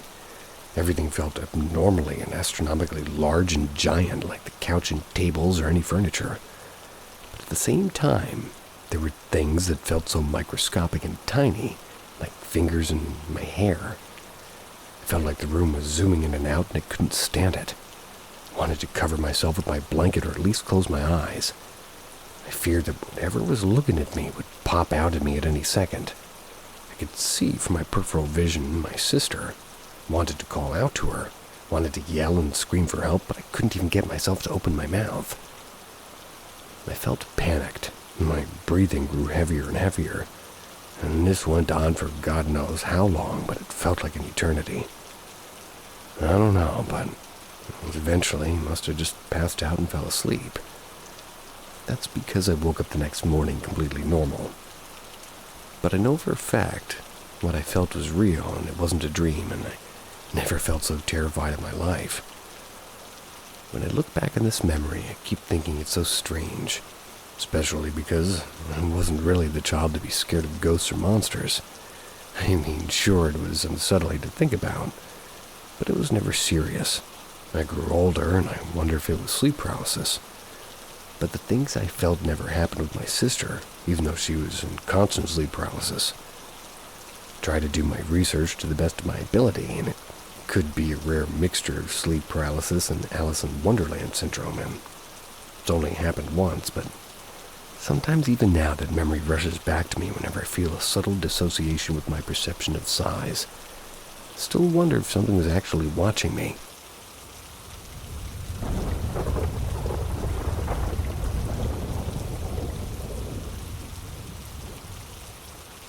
Strange paranormal activity in my dorm. Hi. My name is R, a female of 18, who I'm going to call Rebecca because I hate calling people letters, and I'm a university student living in my uni dorm. It's been around 7 months since I've joined college and started living here, and recently, these past few weeks have been, well, strange to say the least. My roommates and I don't really get along very well, so most of the time we only talk if somebody needs something, or if somebody has a query. Otherwise, I'm in my own circle. They're in theirs. The first few weeks after joining the dorm, I really couldn't sleep well. I mean, I've always struggled with insomnia, but those few weeks were basically absolutely horrible. I would survive on a maximum 3 hours of sleep. And after conveying this to my roommates, we decided that it could be because of the way my bed is placed, in the corner of the room with little to no ventilation. So we decided to move my bed under a fan. As soon as I moved my bed, I started sleeping better, but I had this dream of jumping off of a mountain every single day. Strange dream, I know, but I've always had dreams about me doing adventurous stuff, so it wasn't really out of the ordinary for me. Didn't bother to think much. However, later on, we decided to move our beds again, do 2 exams and group study. This was when the paranormal activity started. One day, my roommate, a 21-year-old female, started screaming at me around 5 a.m. in the morning for no damn reason, which resulted in all of us screaming and waking up. Typical. There's nothing in the room. After we woke her up to ask why she was screaming, she said she saw a dark shadow standing near the door, and the door was unlocked. Mind you, I locked the door before sleeping the night before, so it was weird. But then, maybe one of my roommates opened the door to go out after I'd fallen asleep, and don't exactly know, but it was strange to say the least. The days after that incident, all of us were just having dreams of some of the other scary things happening, like, for example, I had a dream about the ceiling fan falling on my head. My roommate, who sleeps beside me, kept having dreams about her air conditioner exploding, and many other dreams of this sort. We also had been hearing noises from our roof. We had initially thought it could be our upstairs neighbors, but found out that the room above ours is empty, so... And for the most recent incident. Last night, or might I say this morning, the same roommate woke up screaming, and again at exactly 5 a.m., mentioning the same shadow at the same place. And this time I felt a force pushing me forwards exactly at the same time she started screaming. It's freaking me out, and it's freaking my roommates out. We got no logical explanation for any of this. So, if anybody can try and find any logical explanation for any of these things, please help. What should we do?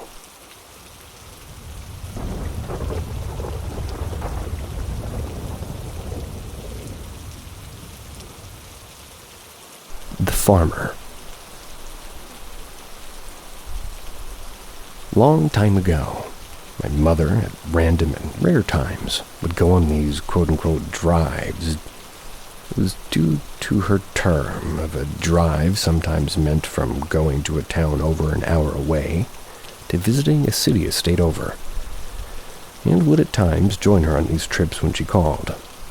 And because I have nothing better to do. This happened on one of these many trips. We were returning back to our town that we both lived in. It was in the afternoon. 2, maybe 3, and weather through the day was fair enough with some clouds. We were going through a town where I used to go to school.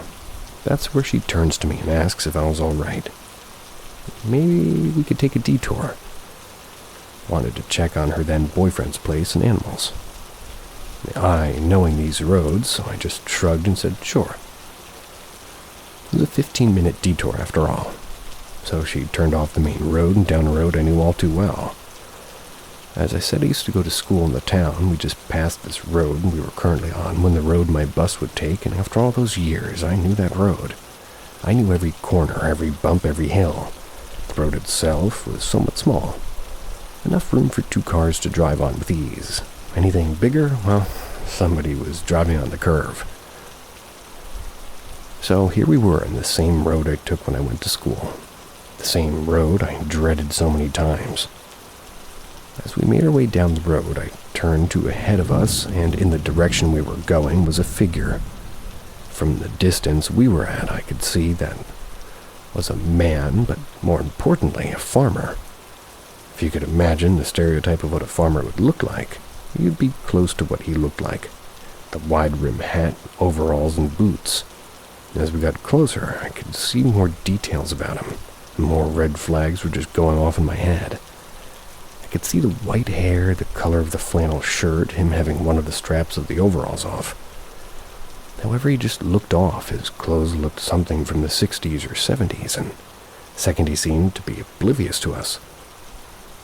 Thought he would turn to look at us or just walk slightly off the road to give us room, but he didn't.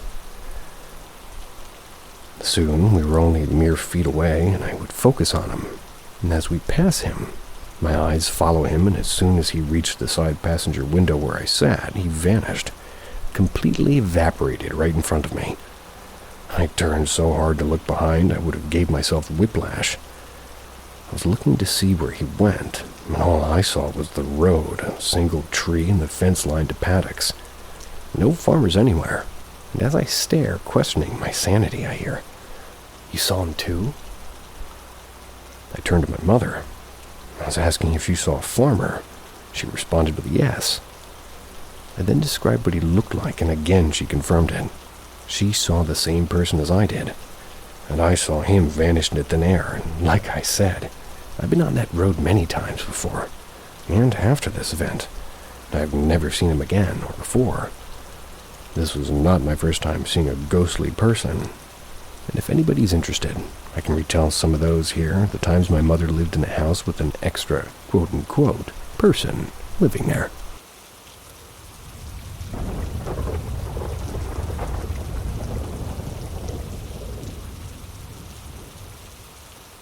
Benevolent house resident.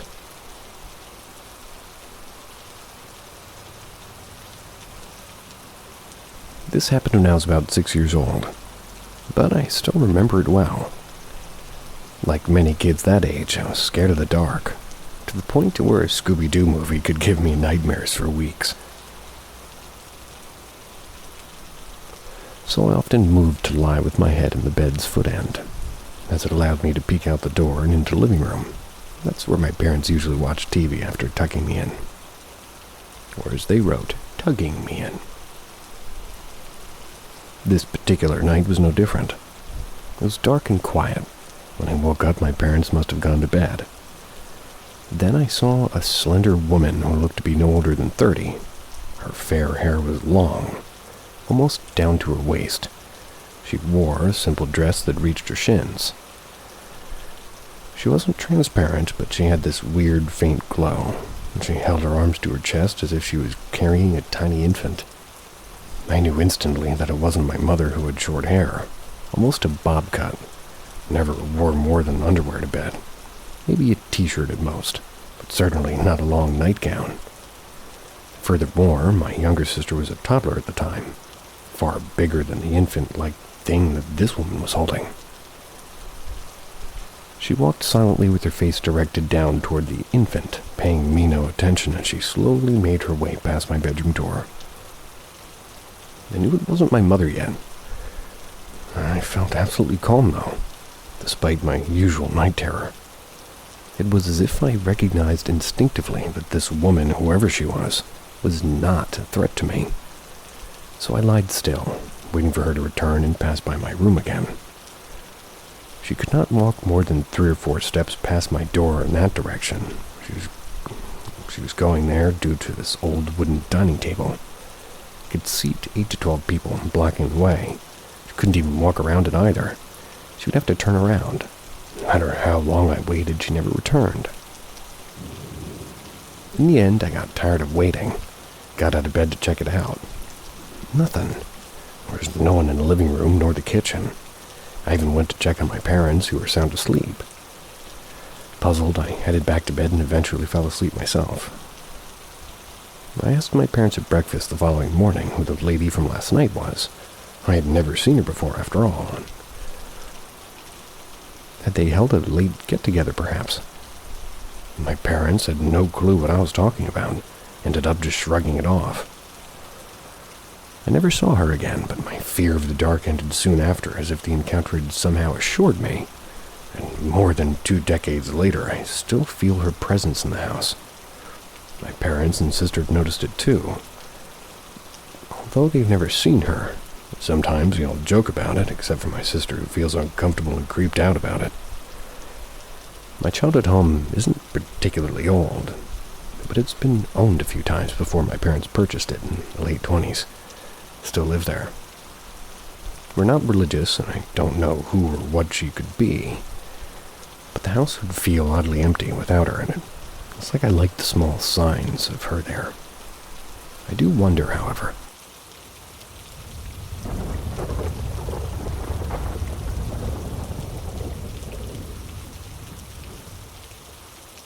The Indian at the foot of my bed.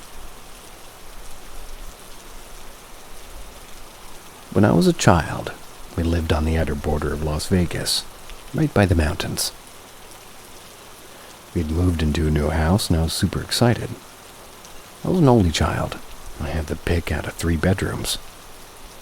I started in one room, but was plagued by nightmares almost immediately.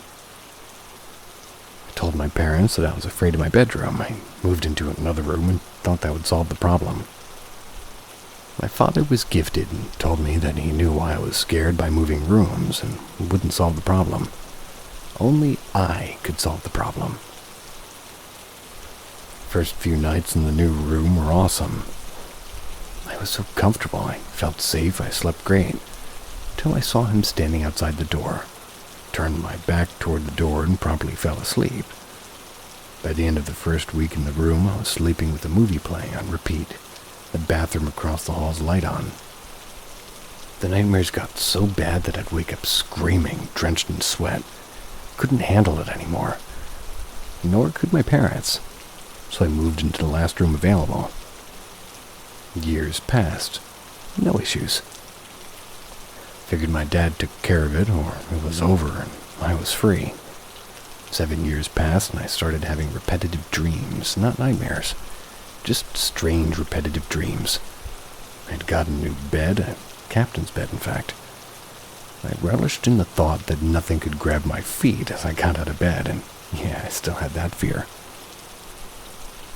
One night I was in a deep sleep, dreaming again of a forest filled with people hiding amongst the trees.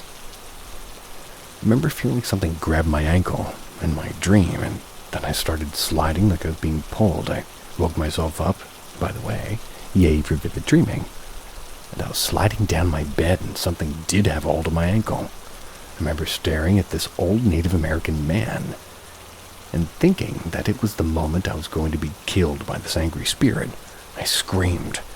Only a little though, because my father's word popped into my head.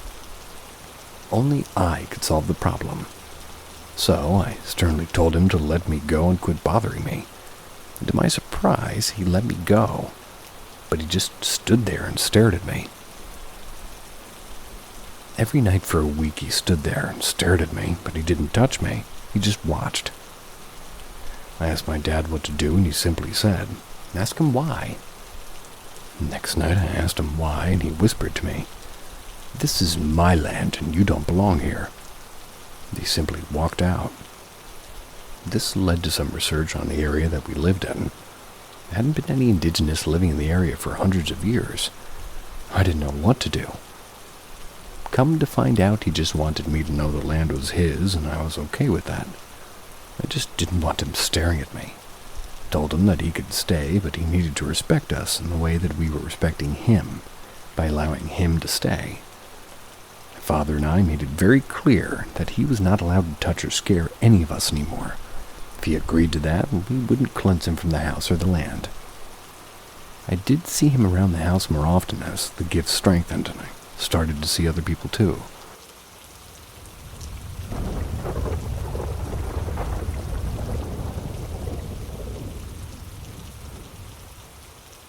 Could our fears be drawing spirits and energy towards us? There is a theory of sorts that has recently been on my mind, and every night before I go to bed the theory expands, and, well, I have to force it sort of out of my brain to get some sleep. I'm not saying that it's accurate, but I am saying that, rather asking you to consider it. Perhaps provide me with closure as to why it can't be true. Your fear might be a beacon, and it's calling out to the unknown. Everything in the universe is run on energy, and a sort of cause and effect relationship, where one thing influences the other, which turns into an eternal cycle of what is, what was, and what could be. Energy, or the ability to perform work, is something that can't just exist.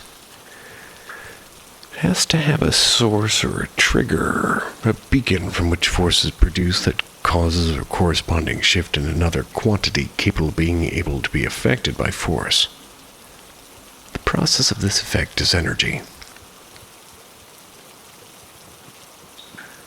Human beings are masses of flesh that's made of the same elements as the universe itself.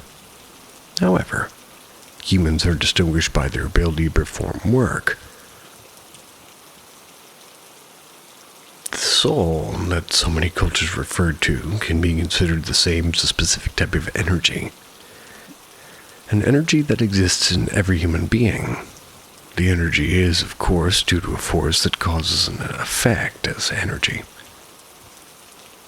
Our brains produce many electromagnetic impulses and signals due to its inner force. Our thoughts, in fact, are signals. A lot about energy and radiation we quite don't know yet. However, if there were to be a radiation that reaches past our human boundaries of conception, by a force that makes up the foundation of life as we call it, it would certainly transcend the physical limits of our body, and beyond that the dimension we live in. This radiation is powered by brain activity. Hence, as brain activity increases, the radiation will increase. Ghosts or spirits are this energy in an unbound form. While remaining in such a form, they can very much receive radiation that affects their own from other sources. And thus, when radiation of a certain strong kind, driven by mortal fear, perhaps reaches them and may be unbound by physical limits or mental control, their energy would be drawn to a source or affected by it. Or perhaps their energy could freely affect one's own on closure presence. Interdimensional beings also come into play. The stronger our thoughts and emotions, the greater they would be felt, the stronger the signal that would be sent. Interdimensional beings come in all shapes and sizes, some with an appetite for energy.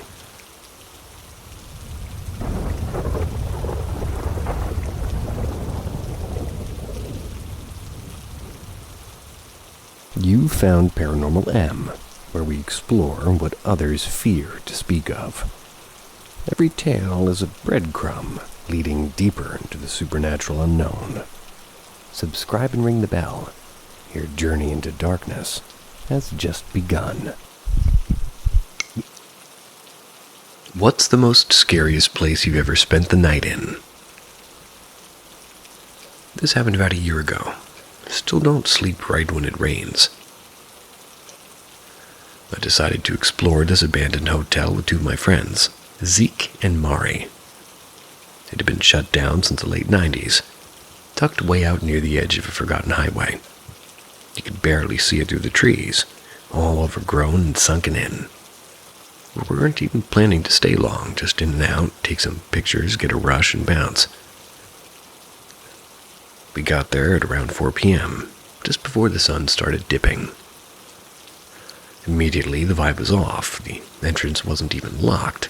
The glass doors were broken, and something about the way the carpets inside still smelled faintly like old perfume and mold made my skin crawl. Yuck. We split up a little just to cover more ground, and that was a mistake number one. The place was weirdly huge, like way bigger than it looked from the outside. Some of the hallways curved in on themselves, and there were no working lights, obviously, so we relied on our phones. Zeke found the old ballroom. The mirrors were shattered and chairs upside down like there'd been a fight. But what shook us was a single wheelchair just sitting dead center of the room facing the wall. No tracks, nothing around it, it was just there. Mari found a hallway of suites. All the beds had the sheets tucked in, crisp. Some had half-drunk water bottles on the nightstands, modern ones. I remember asking her if she was messing with us, but she had already started to freak out. Tried to leave at around 6:30. That's when we realized we didn't know where the exit was. I swear we went back the same way, but every turn led us deeper in.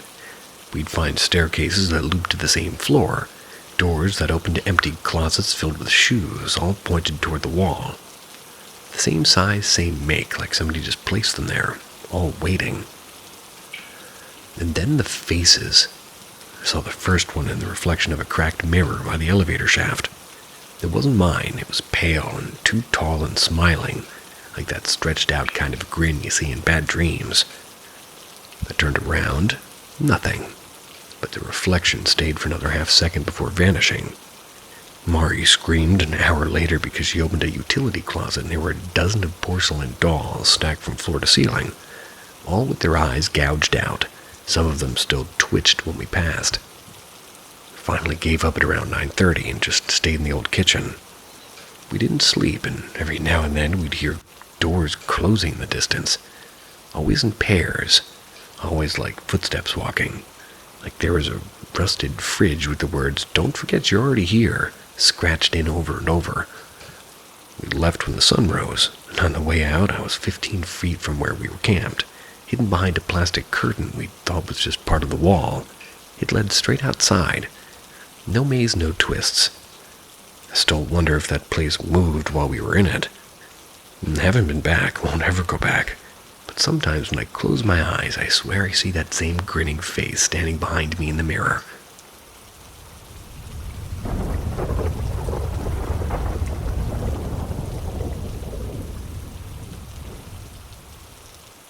The Great White Horseman.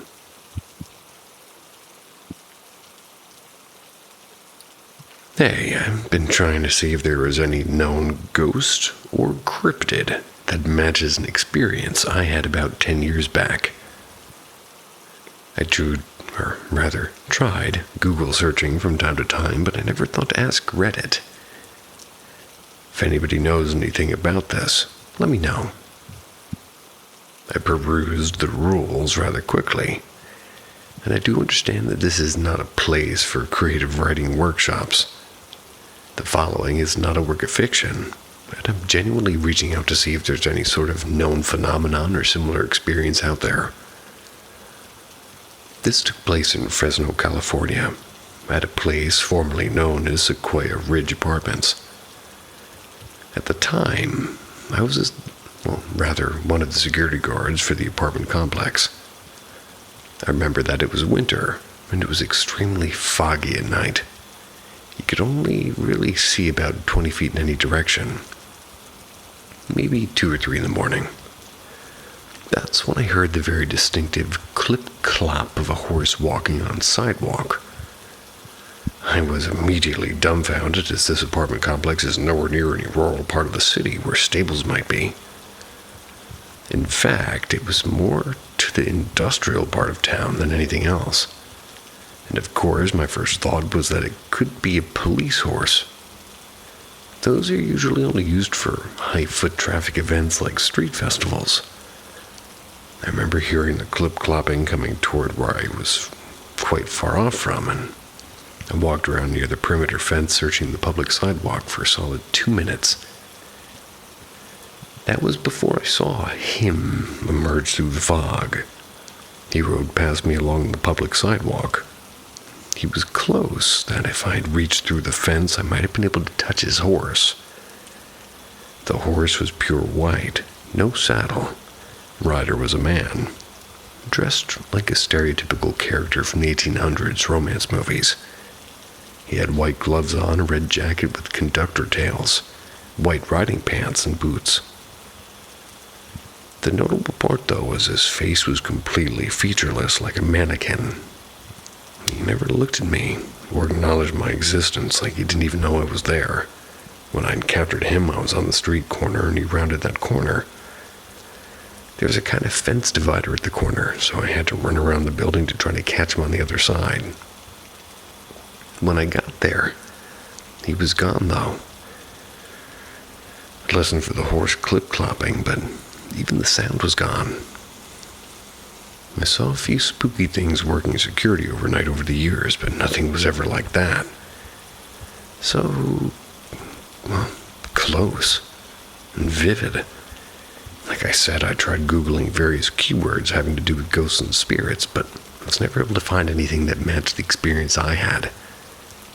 I personally just always called him the Great White Horseman. Really curious to see if anybody here has ever heard of anything like this.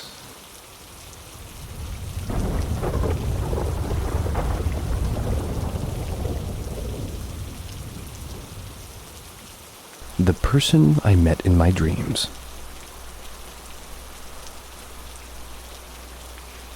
I don't remember how long ago this was exactly. I think I was maybe about 15 years old, though. I was visiting my aunt in Belgium with my family, and I had a really nice dream that night. It was an extremely realistic dream. Don't remember it very well. The only thing I do remember is that I met a really pretty blonde girl, who was my age, on a train. The entire dream was us getting to know each other and falling in love. It was one of those dreams that when I woke up, I thought it actually happened, and you can imagine my disappointment when I realized it was just a dream. Even when the realization hit me, it still felt off. I'm used to having realistic dreams, but this felt very different. Later that day, we're just going on a train to visit my grandparents in Germany. We hopped on the train and slept for the majority of the train ride. As we're getting off the train, I glanced down the aisle, and there I saw a girl who looked identical to the girl in my dream. She looked up, and we looked at each other, and I saw her gasp noticeably when she saw me. There's no doubt in my mind it was a look of surprise, and I could tell she recognized me. My parents pulled me off the train, and that was it. It's been something like 4 years, but I won't ever forget that look on her face. If anybody's wondering why I'm posting this now, and this happened so long ago, it's because I recently watched the anime Your Name and stirred up these memories again. It's not like it's the exact same situation by any stretch of the imagination, but it just reminded me of it. Also, I am aware that the story can very easily be explained as a coincidence, and very well could be, and I acknowledge the possibility that I'm turning nothing into something. But I personally am absolutely convinced something weird happened. I have no idea how or why, but in my mind, I know it did. Hey, my screen's coming back alive a little bit. Up, nope. Up, yep, up, nope. For all of you that are curious, my computer's in many pieces on the left side of me, strung together with pieces of wire not designed to deliver electrical current. And since has overcurrent, because where I am there's no ground, they don't build houses with grounds for some reason, all the capacitors blew, so I have different lengths of cable that are the length they need to be in order to give the right resistance in order to make the screen go on. And oh, there it is. I can actually see the whole left side of my screen. Looks a little bit like a migraine. But anyway, screen and keyboard and everything shot, and I have it plugged into this TV that just broke this morning when I started recording. But it's coming back a little bit. 1/3 of the screen just, well, it looks like my TV is, nope, it's all black now. Oh. I digress. Where's the gecko? Just neighbor sounds. That'll have to do. Alrighty then.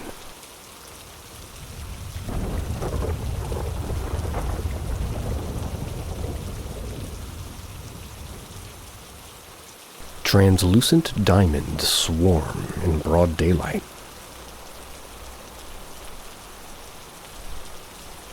When I first got with my girlfriend, she told me about a weird experience she and a friend had on Swansea Bay, South Wales. She explained she had seen a weird flock of shapes flying around the bay, just above the surface of the water. She firmly denied all my suggestions as to what they could be. What about the birds? No. What about flying fish? No. The shadows of birds? No. There were a lot of kite flyers down on the bay. Was it shadows of a complex kite? No. We discussed it for a bit and then moved on to other things. I thought nothing of it for another year. Then one day I'm down at the bay with a friend of mine. It's a bright sunny afternoon. Swansea Bay is a large set of double-height concrete stairs, you could call them. They follow along the coastline for half a mile or so, like amphitheater seating. We were sitting on them chatting and looking out to the sea when a friend pointed out to the shallows. The sea was probably a couple 100 feet away, honestly. And then they said, "What the fuck is that?"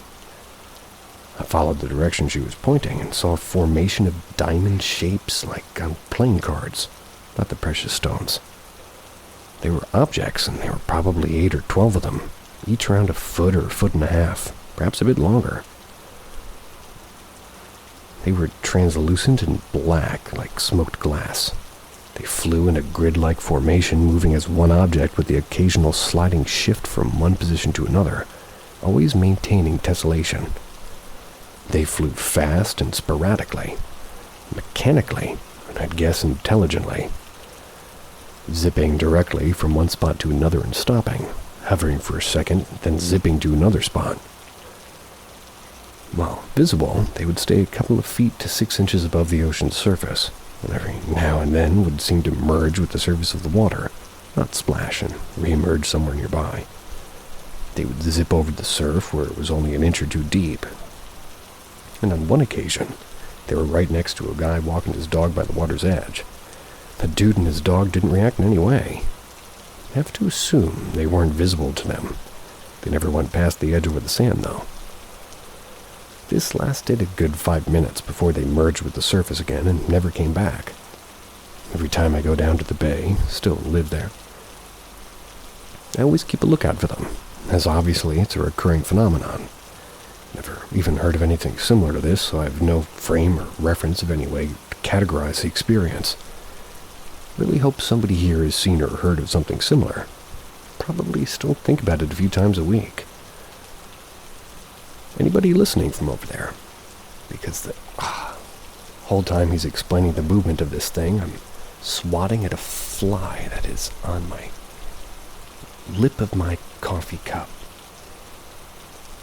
No matter how clean you keep a place, people next to you can still be dirty enough to bring a fly in your house and make narration an obstacle, which is kind of fun.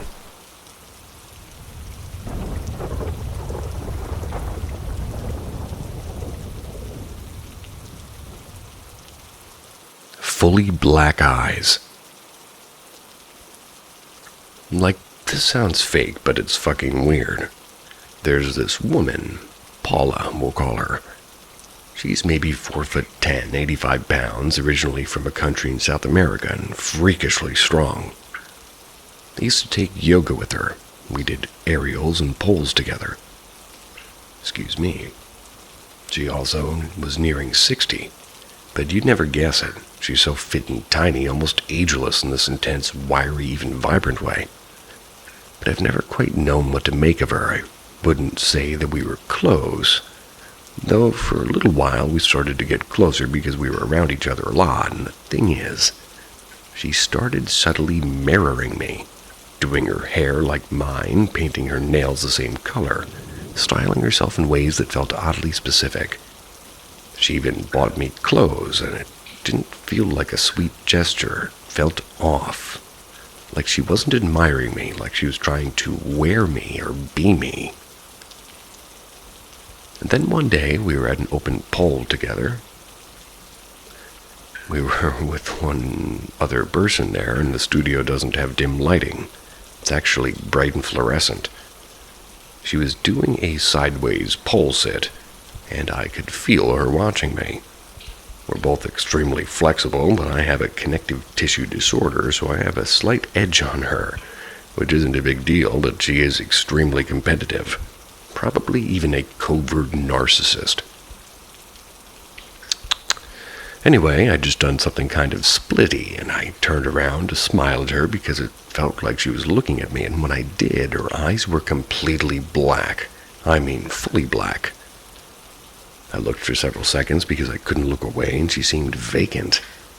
Not checked out, but absent, like she'd gone somewhere, momentarily, and she was temporarily checked out. But yet it also felt like there was something in her place, like an energetic placeholder. Something else seemed to be looking out through her, but it wasn't necessarily an intelligent being. Well, that's a little bit insulting. I was left with this feeling of, I don't think I was supposed to see that. And I'm pretty sure she doesn't know I saw this. But also, I don't know if she was even aware of something happening. It's like when you accidentally see a mic in a movie or a crew wearing jeans in a film set in ancient Rome. It wasn't just a weird lighting thing. Again, bright fluorescent lights at the studio. Or a blink. It was unmistakable. And I've never seen anything like it before or since. I'm also pretty positive nobody else saw it. Only lasted a few moments, and I finally stopped looking at her and walked over to the table where my stuff was and took a sip, and then everything was back to normal. I know how it sounds. I tried to rationalize it, gaslight myself into letting it go, but I just can't. Not with everything else. The mirroring, the vibe, the way I never felt entirely at ease around her. I'd really love to hear what other people might think of it, because I honestly don't know if I'm reading too much into it myself or not enough.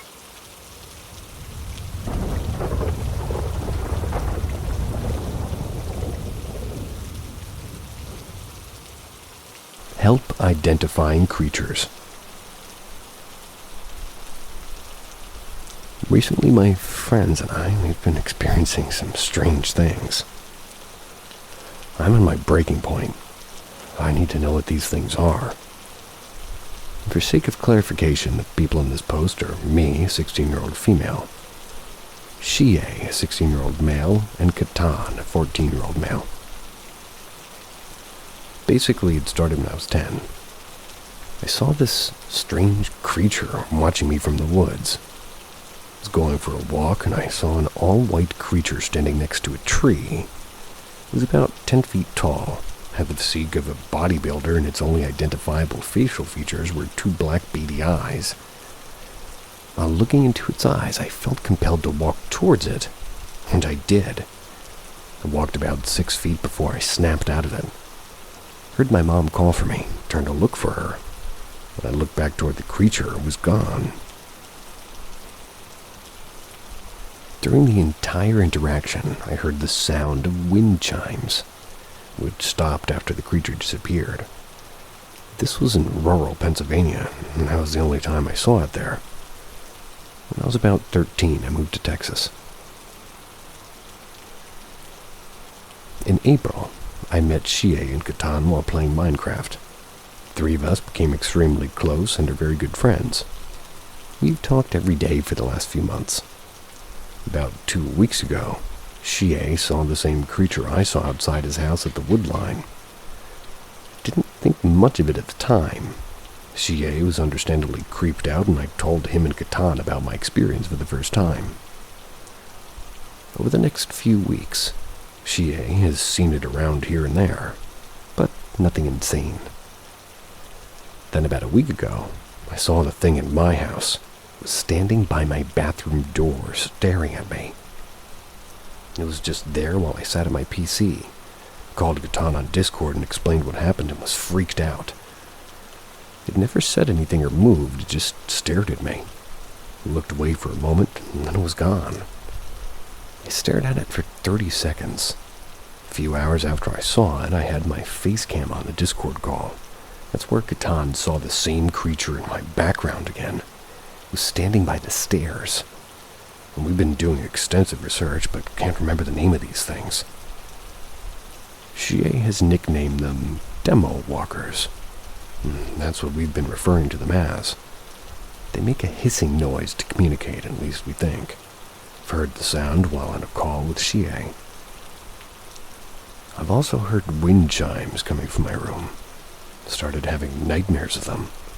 And all of them, Shie and Catan have been killed, and I've been raped. I'm not sure what to do. I'm scared, I'm tired, I'm paranoid. I need help, and I don't know where else to turn. Please, Reddit, help us. That sucks to have a negative connotation with wind chimes. I think they're lovely.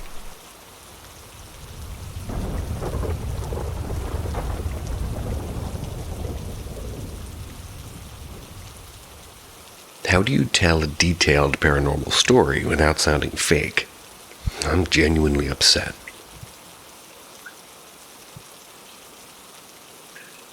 I'm really struggling with something, and I could use some help and maybe just a little bit of kindness. Last night I had a paranormal experience at work. It absolutely terrified me.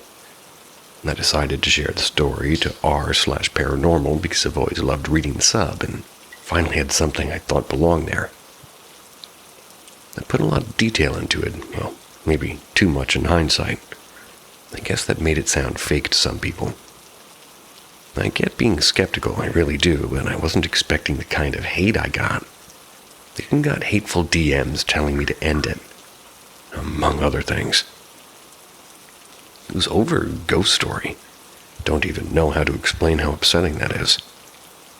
And the story I shared was 100% real to me, and I was the only one in the office late at night because I had to stay late after an OBGYN appointment. I had to get my work done, and I'm on 3rd floor of like a 75-year-old building that used to be a private home. Now it's just office spaces, but the 3rd floor still feels very much like somebody's old home. Big rooms turned into private offices. And yes, there are federal agents that work in the basement level. It's not some made-up detail. The building has automatic lights.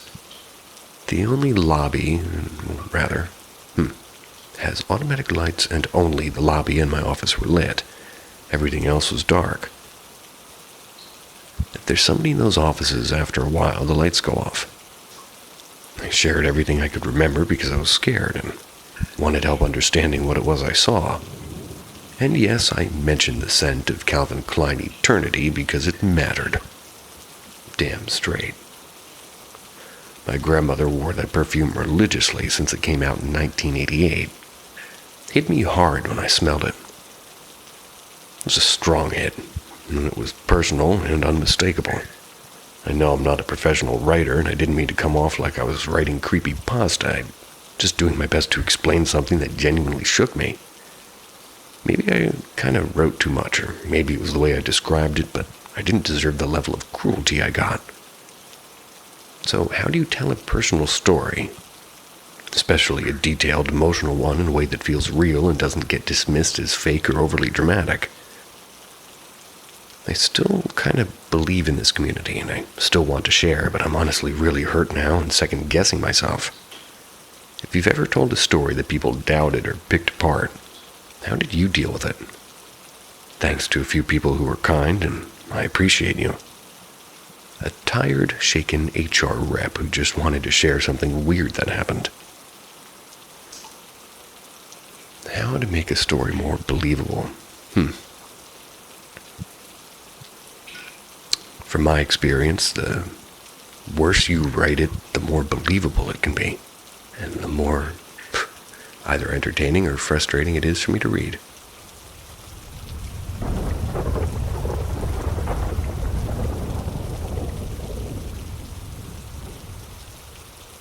Scary childhood story.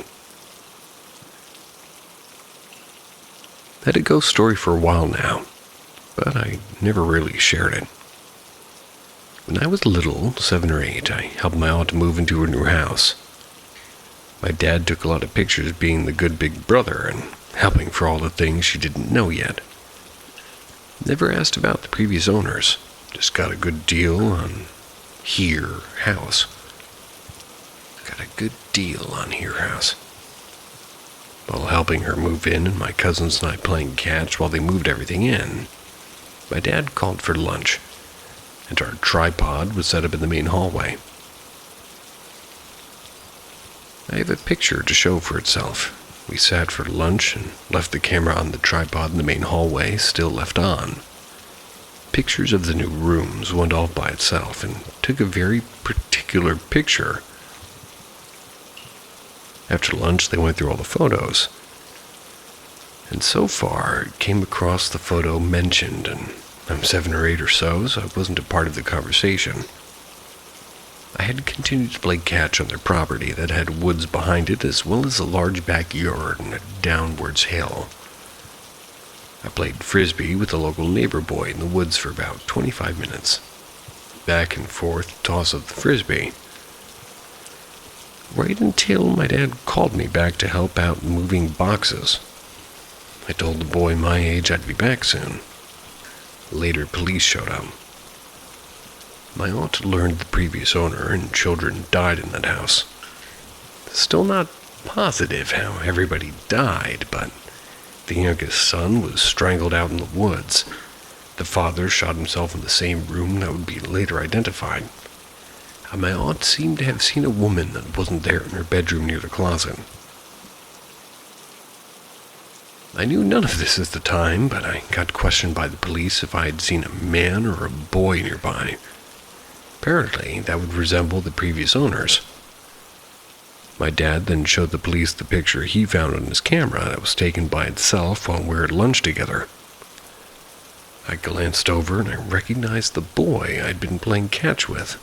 He never spoke a single word to me. Never thought it was weird at the time. I shouted out that the neighbor's son was who that person was. Again, I was very young, but still, when the police asked me who I recognized in the photo, I said, "Oh, that's the guy I was playing catch with, and that's his dad." The police did a search of the property. My dad was freaking out, and I never knew why.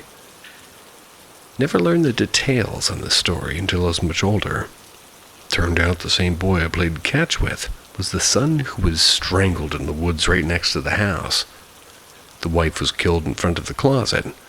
Still see minor bloodstains to this day, really, and Father shot himself in the main hallway of the house. I knew none of this as a child. And besides, I had a new friend next door of my aunt's house, and after I told the adults about my friend, I didn't see him anymore.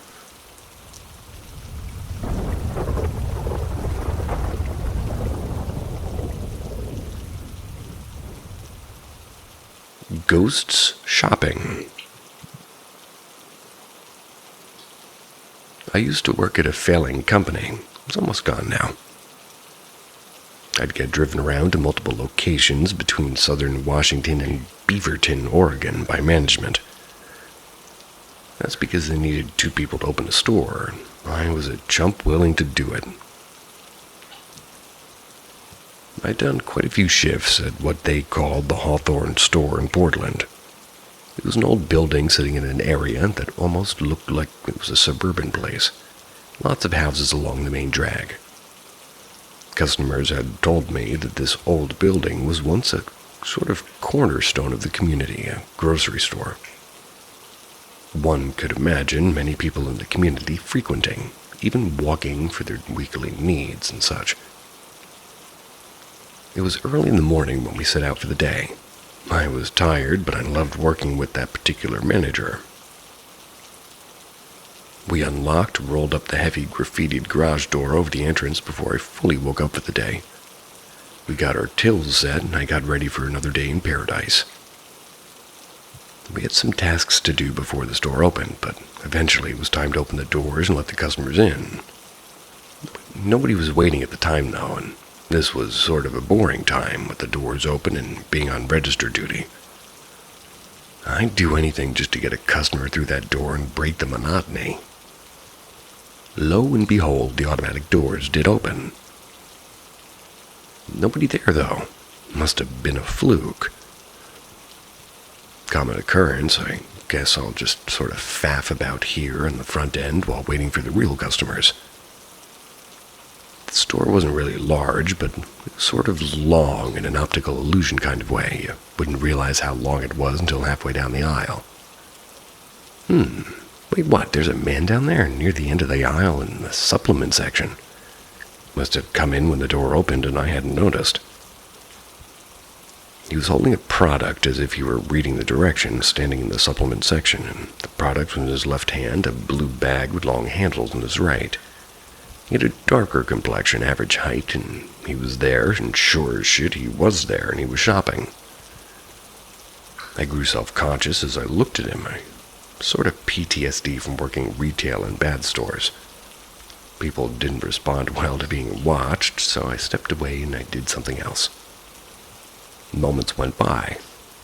I hadn't forgotten about the man because I anticipated him coming to the checkout. Only he never did.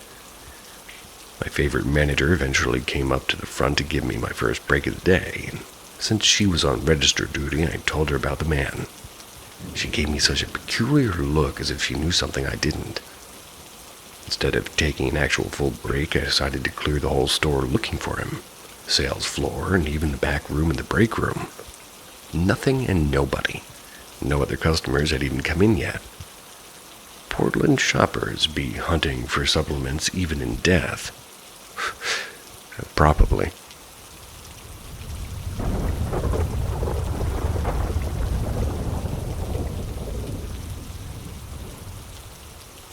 Grandma's love.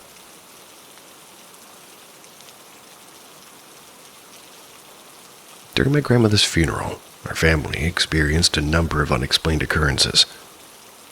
On the day before the church funeral service, her body was brought home from the hospital and placed in the coffin. She was dressed in her favorite clothing, and her mobile phone was also placed next to her. Throughout the day, we had her door open so that her friends and extended families can bid their final goodbyes. This was the day when paranormal occurrences started happening. First, we had a series of blackouts that occurred at least 7 times throughout that day, and each time it happened, we noticed the main power button was switched off.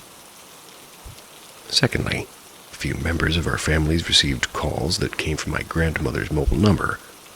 Note that her mobile phone was already placed next to her in that coffin right after she brought it home.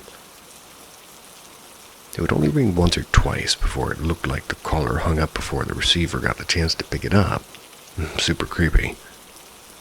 Thirdly, a few days after her funeral, my cousin was staying at her house and was having a nap when I, my siblings, and my parents came home from an outing. The house has an automatic gate opener via an on and off button that's located in the living room of the house. It can also be opened with the remote control. However, during this outing, we had forgotten to bring it along with us, so we had to rely on our cousin to open the gate for us when we got home. Upon making the turn from the main road and into the house lane, one can actually see your houses from about 500 meters before you actually reach the front gate. Hence, you'll have a clear view of the house right after turning from the main road. At about 200 or 300 meters upon reaching the house, we could clearly see that the gate was slowly opening. On first thought, we assumed that our cousin was opening it for us. So, we just went inside. When we came to the front door, we saw that her cousin had just woken up and just came to the front of the stairs. It was obvious from the way he looks that he had just woken up from a nap. I didn't think much of anything, and I just casually thanked him for opening the gate for us. When I said that, his face turned pale and told us he didn't do it. And there was also more to this story, and he told us that he was sleeping upstairs and woke up from a dream, and in that dream, or so he thought, our late grandma whispered to him and told him that in any minute now we'll be home from an outing, told him to continue his nap, and she'll help to open the gate for us. He said the dream seemed so surreal that he actually felt like she was still alive in the flesh. When he told us about this dream, my brother at the time, who was 5 years old, upon mentioning about her late grandma, he suddenly spoke and told us happily, obviously had no clue how creepy it was, that he saw Grandma near the gate, and that she was waving and smiling at him while we were in the car just now. Upon hearing this, everybody felt the chills to their spines, and in the end, in a way, it was good and comforting to know how Grandma loved us so much that even after her death, she still takes care of us. Rest in peace, Grandma.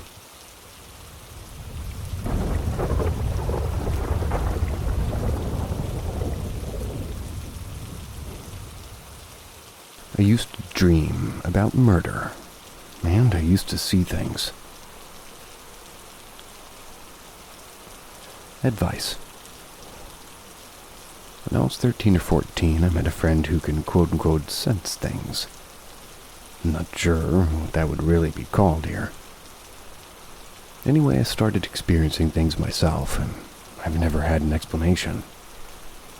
This was about 18 years ago, more or less, so I no longer remember specifics, but I hope whatever details I can give will help. It all started when we started hanging out and then stopped when I moved to a new school. We were friends for 2 years, and we went to a Catholic school here in the Philippines. I would dream about numbers.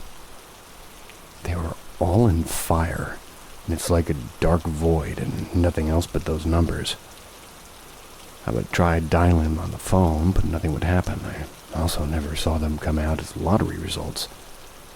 I don't remember how many numbers there are, but it's usually 7 numbers to reach someone, so I guess maybe 7 to 10 numbers. I would also dream about this woman in red. They'd be being chased and attacked in her unit. She lived high up, but always end with her trying to escape through the balcony, and I would see the city lights outside.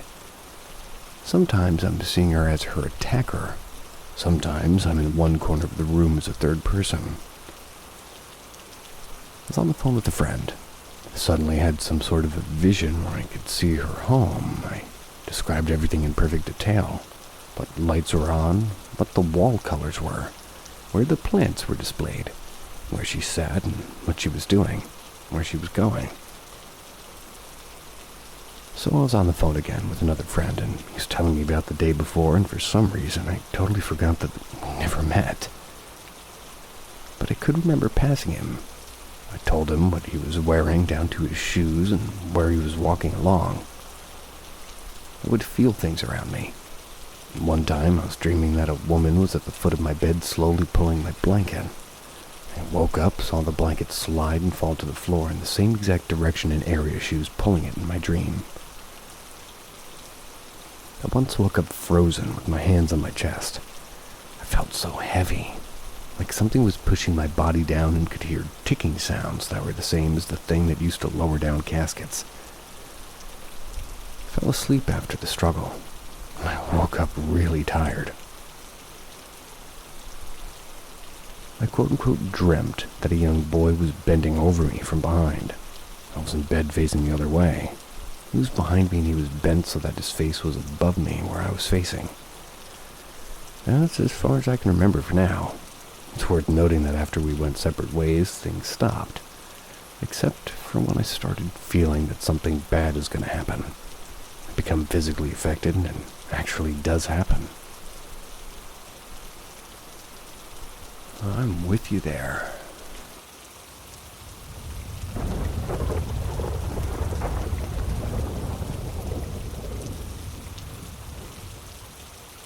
Flannel man seeking accounts.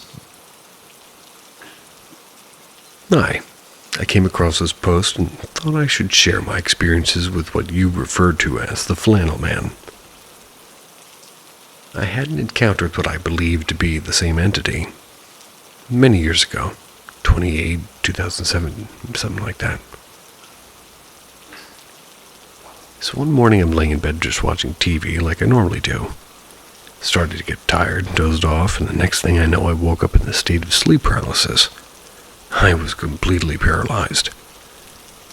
While I struggled to wake myself, I noticed at the foot of my bed was a really tall figure wearing a red flannel long sleeve.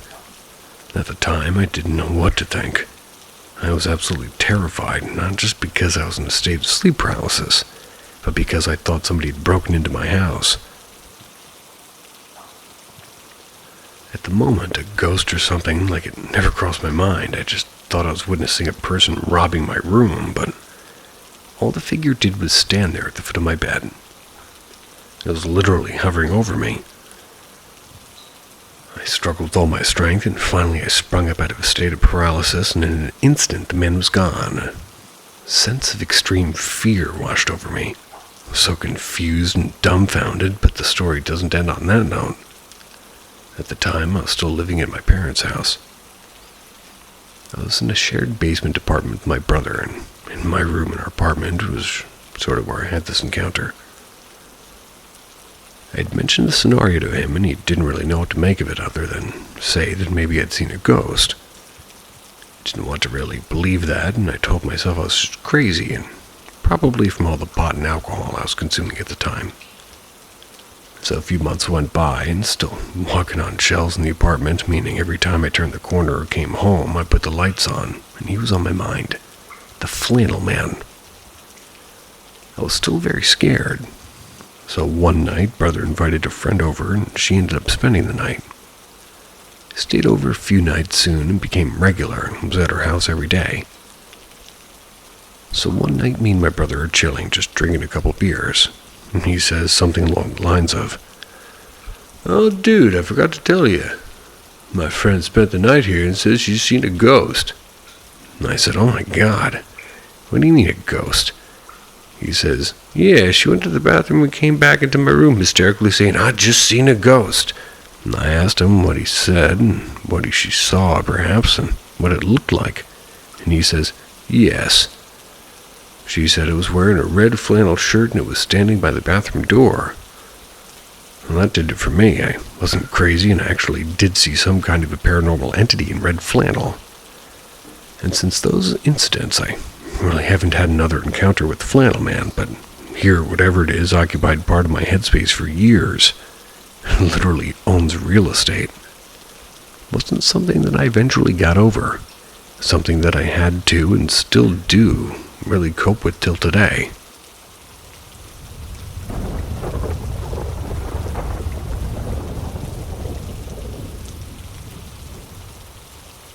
My father's friend told that my house is haunted. I've had multiple people tell me that there's some sort of ghost in my house. 2 being my father's friends, and one that sort of was my own on a separate occasion. I haven't really thought too much into it, but weird shit has been happening with me, so I figured I'd talk about it. They've all said it's some sort of dude. I don't know the history of my house so well, but it is old and it has many occupants, including an older lady that died in said house. But everybody has specifically said some sort of male. For the weird things happening, it's been over the past couple of months. I've noticed things of mine disappearing, stuff that I know I haven't misplaced and I've dug through my whole house looking for. I've lost a shirt, I've lost shorts, and some underwear. Some little knickknacks I keep somehow, and they move. I know I didn't place them there, and I'm always very clean, so that's why this is so strange to me. I've also had previous nightmares start coming back, which was a thing that happened with a previous experience. It just didn't sit right with me. I've been waking up with random bruises on my arms and legs. I'm perfectly healthy. And this is kind of new. It's not just a couple. I'd say right now I have about 10. New ones show up with ones that eventually fade. I've also had things break out of nowhere.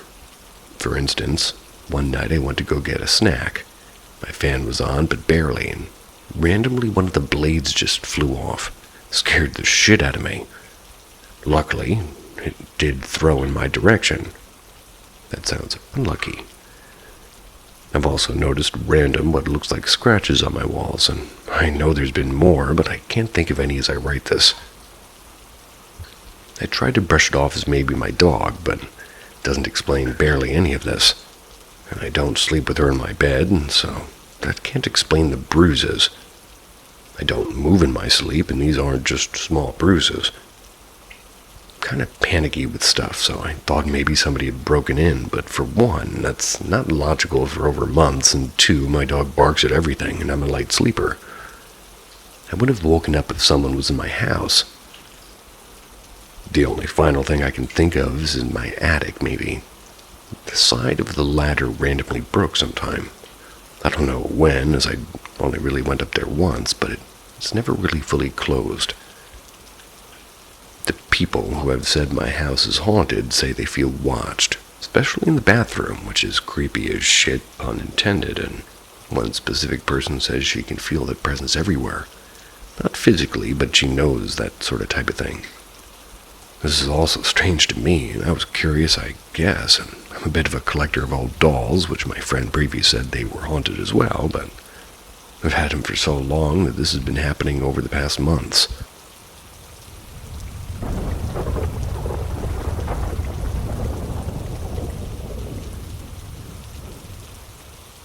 My haunted childhood home. Between the ages of 9 and 12, my family lived in a haunted house, or what we believed to be haunted. We had moved into it for my father's work, but left as soon as his job there allowed him to, or he got a new job back in our home province. We moved into a fairly new neighborhood. The house we lived in was nice. Nothing that we know of happened there to cause the haunting, although my mom has a theory. It's a place with a large amount of First Nations. She believes that maybe something happened on the land long ago, or that there's someone buried nearby. Anyways, the actual story starts shortly after we moved in. It had 3 floors, and right from the start, me and my sister refused to go in or use the basement bathroom. Just had a weird feeling to it. A few weeks in, my mom started to notice shadows moving up and down her stairs to the upstairs floor. This set of stairs was a shape with no window near it, so it's not like passing cars were causing the shadows.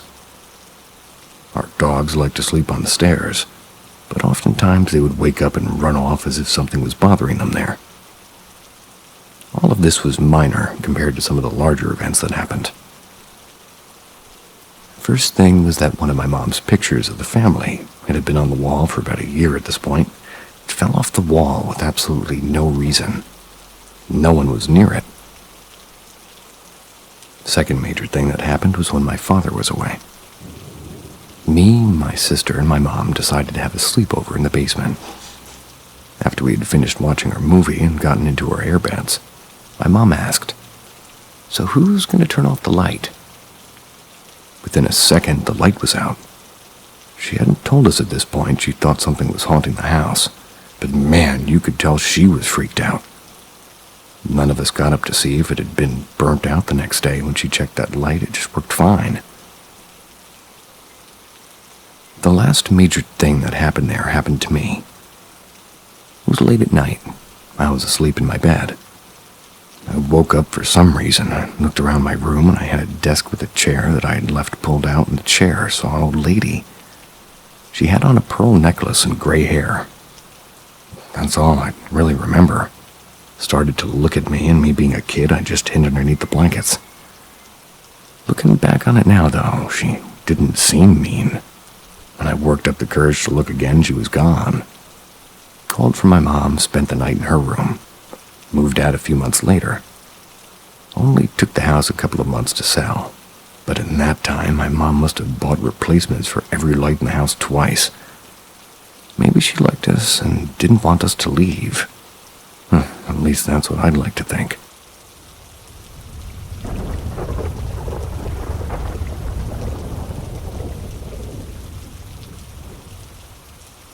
Steps in the house, but none there. This happened about 12 years ago. My parents and my little brother had to move and found a very nice house. They lived there for about 2 years until they finally bought their own house. My older brothers and I had moved out before that, but I used to spend about every other weekend there. I really liked that house. Always thought it had a good vibe to it. And somehow I brought this up at a family gathering. I've always liked that house when, surprisingly, my brother and parents told me that they didn't. They've been hearing footsteps and walking in the house, especially at night when they were alone, like my mom alone and my brother alone. I mean, I heard wood like creaking. It is an older wooden house, but they said no, that wasn't it. They, being especially my mom and brother, said it felt like somebody was there and even sometimes watching them. That was a bit of shocking news for me. My family is very Christian and down to earth. Never have we spoken about ghosts or anything, and also not into ghost stories or movies. My mom for sure ain't. So I was acting surprised, and they asked me if I ever heard or felt anything. In a way, like they wanted me to say yes, and I think I didn't, but somehow I kind of remember once thinking somebody was walking around outside my room. Of course, no one was there. I'm not sure if this really happened or not, or if I just imagined this years later because of kind of how they surprised me with this topic. If it really happened, it didn't occur to me that it could have been anything other than the wood sounds of an old house. My mom also said that evening that the owners had a chair, and I know this chair. They said to please leave in a certain place. It was the owner's granddad's chair. It was a weird chair, like a toilet chair that has a round lid and kind of metal bin drawer underneath. Pretty sure it was for you-know-what business. Anyways, felt that this chair was weird, but just because, why not just go to the toilet? Why would you want such a chair and use it for toiletry business? My mom said she put it in the attic or the cellar somewhere, and I'm not sure if they also said that it got better with the ghostly actions. Ghostly actions.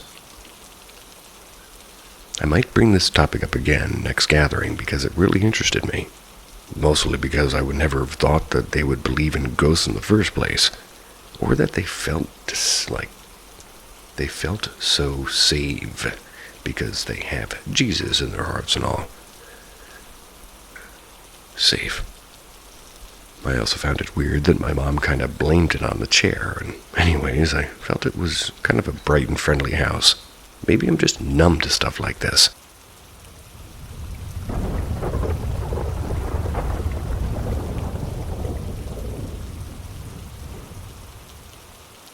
think I had a close, very close encounter of some kind, and I just can't stop thinking about what it was.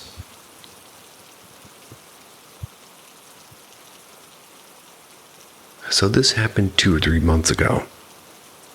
I have a quote-unquote backyard area behind my house. It's actually just a driveway with bushes and trees, and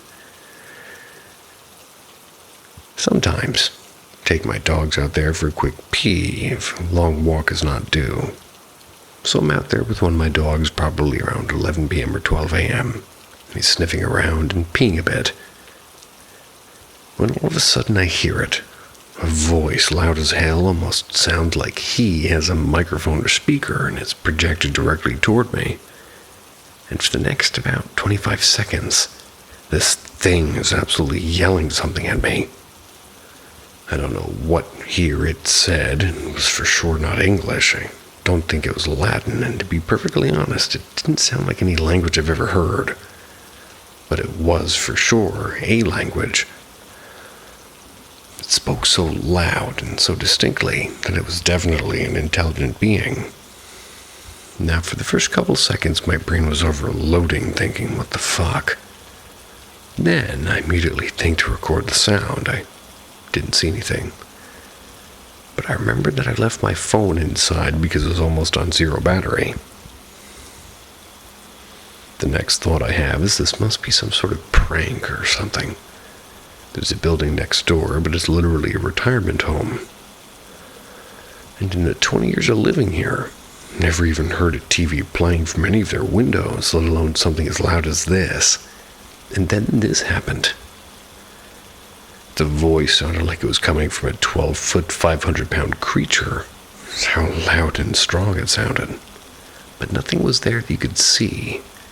The moment I thought like maybe the speaker or some movie scene, and well, I kid you not, the source of the sound went back and forth like the entire length of their yard. It was moving back and forth, still talking to me, just maybe 10 feet away. Way closer than the building itself. It was not a speaker, at least not from the building. The other crazy thing is my dog was barking like crazy where this voice was coming from. My dog never barks at hardly anything, especially in that scenario, just us two chilling outside. Man, can't stop thinking what it was. I think it was an alien. A friend I told who believes me thinks it was a demon. Either way, as scary as it was in that moment, I also think, wow, that was really cool. The thing's voice sounded malicious for sure, and if real, probably something that could have crushed me. Maybe like an insect. So the fact that it didn't gives me some sort of peace. Fucking weird, huh?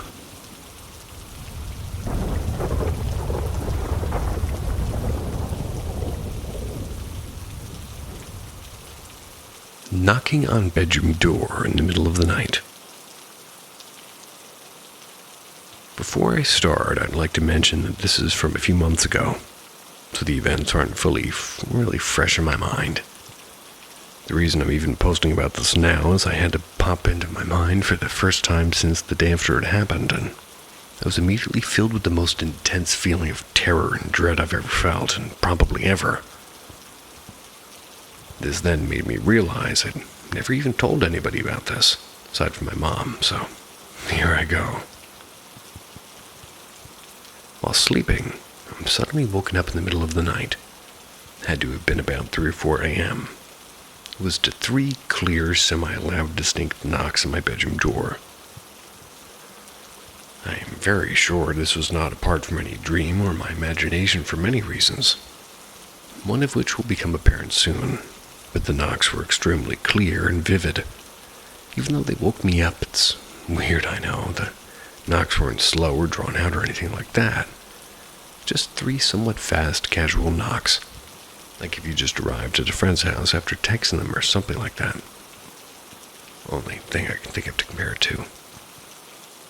In my sleepy state, I just assumed it was my mom or something. It's not uncommon for her to come into my room at night to say goodnight. So before going to open the door, I go to put on pants. I sleep naked, by the way. and as I'm getting dressed, I hear it. 3 more distinct knocks, clear as before, in the exact same manner as before. This completely wakes me up and brings me to a realization. If it really was my mom or another family member, especially at this time of night, they would have just come into my room after knocking and would definitely say something, especially if it was important enough to wake me up in the middle of the night. So, in my now uneasy state, I walk over to the door, making sure that it's definitely not locked or anything. By this point, I'm feeling extremely off-put, so, as anybody would do, I look under the door, looking to the hallway. Well, it's empty, you guessed it. So, signs or even sounds from anybody, nothing. I'd like to add I haven't had any footsteps or sounds whatsoever. This is the 2nd floor, wooden floor. So if anybody was walking, I would have heard it, and I call out hello. No response. From this point, nothing really happens. I stay up pacing and look out into the door and make sure there's nothing. Well, I envy anybody undisturbed enough to be sleeping naked at night. I need to feel ready. I'm in full clothes.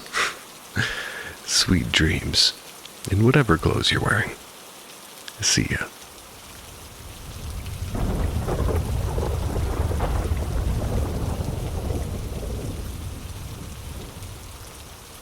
An event involving a corset from an antique shop. What could this have been? This happened to me and my friend around 2 years ago. My mother took us to Hems Well Antique Center for a day out.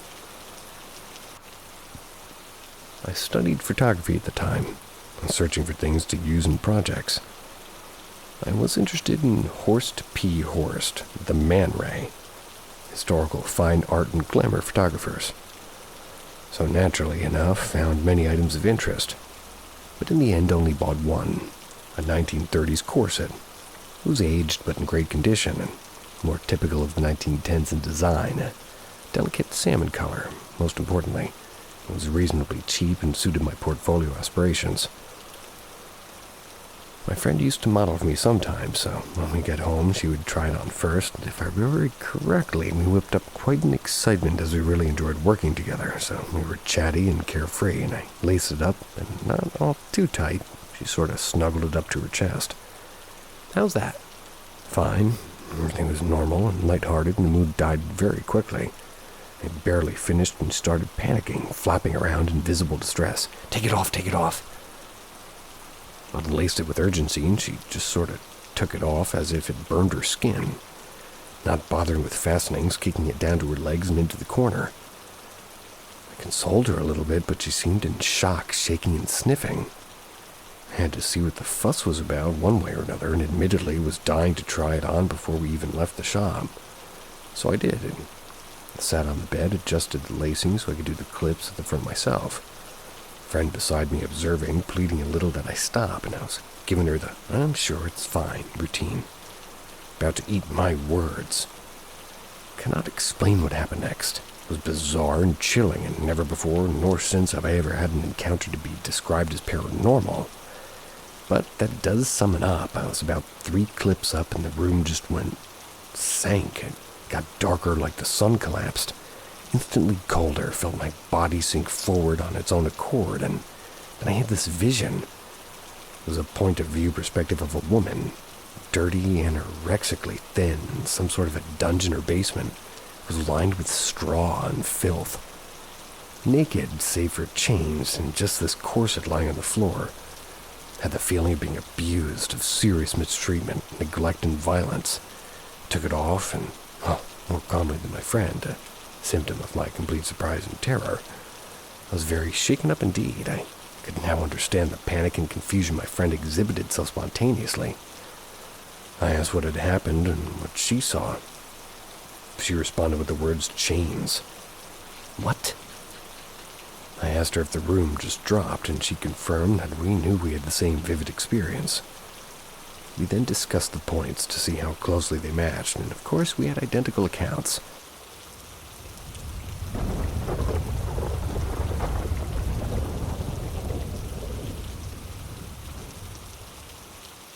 Me and my best friend of 10 years always experience extreme activity whenever we're together. Demonic? Question mark.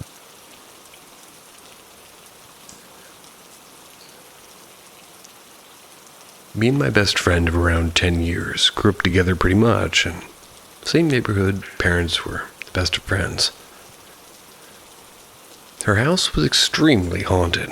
Even her parents knew this. She was around 11 or 12 and was dragged under her bed. Her brother, my other friend, experienced extremely graphic dreams at around 8 years old of things like babies dying and smiling. He also was physically attacked a lot.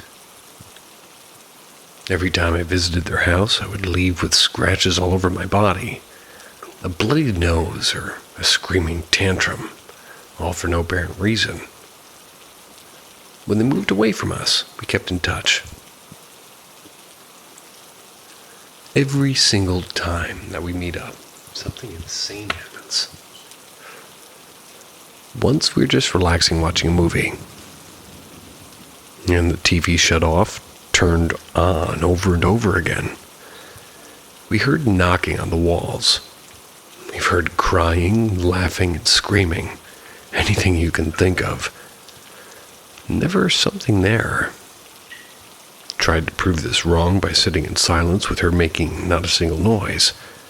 Still, we hear knocking or some kind of creepy, unexplainable noise. When we hang out, it's always alone or in my house as well. No younger siblings or animals or anything to make loud noises. The most recent experience was about maybe 4 days ago, I guess. That's the 7th of May, 2025. When we saw each other, we were in my kitchen. I was getting something in the fridge when my power completely blew out. The weird thing was, it was only in the kitchen. The rest of the house was completely lit and fine. And after about 10 minutes, it came back on. Later on in the night, my dining room chair started to kind of squeak. Like the sound of a chair moving with no rubber leg protectors on it, just moving and squeaking. Before she left, I was changing because we were going out to Pizza Hut with some other friends, and there were scratches all over my arms. I didn't remember doing anything that could have scratched me or anything, and later on she had scratches on her body too. Now, before anybody says anything, I don't necessarily think my house is haunted or anything, but these things only happen when my friend is over, not when I'm alone, or with anyone else, just with her. This has happened one too many times to be a coincidence.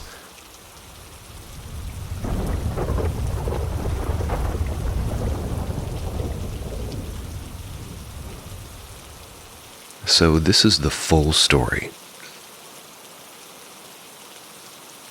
It all started with the school being right next to an old graveyard, because in our culture, you can't be disrespectful to graves of the dead, or they'll haunt you and your family as revenge. We, the kids, would walk on it, not realizing we were disrespecting the spirits who were supposed to rest. It started abruptly. My younger cousin saw something in his father's room at around 3 to 5. A man, as she put it. Then once at night near the school in the dark, it was in the winter, she was crying because, quote-unquote, people were crying and screaming at her. It was horrifying for her, especially because, well, her older siblings and I couldn't hear it. We had to usher her to her house, and then when her father, my uncle, left us alone once in her mother's house to get the old TV from my grandparents' house, we heard chains and heavy breathing that stopped just as my uncle appeared walking by the window. Then there was the push my father felt when he was doing laundry while he was home alone. Then younger me saying something about the man in the closet in my sister's room. It stopped for a while until about a year after those incidents. It's when me and my cousin were playing in front of the church and started crying. That's because we heard somebody crying despite being alone. My parents, siblings, and I moved due to the hauntings. But after 2 years, we came back to my hometown, and nothing really happened except for a few doors slamming and sleep paralysis happening. But everything changed when we moved once again to my current city. My mom got woken up by a woman's voice calling for Lisa, which is not my mom's name. She couldn't see anyone. My younger brother started being religious all of a sudden because he kept getting scared for some reason. Then my sister and my father heard someone, a woman, saying hi from the laundry room. But no one was there, and my sister started getting horrible sleep paralysis of a demonic woman drooling on her face. It would end in her suddenly sitting up with somebody's drool on her forehead. Till the night my sister finally saw it. It was standing in the hallway when my sister was going to go to the bathroom and kind of get in front of it, not moving, just staring.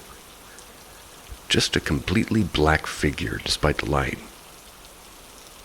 She was standing there for a good 20, maybe 30 seconds before rushing to her room and started escalating. Started seeing it in the corner of my eyes a lot, in my room, in the same hallway, in the kitchen, on the stairs. Just around 30 minutes to about an hour ago, I heard it humming and moving around in my closet for about 5 seconds, stopping every few notes. But the weird thing is, at first it was a man, now a woman. Even my baby cousin, who's 3, started seeing it, and mentioning the man in my uncle's room at my grandparents' house. Not even wanting to go in there. I'm scared, genuinely.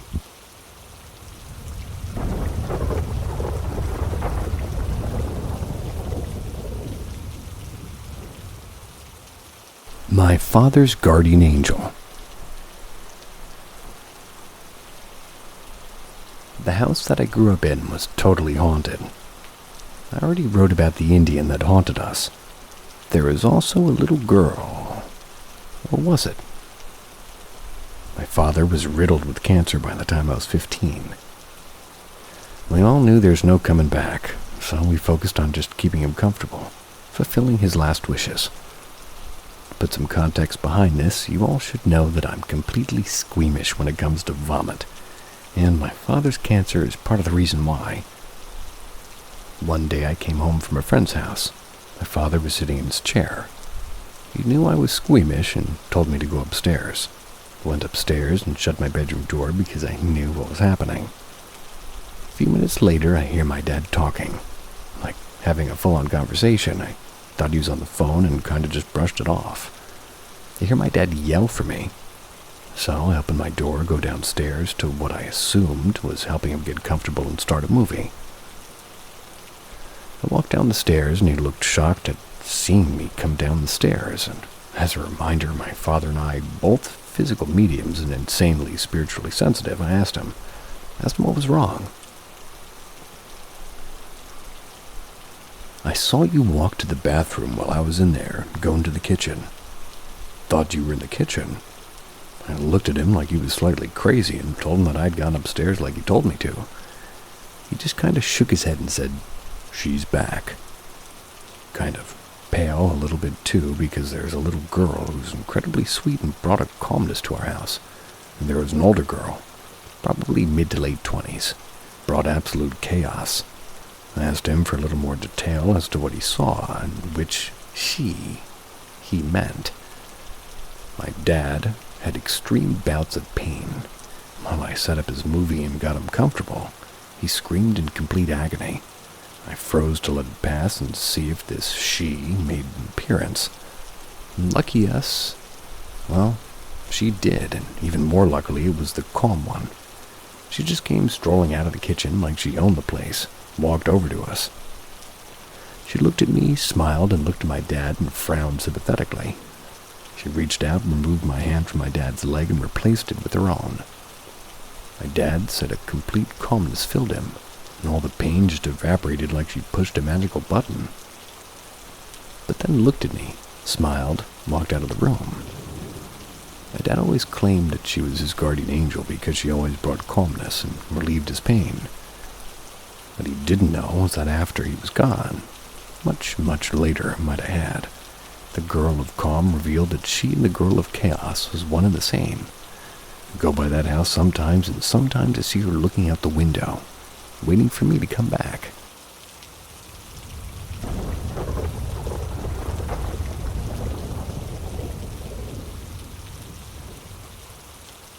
My experience with shadow people. When I was a kid, I would see shadow people very frequently. I haven't seen them since I moved out of my childhood home at 14 years old, though. That house was such like the main front door. It was opposite the driveway.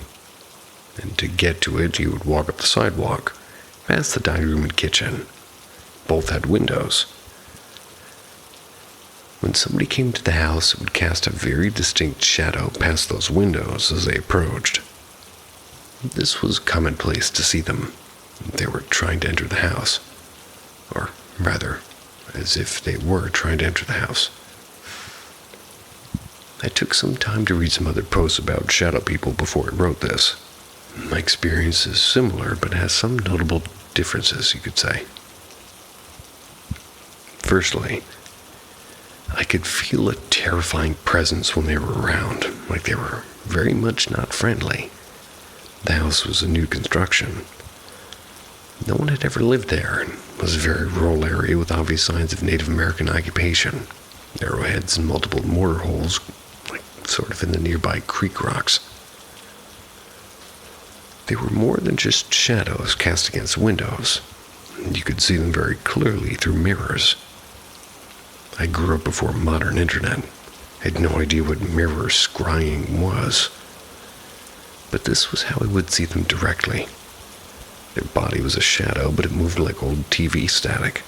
Their heads had 2 points, like 2 triangles, as if they had the outline of cat ears or maybe horns. They weren't adult person-sized. They were my height, size of a 10-year-old boy. It got to the point that I would avoid looking at mirrors as I walked through the house. I would only look at them when I needed to, and I didn't like noticing that a group of them was sort of skulking about. I remember that I didn't fear that they could physically interact with anything, but I firmly believed that if I didn't cast them out of my room at night, they would give me nightmares when I slept. Much later in life, I told my sister about the shadow people. When I did, her face turned pale. Both of our descriptions matched. We had both seen them individually and in groups. We both avoided burning candles in front of mirrors, would speak out loud to banish them and refuse them permission to enter. We both believed them to give nightmares. We both saw them in the same places. We both could feel them as a bad presence. Both believed that we had the power to cast them out of our rooms, but could only prevent them from entering the house as a whole before they got in. We had both named them the Shadow People.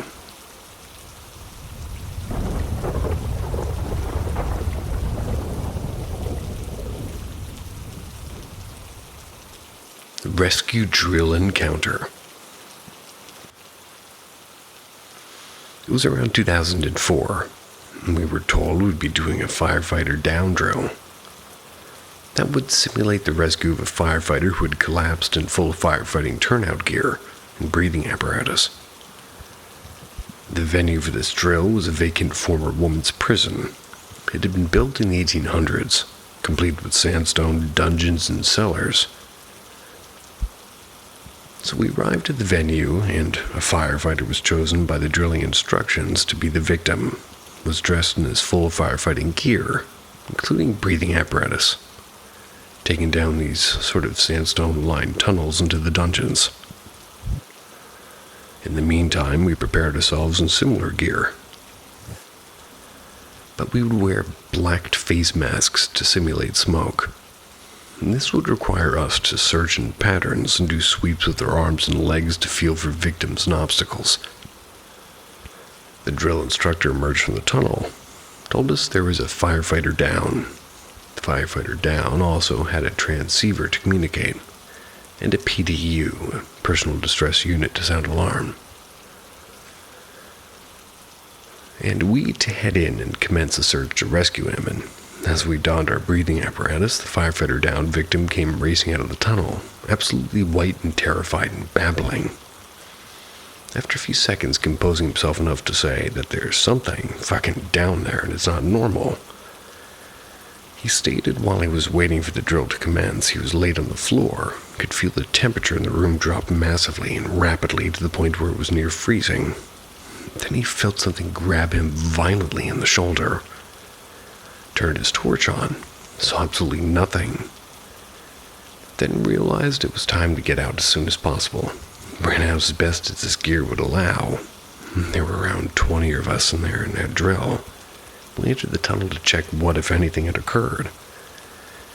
We saw nothing, but the temperature had dropped massively. This was on a beautiful warm summer's day. Firefighter to this day holds firm that something grabbed him violently that day. It coincided with the temperature drop. Make of this what you will. And I'd like to apologize that if you can tell I'm out of breath, but producer guy keeps thinking that I'm not sick and full of shit and lying, and that I'm not sick and that I'm not losing my home. But both of those things are true. So I'm trying to record as many as I can here in one sitting to prove my point. But everybody's probably asleep at this point, so that's why I'm putting it all the way at the tail end.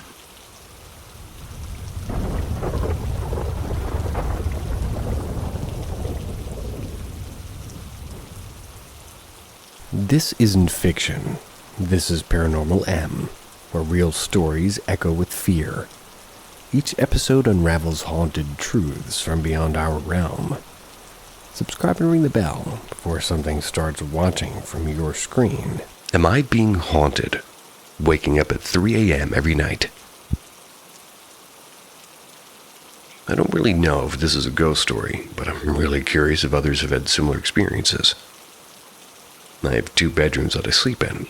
One my sister used to sleep in before she moved out, where the air conditioner isn't working. If you can hear that water dripping, that's my air conditioner not working. And my own personal bedroom, where I have a working air conditioner. Lately, I've been sleeping in my room for the AC because of the unbearable heat lately. For an entire week, I've found myself waking up at exactly 3 a.m. There's a lot of negative There's a lot of negative energy in my room. Sorry, my dog leaned up against me very hardly. It's because of all of the horrible memories associated with it. Being depressed and crying and not getting out of bed, and sometimes I feel watched, and the only way I fall asleep is if my closet doors are closed, which is why I no longer like to sleep in it. When I Googled it, I found out that 3 a.m. is known as the witching hour, which is a time normally associated with a lot of paranormal events. I confided my friends about the weird coincidences, but they thought I was being crazy. Last night, I decided to sleep in my sister's room instead, just to see if maybe, my room was the one causing the problems. A tap and single knock on the door woke me out of my sleep. It wasn't extremely loud, but it was loud enough to wake me out of my sleep and get my attention.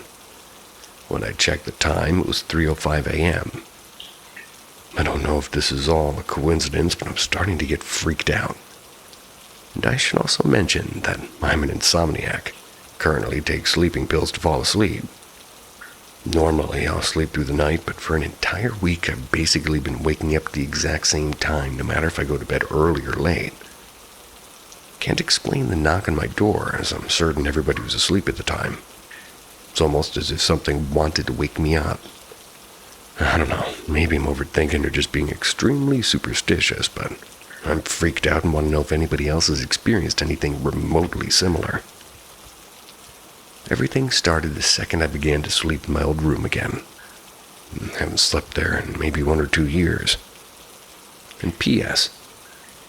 I know there are medical causes such as circadian rhythm and cortisol and glucose levels, but I promise they're fine. This phenomenon has to do with something else. I literally created a Reddit profile for this because I'm desperate for answers. I've also been depressed, and I have a theory that paranormal events are more common where negative energy is predominant. Or am I overthinking, or is this just weird? Could be all three.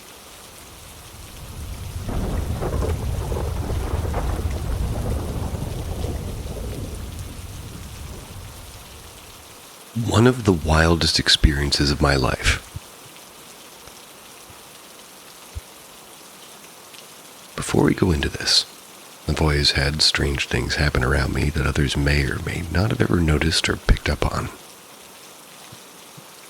The most notable one I don't even remember.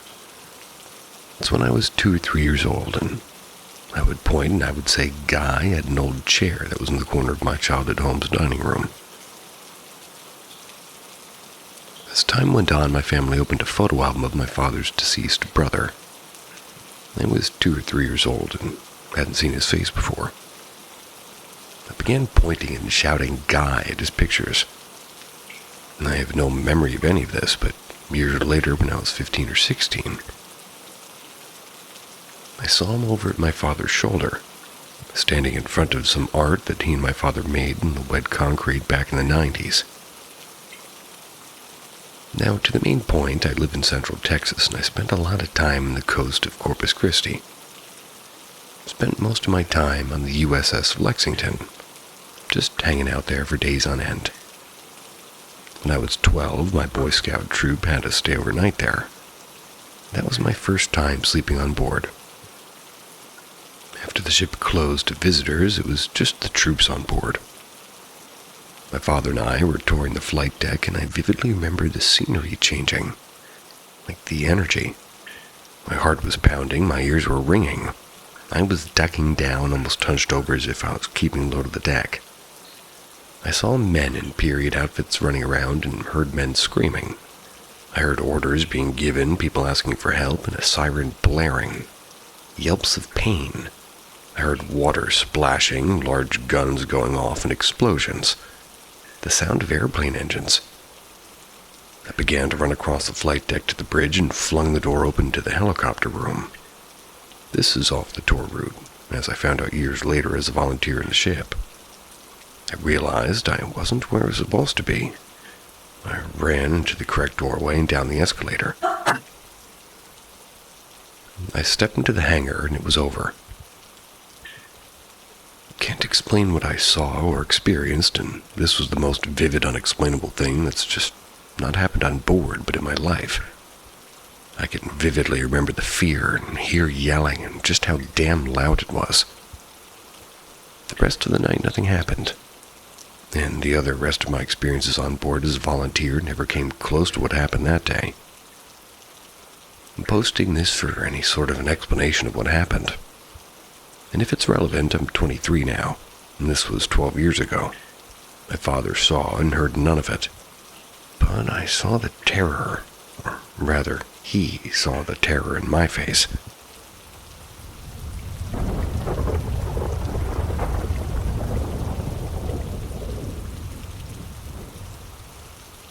I saw a little boy outside my window one night.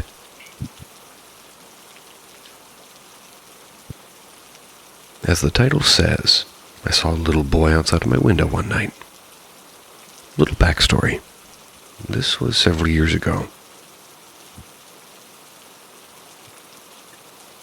I was living with my family in a sort of beaten-down house. And at the time, my mom's boyfriend was really going through what do you call it? I guess sort of just like a psychotic episode. When he doesn't have anything to smoke, he kind of gets crazy and starts talking about demons and ghosts and God. Around that time, he had been talking crazy, saying there's a demon in the house and it was trying to get him or whatever. What was this guy smoking? Anyways, I told you that so you could kind of tell how terrified I was at the time. I was in the living room watching TV. My mom was at work at the time, and long story short, I fell asleep on the couch, which is beside the big window in the living room. The house was very run down, and we had blinds up over the windows. But the part of the window my head was by was uncovered because of the AC. It was around 2 or 3 a.m. when I woke up. I opened my eyes and was kind of lost, as most people are after just waking up. I looked out of the window to try to get a sense of the time. He was just there, standing there looking up through the window. He had on baseball clothes, and he was sort of ashen. I've never forgotten his eyes. They were hollow almost. Can't really exactly explain it, but they were like soulless.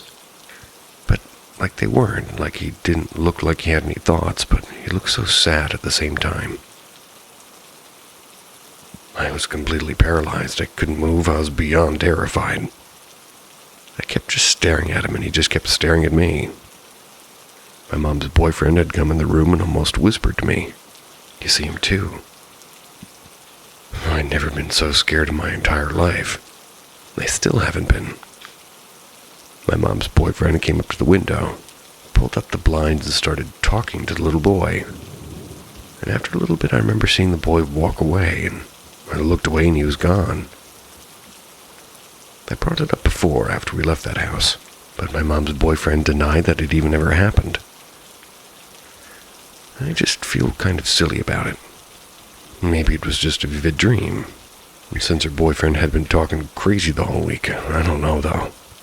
It felt too real, and I can still see the little boy inside my head.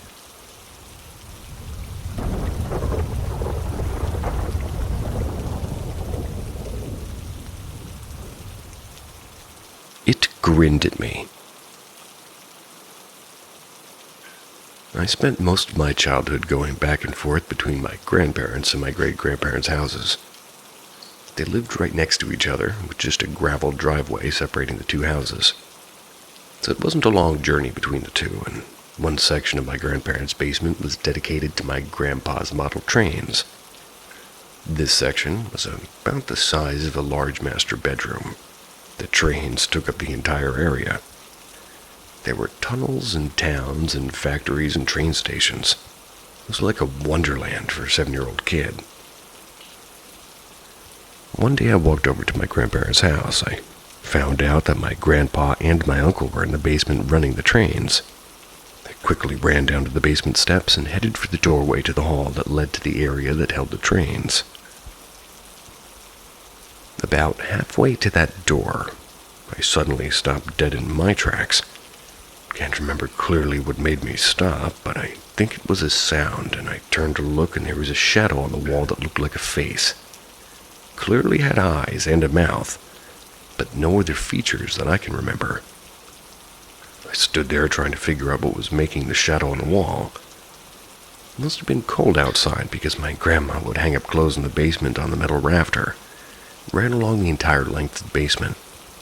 I told myself that the clothes hanging there must be somehow making the shadow look like a face, and I was about to continue on my way, and that's when the edges of the mouth turned upward into a grin. It wasn't a nice grin, like, "Hi, welcome to the basement, young man." It was a menacing, evil grin, like, "No one's gonna hear you scream when I start eating your face, young man." And if you've never seen something like this, I can't really explain the feeling that runs through your body. It was like every hair on my whole body stood on end at the same time. I've heard people say a chill ran down my spine, but that doesn't accurately explain this feeling. And people that have seen something like this know what I'm talking about. Kind of like an electric shock running through your entire body. I was terrified, and I was only 7. I did the only thing I knew what to do in this situation. I just lost it. Started screaming, crying, and just stayed there with this thing grinning at me. My grandpa and my uncle came running in, and my grandma came running down the stairs, and I turned to look at my grandpa, and when I looked back, it was gone. They tried to tell me my mind was playing tricks on me, and maybe I was just imagining it. But I know what I saw. There were no shadows on that wall after it disappeared, so nothing there for my mind or my eyes to misinterpret or confuse. I'll never forget it as long as I live, and to this day when I think about it, it gives me goosebumps.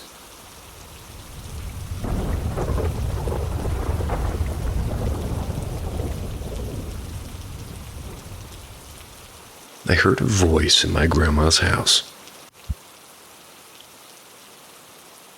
So I'm Mexican, and I was in the second floor of my grandma's house, two-story house.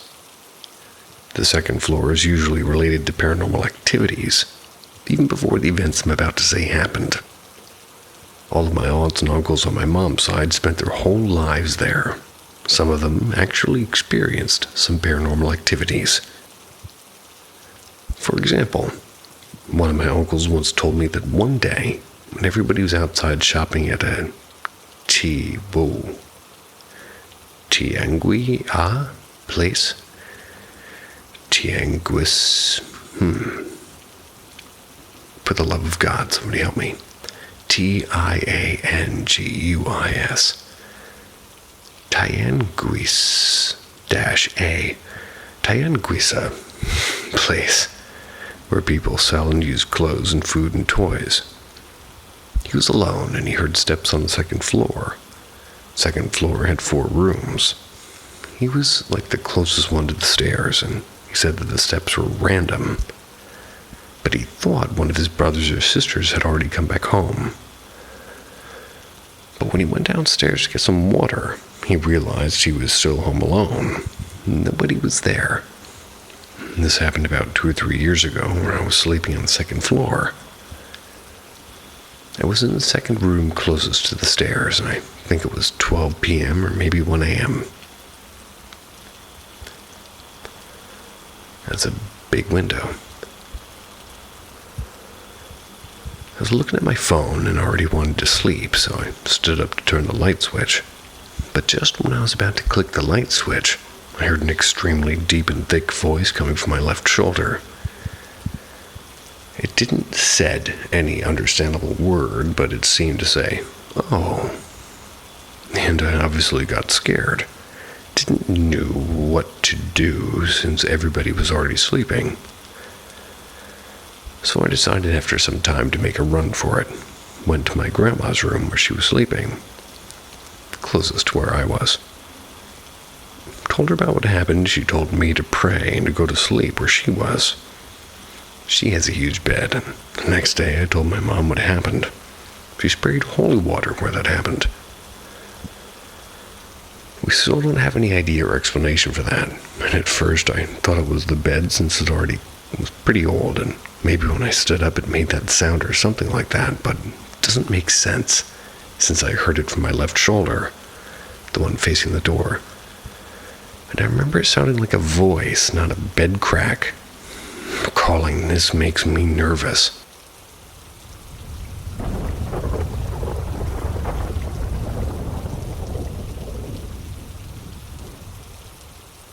My grandpa was pushed down his stairs. So my whole family lives in North Carolina now. This happened maybe about 8 years ago when he was living in Florida. 2-story house whose history of the prior owners was unknown to him, or at least he didn't care to ask. He gets off of work around 3 p.m., and that's when he normally started doing things around the house. Little projects here and there, and my grandma, my nanny, gives him.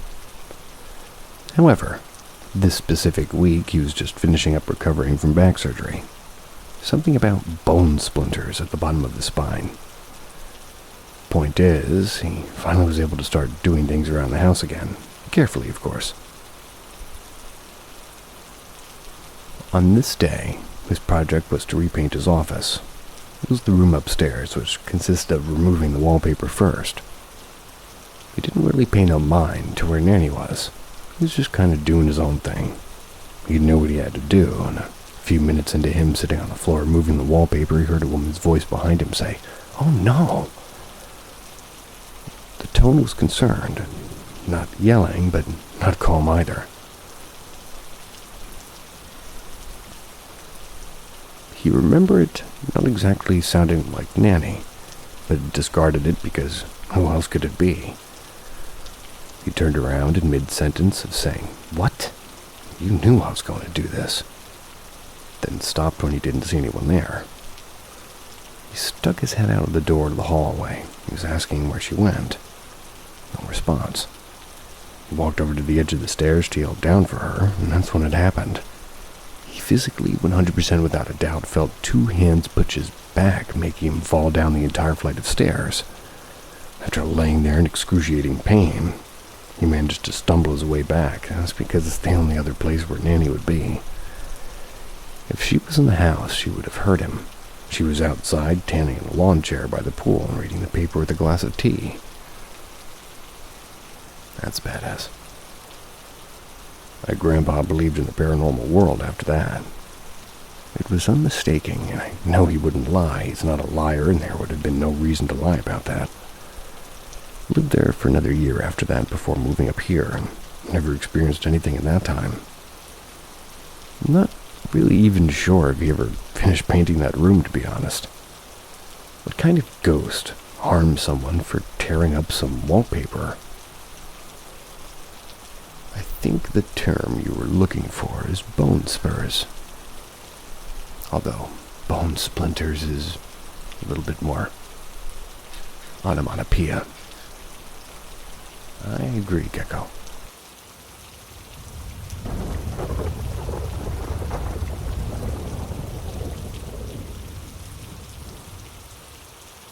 Halloween Giant. So this story takes place a long time ago on Halloween. I know that sounds stereotypical, but it's true. I was anywhere between 10 and 12 years old, can't remember exactly. I was in my cousin's neighborhood and was hanging out with my aunt and a few of her neighbors around my cousin's bike. It was around midnight and most of the trick-or-treaters were asleep. My cousin was inside watching horror movies. I decided to ride the bike down the middle of the road to get away from my aunt, who's annoying me. What she was doing, I don't remember exactly. It was in the middle of the night on Halloween in the suburbs, so I figured I didn't have any cars to worry about. I got about maybe 15 yards down the road away from the adults. That's when a bright light obscured my vision and suddenly appeared. I figured it was a car with their brights on for some reason, so I turned my bike and prepared to get onto the sidewalk. But soon the light quickly faded. When I looked back at the road to check for the car, I saw a giant figure instead. It was about 20 yards down the road from me. I remember it being incredibly tall, probably as tall as a power pole. I remember it being taller then, or as tall as the trees for sure. And at the distance I was at, I couldn't make out any facial features. It was incredibly lanky looking and was a pale complexion. I also remember it being kind of transparent to an extent. The best way I can describe it is it looked like a naked Slender Man, if you're familiar with that legend. I know that sounds like a really stereotypical description. It sounds like every other monster on the internet these days. But that really is the only way I can describe it. When I looked at it, it felt kind of like I was perplexed. I wasn't scared, just confused.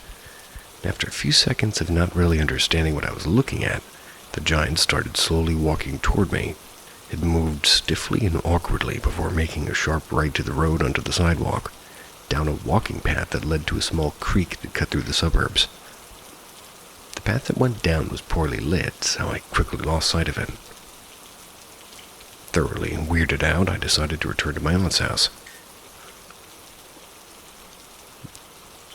So I asked if the adults hanging out in front of the front lawn if they had seen it, or somehow they just hadn't saw the giant creature that appeared in a bright light just down the road. Not really thinking they'd believe me, I told them there was a raccoon and went inside. The rest of that night was normal. A little super normal, nothing really that weird. To this day, roughly a decade later, it's the only paranormal experience I can't easily explain.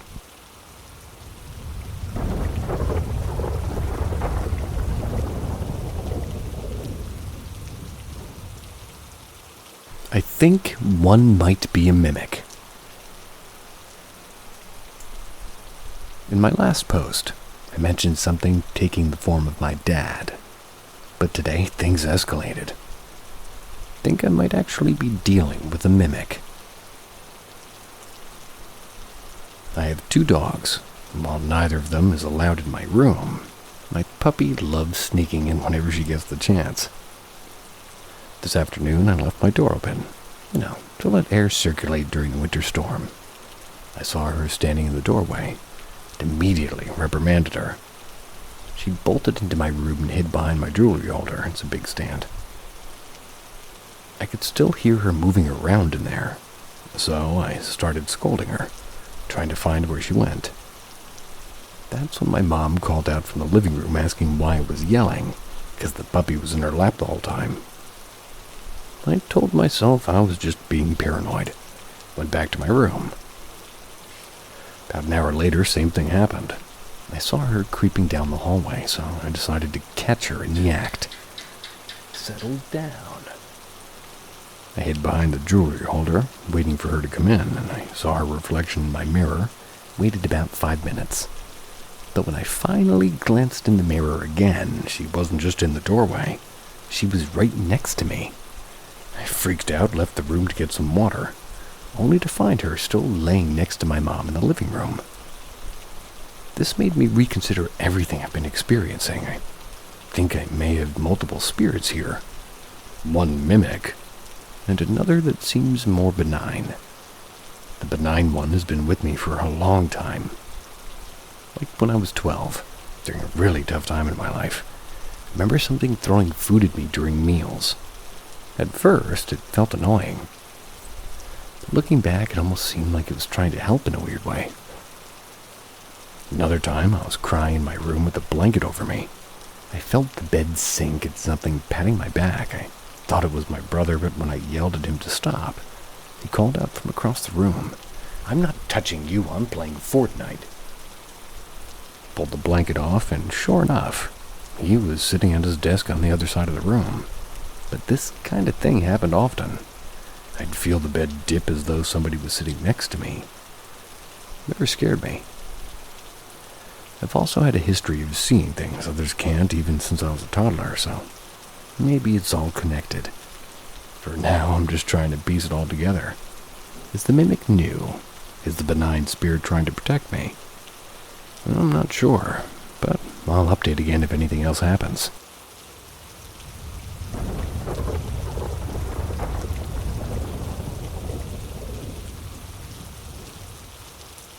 My great-grandmother visited me 2 weeks after her death.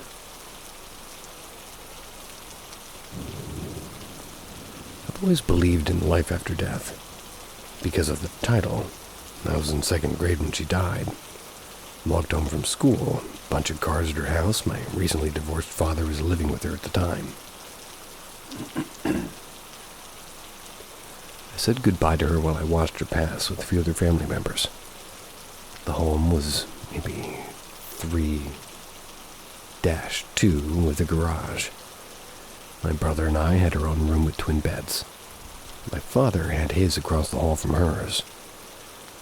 She used to tuck my brother and I in when I slept before she passed. And 2 weeks after passing was my weekend to stay with my father. My brother was at a friend's house that night, and I asked my dad if I could sleep in his bed. And that night changed my life forever. I became a believer in the paranormal for the rest of my life. The scariest night of my life, and this home had real wooden floors.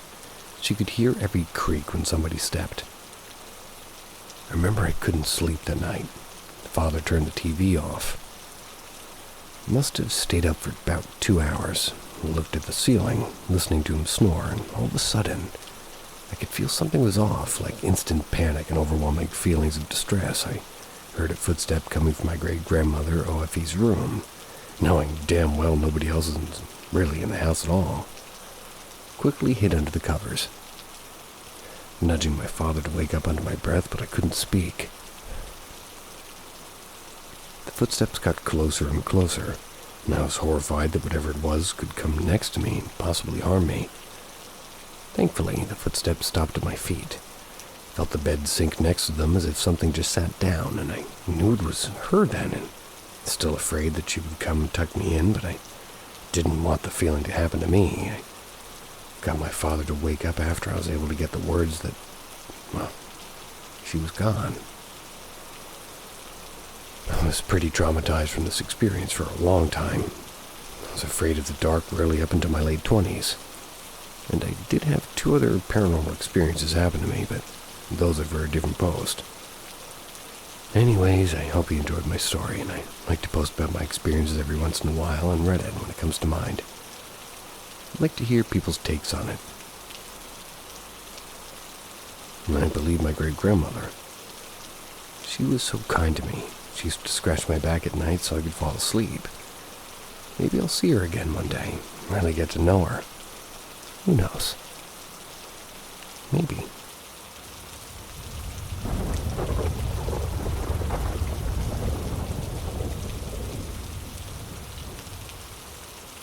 Have you ever been to a place that felt off? I went to a place like this.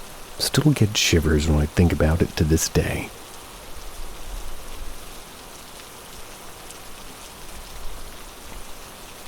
This happened when I was a teen. I'm 26 years old now. And this is important mentioning after all those years that I still feel bad if I think about that day. My parents decided to move, and I went with them to look at some houses. The first 2 were okay, but not quite what my parents were looking for, since they wanted a house with a big backyard. The realtor decided to show them a newly vacant house. Newly. The owner was an old lady who had died, and their sons decided to sell the house. My parents aren't superstitious or religious people, and I'm not also. So we didn't see a problem with it. We arrived at the place and the realtor opened it. We entered the garage and everything was fine. Till I went to the living room. I almost let out a gasp because the atmosphere was so oppressive, like there was invisible eyes everywhere observing and judging me. Felt like there was a weight on my chest. I couldn't even breathe properly. I left the room, went to the backyard to catch some air. That's when I saw a small room connected to the back of the house. I entered it out of curiosity, and I saw it was a small empty room with humidity stains on the walls. But when I was about to enter the room to see if there was anything interesting, something just figuratively punched my chest with so much sadness and anger. I almost ran screaming. I slammed the door, entered the house again, going to one of the empty bedrooms and sitting on the floor, trying to catch my breath. I couldn't stay, though. The feeling of being watched and judged by numerous invisible eyes returned with even more intensity. And at this point, I left the house to find my parents talking with the realtor in the front garden, grabbed my mom by her arm and begged her to go home. After some awkward excuses, my parents finally went home. Didn't say a word during the way back, but when I arrived home, I cried, and I cried for hours. My parents got concerned and asked me what was happening. I just kept repeating, I don't know, I'm feeling so sad. I felt like I would never be happy again. Still think about that day. Still get shivers. And as I write this, the hair on my arms are standing up, and the last thing I heard about the house is that somebody else bought it and turned it into a restaurant. I'll take the number 4 with a side of spooky.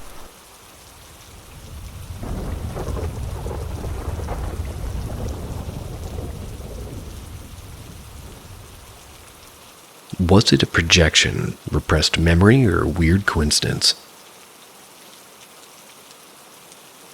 So this is something that's been tickling at the back of my head for decades now. My apologies for having to give a backstory. I'm not really sure the question would make sense without it. So my birth mom was a druggie. Swore up and down she'd never used while pregnant, but definitely used before. And I know she used after because her dealer was tasked with watching me while mommy and daddy of the week shot up. And the older I got, the less I saw of her. And by the time I was 4, it was the only occasional weekend. From the time I was born until I was about 6, she didn't exactly have secure living conditions, bouncing around with whatever guy she was seeing, couch surfing and living out of her car at one point. Some of this I remember, some of it was told to me by her mother that ultimately legally adopted me and raised me to adulthood. Some things I'm not sure if they were dreams, like the creepy guy standing by my bed and watching me sleep, but there was one dream that always really bothered me. I'm on the beach with my mom, and I know we're hiding from someone, from a bad person. We're hiding behind a sand dune, and I don't really think we're supposed to really know what to do next, and maybe 4-year-old self looks around the dune and sees him. Cut-off jeans, stringy blonde hair, white undershirt, looking around the beach like he's trying to find something. I know we have to run, but that's when I wake up, and it was always unsettling. So fast forward about a decade. I'm visiting her over the summer, and we start talking about weird dreams. One of her examples was her dreaming she was being chased at the same time her cop husband was dreaming that he was chasing a criminal. He'd reached out and grabbed her in his sleep and scared the ever-loving hell out of both of them. I tell about the dream with these really creepy guys smiling at me through the mini blinds before they bust down the door with an axe and slaughter the whole family, cousins and all. Fun times. At any rate, it's her turn to tell a dream again. It's about being on the beach, and I'm a toddler, and I'm there with her. There's a guy that's trying to hurt us, and we make it to the lifeguard stand, but she realizes we're still exposed there. She tells me she runs for the sand dune. She described the guy to me when I asked. Jean shorts, dirty blonde hair, white undershirt. At the time, she just chalked it up to weird coincidence. I was never comfortable as a teen asking about my childhood, so it was never brought up again, to really find out if any of it was based on truth. She died several years ago, and I'm not really on speaking terms with anybody she might have confided in so long ago.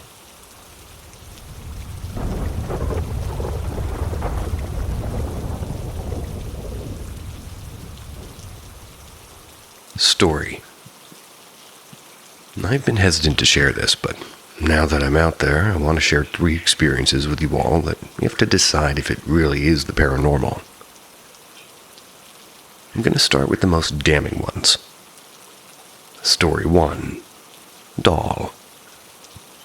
I was playing Minecraft on my Xbox 360, playing on the tutorial map trying to get a grasp on console Minecraft as I'd always been playing mobile, but anyway, I popped into my first world and went cave exploring. I heard a scream from my parents' room. All I remember is asking my little brother what happened, and a Mexican doll that we had for God knows how long. It was kind of just moving in its case. Like you couldn't tell from ahead, but from the side it was obvious that it wasn't straight anymore. Ever since that day, I've been too scared to play Minecraft on Xbox, and the doll has long since been rid of. Story 2, the suitcase incident. My family was visiting during this time, and I had to give up my room for family. But I was given the small room that has a ladder that comes down and leads to the attic into a makeshift bedroom for myself. And context for the room is, this room has always been cold. It doesn't really matter what season it is, it's cold. But anyway, while I'm in my quote-unquote room, the suitcases that were kept in there and all stacked nicely on top of each other fell. But here's the weird thing. Not on me, to the side of me, if that makes sense. Like it should have fallen on me, but it didn't. Well, that's good. Story 4. Family visit. I'm an introvert, so I don't really get much even when I'm visiting family in a different city, and I don't party or go out. But that night, it was like any other when I heard something that sounded like my name. God, this story has the least amount of stuff for it because of my bad memory. Seriously, it's like I'm trying to repeat it, but anyway, all I remember is crying, calling my parents, and heard some noises that scared me shitless. Story 3. Late one night, I don't remember when this happened, I saw a man, or what I thought was a man, by the window. This story, compared to the other 2, has less believability by me because my dad works construction, so he has a shit ton of tools and stuff out there, so it could have been an illusion of the night. And this final one is less of a story, but rather something that frequently happened. Before the doll was removed, I had an out-of-body experience for a brief moment. And every time it happened, it felt like I was looking around in the dark. Then it would be gone like nothing has happened.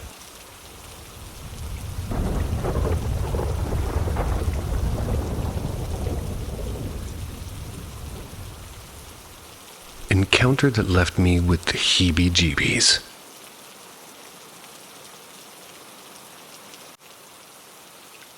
I lived at home for a year after college and decided to go for a run one morning. I live in a cul-de-sac in a rural area that has a trail surrounding the whole neighborhood, about a mile or so loop. It was warm, so I dressed appropriately, put on my headphones, and started my run. About halfway through, I rounded a corner of the trail with kind of a decent but not good visibility. There was a man standing there, scared the shit out of me. And in my perspective, he came out of nowhere. Embarrassed, I stopped. I just turned off my headphones to catch my breath and say hello. Given that he had to be a neighbor, this isn't a marked or well-known trail. I noticed he was dressed strangely for the time of year, but didn't really think much about it until later. He had on a tealish, purplish jacket and long pants, a beanie, and yellow sunglasses. He looked like a skier from like a 70s or 80s movie, and he was bearded. I told him how badly he startled me. He both chuckled and asked where I was from. I told him I was from this neighborhood and the street name. Again, it was a dead-end cul-de-sac. He asked me if they finally finished that development. I've lived on this street my entire life, and it was completed over 25 years ago. I told him yes, he might be thinking of a different one because of this.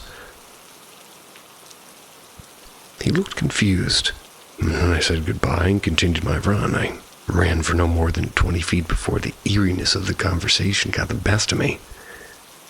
I looked back and he's completely gone. No way I could imagine that he'd been able to move out of sight that quickly.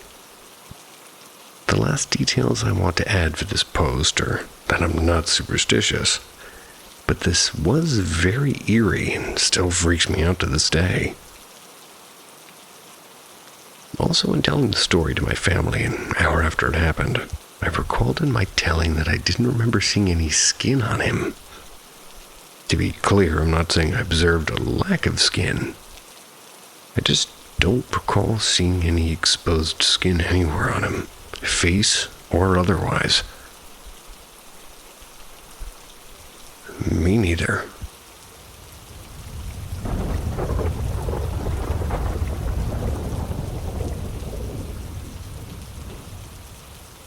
Mysterious circle formation and handprint appears on wall and windshield. I would say around this happened in 2014. I'm in 7th grade in a new house. Things started to get freaky. We noticed that a circle had mysteriously appeared on my mom's closet door, gradually increasing over time to maybe 3. But suddenly, they'd started to appear on my closet door in my room too.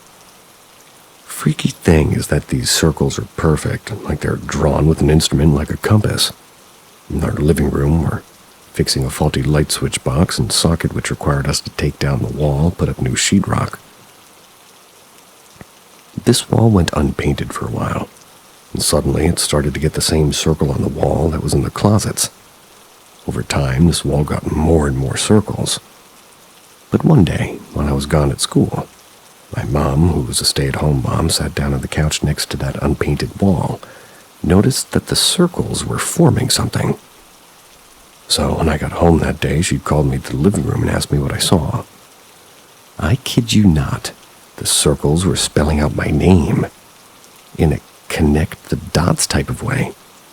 Both me and my mom and my stepdad saw this. My mom called for a paranormal team to investigate what was going on, and they thought the occurrence was weird enough to come and investigate. But my mom, being a God-fearing Christian woman, was too frightened by the occurrence, called off the investigation 2 weeks before, just trying to brush it off as a message from my deceased father who passed away 4 years prior. Also, a few years after that, I'm a teenager in high school now. Our family moved back to Louisiana to live with my grandma. Me and my mom are having a very heated conversation at 3 a.m. That's when my mom and I want to talk. We try to go and sit in the car in the lake, and that's down the street from my grandma's house, so we don't wake everyone. That night was a really bad argument.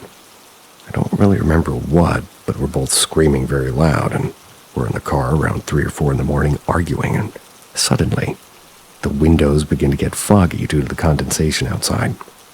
Suddenly, a handprint appears right in front of my face, on my part of the windshield. But it's not a human-like handprint. This handprint was bony, almost skeletal-like with claws almost, which distracted both my mom and I from fussing, ending our argument because we're honestly scared shitless.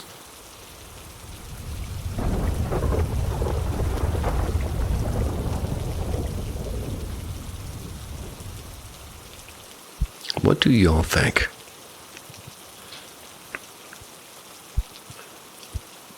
Recently moved into a house that was built in the 1970s.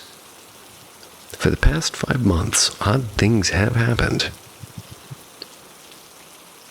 Once, my 1-year-old had a balloon in his pack-and-play. It popped, and the string from the balloon went missing. It was cut so it was maybe half an inch long. I thought my son had ate it. I searched him in his bed and took the pack-and-play apart.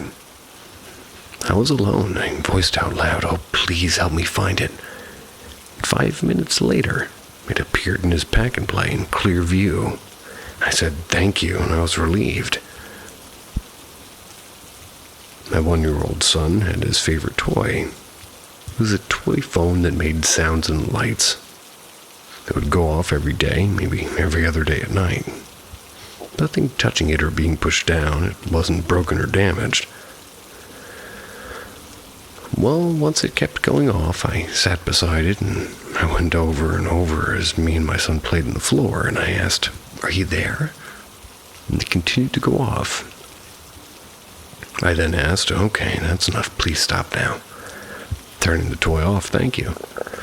It stopped and I turned it off.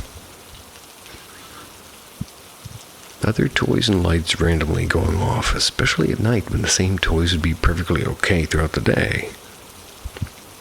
Recently, I lost my vape, laughing my ass off. Well, me and my husband look for it everywhere, and I give up and it's fine. Now, while we're looking, we move the bed sheets and blankets completely off the bed, and it wasn't there, right? 2 hours later, it falls out of the bed comforter. Kind of weird. Today, our remote to the TV is gone. Nowhere to be found. The remote never goes out of the room, so it's kind of odd. After 30 minutes of flipping the room over, we just give up. And not to sound crazy, but sometimes I feel something is in the room. Especially from 2 to 5 a.m. I don't see anything, just a feeling. Especially in my son's room, or outside the front door. I brush it off to not spook myself. Anyways, what do y'all think? I'm sure other things have happened here that isn't coming to mind at the moment. You betcha.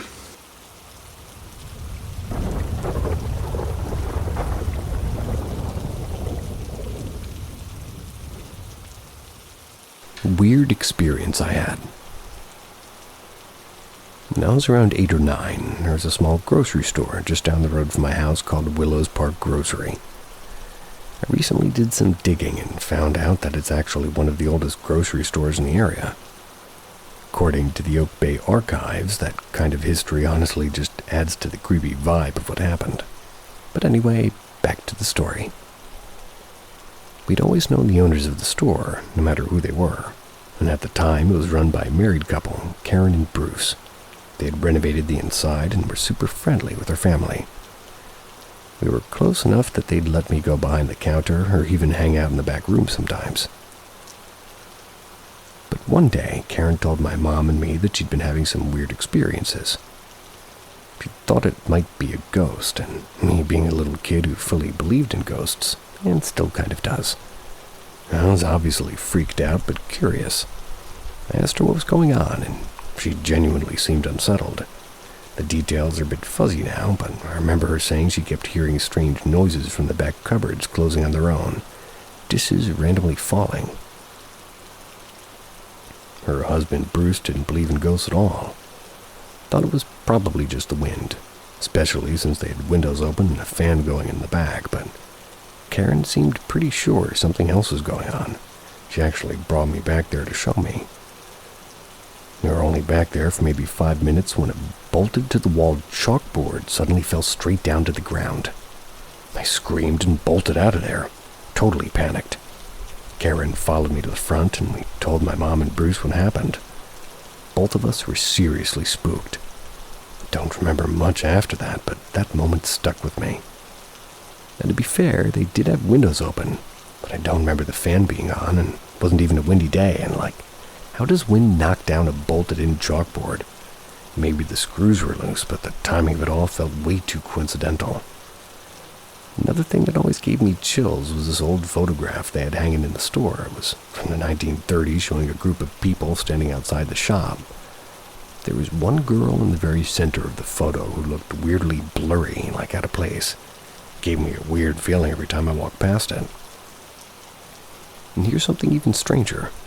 A few years ago, maybe 3, a man named Isan Askbar bought the store from Karen and Bruce.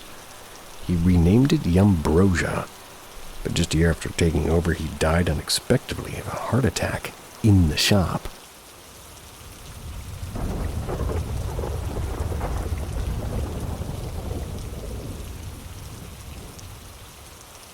What the hell happened to me? My parents' house has been terrifyingly haunted my whole life. We're sensitive to these things, so we've gotten quite used to it. Although something new happened last night. The usual occurrences are conversations and shadows and nightmares. Feeling angry in the house for no reason.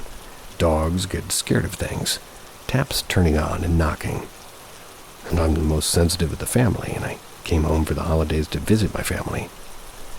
We were chatting about the ongoings in the house since I've been home, and Dad was also doing renovations. Could be a factor.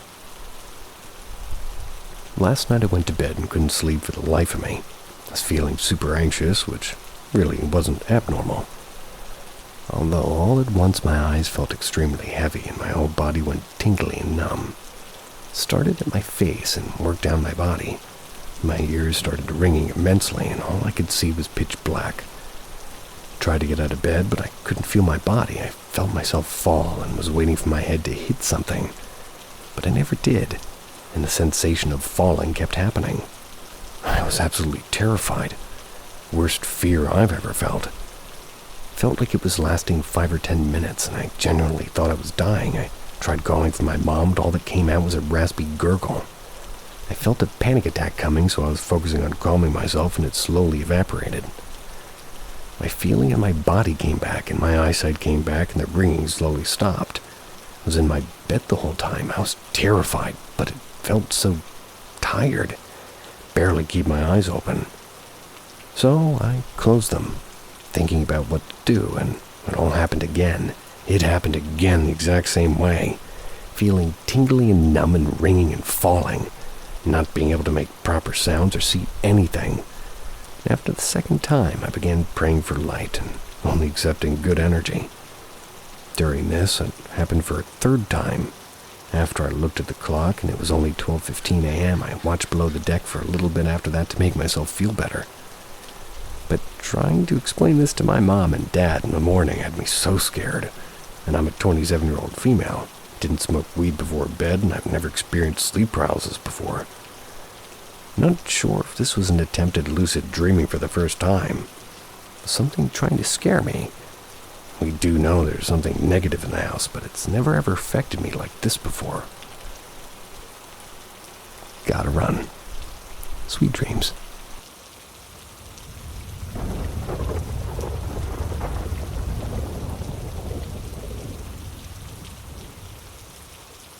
The Blue Indian.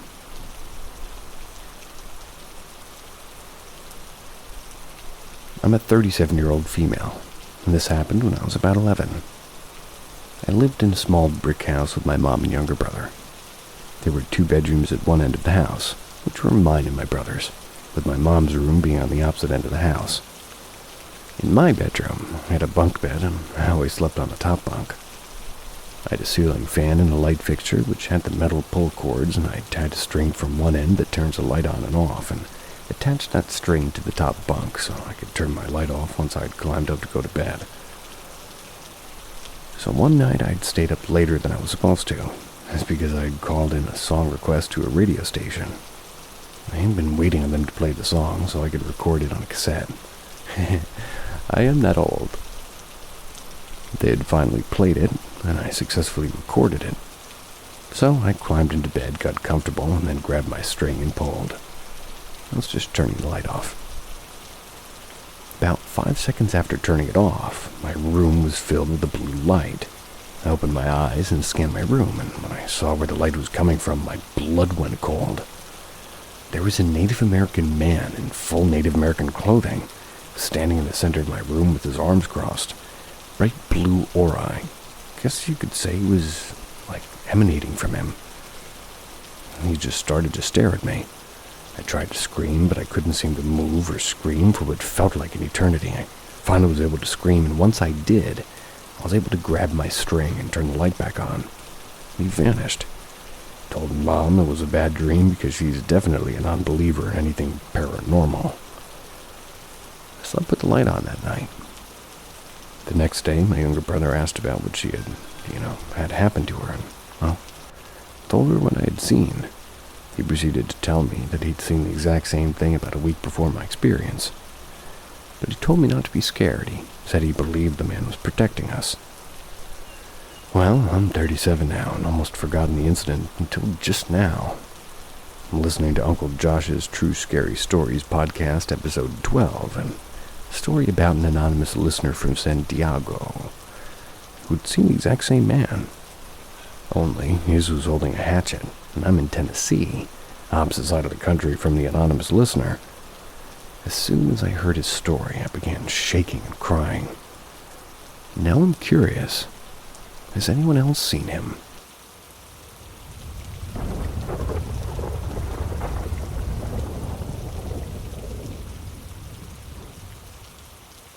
Ghost dog belonging to home's previous owner never left.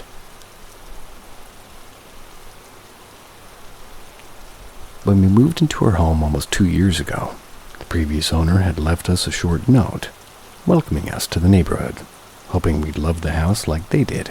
Generic stuff. With this note, they also included a black and white photo of an older-looking yellow lab. The note didn't address the photo at all. In talking to the neighbors, we gathered the previous owners had had several dogs. We wondered why they had only left a photo of one. Shortly after moving into the house, we adopted a yellow lab mix of our own. For a while, he was fixated on a spot in the yard, sniffing and trying to dig. This behavior stopped fairly quickly, but the pieces clicked and we couldn't shake the suspicion that the dog in the photo was buried in the yard. Imagine this is pretty common and never disclosed. When little weird things started to happen around the house, like the stereo randomly turning on at full volume, lights turning on their own, we started to jokingly blame the ghost dog. The stereo is really weird, but we have smart bulbs that sometimes don't work right, so we didn't really think too much of it. Smart bulbs? Well, one night I woke up and saw what looked like my dog standing by the bedroom door. Assuming he needed to pee, I immediately got up to let him outside. That's when I realized my dog was sleeping soundly in the bed next to me. The dog at the door was gone. I wanted to take this as confirmation of the ghost dog we'd been joking about, but I also supposed it could have just been a half-dream of a half-awake dog owner. But the last occurrence is the one that I really can't explain. Standing in the bedroom in the same spot where I'd seen the dog months earlier, my recently adopted dog, but we have 2 now, maybe 3, was standing next to me, and 2 heavy drawers in the filing cabinet underneath my partner's desk opened and shut twice rapidly on their own. I stood frozen for a solid minute. I stared at my dog, wondering if she could have somehow been responsible for this. She had been near the cabinet, but not touching it. When I tried to replicate the movement, found it impossible to do so without using both hands to physically pull the drawers open using the handles. So now I'm sad. I firmly believe in this ghost dog. dog probably loved their owners and now they're gone. The dog's still here, and I whisper, I love you, I'm sorry they left, to the empty space near the bedroom door.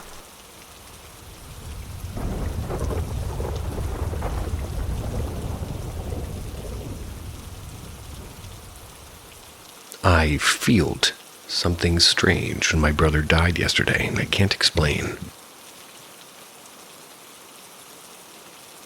My brother was 36 years old and had Down syndrome. We were very close, and I took care of him for the first 20 years like he was my own child. He was a truly loving and empathetic person. After I spent 8 days and nights at the hospital, hoping and praying, not to any good, I was telling him about how much I loved him, about memories and scratching his arm and playing with his hair. But his body couldn't handle the sickness. He was fat and had lots of other problems after he had pneumonia and almost died on the 2nd of January. He almost had a heart attack, and by then, but he survived but went into narcosis. He woke up again but couldn't make real sense of anything, and he went to the emergency hospitals 2 times after that. I was asking for a sign the whole week, and her family,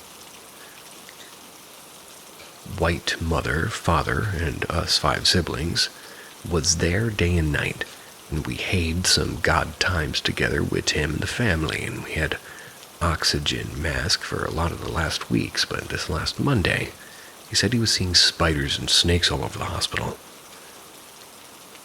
That happened to me a lot. No sign of lacking of oxygen before, and just so much panic, asking why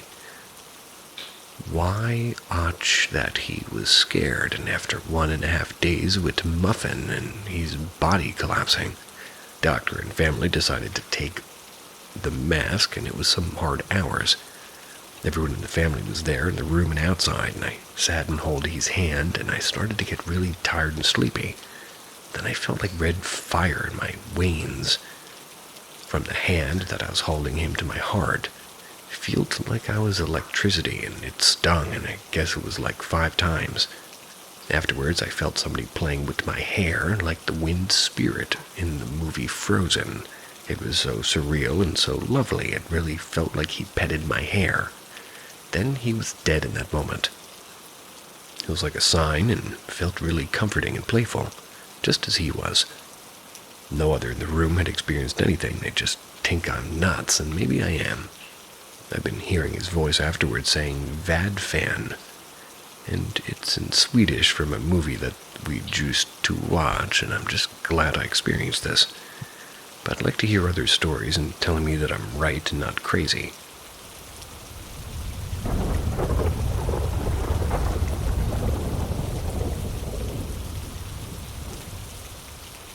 Haunted rooms and fire alarms.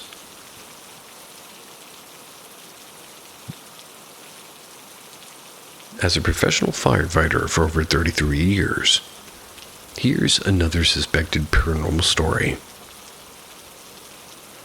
Many buildings here in Australia are required by law to be fitted with fire monitoring systems, usually a combination of smoke, heat, and fire detectors. These systems are connected to a monitoring company, and when triggered, notify Fire Command to send 2 stations to attend the triggered alarms protocol. Over a period of time, being months, we started attending an alarm that was being activated around 2 or 3 a.m. It was what was the computer data center of a psychiatric hospital. This hospital has been there since the 1800s. Despite the servicing company replacing the detector head in this particular room, the false alarms continued. The same time period at night, always there with no apparent cause. We'd check the room, make sure no fire, then reset the alarm and leave. Being a computer data center, there is always a security guard there 24/7. They would accompany us throughout the building. Things got interesting when we attended one night, and again the same room, same time period. It was after resetting the alarm, the security guard stood with us and told us what happened at our previous alarm the week before. He had sat down after we left, commenced writing the fire call in the security log, That's when something moved in the corner of his eye in the desk, and he watched a metal paper punch slide itself along the length of the table, and then just fall to the floor. He was pretty freaked out, and he said he started doing research into the building. His research found that although now a computer data center, the building was previously a ward for a psychiatric hospital. The room in which the automatic fire alarm were constantly being activated was the scene of a fatal fire decades ago. A fire in which a female patient had burnt to death. The false alarms calls ended after a new fire station was built, which changed our response area, and the psychiatric hospital was far too away. I'd be interested to know if these 2 a.m., 3 a.m. calls are still ongoing.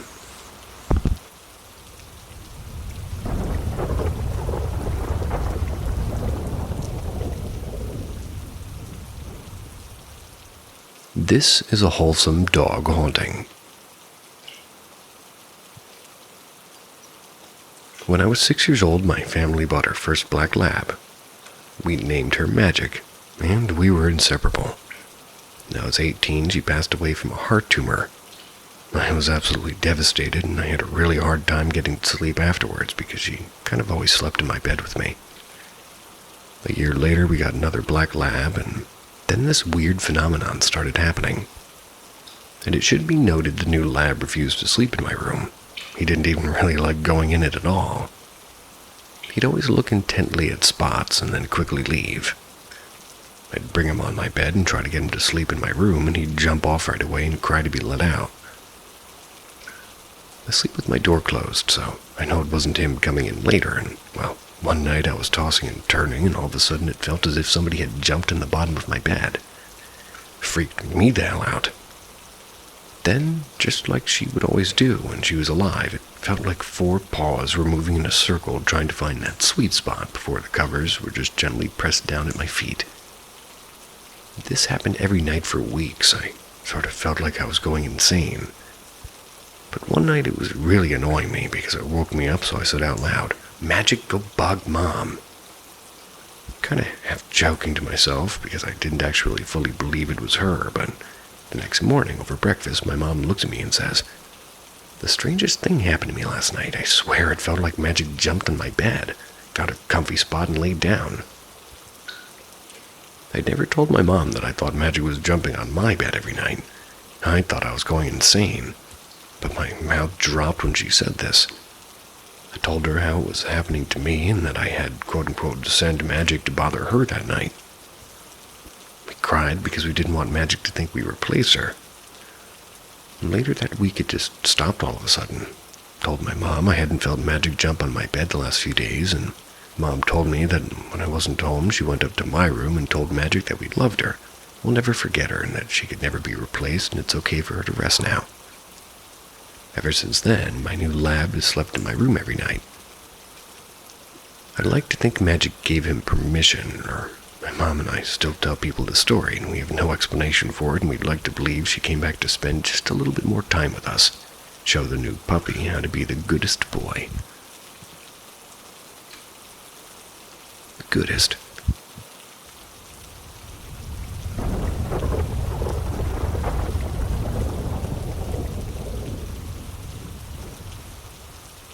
Orbs the night before my mother's incident. This isn't something I'd seen personally, but rather an encounter from my grandmother. My entire family considers her house extremely haunted. Family considers her house, well, at least for decades. Everybody's grown used to all the paranormal activity. I take exactly what she says at face value. She has no reason to lie, and there's no explanation for what she had seen. 5 years now ago, my mom passed away in the hospital. There was an incident where her sugar level dropped dangerously low. She was left unconscious for several hours. She didn't regain consciousness and was essentially declared brain dead. Weeks went by until she ultimately just passed away.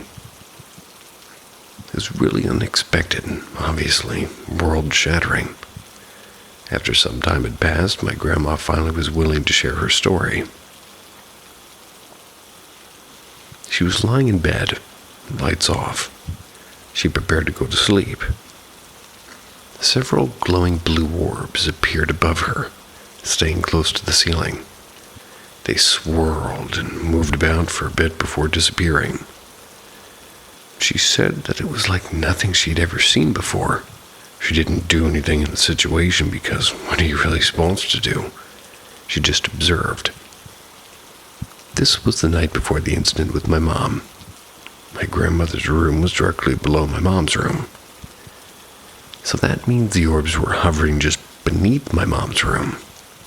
Of course, I asked, "Don't you think that was a sign? Like a warning sign? So maybe we could have helped her sooner." If my mom had been found way sooner, it's possible she would be alive today, and my grandmother replied with, "I don't know what that was, or what it meant. It could have brought that upon her for all we know." So, has anybody heard of or experienced anything similar to the glowing orbs? Any thoughts on the intentions or reasonings for its particularly timed appearance? Was it a warning or simply a show of a bad omen's arrival?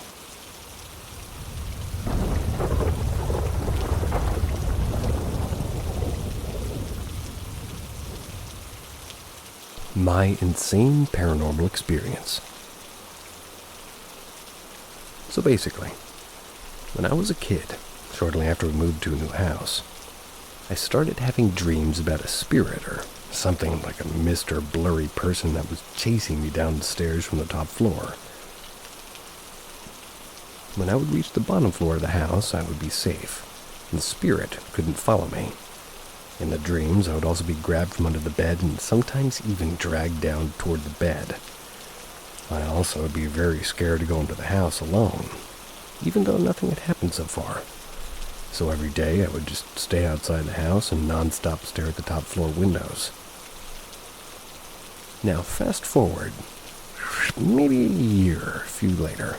That's when me and my older sister, or sister, moved up and had the top floor of the house to ourselves. My little sister moved downstairs, and weird things started happening. I felt like I was watched all the time. Couldn't have the door a little bit open because I felt like somebody was staring at me through the crack in the door, at least if it wasn't shut all the way. The door to the attic would open by itself, even though it was a bolt lock on it from the outside. Weird thing was when I was home from school, and I was in bed on my stomach watching YouTube on my iPad, I swear somebody pushed me on my back really fast, so that my body jiggled. I got so scared that I ran outside for hours before somebody got home. Mom and sister both heard my PC chair move across the floor when I wasn't home. My towel moved to my chair after I took a shower. Years later, and my sister spoke about it, we had the same exact feelings in the same spots of the top floor.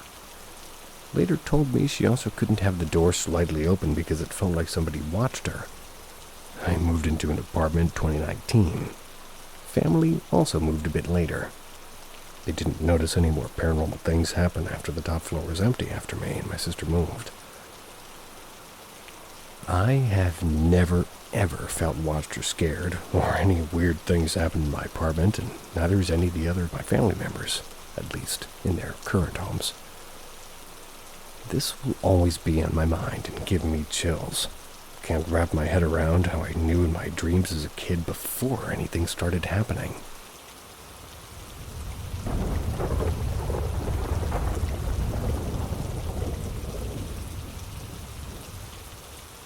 Saw something that looked like my girlfriend, but wasn't in Walmart. What? So me and my girlfriend go to Walmart pretty frequently. It's cheap, and sometimes they have really cool Disney and anime shit. It's only 5 minutes from our house. She told me she was going to check the women's clothes and see if they had any biker shorts. I was going to go to the men's section and see if they had any new anime or Disney shirts. We decided I would just meet back with her since the registers are right in front of the women's clothes, and then we would go. When I was done checking the men's stuff, I see my girlfriend walking toward the food section, and in my head I was wondering why she was going there. So I started following her to catch up to her, and I see her suddenly turn left. So I ran, I turned left, and no one was there. It was an empty aisle. I was kind of confused, so I ran some more looking for her, thinking she was fucking with me, and maybe went to the next aisle, and legit, there wasn't anybody near there. I was confused on where she would have gone. So I decided to just call her up, and I said, "Hey, where are you? Why'd you go to the food aisle? I told you I'd meet back up with you in the women's clothes." And she said, "I am in the women's clothes. I've been in the same spot." Immediately I said, "I just saw you walk here," referring to the section that I'm at, and she was really confused. I ran toward the women's section, found her, and told her what happened. And what I saw, she said maybe I mistook someone else for her, but my girlfriend is a pretty distinct girl. She's 5'9", has really long blonde hair, and is decked out completely in Disney. She was definitely weirded out, but kinda just shrugged it off, but honestly, I have no clue what happened. I was only like 7 feet from her, and she turned the aisle, and I don't think she would have made it all the way down the next aisle by the time I turned into it. Ran around the entire vicinity looking for her because I thought it was weird. She was legit trying on clothes when I met back up with her at the women's section. So who the fuck did I see? Or what was it? The fact this happened at Walmart of all places is weird in itself, but really did freak me out. Could be somebody dressed similarly. If you said she was like 4 feet tall or like 7 feet tall, then I would be on your side fully.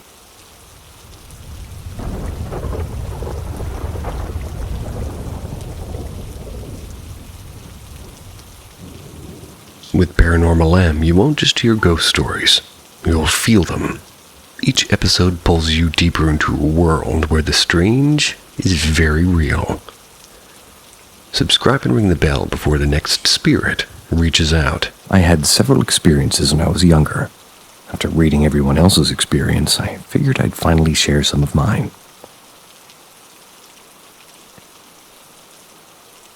There was a time I was home alone. My mother was gone to work, and I still hadn't gotten home from her graveyard shift. We were the only two living there.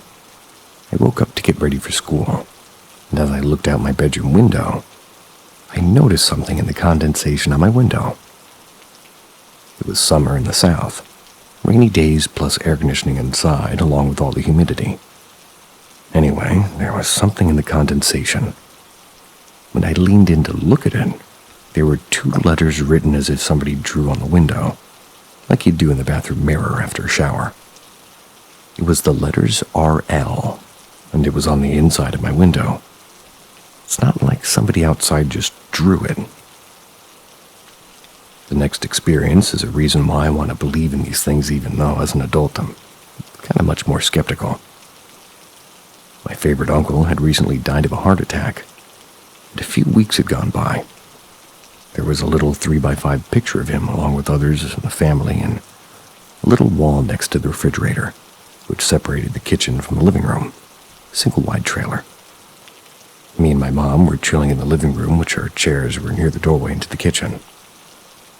My mom's recliner right next to that wall with the pictures on it. We started talking about my uncle and all of our memories with him. This picture, it suddenly flies several feet and lands between us. The first couple of times this happened, we thought, okay, that's a crazy coincidence. But it happened multiple times. Anytime we talked about him, it would fly over to us.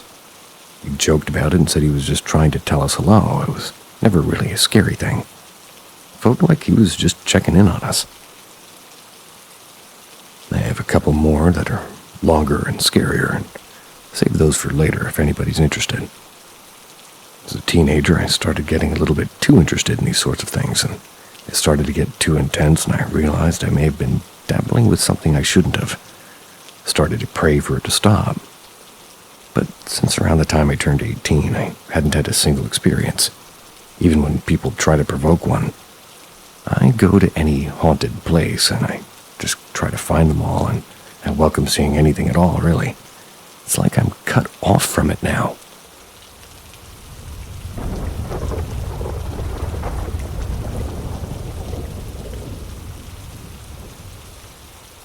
Past life regression took me to a future aquatic me. So I tried past life regression, hypnotherapy, something that's been on my bucket list for a while. Had some lovely sense memories and flashes of being a 15th century farmer with the paternal love of horses, saw an exorcism, all the good stuff. This is kind of what I was expecting. What I was not expecting was for my subconscious to launch my subjective perception to 2187. I'll start saying that I genuinely don't know if past or future lives are objectively real, and maybe it's just simply my subconscious coming up with visual metaphors, but the experience was strange enough that I wanted to share it. So there I am about an hour or so into the session. Then my perception takes a hard left. In the light trance, the image turns to me, or future me, or whatever you want to call it, overlooking a very technologically advanced city by the ocean. The buildings are like honeycomb hives. The streets are more akin to gardens with like bioengineered plants to convert CO2 into oxygen and terraform the planet back to lovable conditions. There's docks and large cargo ships and battleships moored. I'm taller than I am now, closer to 7 feet. The weird part is that my body's amphibious, as in gills down my back and a sense that memory of air flowing through these undulating orifices and beneath my skin to a third sort of weird lung.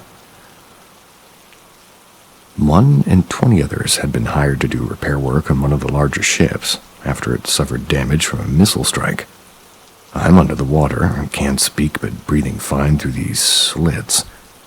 I can taste the salt water as it flushes out of my body through slits close to my neck. Fingers and toes are double or triple in length and webbed like big paddles. There's a strong impression that I'm human, but I've purposely modified my body to be this. Not surprising to me. I follow techno-Gaianism and transhumanism, but the sense memory of being aquatic and amphibian was, to be frank, fucking weird. Okay, that was different.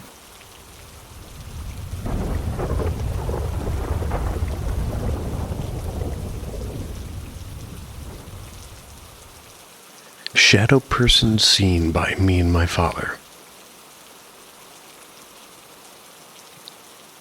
When I was 12 years old, a traumatic experience happened in my life that caused my parents and I to move states, caused my father to have a traumatic brain injury. Life was crazy after that. There is a reason why I'm telling you this. We lived and moved into an apartment in Marietta, Georgia. That was from New York. I only had 1 bedroom. My parents took the bedroom and I slept in the living room. One night I was really tired. Couldn't go to sleep in the living room because my parents were watching TV. Well, my father was. I'm sure my mother was passed out. But long story short, I got in their bed. They had a walk-in closet that was perpendicular to the bed. Now their bed was dark, but the walk-in closet was darker. So I'm laying in there and I look into the closet. I see this figure, this outline. It's darker than the darkness of the entire closet. No face, tall, broad shoulders. Wearing what looked like a trench coat and an old dime 1920s gangster hat. It was moving left and right and backwards and forwards like it's jumping. Just remembering this gives me the chills. I look down, I notice it has no feet. I feel petrified. Finally, I get up the courage to get up and run, and I run straight to my father. But I stop and I don't say a word. I'm afraid of him because that brain injury makes him erratic. So I just stare, kind of petrified and silent. He looks up at me and he says, "I know, I see it too." I had people tell me it was a manifestation of the dark stuff that was happening in my life at the time. I've even had some people believe that it was the dark curse of my family. And other family members haven't seen it. My father said he saw it weeks before that bad event. I don't know, but that's what happened. My father ended up getting a Bible, saying a few things from the book of Revelations. Never saw it again.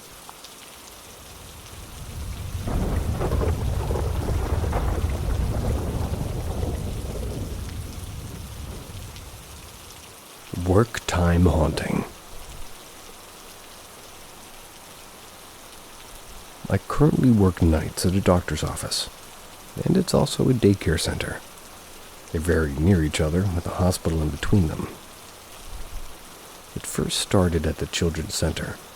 I would hear somebody frantically calling by name in a deep, sort of distorted voice. If I went to the top level, I'd hear what sounded like a child playfully cooing. And things picked up one night. I was cleaning with my earphones in and looked up. I could swear I had seen something black, and not like see-through zip past the window. Me being me, I went over to look, which is ridiculous because, well, it's the second floor. And as soon as I got to the spot where I saw it, my freshly off the charger earphones went dead silent. I checked my phone, song was still playing, but the headphone battery percentage was pure gray. I felt cold, like I'd just stepped into a freezer. Every hair had to be standing on end. I turned around and the black thing flew past me, just inches from my face. Panicking, I gathered my things and ran out, stopping to pull out the doorstop. Felt it cold again, looked to the side. I saw a pair of work boots clear as day. Felt a sharp freezing pain in my left shoulder blade. I ran. Haven't stepped foot inside there since. And now, well, for the second part. The office where I currently am. First couple of weeks nothing happened. Then I began to see things darting about. They looked completely human, but the places where they were going had no exit. I heard my manager calling for me, so I answered back, "I'm over here." She didn't respond or find me, so I went looking for her. When I didn't find her, I called and she said she hadn't been over here for days. Not too long after that, I was cleaning the hall near one of the doctor's rooms. Looked up, saw a shadow in his doorway. Thinking I was seeing things, I went about my business. Then I heard him ask for help and moving the desk and all that, and his voice came from his room.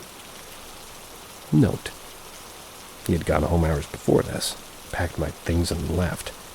Hasn't shown itself again. The voices and things running around are still very active.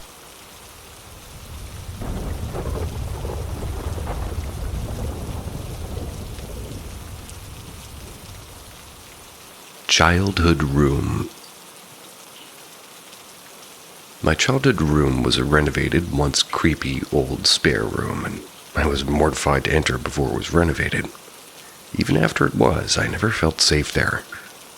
The weirdest thing was I used to sleepwalk every night for years from my top bunk to the side of my parents' bed and fall asleep. And it was always around 3 a.m. The closet was the worst part. It always felt a little bit darker in there, if that makes sense. And this became a habit, and my dad got concerned. One night, I just felt like I couldn't be in my room. It was around 11:30 p.m., and my dad was still up watching TV in the living room. So I stood up and walked toward my parents' room. My dad caught me walking toward their room and said my name, followed by, "You need to face your fear, son. Get back to bed." Made me go back to my room. As I laid in the bottom bunk vibrating in an unexplainable fear, I saw darkness. A darkness darker than the dark room around me. It encapsulated the area around me, and I tried to sleep, but after shutting my eyes, I felt a forceful arm extend across me, almost as though an adult sleeping person unconsciously extended their arm over me. I began to panic. I ran into the hall, and my parents immediately comforted me. My dad was frozen in fear. I could tell he believed me, just the way he looked at me while I explained it to him. And later in life, I would have what I can only describe as waking dreams, or moments I would sleep with eyes open, and I still do time to time. It's an otherworldly voice that says what may potentially happen and exactly what to do if it does happen. And every time I follow what it says, good things happen. I used to experiment and disobey it purposefully, only to have slightly bad things happen, but nothing really major. More like inconveniences. Anyway, I used to tell my dad, don't take this road or don't leave the house because I see something bad happen. And after that night, he began to believe me, follow exactly what I say. Me and my dad have never really openly discussed this. It's more of an understanding. Now I live on a different continent than him, and I doubt I'll ever probably even acknowledge this again. Just a weird memory.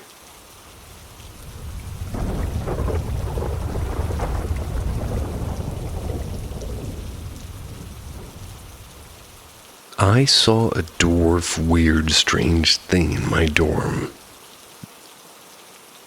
This happened 2 or 3 years ago. It was while I was in my father's village, a place where he was born. And I'm Spanish, sorry if there's any spelling mistakes. So every year we go to his village to spend part of the summer. It's located in one of Spain's rural countrysides. It's quite a small village. We stayed in one of my father's friends' houses. It's in a flat, the first apartment from a 3-floor flat, so we had a garage too. The other 2 apartments were empty, so people in them at the time, and I slept in a room with 2 beds, closet, side table with a lamp, and normal things a dorm has. It was summer, so I think I remember leaving the window open for the night, but not completely. Only a really small part of it. The blinds covered a big part, so absolutely nothing or somebody could have entered, and went to sleep at around 12. At one part of the night, I don't know the time because I didn't have a clock on my nightstand and I didn't check my phone, I woke up and I saw the silhouette of a creature in the dark. It was at the foot of my bed. Had the exact same silhouette as those little dwarves with their red hats and white beards people put on their gardens. It was the same, but bigger. It stood there for a couple of seconds, then jumped from my bed and slithered under it. My mind was not processing any of this. So after it jumped under my bed, I stood there, sitting in my bed still. After maybe, and I'm not exaggerating, maybe 5 seconds, my mind went, well, I must be dreaming. I laid in my bed and fell asleep right after my head touched the pillow. The next morning, I immediately remembered all of this, and of course was terrified to put my feet out of my bed and onto the floor right beside it. I eventually did, and nothing happened. Went to the kitchen, told my mom about it, and she told me I must have been dreaming. Didn't believe me, obviously.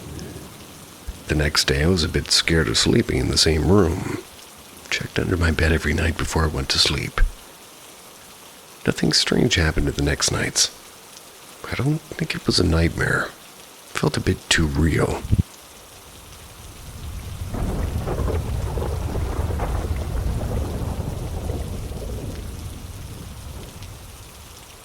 Looking for advice regarding my daughter having potential sightings. She's 2.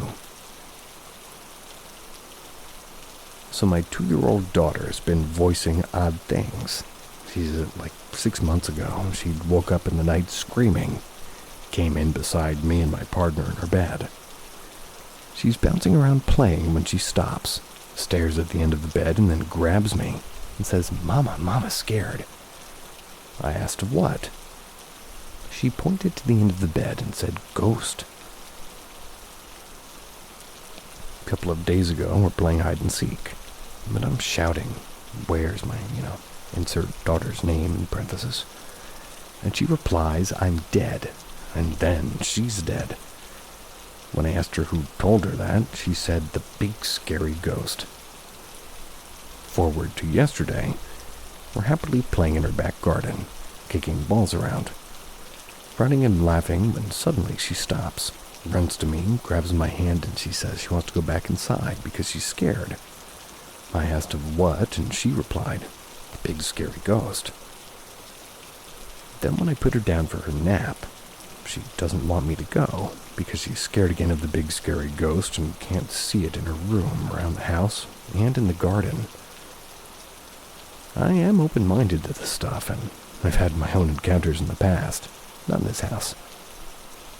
There have been times where we've been in my daughter's room and the door handle's gone up and down and rattled, but there's been nobody in the rest of the house. That's happened a couple of times. Things in the house will just disappear randomly, and then after searching for months high and low, will reappear in the most obvious places that we've checked about 10 times already. And my cats are very protective over the overnight, and will lay guard at her bedroom door. Will try and break into her room just to lay next to her bed.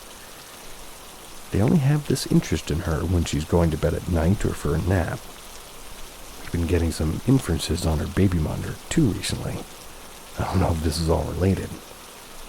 I'm just concerned for my daughter, and I don't really know what to do. I don't want to discount her experiences, and she's 2, so I feel like she shouldn't know what any of this is. So I kind of believe it's genuine. I'm planning on saging the house tomorrow.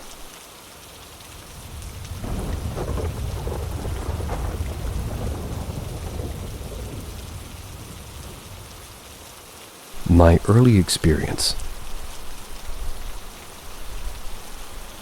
The orbs. When I was around 12 to 14, I used to see this white orb in my room at my parents' house. I would always see it, and it would start at the floor and shoot up into the ceiling. My room was on the 2nd floor, and now I didn't believe in ghosts or the paranormal stuff. And I've always tried to figure out ways to explain it. I used to think that because my eyes were playing tricks on me since my room was always dark. That all changed when my cousin from out of town came and was spending the night. As soon as I opened the door to my room to show her, and well, she asked me, "What was that white orb?" After a while, I stopped seeing it. Since then, a lot has happened. I've moved out, then back in, and back out, and now due to COVID, I had to move back, and it's no longer my room. The darkness, in quotes, during a summer when I was 14, used to have an urge to check the kitchen for anything. Like, I know it sounds crazy, but I couldn't sleep till I stood in the kitchen in the dark and counted in my head till 10 or 20. I don't have an explanation for it, it just kind of happened. I remember I would sneak downstairs and just stand at the bottom of the stairs in the dark and just kind of be quiet. Once my aunt even caught me, and that was a hard thing to explain to her. Sometimes I wouldn't even realize I'm doing it, and it just seemed like a normal thing to me. The voice, I remember one time when I was a bit older, about 18, my parents went out of town, and it was just me and my brothers home for the weekend. That night, my brothers went out with friends, so it was just me. I was upstairs playing games, and it was about 2, maybe 3 a.m. That's when I decided to call it quits for the night. I got thirsty. I decided to go downstairs into the kitchen for a cup of water. My basement doorway was inverters and stairs in the kitchen, and as I was walking past it, I heard what sounded like a woman's voice singing. It wasn't in English and wasn't Vietnamese, so I thought maybe my brothers left the TV or their computers on or something. I checked both of their rooms and nothing was on. My game was already off and didn't have the courage to go check the basement. Xin Chao. I probably said that wrong.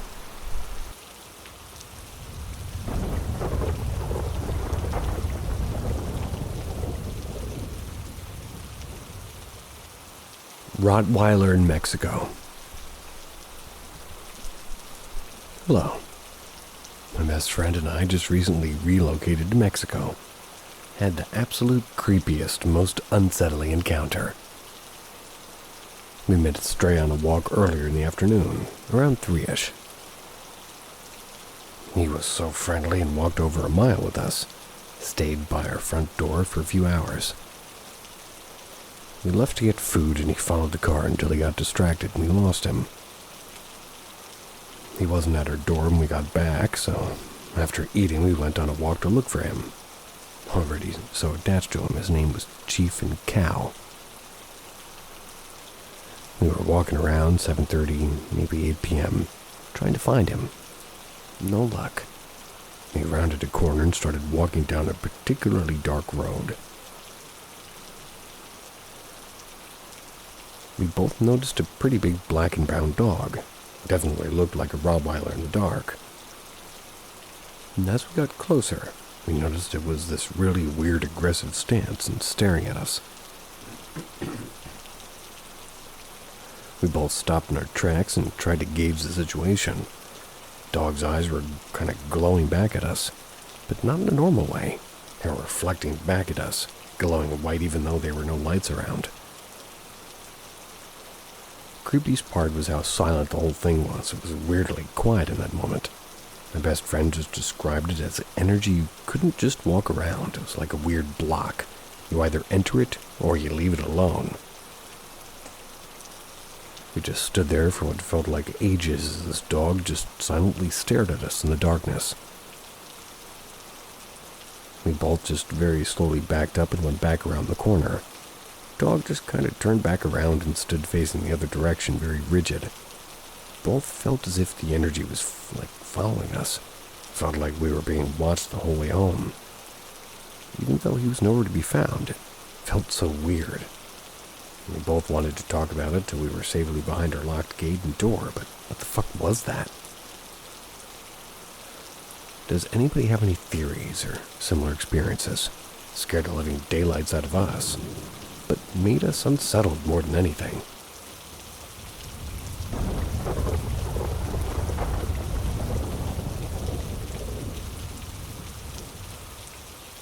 Was I played by spirits or ghosts?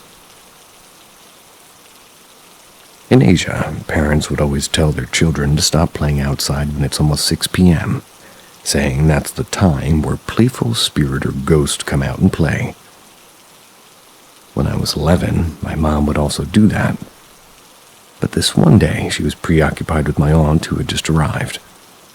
So they had a lot of catching up, of course. One moment I was with them eating the snack my aunt brought. The next I was outside running to the gatehouse. My father was just outside the gate cutting the grass with the grass cutter. The grass cutter was pretty loud, so I'm sure he wasn't aware I was by the gate playing with it. We were living by the wood factory. My father was the one in charge of the guardhouse and the gate. The gate was pretty big, and when it went up, it could slightly bring me up too. So it was fun. I felt like flying as I slowly descended with the gate as it went down. As far as I remember, as soon as I put my feet to this heart-shaped steel where the gate's usually at when it's closed, my memory went blank there. Next thing I woke up and I was a few feet down from the gate and my forehead's bleeding. My left thigh is swollen and I looked up and saw a huge, and mind you, heavy gate was down the road a few feet away from me. Oh, the huge gate. At that time, my thoughts were, how did I get injured? What happened? My dad didn't notice anything. I had to scream for help, and I'm not really sure who noticed it at first. I was sent to the hospital. All good, and my mother wouldn't tell me more about what happened, and no one ever did. I'd never fainted as far as I remember, and even now. So it was a one-time thing, hopefully. I'm still confused about that day, and if the gate pole gives out due to me playing, my last memory should be that I was hit or something. Why was the pole a few feet away from me? Ow, a fly landed on me and I smacked myself. Like something placed it away from me. Also, if I was truly hit, wouldn't there have been a bruise to my body? Well, doesn't seem so. There weren't any.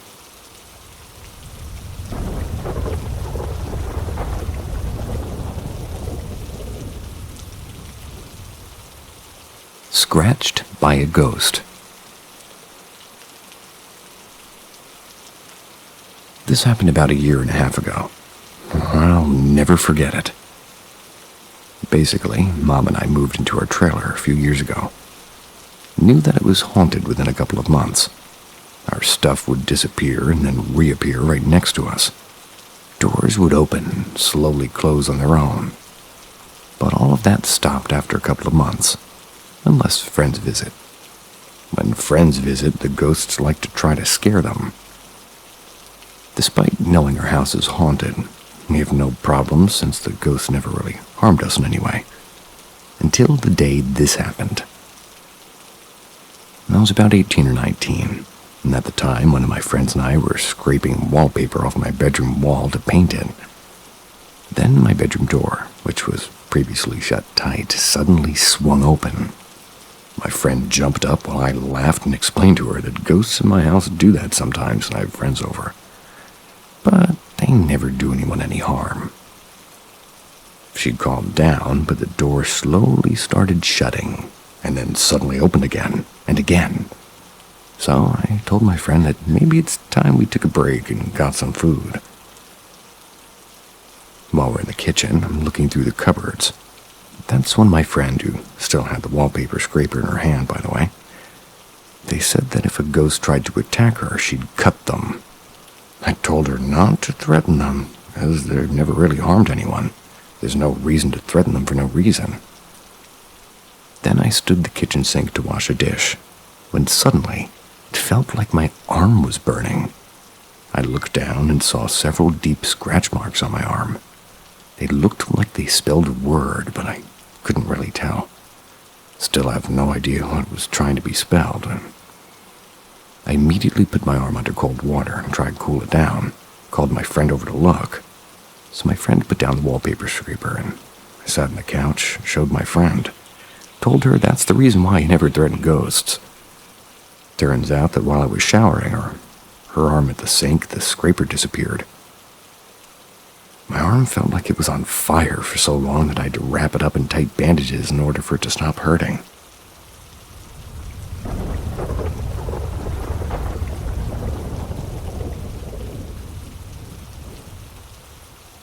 Evil on my porch. So this was about 7 years ago. I was living with my father in a mobile home park in Palmdale, California. I've always been kind of a paranoid person. It was worse when I was a kid, though. That being said, I tended to get up at night and do a perimeter check and walk around the inside and outside of the house. And this usually always goes well. I never find anything.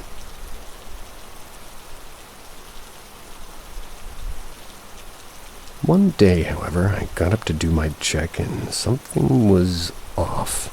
Something in the air and how heavy it was. How cold it was.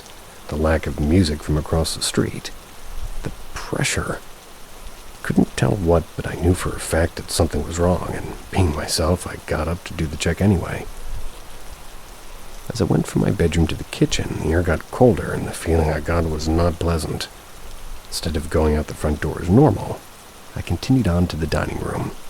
I did a check of everyone's bedroom, made my way to the living room. Before the living room there's a tiny hallway, and at the entrance to it I stopped dead. That air started to get hot. The rest of the house was cold. And as I continued down the hallway, the air got hotter and hotter and the pressure in the air got greater.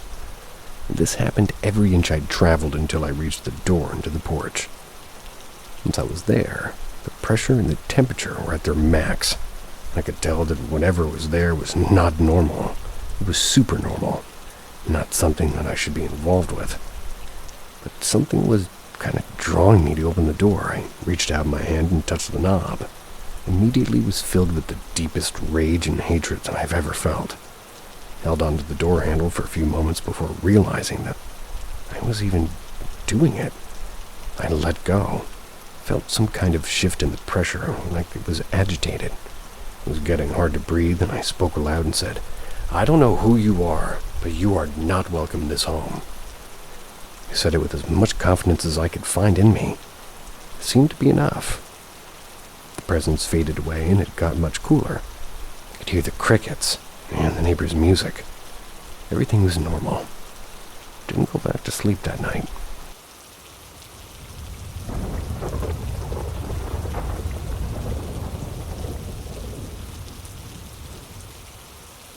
Is our house haunted? My housemates and I moved in together for university last September. And ever since then, we've been experiencing what we believe are paranormal occurrences. We have a list that's been building since last year. We thought we'd share them to get some outside opinions. It started with a dream that my friend had, which seemed insignificant at the time, but I thought I'd include it just in case. Linked to anything. I'm sorry, don't know much about the paranormal outside of these experiences. It involved a woman in the corner of their room staring at them, who, when they would come into my room, followed them and was moving unnaturally. There was also a man who sat at the edge of the bed and repeatedly said no when my friend was trying to wake up. And again, I don't know if this means anything, but it was the start of these occurrences.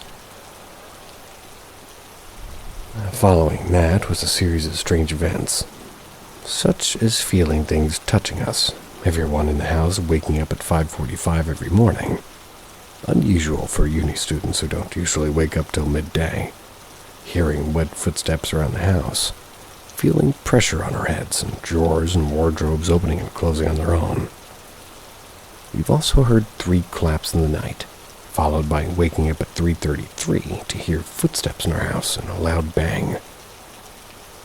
And the day after that, my housemate saw a black mass, like a small blurry ball in their mirror. It was leaving their room. At the same time, I saw the black mass go across my room. The following night, there was 3 clear knocks at my housemate's bedroom door. It was while we were both in there. The night after, my housemate saw the clear white shape of a man in her downstairs bathroom. That same night, we're in their room again. Hear a loud bang against the door, like somebody was bashing against it. The thing I'm most concerned about is that my housemate was upstairs and heard a clear hello from my room in the voice. And so I went in to check on me. I wasn't there, I was downstairs. And I was silent at the time, and there was no videos playing or anywhere the voice could be coming from.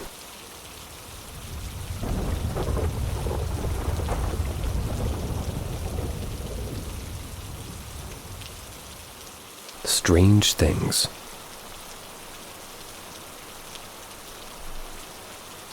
For context, I live in the middle of nowhere next to a lake. Houses are spread out pretty sparsely in my quote-unquote city, if you can even call it that. This lake holds some energy, I know it does. A man murdered his wife and buried her in a shallow grave near a creek that connects to the lake. A psychic and medium actually sort of located her body without even being in the same area. Cops had no clue where she could have been otherwise. Another weird thing. After my grandma and grandpa passed away, I was going through photos and found a picture of a bunch of older ladies with old cameras. What seemed to be some sort of ritual circle. Maybe a mortal and pestle. No clue who's in the photo. I'm guessing some sort of relative of mine. As peaceful as it is out here, and there's always some type of energy in the air, and you can feel it, especially at night. So to start with the main story, my best friend and I were walking my dog, and we see a stray dog near an embankment, where the creek next to my house connects to the lake.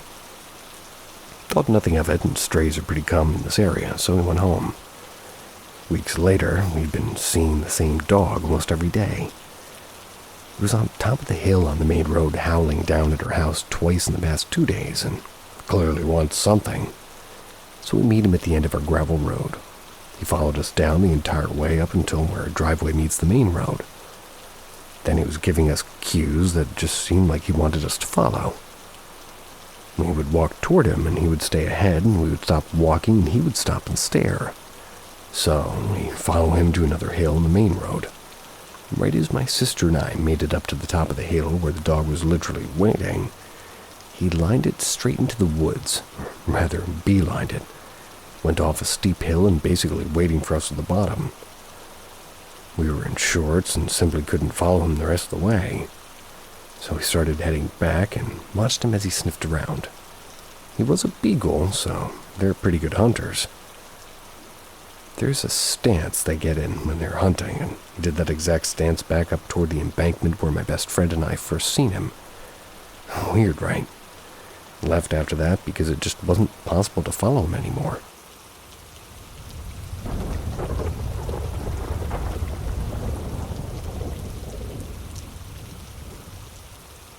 Malicious entity in my bedroom. When I was a 22-year-old female, I was 16 or 17, experienced one of the scariest weeks of my life. I grew up terrified of the dark. Donny, because my mind would start to see things, shapes, shadows, and etc. One night while in bed, I noticed a dark shadow in a corner. It's where the ceilings and walls meet. It was so dark and felt evil. Some time passed, and I really don't know how much, but the shadow got darker and felt more sinister as the nights went. One night the evil felt so overwhelming, I slept on my parents' floor. Next couple of days, evil felt more and more malicious. It progressed to the point that I could not stay in my room for more than a few minutes. The evil seemed to fill my room and couldn't enter the room. And over the course of a week, the evil got stronger and stronger. Couldn't even go to that side of the house. I was more terrified than I've ever been. On one particular night, I'd been babysitting my little brothers. The house was set up so that way the kitchen and living room were connected, and I was sitting in the living room watching TV. I was with my back to the kitchen. And all of a sudden, I had the fear that if I looked at the TV, I would see someone behind me. Then I got the overwhelming feeling that somebody was watching me, hovering behind me. It was truly the most malicious, evil, and disgusting feeling I've ever felt. I immediately had a panic attack, called my parents in hysterics. They rushed home and my father informed me that he hadn't blessed the house when he had moved in. Went into the room and my father said a prayer. The feeling slowly left. I grew up Mormon and I'm an atheist and spiritual now. Still not really sure what it means. I'm very in tune with paranormal energies, and this experience was by far the most evil I've ever come across. If anybody has any insight, that'd be great. Sounds more agnostic. How do you say atheist/spiritual? Spiritual/agnostic makes sense.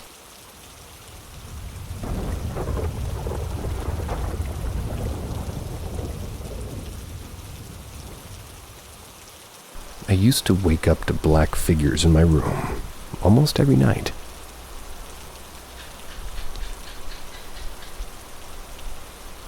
About a year ago, I was in a very dark place spiritually and emotionally. I rarely prayed, and I had so many insecurities, worries, and problems in my life that it was a struggle to just get by day to day. It was at this period in my life I started to wake up to black demonic figures in my room almost every night. Can't remember when it started, but I remember the worst nights to this day. Usually they show up either beside or at the end of the bed, tall, sinister, blacker than black. Never had sleep paralysis, and there was never anything in my room that could look like these things, yet I still saw them. It got so bad I had to sleep with a flashlight next to my bed because the only way to get rid of them was to quickly shine my torch at them when I woke up.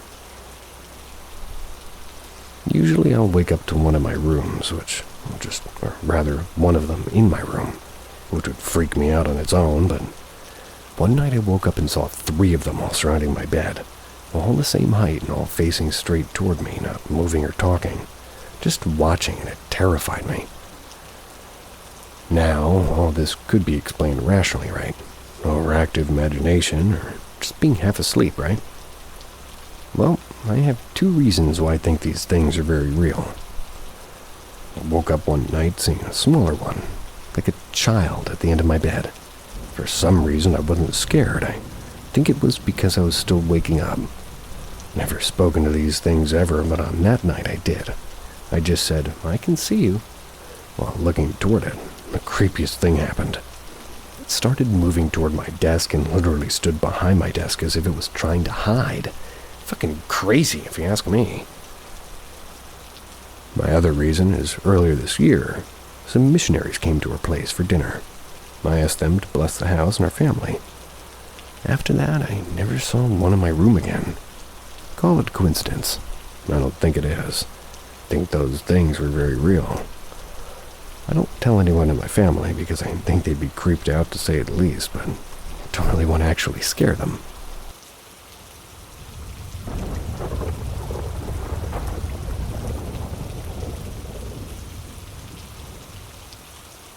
My family owns a farm. We have an acreage ghost. Our farm has 7.5 acres. We have goats, chickens, turkeys, dogs, and cats. We had cows at the time of this as well, and my aunt's family lives on our land with us, and we all do stuff around the farm. Milking, gathering eggs, and feeding animals. About a year ago, my aunt was walking through her pasture and out to the chicken pen. We had set it up to shut them in for the night, and we had a few goats and the electric fence by the front of her property. As she was walking back to her house, she heard a female voice saying, "Hi goats, hi goats. Goaty, goaty, goaties." Kind of high-pitched way. And by the way, nobody was outside except for her, so super weird. My brother was feeding her dogs when he heard a female voice saying, "Here, chickie, chickie, chickie, chickies," to the baby chicks that were at the front of her property. Again, super weird. Super normal. My cousin was over for the weekend like 3 weeks after the second incident happened. My cousin and I were standing on the deck at night, and we both turned at the same time toward a female voice singing. I was freaked that it was the first time I had heard anything that scared me. My dad started keeping a bat by the door at this point. Maybe a month later, my aunt and mother were in the barn with the goats, unable to exit the barn. I walked in and they asked if I had been playing with the dogs and talking to them, which I had not. I had just walked outside straight to the barn. Plus, the dogs weren't there. They said they heard a female voice talking to the dogs just outside the barn that sounded like me. And something you should know is that my mother, my aunt, and I are the only women that live on the property. 2 little girls, but it's a young woman's voice that people keep hearing, that they say sounds like me. So yeah, super freaky. Been going on for a long time. Always joke around if things get lost or if things get moved. Maybe the acreage ghost took it. Well, if it wasn't you, it must have been the acreage ghost. Things like that.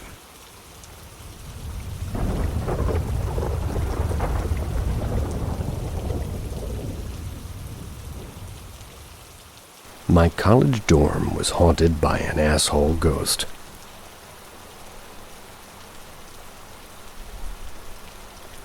This happened a few years back. I guess I was an undergrad, you'd call it. I attended a school that's several hundred years old, like before the United States was an independent country old.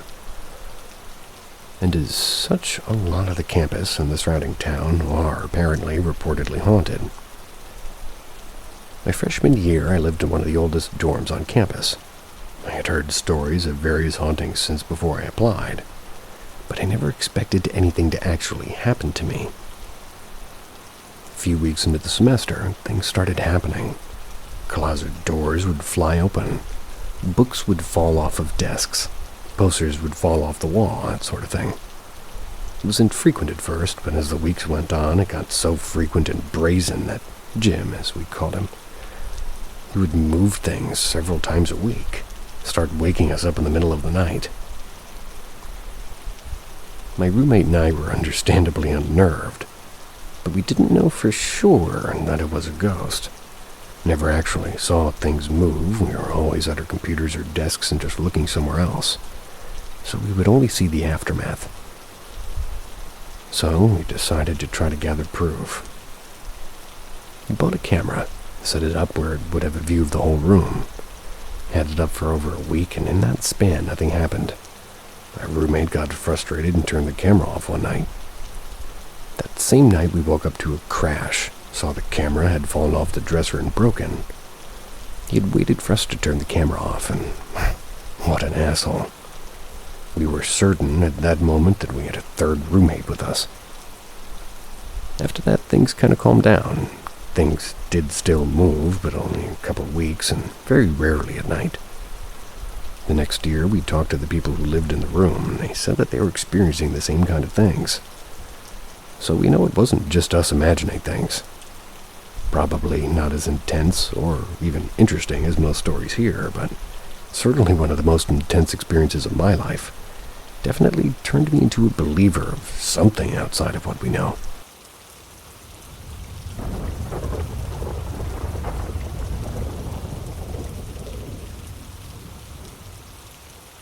My great-grandma.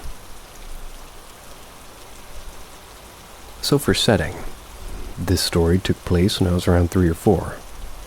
My mom, a woman who strongly refuses that ghosts even exist, is then one that told me of this encounter. Apparently, this had happened several times throughout my childhood. I had repressed much of it, so I don't remember anything from before the age of 10. But I always get a familiar feeling when I see photos of her. Anyways, on with the story. So like I said above, this story specifically takes place when I was like 3-ish. So I was able to talk and play. But on this specific day, my mom had left me to play alone in my playroom. That's while she went to the kitchen to make lunch. The kitchen was on the other side of the house, but she kept a baby monitor in my playroom, so that way she could keep an eye on me while she had to do other stuff around the house. At first, she didn't think much of it. That's when she started to hear me talk and laugh. She figured I was just using my imagination. Wanting to witness this for herself, she came back to my playroom, just to peek in for a minute. That's when my mom said she started to get an odd feeling, so she popped her head through the crack of the door. She saw me looking up at something. I had called the thing I was looking at Grandma. Confused, my mom asked me who I was talking to, so obviously I smiled and said Grandma, only for my mom to tell both of my grandmas are at their houses. But she said that I gave her a confused look and said, "No, the one in the pretty red dress." The only photo any of us have framed of her is a photo in her late 60s from before she died, wearing a long red dress with white lace at the neckline. My great-grandma died before I was even born. And like I said above, my mom doesn't believe in ghosts. But to this day, she gets uneasy talking about it. And to this day, every time I see a photo of my dead great-grandma, I feel a sense of familiarity, like I knew her.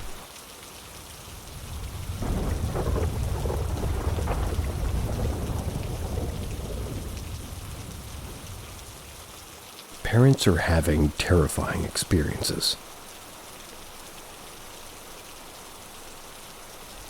I, a 23-year-old female, I'm from Darjeeling, India. Please bear with me because it's a bit long. These experiences started a few months ago with my parents. My mum loves to buy trinkets or antique stuff from thrift stores. She will usually bring home something or the other each week. A few months ago, she bought this small jewelry box. It was a cute white with floral prints. It was empty, so she started to stash her jewelry in there. The first red flag was my cat Nando. He couldn't stand the box. He usually slept near Mom's vanity. But the day he saw the box, he was so scared, hair raised. The whole thing. Bolted from my parents' room, he has not gone back since. The second red flag, after I touched the box, I started having vivid dreams. 2 of them which actually happened in reality. That's a story for another time. It left me shit scared. The third red flag. My mom was suffering from regular sleep paralysis after she bought this box.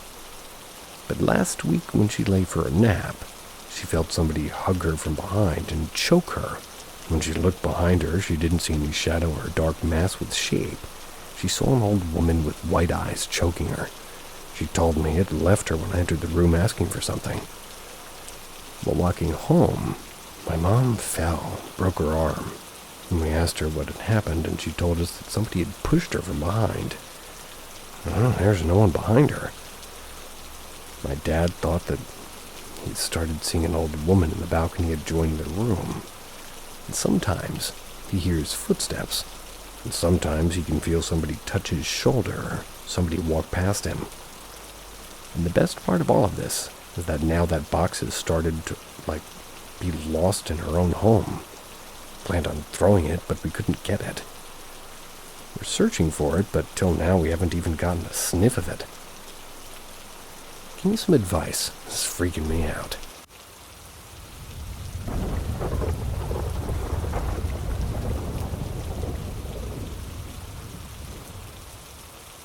All my tech devices broke at the same time. Me too. I live with my parents. Nope. So I don't own things like a washing machine, TV, or fridge. I only own a desktop computer, a phone, and a pair of Bluetooth headphones, but all managed to break in less than a month. And all started in February with my phone. Charging board broke, couldn't charge it, so I took it to a technician and he repaired it. Less than a month later, one of my Bluetooth headphones stopped working. It just wouldn't turn on, even though I had charged it. But only, one of the pair. I went to the local technician and he told me he couldn't repair it, so it's been broken ever since. 2 weeks ago, my phone started having the same problem again. I decided to buy a new one just yesterday. But I'm waiting for it to arrive while using a borrowed phone that only has a few essential apps I need every day. Doesn't end there. Now my personal desktop computer is having display issues. The screen goes black and the sound and everything else works fine. Of course, you're into tech, you might just tell me to reload the graphics drivers, pressing Shift Control plus Windows plus B. But that doesn't help. The only solution I've found so far is to restart the computer. Turn it on and off again. I know all these are tech problems, but they're all happening at once. The devices I have are expensive, and most of them are only about 3 years old because I work with heavy software. So I've come to the conclusion that this whole situation feels kind of surreal. Try having your entire house flood, everything pointing a gun at you and everything breaking and losing all of your licenses for all of your software. And having your boss think that you're lying in order to, I don't even know. Funky boss, funky boss, funky boss, get off my back.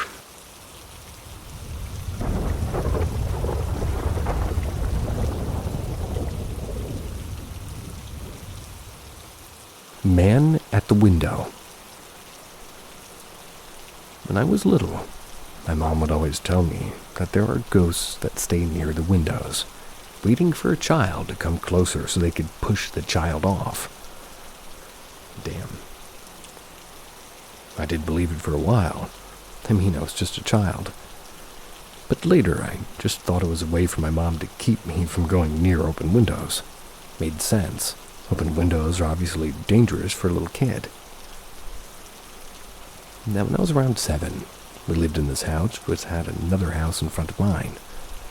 Houses weren't separated by a street, but by a small little field. Concrete, not grass. The family in front also had a daughter, 2-3 years younger than I was. However, we never interacted with each other, nor did I know her. Mind you, this was during the time when I had to come to the conclusion that my mom's window ghost wasn't real. So I'm sitting by the window, looking outside. That's when I saw the little girl sitting by the window as well. She had not noticed me as she was looking down. Apparently, she was waiting for Dad to come home from work. And there's no one around her. At least while I was looking, I noticed something move behind her. It wasn't very visible as the lights weren't on, and that was quite normal, considering it was around 4 p.m. and the sun was still out. This is where the title of the story comes in. There was a shadow behind her, a man specifically. I barely had any time to register what I'd just seen before the girl falls from the window into this little space right below her building. It was covered by another wall, so I couldn't see what had happened. The girl was rushed to the hospital. She had badly broken one of her legs and her nose. If I remember correctly, her face had been mangled due to the height she fell from, and apparently she survived. Seeing that shadow figure scared me so much I stopped going near any window if it was open. I don't know what happened to the girl later, or where she is now. It's not much, but it sure did scare me.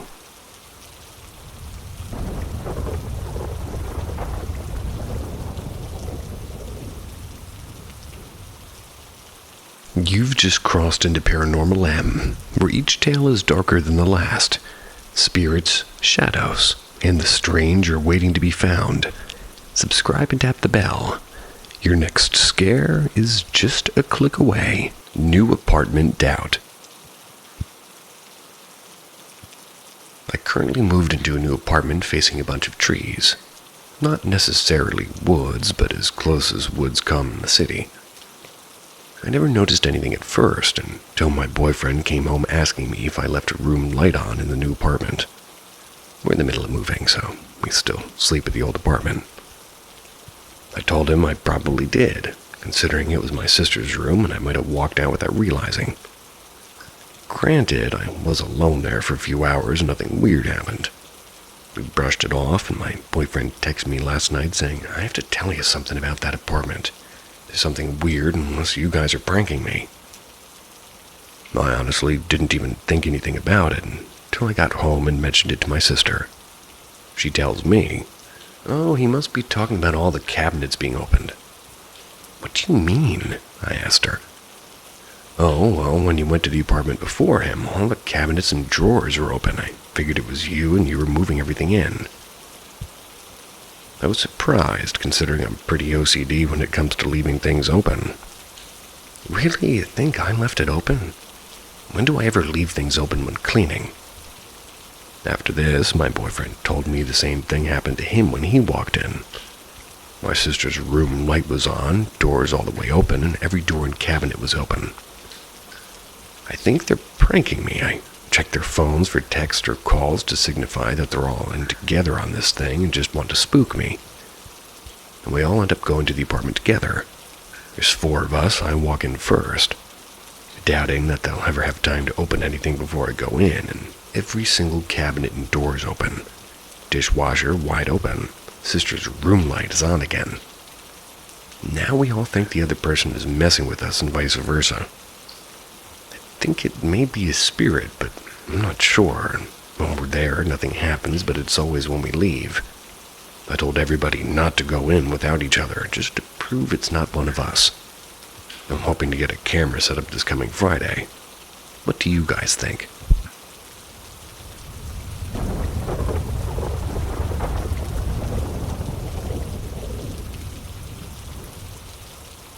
Spirit with insidious smile.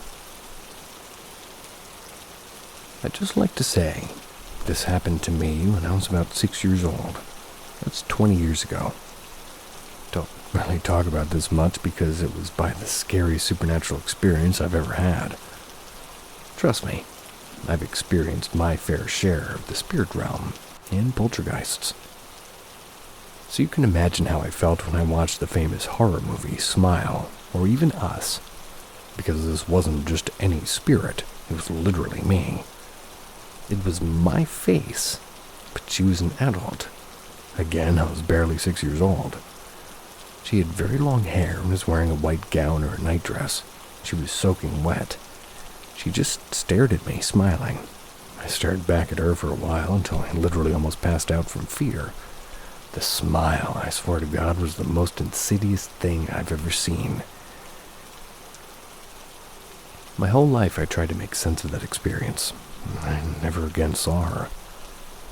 And my first theory, to console myself, as maybe it was me from a future visiting of my child self, and I didn't want to scare myself, so I smiled. Which, yeah, sounds sweet and all, but smiling with deep eye contact and holding it for longer than 10 seconds, with no other form of communication, is just obscure. I mean, especially for spirits in my case. They're the most talkative beings. Even the negative ones will speak. So then, I thought it might be a demon of some sort, since I've learned that they can take on different faces and shapes. Since seeing those movies I mentioned earlier, I don't really think of that experience at all as tapped in as I am. I'm still human and don't really enjoy things I don't understand. And might I add, my younger brother, who was murdered, seen a woman's spirit in a white dress, as he put it, who was terrified to talk about. Suppose I'm sharing this in hopes that somebody experienced something similar, or for theories, because I woke up just now at 2 a.m. and couldn't stop thinking about it.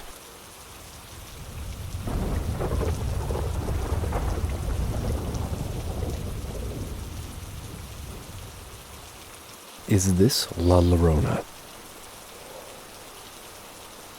So in case you haven't heard the urban legend of La Llorona, it's about this woman who had 2 kids and drowned them at one point. Then she drowned herself, and now she goes around trying to drown other kids. Not very good at explaining things. La Llorona is also called the Wailing Woman. She's called that because she attracts children by, and you guessed it, wailing. Think I had an experience with La Llorona, but I'm not entirely sure, and I'd like some help identifying if it was actually her. La Llorona also stays by the water, because how else would she drown people? And for context, I live next to a river called Prestile Stream. Actually, isn't too far away from me. Also, La Llorona is kind of weird when it comes to distance type things. When she's closer, she sounds kind of farther, and when she sounds farther, she sounds kind of closer. And my story goes like this. When I was about 11, I was home alone, and it was around summertime. It had been dark for quite some time. I had previously let out the dog because he needed to go do his business. About 15 minutes, the dog wanted to come back in. So I let him, and when I opened the door, I heard a scream, or a wail, call it what you want. It sounded very close. Now, as I stated, La Llorona sounds closer when she's farther. And as I also said, I live near a body of water that's maybe a quarter to a half mile away from me. So I could have very well had it been her. As a logical person, should I quickly let the dog in and call my mom, terrified? I only considered it to be La Llorona when I was about to turn 13 and Sam and Colby released a new video about them going to do a Doll Island thing. It was where they talked about La Llorona. That was when I noticed the similarities between the story of La Llorona and mine, and I was terrified that it could have been her last night. If it was, I believe I dodged a massive bullet.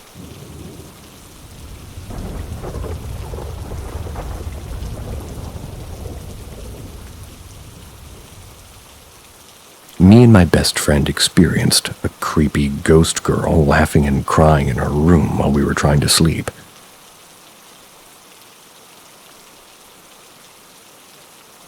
So at the time, I still lived with my mom. But I was 21 and I did have a job and I was paying rent. My mom went to Europe on a trip, so I invited my best friend, who was also 21, to sleep over. Usually we drink and play video games, but we both had to wake up early to work, and we also work at the same place. So we went off to bed in the guest room. Yeah, we both sleep in the same bed because we both have way too many ghost experiences to sleep alone.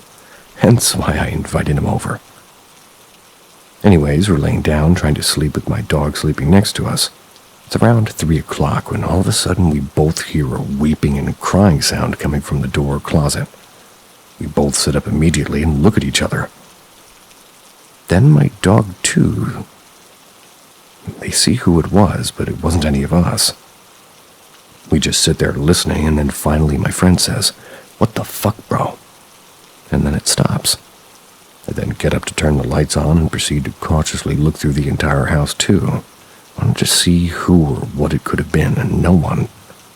It was 3 a.m. and it was only us, so we got dressed in our work clothes and left the house to go to a 24/7 Walmart near my house. Just hang out at the Walmart until our shift started. I think that was around 7. To this day, we don't know what the fuck it was. My mom didn't believe us when we told her what happened. It was crystal clear, a girl's voice. She sounded like crying mixed with laughing. Creepy as fuck.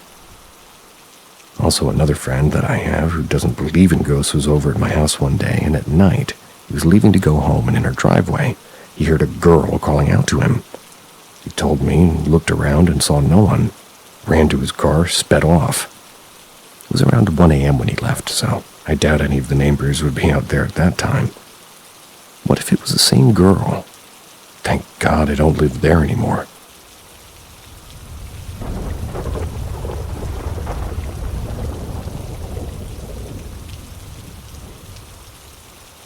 Brainwave healing anecdote. Around 6 years ago, I was having a date with a very nice guy. I was visiting my city for a conference on alternative medicine. It was a nice chat. We're having a couple of beers in my favorite bar. It was quite comfortable. I don't remember at which point the conversation shifted to this alternative medicine congress. I guess talking about our occupations, maybe. He told me about how his life was a mess with addictions and depression, lack of drive, motivation in life, until he discovered this certain world about alternative therapies. I think it was in this moment that he kindly asked me to show me something. He just asked me to hold my hand. I had no idea what he was trying to do. I didn't mind, and I thought he just wanted to get some physical contact with me. The moment he touched me, a current went through my whole body. It was a nice feeling, subtle but definitely there. It was like nothing I'd ever felt before. This was a couple of seconds, and I think he told me to close my eyes. He asked me if I felt better and less anxious and nervous. Not that I was feeling too nervous, but I did feel some type of relief. He went on to explain to me how he was a professional in the field of brainwave therapy. How our brain emits and receives different kinds of waves, and just used one of them to make me feel this zap in a healing way. I'm surprised. I couldn't explain what it was, but the date continued. He asked for a second date, but I wasn't sure if I wanted to meet again. Got to confirm that this congress was happening, and I even think I found his social media after it. I also confirmed the stuff about the brave waves 100% real. Not the part about how you can manipulate them to heal, and definitely not how you can make someone feel that electricity. Anybody know anything about this? To this day, it all remains a fun but unexplainable anecdote. I'm not even sure if it classifies as paranormal.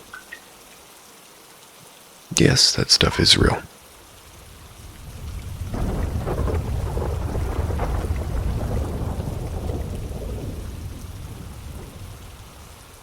Something's wrong with my cousin. This is not about me. It's about one of my cousin's sisters.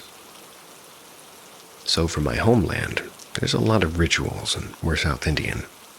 There's a lot of tradition where a person gets possessed by God and becomes his messenger. I don't know much about it. It's like a legend, I guess. So what happened was we went to the movies, and it was about a guy who becomes a god and protects his land and people from the devil, the bad people. Something like that. If you want to know more, it's a movie called Kantara. After that day, we tried to imitate the way he was after being possessed. And some days after, our moms come home after work a bit earlier than usual. She came, she looked pretty serious, and we asked what happened, and she told it to us. Our cousins, let's call her S, she didn't go to college because she was sick and had a really bad throat pain. Fortunately, her mother took leave to look after her, and her father didn't have work. The mother was about to take her to the hospital, and she had a phone call. So she went to attend that, and then all of a sudden, S started screaming really loudly. Everybody rushed to see her, and she didn't look normal.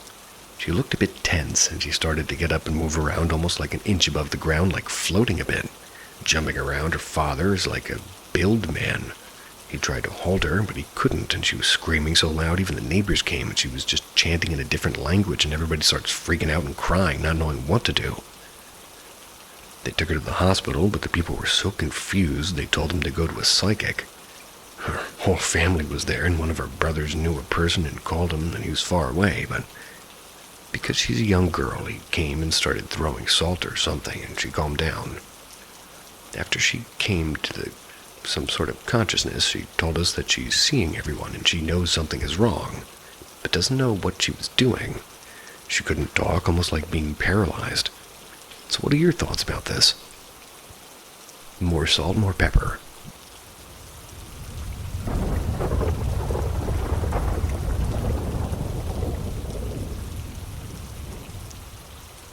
A scream in my room. So to start this off, it isn't cap or anything fake. Perhaps they mean crap. So let me rephrase this for you. To start this off, this isn't crap or anything fake. Like, this is 100% something that happened, and I promise I'm not lying. I am smart, and I look out for fake stuff. I don't fall for everything, at least everything I hear or see, so I know how it is hearing this stuff. But anyways, my brother and I are just laying in bed watching TV one night. It's about maybe 4 or 5 years ago, around 12 p.m. to 2 p.m. I believe we were just chilling, lights was on and all nothing scary. Then something coming from my closet area screamed super loud. It was real quick, like a real loud one, or 2 seconds. It was like an ah, pretty high-pitched. Me and my brother jumped under the covers so fast and stayed there all night until we fell asleep. Next day we woke up and told my family, but nobody believed us. They just said we probably stayed up too late. We were just hearing things. They was all asleep, by the way. But yeah, I can understand if only one person like me heard it and reacted. But it was me, my brother, so I'm sure there was something. Also, to throw out there, my friends and sister would come over and I told them about the story after we moved out. They all said they got weird vibes from that house too. That house where I had my worst nightmare was when I was younger. Not gonna get into all that right now because that's a story for another time. But yeah, some old lady lived there before us, so I don't know if she died there. Maybe it had something to do with her. I don't know what. But it was definitely freaky, and I'd always feel weird at that house when it was nighttime. Even in the day when I'd be home alone, it was just weird.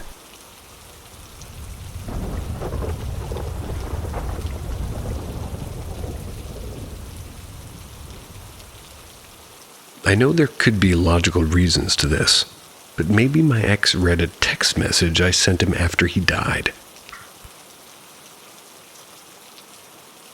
So I, a 29-year-old female, had an ex-boyfriend that was more like family back in the day. He passed away in 2023. I met him in 8th grade and we were good friends. We started dating at around 14 or 15.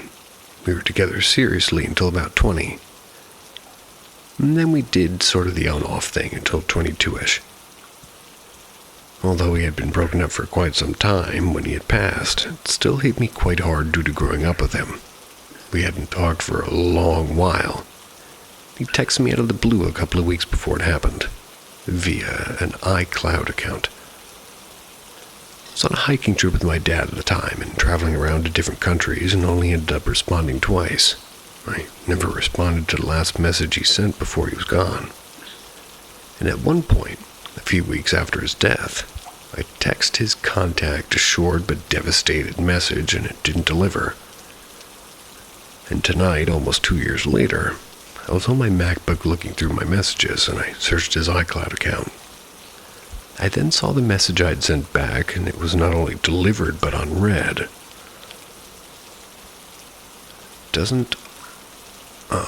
Unread means that it was previously read.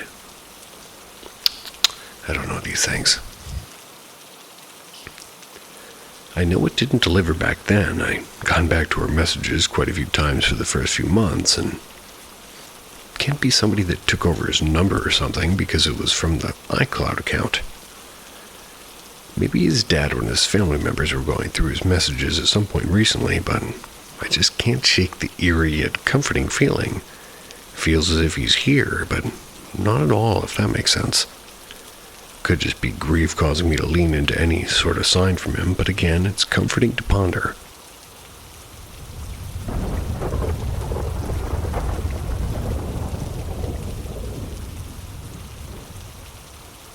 I saw the mod's post about rare evidence. This Class A EVP still unsettles me years later.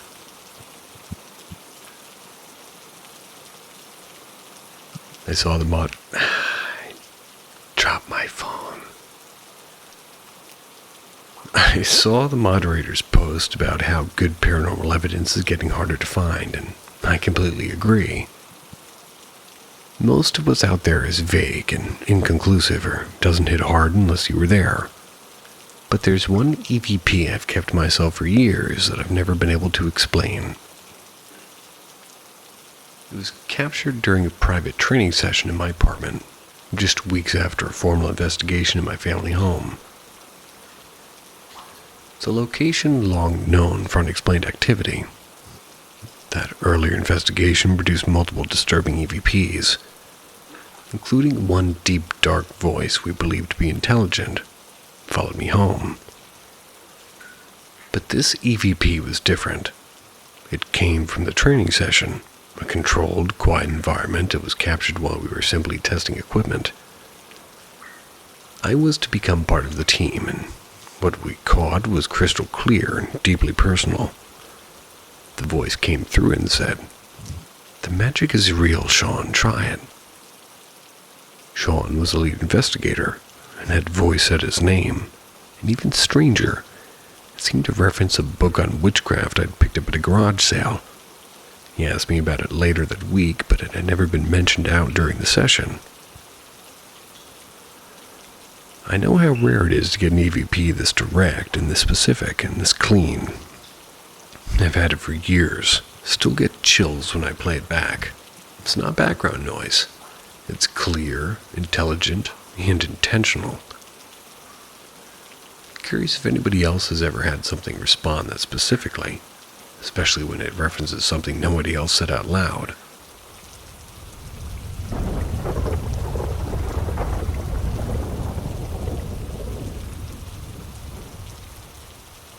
A true scary story of La Llorona. She told me this story when I was younger, and back in my home. That's in, oh boy, I'm not good at Spanish, but here we go.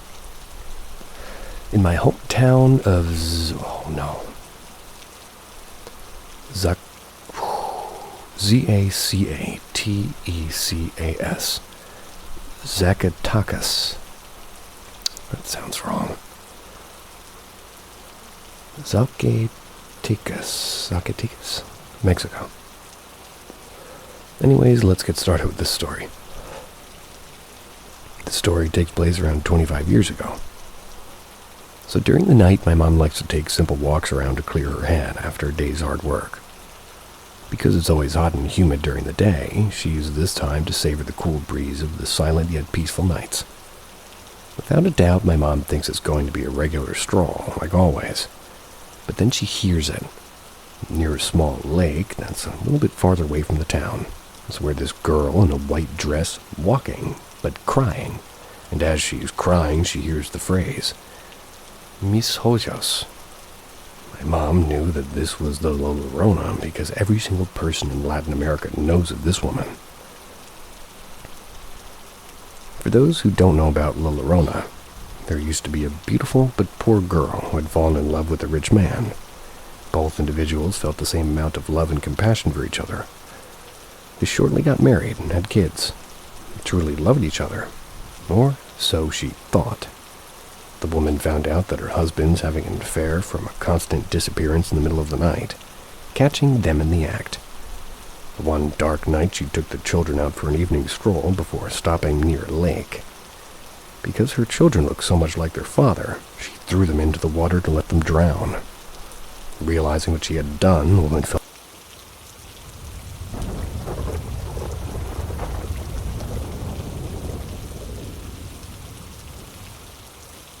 two shadow figures keep appearing. Can't explain it. I've been wanting to post about something for a while now, and making an account to post a question is a step for me. And I would appreciate advice if anybody's been through something similar, or even just some commentary. For the last few weeks I've been accounting to shadow people. Each one is different in its own way, and despite it happening multiple times, it's still freaking me out. One of them is my height, if not slightly shorter. It's incredibly thin, and if I didn't know better, I'd think it was a malnourished animal. But it's clear to me that it's human. One of the creepiest aspects, aside from the fact that it happens at all, is its hands or lack thereof. At the end of what appears to be arms or stumps where hands should be, as if at some point the rendering of it got erased. Whoever sketched it just forgot to draw it. It doesn't move, it doesn't make any noise, it just stands there. I believe it's static, but I feel like I've seen it out of the corner of my eye, though. When I attempt to acknowledge it with full vision, I turn, and there it is still, standing still. And I see this more than a second. It gives off a weird feeling of being observed. The second one is even weirder. It's taller, like ridiculously tall. And this one's got something on its head that I can only describe as a hat and a bodysuit. The bodysuit looks like a gimp suit from the movies, but all black. It's made of the same blackness it surrounded itself within. The vibe this one gives off is nuts. Feels oppressive, like the atmosphere around it swells, and it's just unnerving. Neither of these entities ever talk or do anything other than be in my peripheral vision. They exist in the dark, and I've ruled out things like sleep paralysis because I'm not sleeping and wide awake when I see them.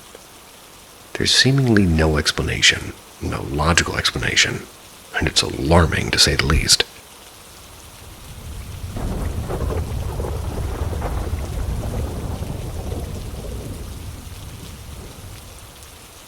My personal experience at Guy's Cliff House, Warwick, UK.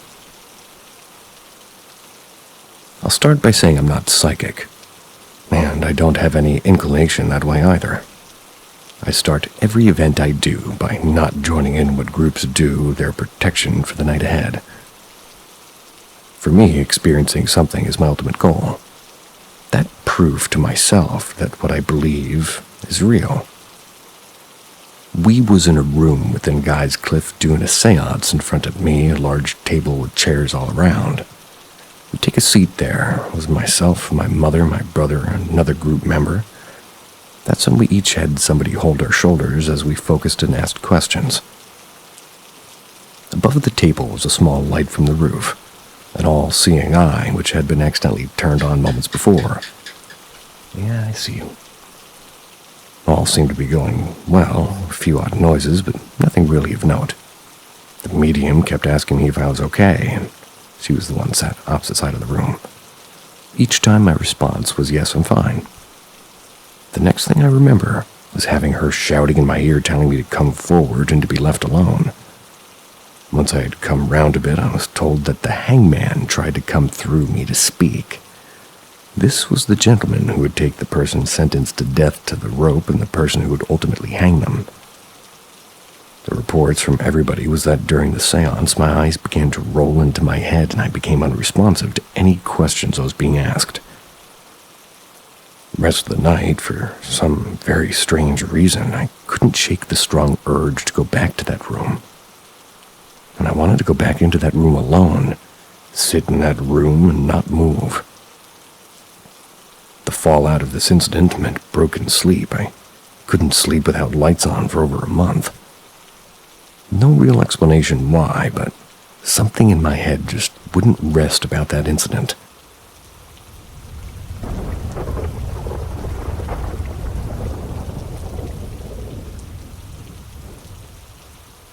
Saw the lady white twice. Waned to share my experience, which we will assume is wanted. waned. It was around 9:30 to 9:45 at night. I was driving down these country roads, coming back from work. I was listening to music, kinda just watching the road. And then suddenly, about probably 10-15 feet in front of my car on the right side shoulder, I saw a lady in a white dress. It was kind of really bright and kind of glowing, crying. She also had really long black hair. I guess I could wait to describe her as the girl from The Ring. I swerved slightly. The whole rest of the drive home that night was filled with mild anxiety and slight panic. That night really unsettled me. The second encounter about 2 weeks-ish later. Again, it was about 9:30, 9:45. I was taking the same road from work, and this time it looked like her again. It was kind of a blinding flash as she passed a mere inches in front of my headlights. Hit the brakes and there was nobody behind me. Both times I was completely alone on the road and slowed down quite a bit, but as soon as she touched my car, she would vanish. Here's the part that really scares me, though. After she vanished for a couple of miles, I felt a really strong, malicious presence in the backseat of my car. I looked in the rear view and saw the top of a head, and the hair, jet black. Turned off the music, and every 2 seconds I glanced back, I saw the same black hair just at the top of the head. Soon I slowed down to almost a stop and just fully turned and looked, and no one was there. And this all happened about a month ago. Haven't seen her since. Still scared to drive at night.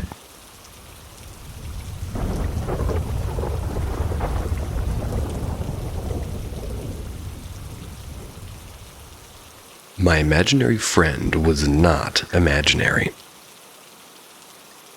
One night my dad could hear me speaking loudly, so he came in to check on me. I was 6 or 7, and he found me at the end of the bed talking to absolutely no one. When he turned the lights on, I got startled and leapt underneath the covers. He asked me who I was talking to. I didn't want to say. I'd been talking to my imaginary friend. He'd asked me to please not tell anybody about him because he didn't want to leave. And I remember clearly seeing him, a blonde kid, green eyes, who told me his name was Y. I tried to be quiet because I didn't want my dad to come back.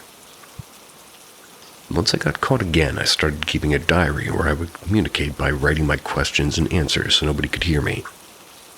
Y told me some horrible things about his parents. He said how they were part of something really bad, and he told me that if I looked through the socket in the kitchen above the oven, I would see where they put the ones they helped harm. So I did. My dad walked in on me, and as I'm literally looking through the socket and saw stained glass, like what you'd see in a church or something, he asked me what I was doing, and I got really scared and told him what I saw. He looked, and he saw nothing. Reassured me nothing was in the wall. He later found my diary, and it was disturbing. He started asking questions about why and telling, like, there's no need to be afraid of just telling the truth, so I told him. Why told me that bodies are under the house. My dad was genuinely terrified, so he started to research her property. Turns out her home was built over a church graveyard during the Second World War. Never saw or heard from Y again. Well, that's better than finding out you have actual bodies buried underneath your house by a murderer or something. At least to me.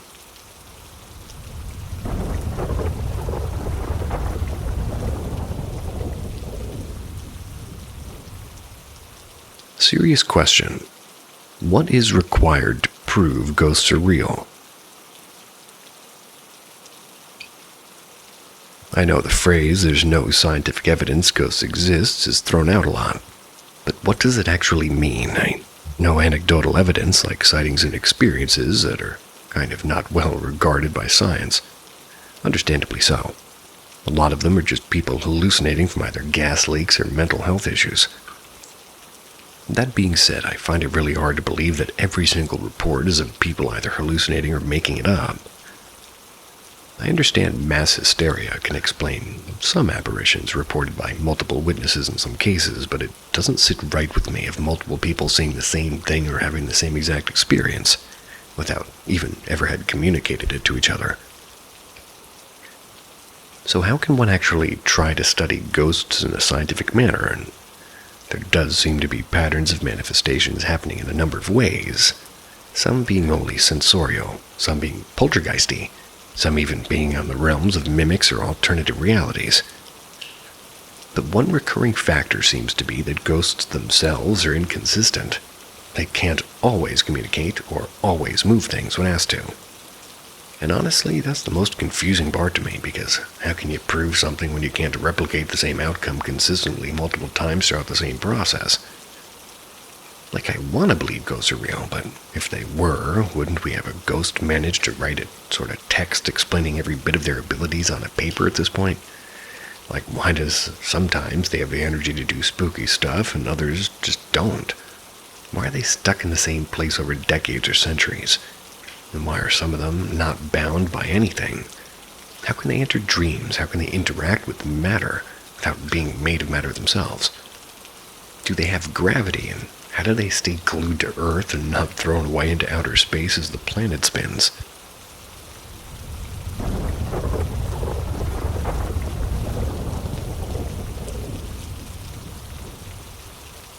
Little girl in my backyard.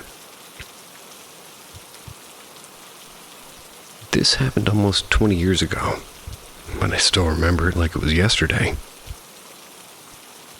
One day when I was 9, I was in the kitchen.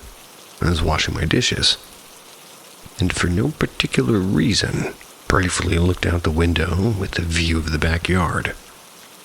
That's when I saw a little girl staring at me. She had shoulder-length, dirty blonde hair, wore a short-sleeved striped t-shirt, shorts, and sneakers. She looked about my age. She just stood there expressionless. I only saw her for a split second before I went to wash up, and almost immediately after I did a double take when my brain finally registered what I saw. And when I looked back up, she was gone. Now, it was impossible for anybody to get into her backyard. We had a tall fence that could only open and close from the inside. The window provided a view of the whole area. There was nowhere to run or hide, especially with only a second to do so. It was broad daylight. I don't think it was my brain trying to fill out the blanks or something it didn't recognize. Never saw her again. Told my friend about it when she was here earlier today. She asked me what neighborhood specifically. Told her the street name. She said that the area in particular has seen a fair bit of activity. For example, she and her husband live near my old house. One day when he was home alone, he walked past the living room to get to the kitchen. He saw 2 men in army uniforms. They were talking to each other while sitting on the couch.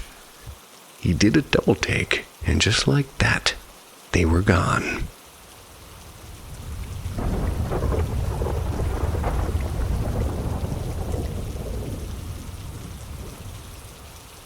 Unexplainable encounter that I've thought about for 20 years. For the record, I've never really told anyone the story. I come from the kind of family that would laugh in my face if I ever tried to explain what happened, so I kept it to myself for a long time. And I should also add that I'm not super literate, so please excuse my grammar. I was 9 or 10 years old watching a movie with my dad and younger sister before bed. And we did this almost every Friday night. Every night around the same time, Dad would send us to bed. We'd put on our pajamas, hop into bed, and wait for him to come up and say goodnight. He'd come upstairs, turn off our lights, tuck us in. Sometimes it'd take 2 minutes, sometimes I'd fall asleep with the light on before he even came upstairs. I got into bed facing the wall and threw the covers up over my head like little kids do. Everything covered but my face. As I was lying there looking at the wall, a human-shaped shadow slowly walked into the room. From my perspective, it was a clear outline of a human. It was about from the belt line up. I distinctly saw the outline of an ear, and the silhouette moved with similar subtle shifting and bobbing that people have when they walk. It stood over me, not completely still, for 15-20 seconds. Walked out of the room just as it came in. I wasn't horrified as much as I was confused, and after it left, I waited a few minutes before I got up to go get my dad. He was downstairs in his chair, finishing a bag of chips. I tried to ask him if he was in my room because I saw something. It was so preposterous to him that he brushed me off and told me to go back upstairs. For Dad to walk up 3 flights of stairs into my room completely silently in an old house, walk down the same way, wouldn't have been impossible. Wide awake the whole time, too. Been thinking about that night for 20 years, and to this day I don't know what happened. Maybe you guys have experienced something similar, can provide some insight.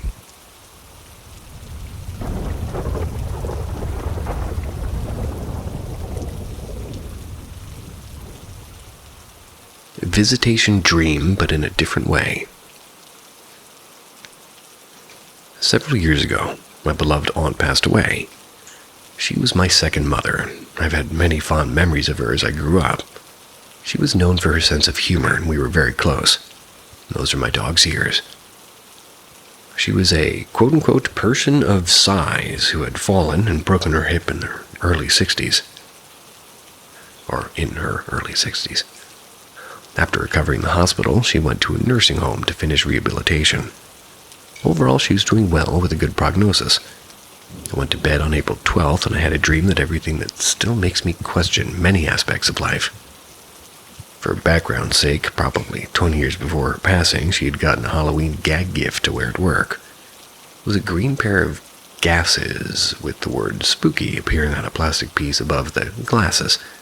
She was a pretty animated woman and took great joy looking at people while wearing them, opening her eyes wide and saying spooky in a scary tone of voice.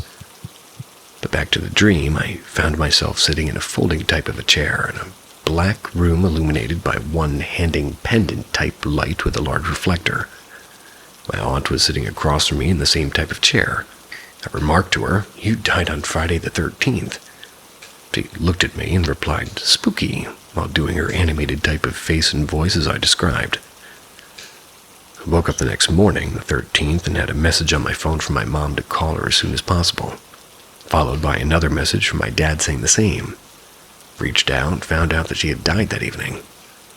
I've never had a dream about her again since this one time 15 years ago.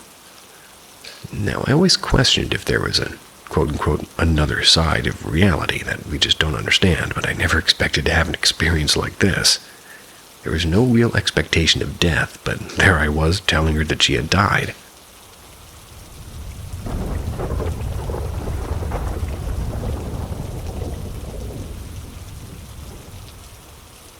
Ghost telling me to go to bed.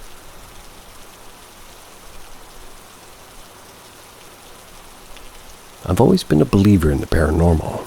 Always will be. I grew up in a house that me and my sisters believed to be haunted. We all had our own, but similar experiences. My parents are also believers, but always denied or tried to debunk any stories we told them. In elementary and middle school, I'd frequently hear tapping on the ceiling. Light, but only happened late at night and no one else ever heard it. I was never scared of the noise and eventually realized it must have been telling me to go to sleep. It would only happen if I stayed up past my bedtime. Wouldn't happen every night, but enough that it became a pattern almost. I named the ghost Mary because it started around the same time that I learned about Bloody Mary. I grew to be comforted by her and would listen when I heard the taps and go to sleep. It would even happen when I moved rooms, but I stopped once I moved into the basement bedroom. We also believed there's not a really nice spirit in the basement. Nothing harmful, but more of a trickster. I think about Mary a lot and wonder about her. And sometimes I still sleep in the room when I visit my parents, but never heard the taps again. Either whatever's in the basement scared her off or she found peace and moved on. Either way, I missed her a lot.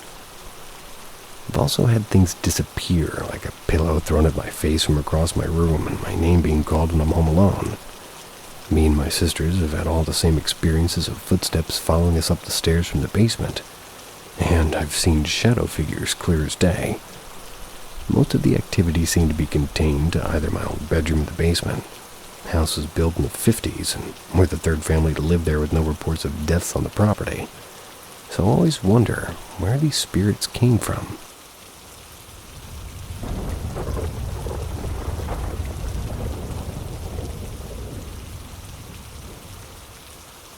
My father's encounter.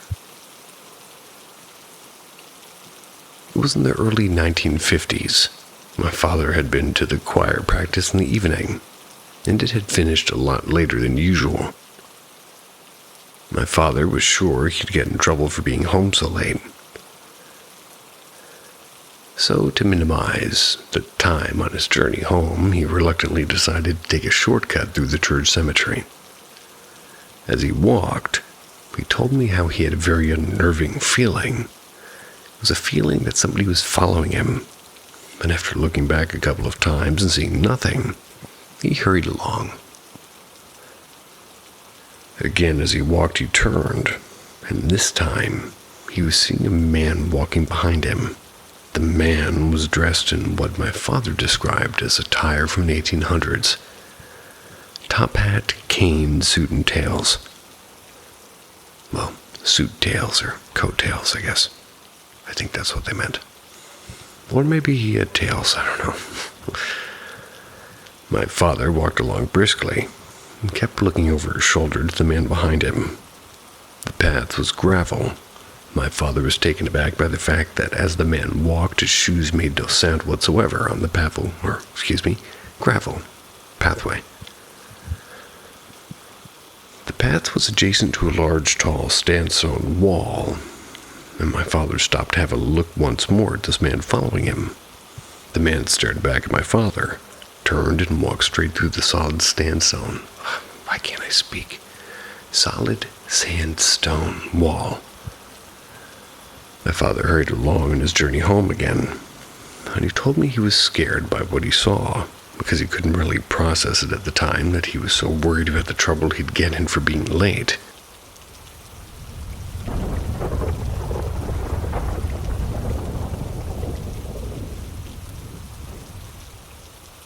There seems to be an issue with my cousin's mother. The situation unfolds after the events concerning my cousin. And for context, read something's wrong with my cousin, essentially. After several months, my cousin's family relocated to a new home. It's because a priest indicated that their previous house was filled with negative energy because it's old. Once they settled into the new place, an incident occurred involving my cousin's mother. One day, while she was just cooking in the kitchen, the only other person at home was her sick aunt, and as she was preparing the meal, she heard her husband's voice outside and assumed he had returned. Shortly after, she heard a knock at the door, so she went to answer it. Upon opening the door, a gust of wind swept through, causing her to fall, and she later claimed to have no memory of what happened after that. Eventually, her husband came home to find her unconscious on the floor. He attempted to revive her and asked the sick aunt about the situation. She explained that she had heard a lot of screaming, but was unable to assist due to the paralysis, and the husband then called other family members for help, and when she regained consciousness, she began to behave erratically, screaming and pulling at her husband. Family members arrived, placed her into a car, during which she threatened one of them, claiming she would kill him, saying that he was a bad person. They took him to a temple where rituals are performed, and the temple priest conducted a ceremony for her, which restored her to her normal state. The priest explained that she was possessed like a very light and open soul, which attracts negative spirits, and that she is an empath who draws a lot of emotions. He mentioned that she has a dual apparition and advised her to strengthen herself both physically and mentally. And after this incident, everything returned to normal. She's doing well now.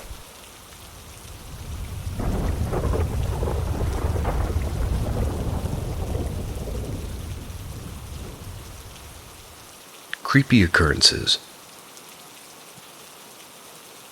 So it's been a few years since we did this.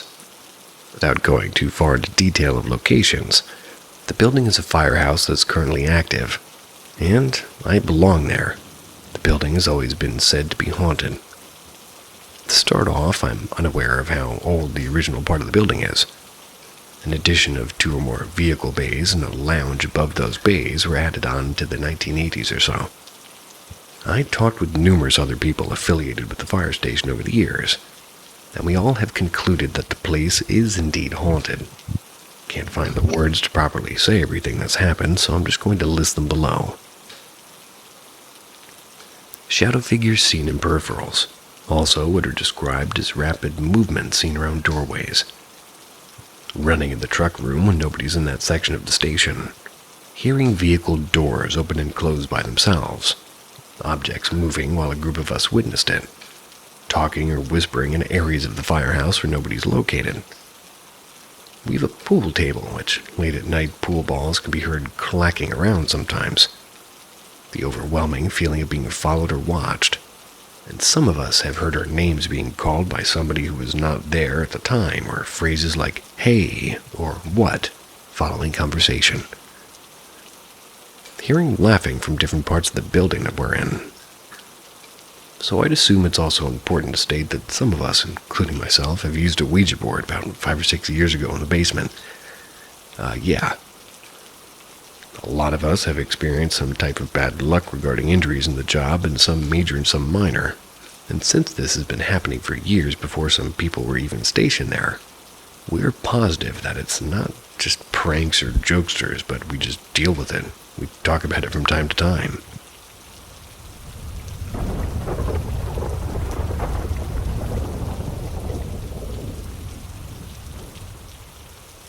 Girlfriend's autistic sister is trapped in her own mind, and one day broke character, in quotes. So my girlfriend has a younger sister who has cerebral palsy and autism, and although she's very smart, she can't really support herself fully and will probably need help and guidance for the rest of her life, which is perfectly okay. She's basically our adopted daughter. My girlfriend taught her sister how to walk and talk and basically everything she knows. One day, though, my girlfriend told me how there was 3 instances in her life where her sister basically, quote-unquote, broke character and told her how she was stuck and couldn't get out, and that she was trapped and needed help desperately. Her sister talks in a very specific kiddish and cutesy way. She's very innocent, and to this day, at 19 years old, talks to her stuffed animals like as if they're real. During the 3 times where she broke character, my girlfriend told me her sister spoke in a certain kind of desperate and adult tone, made a face like she was scared for her life, and literally the next second her face would change. She would go back to the way that she was before. My girlfriend told me it wouldn't be like her sister didn't remember what happened moments before. To this day it scares her. It makes her wonder, what if her sister's trapped in a childlike state and sometimes has moments of actual clarity? I'm not sure. But when she told me, I could tell it was serious. She's never brought it up ever since because of how much it creeps her out. Sometimes I get worried that one day she might break character, and only I will be around and won't know what to do. She's very sweet, and we love her just the way she is, but it creeps me out to think, what if her mind is being held hostage by another? Has anybody else had similar experiences?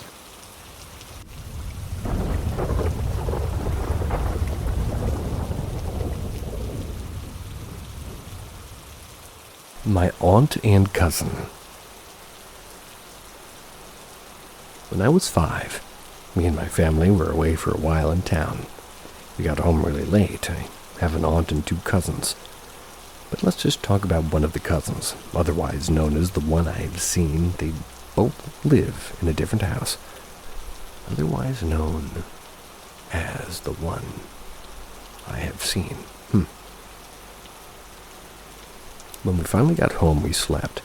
I ended up waking up randomly, and I felt like I was being watched.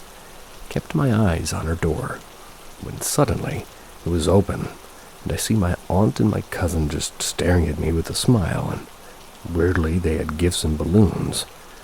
They also had no eyes with a smile, and they gestured me to come with their hand. I was too young, and I just stood in bed looking at them. This went on for a while. Not long. Can I really remember how long? Because I was way too young to remember that detail specifically. But they, after, stopped and just stared at me with a smile and gifts. When finally they closed the door, I also had a window where I can see who exits and who enters our house. I saw no one leaving or entering our house after that happened. I was too young. Didn't really mind it. I also slept a bit lower, so when I saw that, I got next to my parents and slept next to them. Next day, I told my dad and mom about it. And they all just thought I had had a bad dream. I didn't. I always slept lower than my parents did and moved up after that happened. Also asked my aunt and cousin if they visited us, and they both said they were sleeping. Most likely it happened between 11 p.m. and 1 a.m. It was late. Never forgot that encounter till this day, though.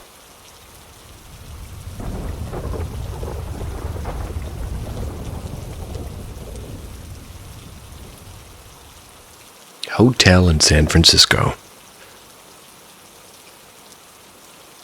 My boyfriend and I went to San Francisco for my birthday weekend. Stayed at this small, trendy, artsy 4-star hotel near Union. Now, I grew up in the Philippines, and I've experienced some quote-unquote mild activity, whereas my siblings and other family members have experienced the more quote-unquote intense ones. I can make another post about it if you guys are interested. It's also a predominantly Catholic country, but also somewhat superstitious. Anyway, back to the story. We checked in and it was a nice cozy room with pretty neat art. Activities started when my boyfriend and I went to bed. Got up to drink some water and use the bathroom. When I was kind of reaching for the water bottle, the bathroom door just suddenly opened on its own. I screamed and my boyfriend said that it's probably just the air, but the bathroom door was closed and shut. The only way it would open is if somebody opened it from the inside. There was also knocking and tapping on the walls, which I dismissed and passed off as noise from the other floors or outside. But the entire time, I was feeling the exact same feelings I felt when I had my past experiences. We stayed there for a couple of days, and on our last night, it was the most activity, other than the door opening. When we went to bed, I felt a really strong energy on my side of the bed, as if somebody was watching me. There was sort of ruffling in the corner where our clothes are, as if somebody was looking for something. More tapping on walls, knocks on windows that came in twos, and finally, what made me scream was the sound of somebody purposefully dropping something on the floor. All in that same corner. My boyfriend woke up, turned the lights on in the corner, and we found nothing. The next day we checked out. I looked up the history of the hotel, and it was indeed reported to be haunted.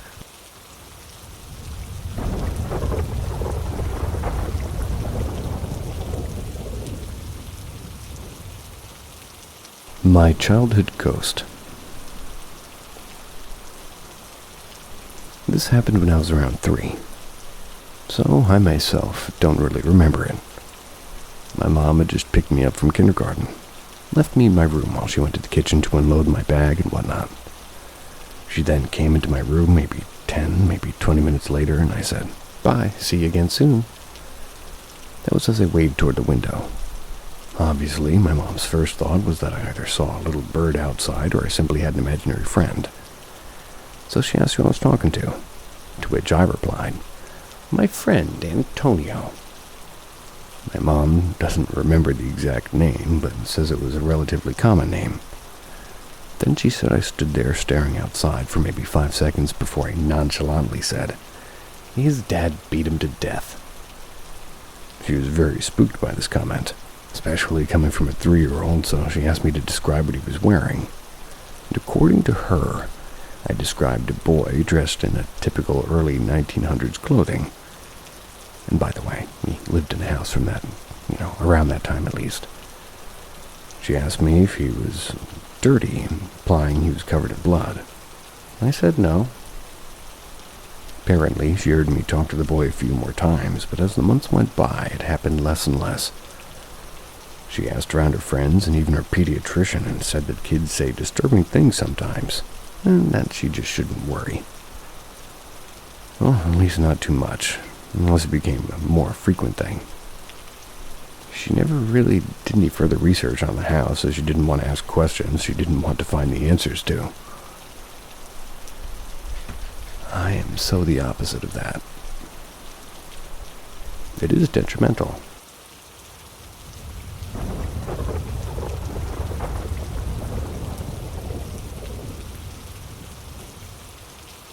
I don't know what came into my house.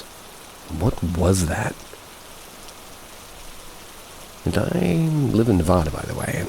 So my son is 13 months old, half native, by the way. If that's important, I don't know, but he's tall enough to be the size of a pumpkin. And honestly weighs like 2 or 3. He was asleep in his crib at around 10:30 p.m. in the room next to mine.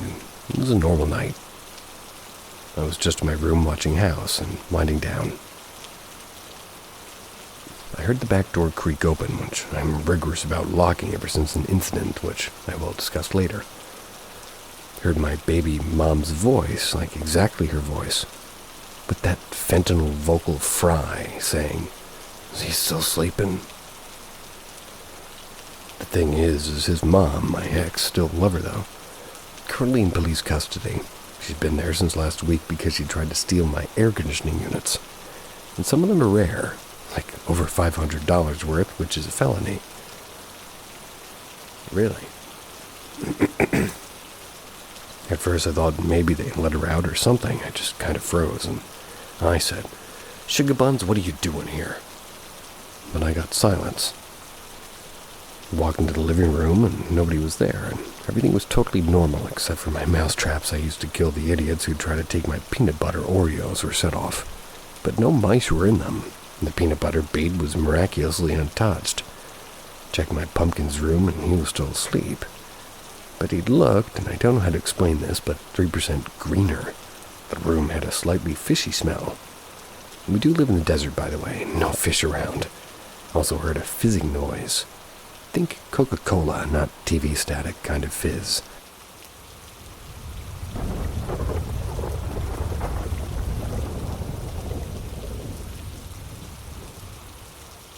At Paranormal M, the things that go bump in the night have a name and a story. We dig into the eerie, the unexplained, and the downright terrifying. Subscribe and tap the bell before your lights start to flicker. I started an experiment to contact somebody from another Earth. Because it seems a common theme among ghosts, demons, angels, UFOs, etc. It's that they may in fact be results of parallel planes, realities, and worlds interacting with one another. Thought it might be interesting to try an EVP experiment to contact somebody from one of them. Granted, just pulling out a voice recorder and asking for somebody to come through would be far from ideal. But who is to say that the results wouldn't get contaminated? I had to devise a method to pinpoint an exact person to talk to. Somebody who would be, quote-unquote, sensitive to these things, but would be knowledgeable to know how to respond. Basically, I charted a path that would work, and concept like messages bouncing through space to a satellite before they're delivered to another person. While it would be interesting to contact me from another Earth, the limitations of the experiment made it so this wouldn't be a smart thing to, really produce genuine results. Who's to say I wouldn't just alter the clips to make it seem like I got something? Who's to say that isn't what I did? Though it isn't a smart thing to do, all I have to offer is, at this time at least, is to validate the potential that something came through is my word.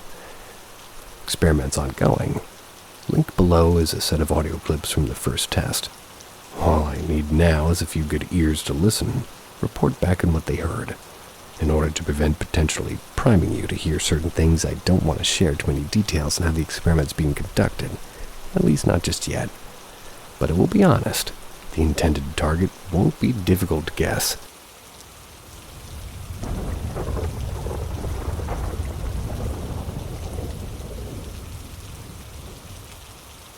Halloween Bumblebee. I like the sound of this one. This happened 2 years ago at a Halloween party I hosted at my college apartment. Every time I'd tell somebody the story, their reactions would either be in disbelief or would just straight up laugh. My party was to start at 7 p.m. Some of my friends sent me a message saying that they were on their way, or that they were pre-gaming at another friend's house. A couple of minutes had passed, and my sister and two other friends were getting ready upstairs. That's when we heard my front door unlock. It sounded like somebody was entering my house. I excitedly took a peek from the third floor, looking down the first. I live in the third floor. My friend and I saw what looked like our other friend in a bumblebee costume walking down from the second floor to the first. I yelled out his name and he told me to come upstairs and chill with us, but he ignored us.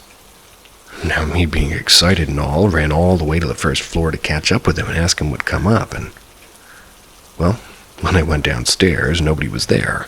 My door was locked and it didn't seem like anybody entered. It also felt extremely cold, even though I had my windows closed and the heater on. It's as if there was a presence there. Before coming to uni, I've lived in a haunted home in the Philippines for years, so I know what it's like, at least when there's a presence or an entity around. The hairs on my back and my neck are raised when I called my friends to ask if they, stopped by or whatever, and they said they haven't even left and we're still pre-gaming. And top it off, nobody else in my friend group has a copy of my keys, so it was beyond impossible for them to even enter. I thought I was the only one imagining things, but my friend pulled me over and asked me if I saw what he saw too.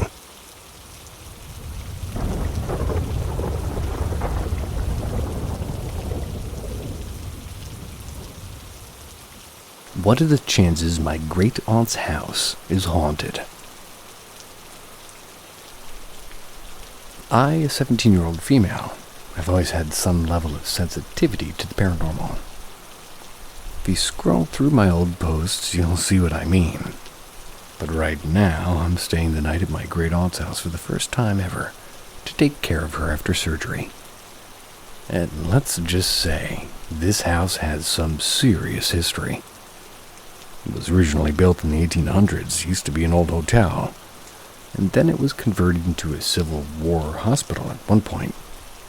She lived here for years, and now she's alone since my uncle passed a few years ago, and so did her dog, which makes the house feel even quieter. Despite all that, I don't feel super uneasy overall, at least not on the main floor. I actually feel relatively safe downstairs, but upstairs gives me a different kind of vibe. It's not outright malicious, but I definitely feel a shift in energy up there. Just off, if that makes sense. Also, her house is in between two churches. One feels calm and comforting, but the other gives me sketchy vibes I can't explain. Weirdest thing, though, is there's this old photo of the original owners in one of the upstairs rooms. And every single time I see it, I feel deeply unsettled. It's like they're watching, or like there's some kind of energy clinging to it. It's not jump scare level creepy, but it sticks with me in a weird way. Anyway, I'm here overnight and curious what people think. Is this just old energy and residual stuff? Or does it sound like something more active? Open to any thoughts or suggestions.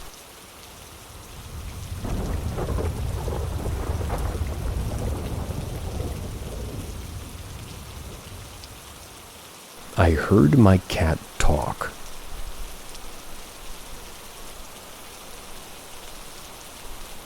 Okay, so in all seriousness, I understand this makes no sense. But I've just downloaded this app primarily to put this question out there, and forgive me if this is the wrong form to post it in. But has anybody heard the voice of their pet? My friend told me about a year ago that she heard one of her cats speak to her.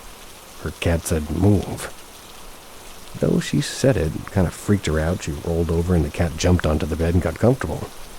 She said it was a very small, feminine voice. I'm not going to lie, I loved hearing about this because I love hearing about unexplainable things. But then it happened to me. Last night I'm laying in bed trying to sleep. I was tired, but not sleeping. My husband was tossing and turning, shook the bed a lot, and kept me up. It had been probably an hour when I rolled over and became vaguely aware that my cat was walking around to my side of the bed. This is typical. He likes to sleep with me. He didn't jump up, he just sat there, and I swear I could feel him staring at me. Again, not totally out of the ordinary, but I noticed it. Then I heard, "Up, I'm hungry." in the most chilling, high-pitched, non-human voice, very clear and direct in my head, like I had no words to describe it appropriately. Had me so shaken I asked my husband if he heard it. He didn't respond, so I guess that's a no. No, I did not get up to feed him again, aside from being completely freaked out and frozen in bed.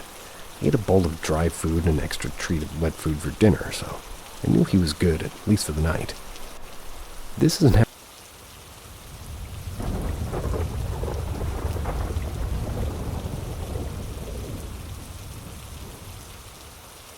Late night bike ride. We love to ride bikes at night. We live in Florida, and on the coast in the northwest region.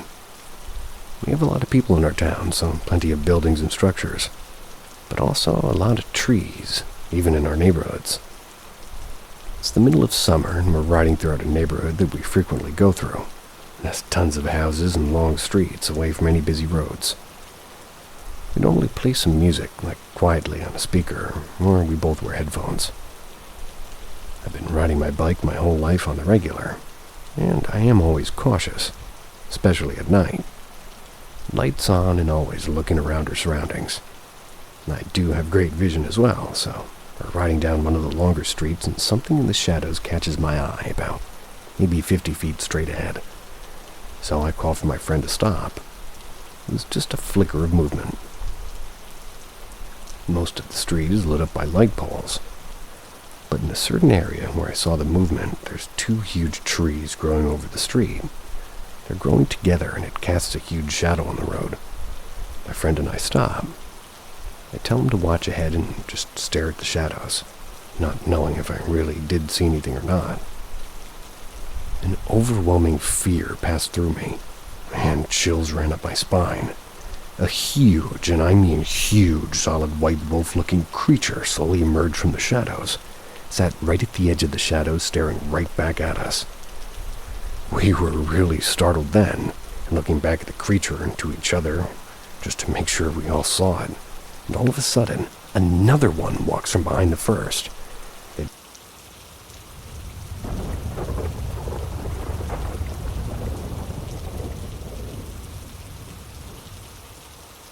The Man with No Thumb.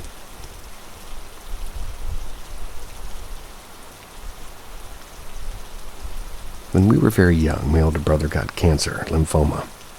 He was 6 at the time, and I was 3. Even so, I do have a few scattered memories of him, and we were inseparable. The doctors and my parents tried everything they could, but his young body couldn't handle the aggressive treatment required to cure him. He passed away at 6. My father dove deep into alcoholism to cope, and my mother became super busy trying to support the family and pay the medical bills and plan her own son's funeral. Without my brother to play with, I would seclude myself in our room upstairs, sitting alone, playing with my toys. I do distinctly remember a very comforting old man coming by me to play with me sometimes. He was dressed like an old farmer, leather boots and all, but he didn't have a thumb on his right hand. I didn't think anything of it because the old man seemed really nice. My mother heard me talking while I was playing upstairs and just assumed I was goofing around. When I came downstairs, she asked who I was talking to. I said, "The man with no thumb." She let it go at the time, but thought it was strange that I made up an imaginary friend that didn't have a thumb. Fast forward a few weeks. No sound. And I'm upstairs playing with the man. Grandma, my mother's mom, had come by to check on us after everything the family had been through. She asked my mom who I was talking to upstairs.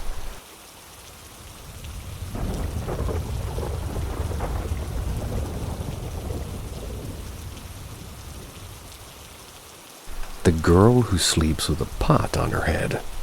Body hacking software, ? Alabama. I met this girl at my work. She would come in sometimes when we were busy. She seemed normal. She was nice, we both liked art, and She was somebody to make a conversation with. Until that conversation took a turn. And I've been on the internet looking for anything similar to her story ever since. She claims to be affected by a sort of curse, but it's more involved than that. She has a crazy story. Apparently, it all started with her ex-boyfriend, who she says was into some dark shit. But she named some things I've never heard of. One thing he was using body hacking software on her. When I asked more questions, she named the version. I think it was 6.0, and the idea that he has control over her body was something I've never heard before. Another thing I've never heard of is she sleeps with a big pot on her head. She says that it keeps the noise out. She can't sleep if she doesn't have this. She sees her priest multiple times a week and believes herself to be possessed. When I look at her face, there's wrinkles, but not in the normal places. She's 37, a year younger than me. She has these deep wrinkles, but not laugh lines. More like fear lines. I can tell that she believes this story wholeheartedly, and I was the only person that she had told. She believed it.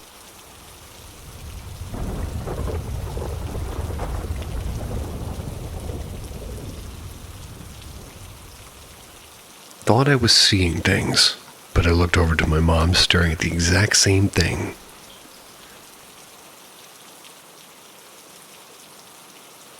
This happened in a small hotel beside a busy highway. We're all sitting in the room. We're visiting my oldest brother in his town, having a good time. As our niece was trying to show everybody new gymnastic moves she had learned, I was grabbing food from my mom and I. When I tried to grab the sauce, it started sliding across the table, slowly and deliberately, as though somebody was pushing it with their finger. I was looking at it, thinking I was seeing things, only to look over at my mom and see her looking at the same thing. We looked at each other, smiled in awe at what we were witnessing, then looked back at it. It only slid for a few seconds. Never happened again, and after it stopped, I started conducting research, jumping up and down near the table and shaking the table and waving a gust of wind toward it and blowing on it. Didn't seem to budge. Only when I physically pushed it did it move. We didn't feel scared, though, until a separate encounter happened in the same room. We're all sleeping when a loud noise coming from the bathroom woke my mom up at 3 or 4 a.m. She woke up my dad, and he went to check it out, and apparently my face wash had flown off the bathroom counter, even though that would have been basically impossible. Now, my mom never wants to stay in that room again, but we still stay in the hotel, because the prices are insanely good. What kind of sauce are we talking about?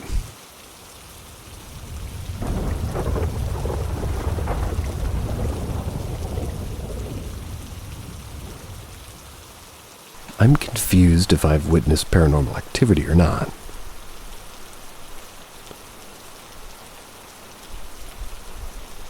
When I was about 6 or 7 years old, my cousin, who was around 4 or 5, and I were playing upstairs in my house. We were stood outside my spare bedroom door, and suddenly the handle on the door went up and down really fast. It was like somebody had been trying to open it from the other side. I ran downstairs as quickly as possible. My cousin followed. I told my parents what had happened, asked my cousin if he'd seen it. He said he didn't see anything, and he only ran because I did. I was baffled that only I saw it. I have no siblings, so it couldn't have been anyone. I said there was somebody in the room, and we went up to look, and no one was there. I vividly remember seeing the handle go up and down and made a loud noise. Then when I was like 10 years old, I was at my cousin's house on my dad's side. She was maybe 11. My dad's side of the family have always had paranormal experiences. We were in the garden. For some context, they had 2 dogs. We were in the yard, and behind a small wall there was a tree. And there were leaves on the ground. We heard rustling in the leaves behind the wall, but didn't see what it was because the wall was in the way, and there were footsteps, like you could hear the leaves crunching, like somebody was stepping in them.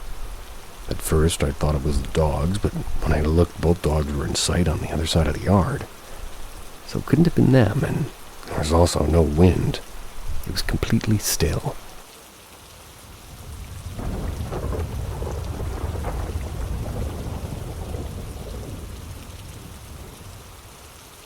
Cooker hood activity and scared cat.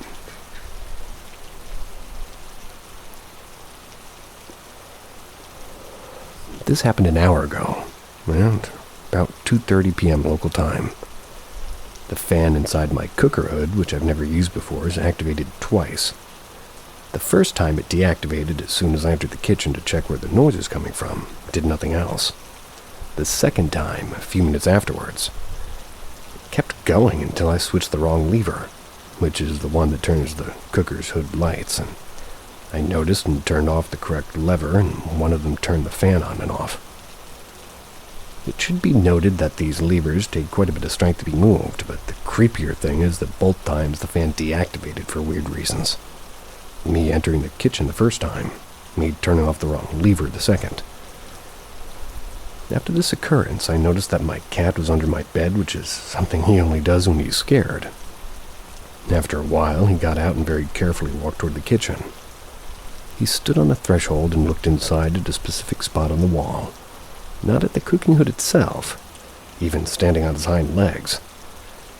Needless to say, I could see nothing there, and my cat was unusually tense and frightened, but he seems to be over it now.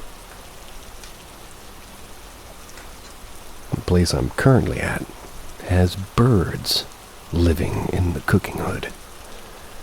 Sometimes turning it on and off too. Sometimes you can hear them screaming. One actually fell into my hand like 3 days ago. He was kind of cute. Don't be jealous.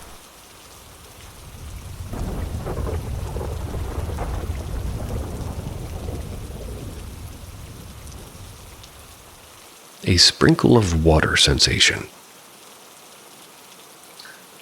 I want to say about a year ago, I was laying in bed and felt as if a few drops of water dropped onto my back.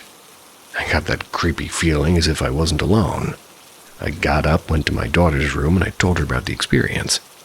She just laughed at me and didn't take it seriously. On a couple of other occasions, I felt as if somebody sprinkled water in my arm or face. The sensation is clear and it comes out of nowhere. I do have a cat, so I know what it feels like when a cat sprays to mark their territory. Ew.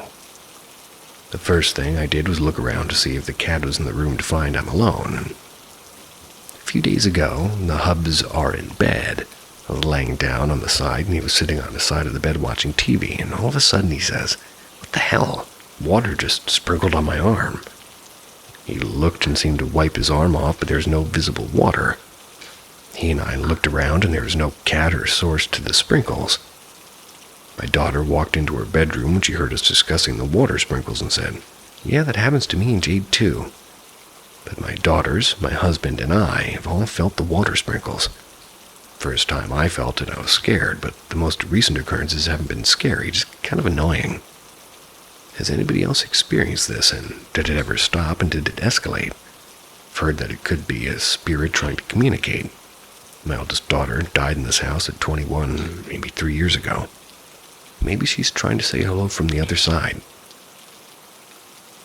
Also, when nerve endings get stimulated, it feels like little drops of water, which can happen from mold amongst other things.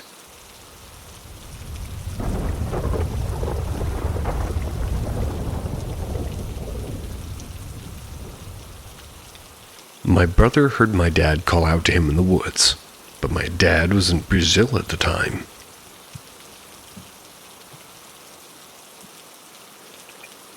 This happened in the winter of 2021, or maybe a little bit more.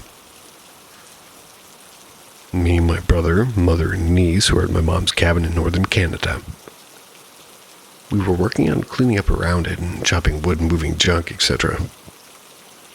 As we were packing up and getting ready to head home, my mother and niece were already in the truck. As my brother and I were throwing stuff in the back, neither of us said anything.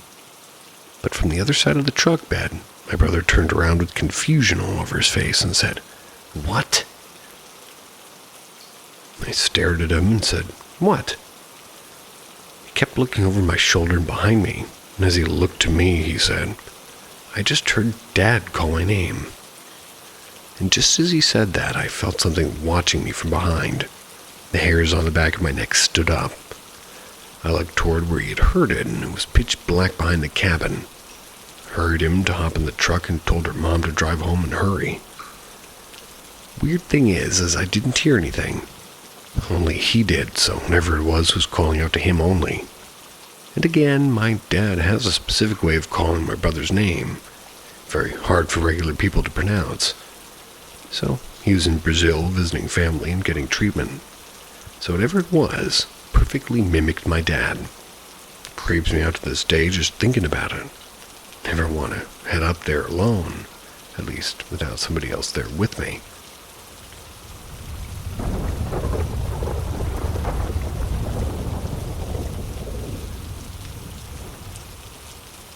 I saw a blue orb in front of me.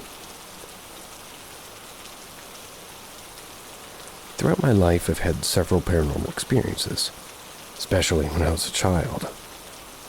But this one happened when I was 30. It was the clearest one yet. It showed me that there's something unknown out there. Something we usually can't see, but that exists among us. It was around 10 p.m., and I was in the bathroom brushing my teeth with the door slightly open. Suddenly, through the crack in the door, I saw a floating light. It looked like a phone flash, but bluish and larger. I stood there staring at it for a few seconds. I know. The light was just hovering. It was gently moving up and down, and at first, I even thought it might be my girlfriend holding a flashlight or something. There was nothing behind it. After about 5 seconds, the light floated off toward the PC room, and that's where the weirdest part happened. I heard laughter. It was the laugh of a young woman, playful but mocking, and it seemed to come from everywhere. Couldn't tell where the sound was coming from. Moment snapped me out of the paralysis I was in, and I ran out of the bathroom into the PC room, but there was nothing there. Nothing strange had ever happened in that house before. Don't have any relatives who passed away whose voice would match that of a young woman. Judging by the sound of the laugh, I'd say maybe 20.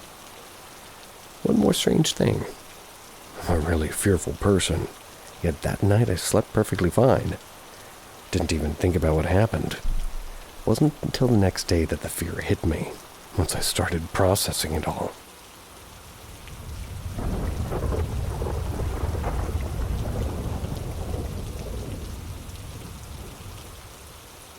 Thank you, Grandma.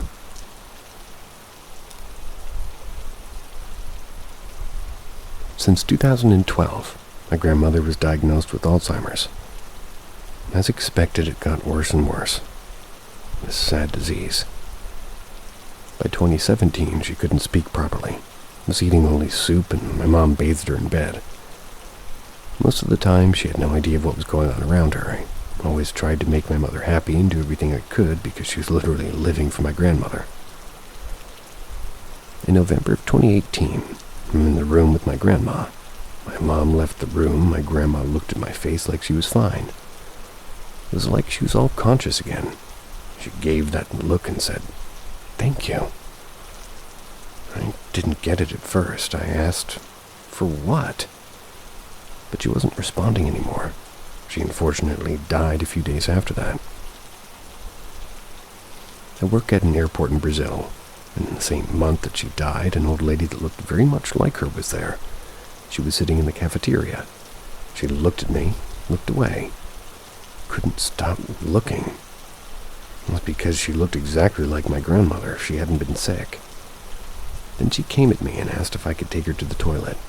She hugged my arm and told me that she was sick and finally got better, and that now she's traveling to see her family.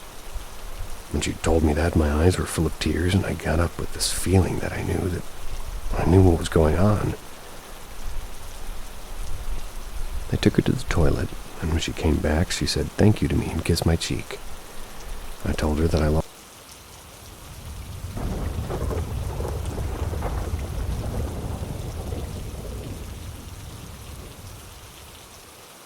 childhood experiences.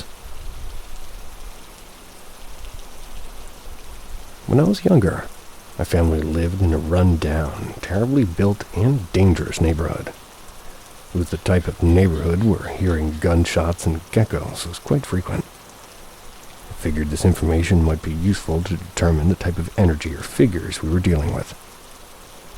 We had multiple paranormal experiences at the old house. That's one of the reasons I'm so glad we moved out. One of the experiences I remember most, it happened before school one morning. At that point in time, I lived with 4 of my current 5 siblings and both my parents. But that morning, it had only been my eldest brother, a middle schooler, and I, an elementary student. He and I sat at our table in the dining room, which was near the wall and had a clear shot of our small kitchen and the back door, while everyone else got ready for the day upstairs. We'd been quietly eating cereal together, when suddenly the back door flew open and shut and a blurry black figure rushed into our house.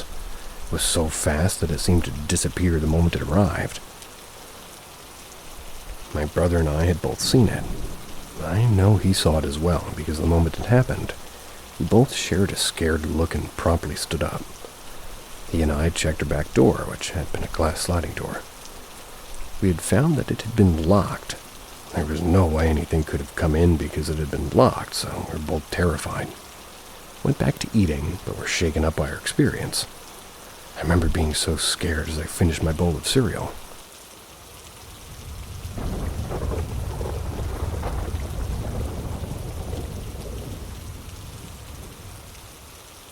Does my son have special abilities? What do you think?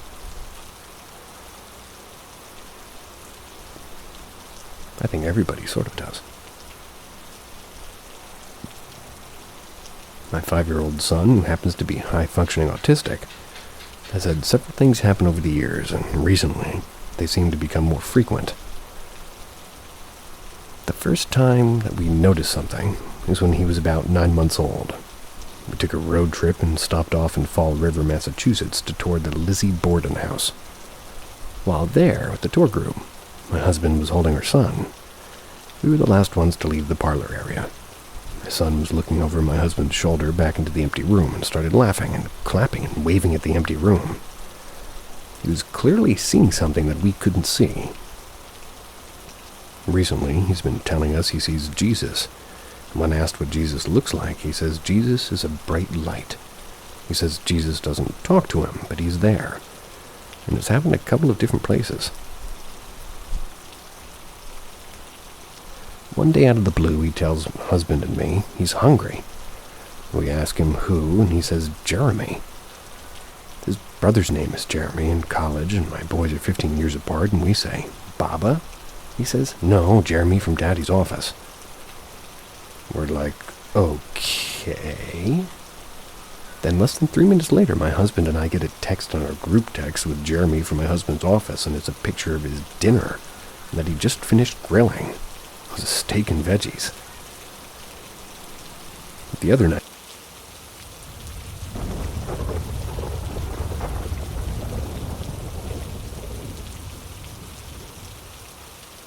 my wife and I think we have something following us.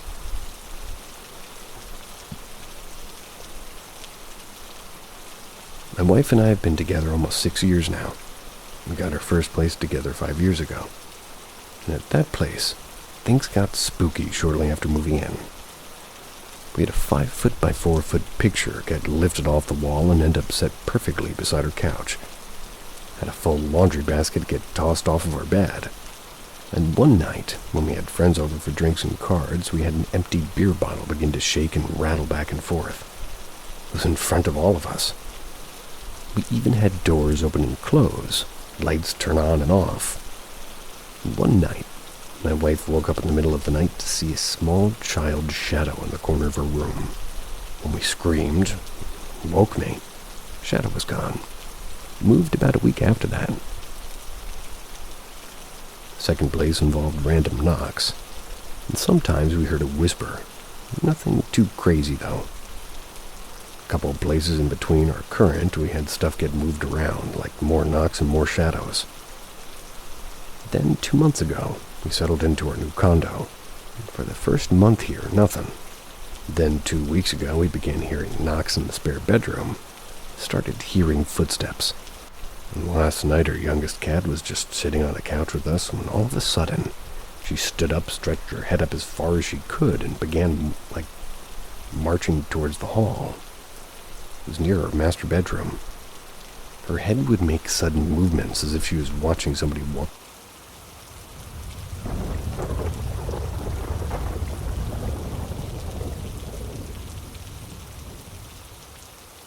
A haunted hallway. We were in search of a new house. It was for my father's retirement, and the balances were settled by the company he was working for. After checking out quite a few houses, we stumbled upon a property that was being sold for about a quarter of its worth. The house had enough room for all 9 of us, but it was surrounded by nothing but forest for a 5-kilometer radius. That's awesome. The owner of that house said that he was being disturbed by something unworldly in that house, and was selling it only because of that. My family, being firm, non-believers of the paranormal, decided to purchase that house. We were getting a property whose worth was 3 times the amount. The purchase went smoothly. We moved into our new house in the winter of 2020. Our family is made up of me, my mom, my dad, my elder sister, my paternal grandparents, a German shepherd whom we named Lisa, and 2 Labradors who we named Tina and Maria. Our initial days in that house went peacefully. We thought the man who sold us the house was a madman who imagined things that were actually not present. But a little did we know, he was right.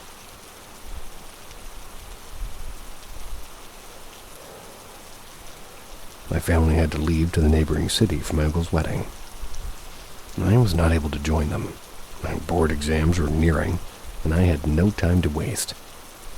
I was left alone in the house along with their dogs.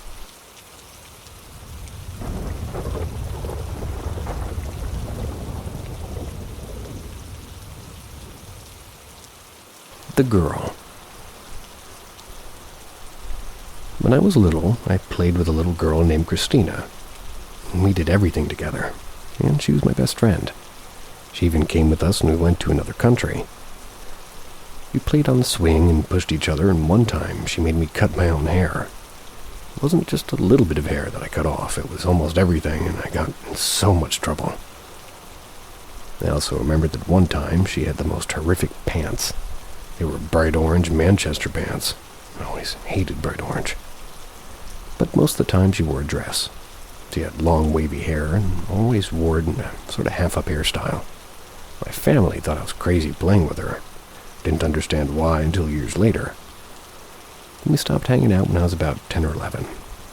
Then years later my mom saw her. My mom just came out from the bathroom and there she was right outside the door. As soon as she saw her, she disappeared. Mom rushed to my room to tell me what she had seen and started to describe her. My reaction was, "Oh my God, I'm playing with a ghost." That's why they thought I was crazy. They didn't see her. I was the only one who saw her then, till my nephew was about 5. He's seen her multiple times, but he starts to talk about other things and avoid talking about what he had seen. And he isn't the only one who's seen her nowadays. We've gotten so used to her that we don't mind her being here. Medium told us that she isn't stuck that she isn't stuck here. She just likes to visit.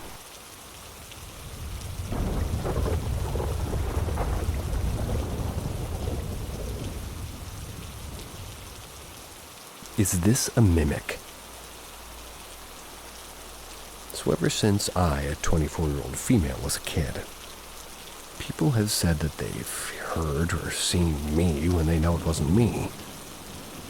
First was my grandmother and my mother in the house I grew up in. Multiple times when my mother fell asleep in the basement, she would hear my voice from upstairs say, "Come here, Mommy." When she would come upstairs, she would see on the clock it was 2 or 3 in the morning and me sleeping peacefully in bed thinking that it was impossible for it to be me. My grandmother would hear me a lot throughout the house calling her when I was just reading or watching TV.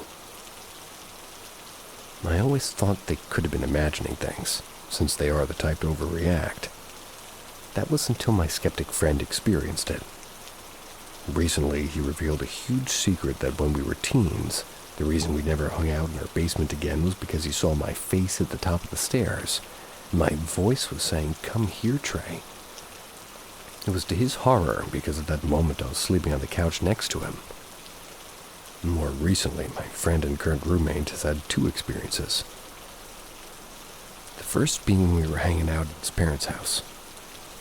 I was in his bedroom in the basement, and he went outside to grab something out of his car, and he came down to ask me how I got downstairs, and I never left his room, and to my surprise, in the door window of the garage, he saw me wearing the same exact clothes I was wearing that night, peeking through the window back and forth, making him think I was going to try to scare him.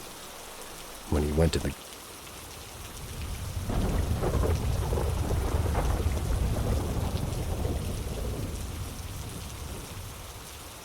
Trying to figure out what we encountered in 2017. For background, this happened in the UK in 2017, and it was in the winter. There was 4 people, including me, my cousin, and 2 mates from school, riding bikes along the area that we're from. There is a long bike path that used to be Victoria tracks that run from the south of our city to the east. We were riding the bikes along the path, as mentioned. We were approaching a part of the path that had a bridge overlooking the main road in our area. The path isn't really illuminated very well, just simple street lights, but part of the path overlooking the road is illuminated by the cars. We seen a figure which was black looking over the bridge. It stopped and turned to us. It was not like a black person, but pitch black. Maybe 5'9", no facial features, and it was just a solid black person. Me and the others stopped around 10 feet away from it. It wasn't illuminated by passing cars underneath or anything. It stopped, it looked at us, got on top of the bridge, and jumped. We cycled to where it jumped off, and nothing was below it. Me and the other lad cycled off. I lost contact with the 2 lads, but my cousin remembered it too. We were 14, maybe 15. We weren't under the influence of anything, and asking other people and looking online, it seemed to be a shadow person. The thing that still gets me is the fact it turned to us and jumped off. Just wondering if anybody had any answers to what it was and why it did what it did.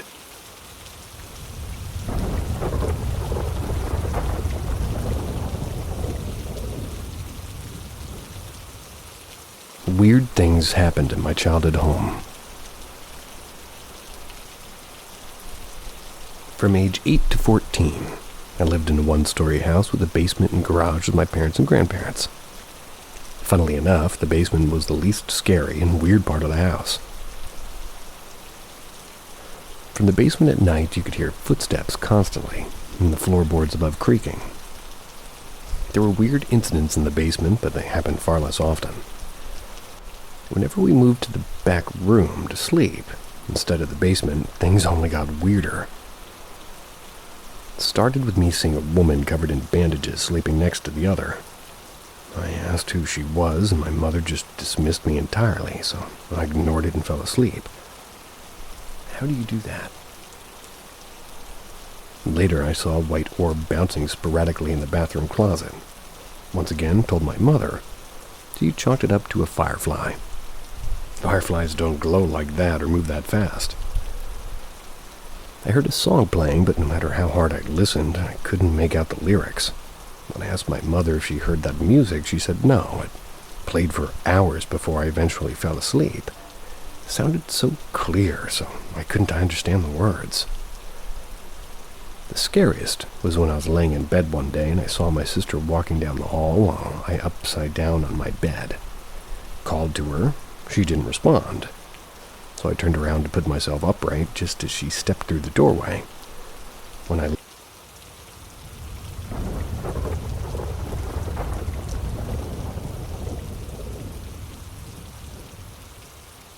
Could this be paranormal?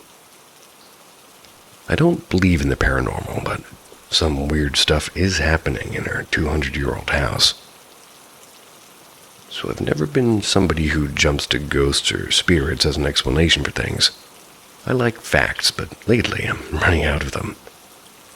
I live in a house that's over 200 years old. It's old, sure, and every now and then something odd might happen, but nothing too weird or consistent until recently. First, me and my partner both heard a phone ringing in the house. It was loud and clear, but it wasn't either of ours, and it was a tone we'd never heard before, just this strange, unfamiliar ring echoing from nowhere. Then we started hearing what sounds exactly like phone vibrations at night. You know that buzzing noise when you get a notification? Just that. No notifications, no phones lighting up. It's like a ghost phone is blowing up in the room. But now it's gotten even weirder. At night we keep hearing the sound of 2 glass bottles clinking together as if somebody's gently tapping them. Happens randomly and we can't trace it to anything. And to top it off, my partner swears she's heard me call her name clearly when I've been downstairs fast asleep. I still don't believe in the paranormal, at least not yet. But I'd be lying if I said this wasn't making me question things.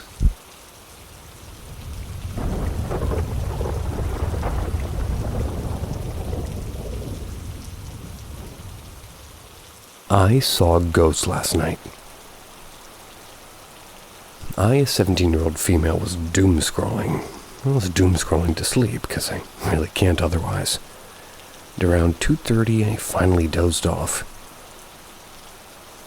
I was sleeping. I was facing my right side, where there's a mirror. It's parallel to my bed's headboard. Not long after, as I later found out, my eyes just snap open, for no reason. I see an invisible outline of a person, like a white transparent border of a person. Maybe even a kid facing me directly. Within the border of the person, everything was invisible, and I'm trying my best to explain. As soon as I laid my eyes on this thing, it immediately went inside the mirror and disappeared, and it happened so fast. I do get nightmares frequently, but I eventually know that I'm dreaming, and obviously open my eyes after the nightmare. Last night, I clearly remember opening my eyes first and then seeing whatever I saw, and as soon as that happened, I had palpitations. Switched on the lights, checked the time. 3:07 a.m. Straight up went to sleep with my mom. Dad slept in my room instead, and nothing else occurred. And everyone's saying that it was just a nightmare, and I imagined it, which I'm almost sure is the case, but I still find it weird. I fall in deep sleep, especially if it's late. So why did I wake up randomly?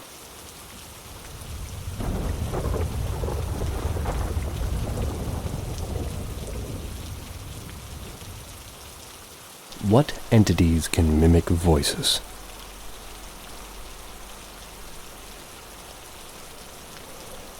So last night, my friend came over, spent the night. I go to bed pretty early. I would say a good 2 or 3 hours before everyone else. So I'm usually first up in my house. I have 7 people, too. I always go to bed watching Family Guy. But when I woke up, it was playing something else. And as I went up to change it, I heard my friend's voice from the other room, entrance to the house. They said my name, in a questioning tone. Now I know there were 3 problems. 1, I just saw my friend lying down sleeping on the couch to my left, and if he did wake up and called my name, he would have sounded tired as he just woke up. But this sounded like his normal voice and was practically emotionless. He rarely calls me by my actual name. And 3, the voice sounded like it was coming way too far to be the guy right behind me. Luckily, I'm already a big fucking pussy when it comes to paranormal shit. My sister's stories of demonic encounters in her dream didn't help either. So I just looked down at the floor and walked back to the couch I was sleeping on, covered myself with a blanket for a good 10-15 minutes, during which I think I heard something moving behind me. My exposed legs didn't feel like they were being touched, but kind of surrounded by something, if that makes sense.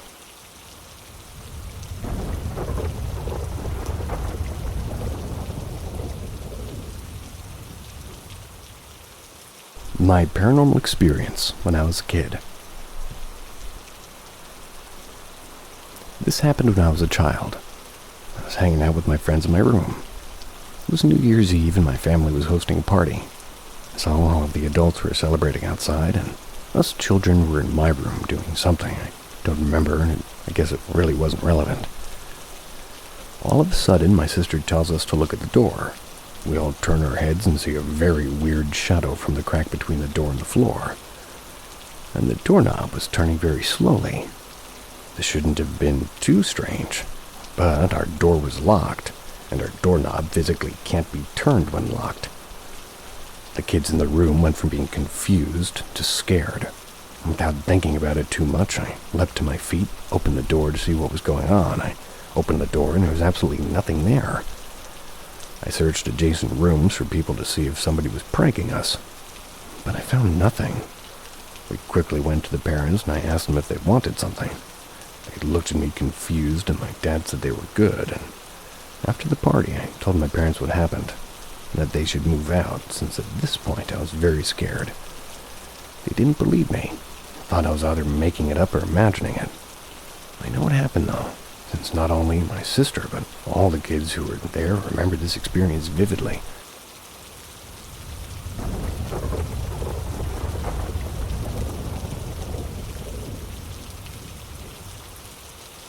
Looking for opinions and suggestions about something happening in a new trailer I moved into. So I moved into a trailer with my girlfriend about 3 weeks ago. We don't have Wi-Fi or anything yet, so I just sit in silence most of the time if I'm not playing Red Dead. Well, about 2 days into the stay, I started hearing noises at night, which I boiled down to new home noises. All of the inside was redone, and they said that we might hear strange noises. But I started hearing very faint but noticeable footsteps in one area that we don't have carpet, which so happens to be one hallway, that kind of making it spooky sometimes. I don't feel uncomfortable. My sister was here about a week into the stay. We're talking about random shit, and a welcome sign that was on the wall randomly fell. Hung it back up, didn't think anything of it. Continued our conversation and it fell again. Looked like the hook came completely unstuck the second time. Well, fast forward about a week ago, and we came home to my glass-framed game dev signed 3D scan Batman symbol was in the middle of the hall on the ground, as if thrown from our room, which is connected to the hall. Looking for opinions and suggestions. Glass-framed game dev signed 3D scan Batman symbol. That's a mouthful.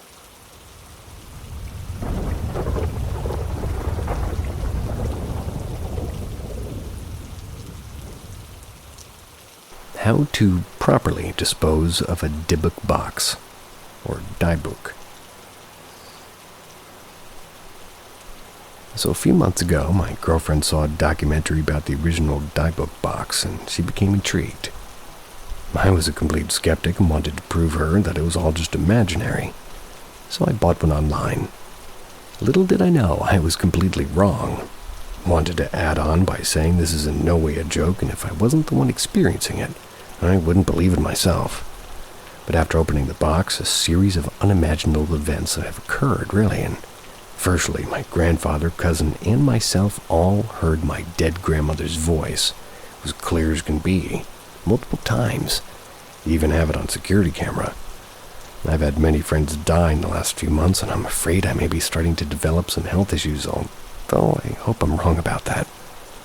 Me too. I'm afraid there's a demon following me, and I fear the voice of my grandmother was a demon disguising itself as someone familiar. There have been too many unusual events to type out here, but my grandpa continues to hear the voice of my grandmother. Don't have the heart to tell him I opened a demon box. I really need all the help I can before it's too late. Really don't know where else to turn. I know I shouldn't have opened the box, but it's too late for that.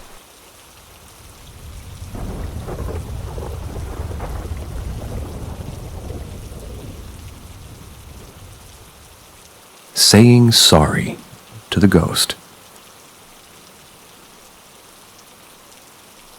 This story's from when I was 14 or 15. It was 3 a.m. in the morning, and I suddenly wanted to just go pee. I woke up. So I stood up, went to my room, and went to the kitchen, then went to the bathroom outside. With my eyes half opened and not quite awake yet, my source of light was by the kitchen door. The bathroom itself had no lights, but I can still see inside the bathroom.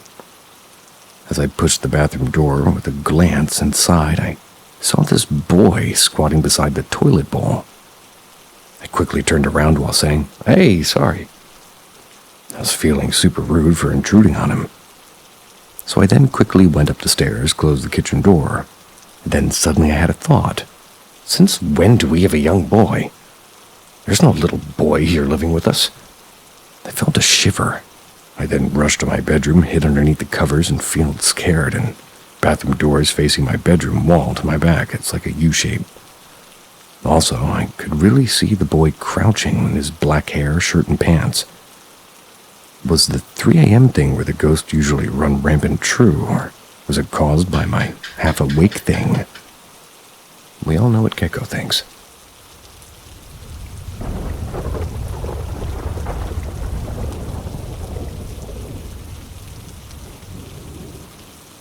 Greek season. So I was with this girl, and we went to work in Greece for a few months. They're like super religious, and there was a painting of Jesus hung up on their bedroom wall. None of us believed in that stuff, so we took it down after a few nights. That same night, my girlfriend woke us up in bed, saying there was somebody at the end of the bed. Obviously, I was startled and turned on the light, but no one was there. I told her she's just dreaming and to go back to sleep. The next night, she does the same thing. Wakes me up because somebody's now sat on the bed, and this time I don't turn the light on. I ask what he looks like, and what he's wearing, and is he threatening, etc. She tells me he's wearing a different top from yesterday, and he's not threatening. She feels a weird, relaxed feeling, as if she's known him for years. Now, trust me, this girl would freak at the smallest of spiders. But anyways, I try to see him myself, and I can't, so I turn the light on, and he disappears. We turn it back off, and he's gone, and she never saw him again after that. Interestingly, her mom had a baby boy, 2 years before my ex. He died shortly after birth, and my ex was convinced the ghost would have been the right age to be her brother, and that's why she thinks that she wasn't scared.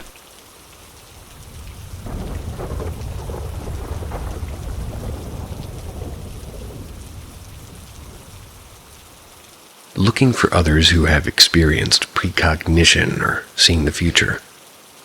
I've been struggling with some personal experiences for quite some time, and I'd really appreciate your thoughts and insights. I've had 2 very clear instances where I was able to see the future, and both times that I saw actually came true. It was a surreal experience where I knew exactly what would happen, when it would happen, and who would be involved. It was so vivid that I couldn't deny it, and it's been weighing on me ever since. The second time it happened, I knew exactly when it was going to happen, and I just sat there and waited for it to unfold, almost as if I had no control over it. These experiences have left me with a lot of questions about the nature of time, perception, and intuition. I feel like I see the world differently now, almost like I can understand things others might not, and sometimes it feels like I'm in the dark because of it. I've found that being in the dark helps me feel connected to the truth, even though it's hard to explain. It's as if the more I try to understand it, the less clear things become.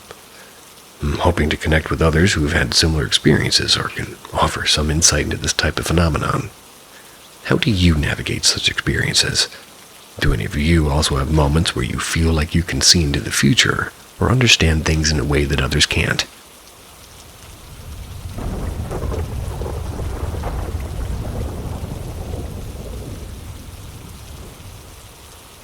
The hand under the bed.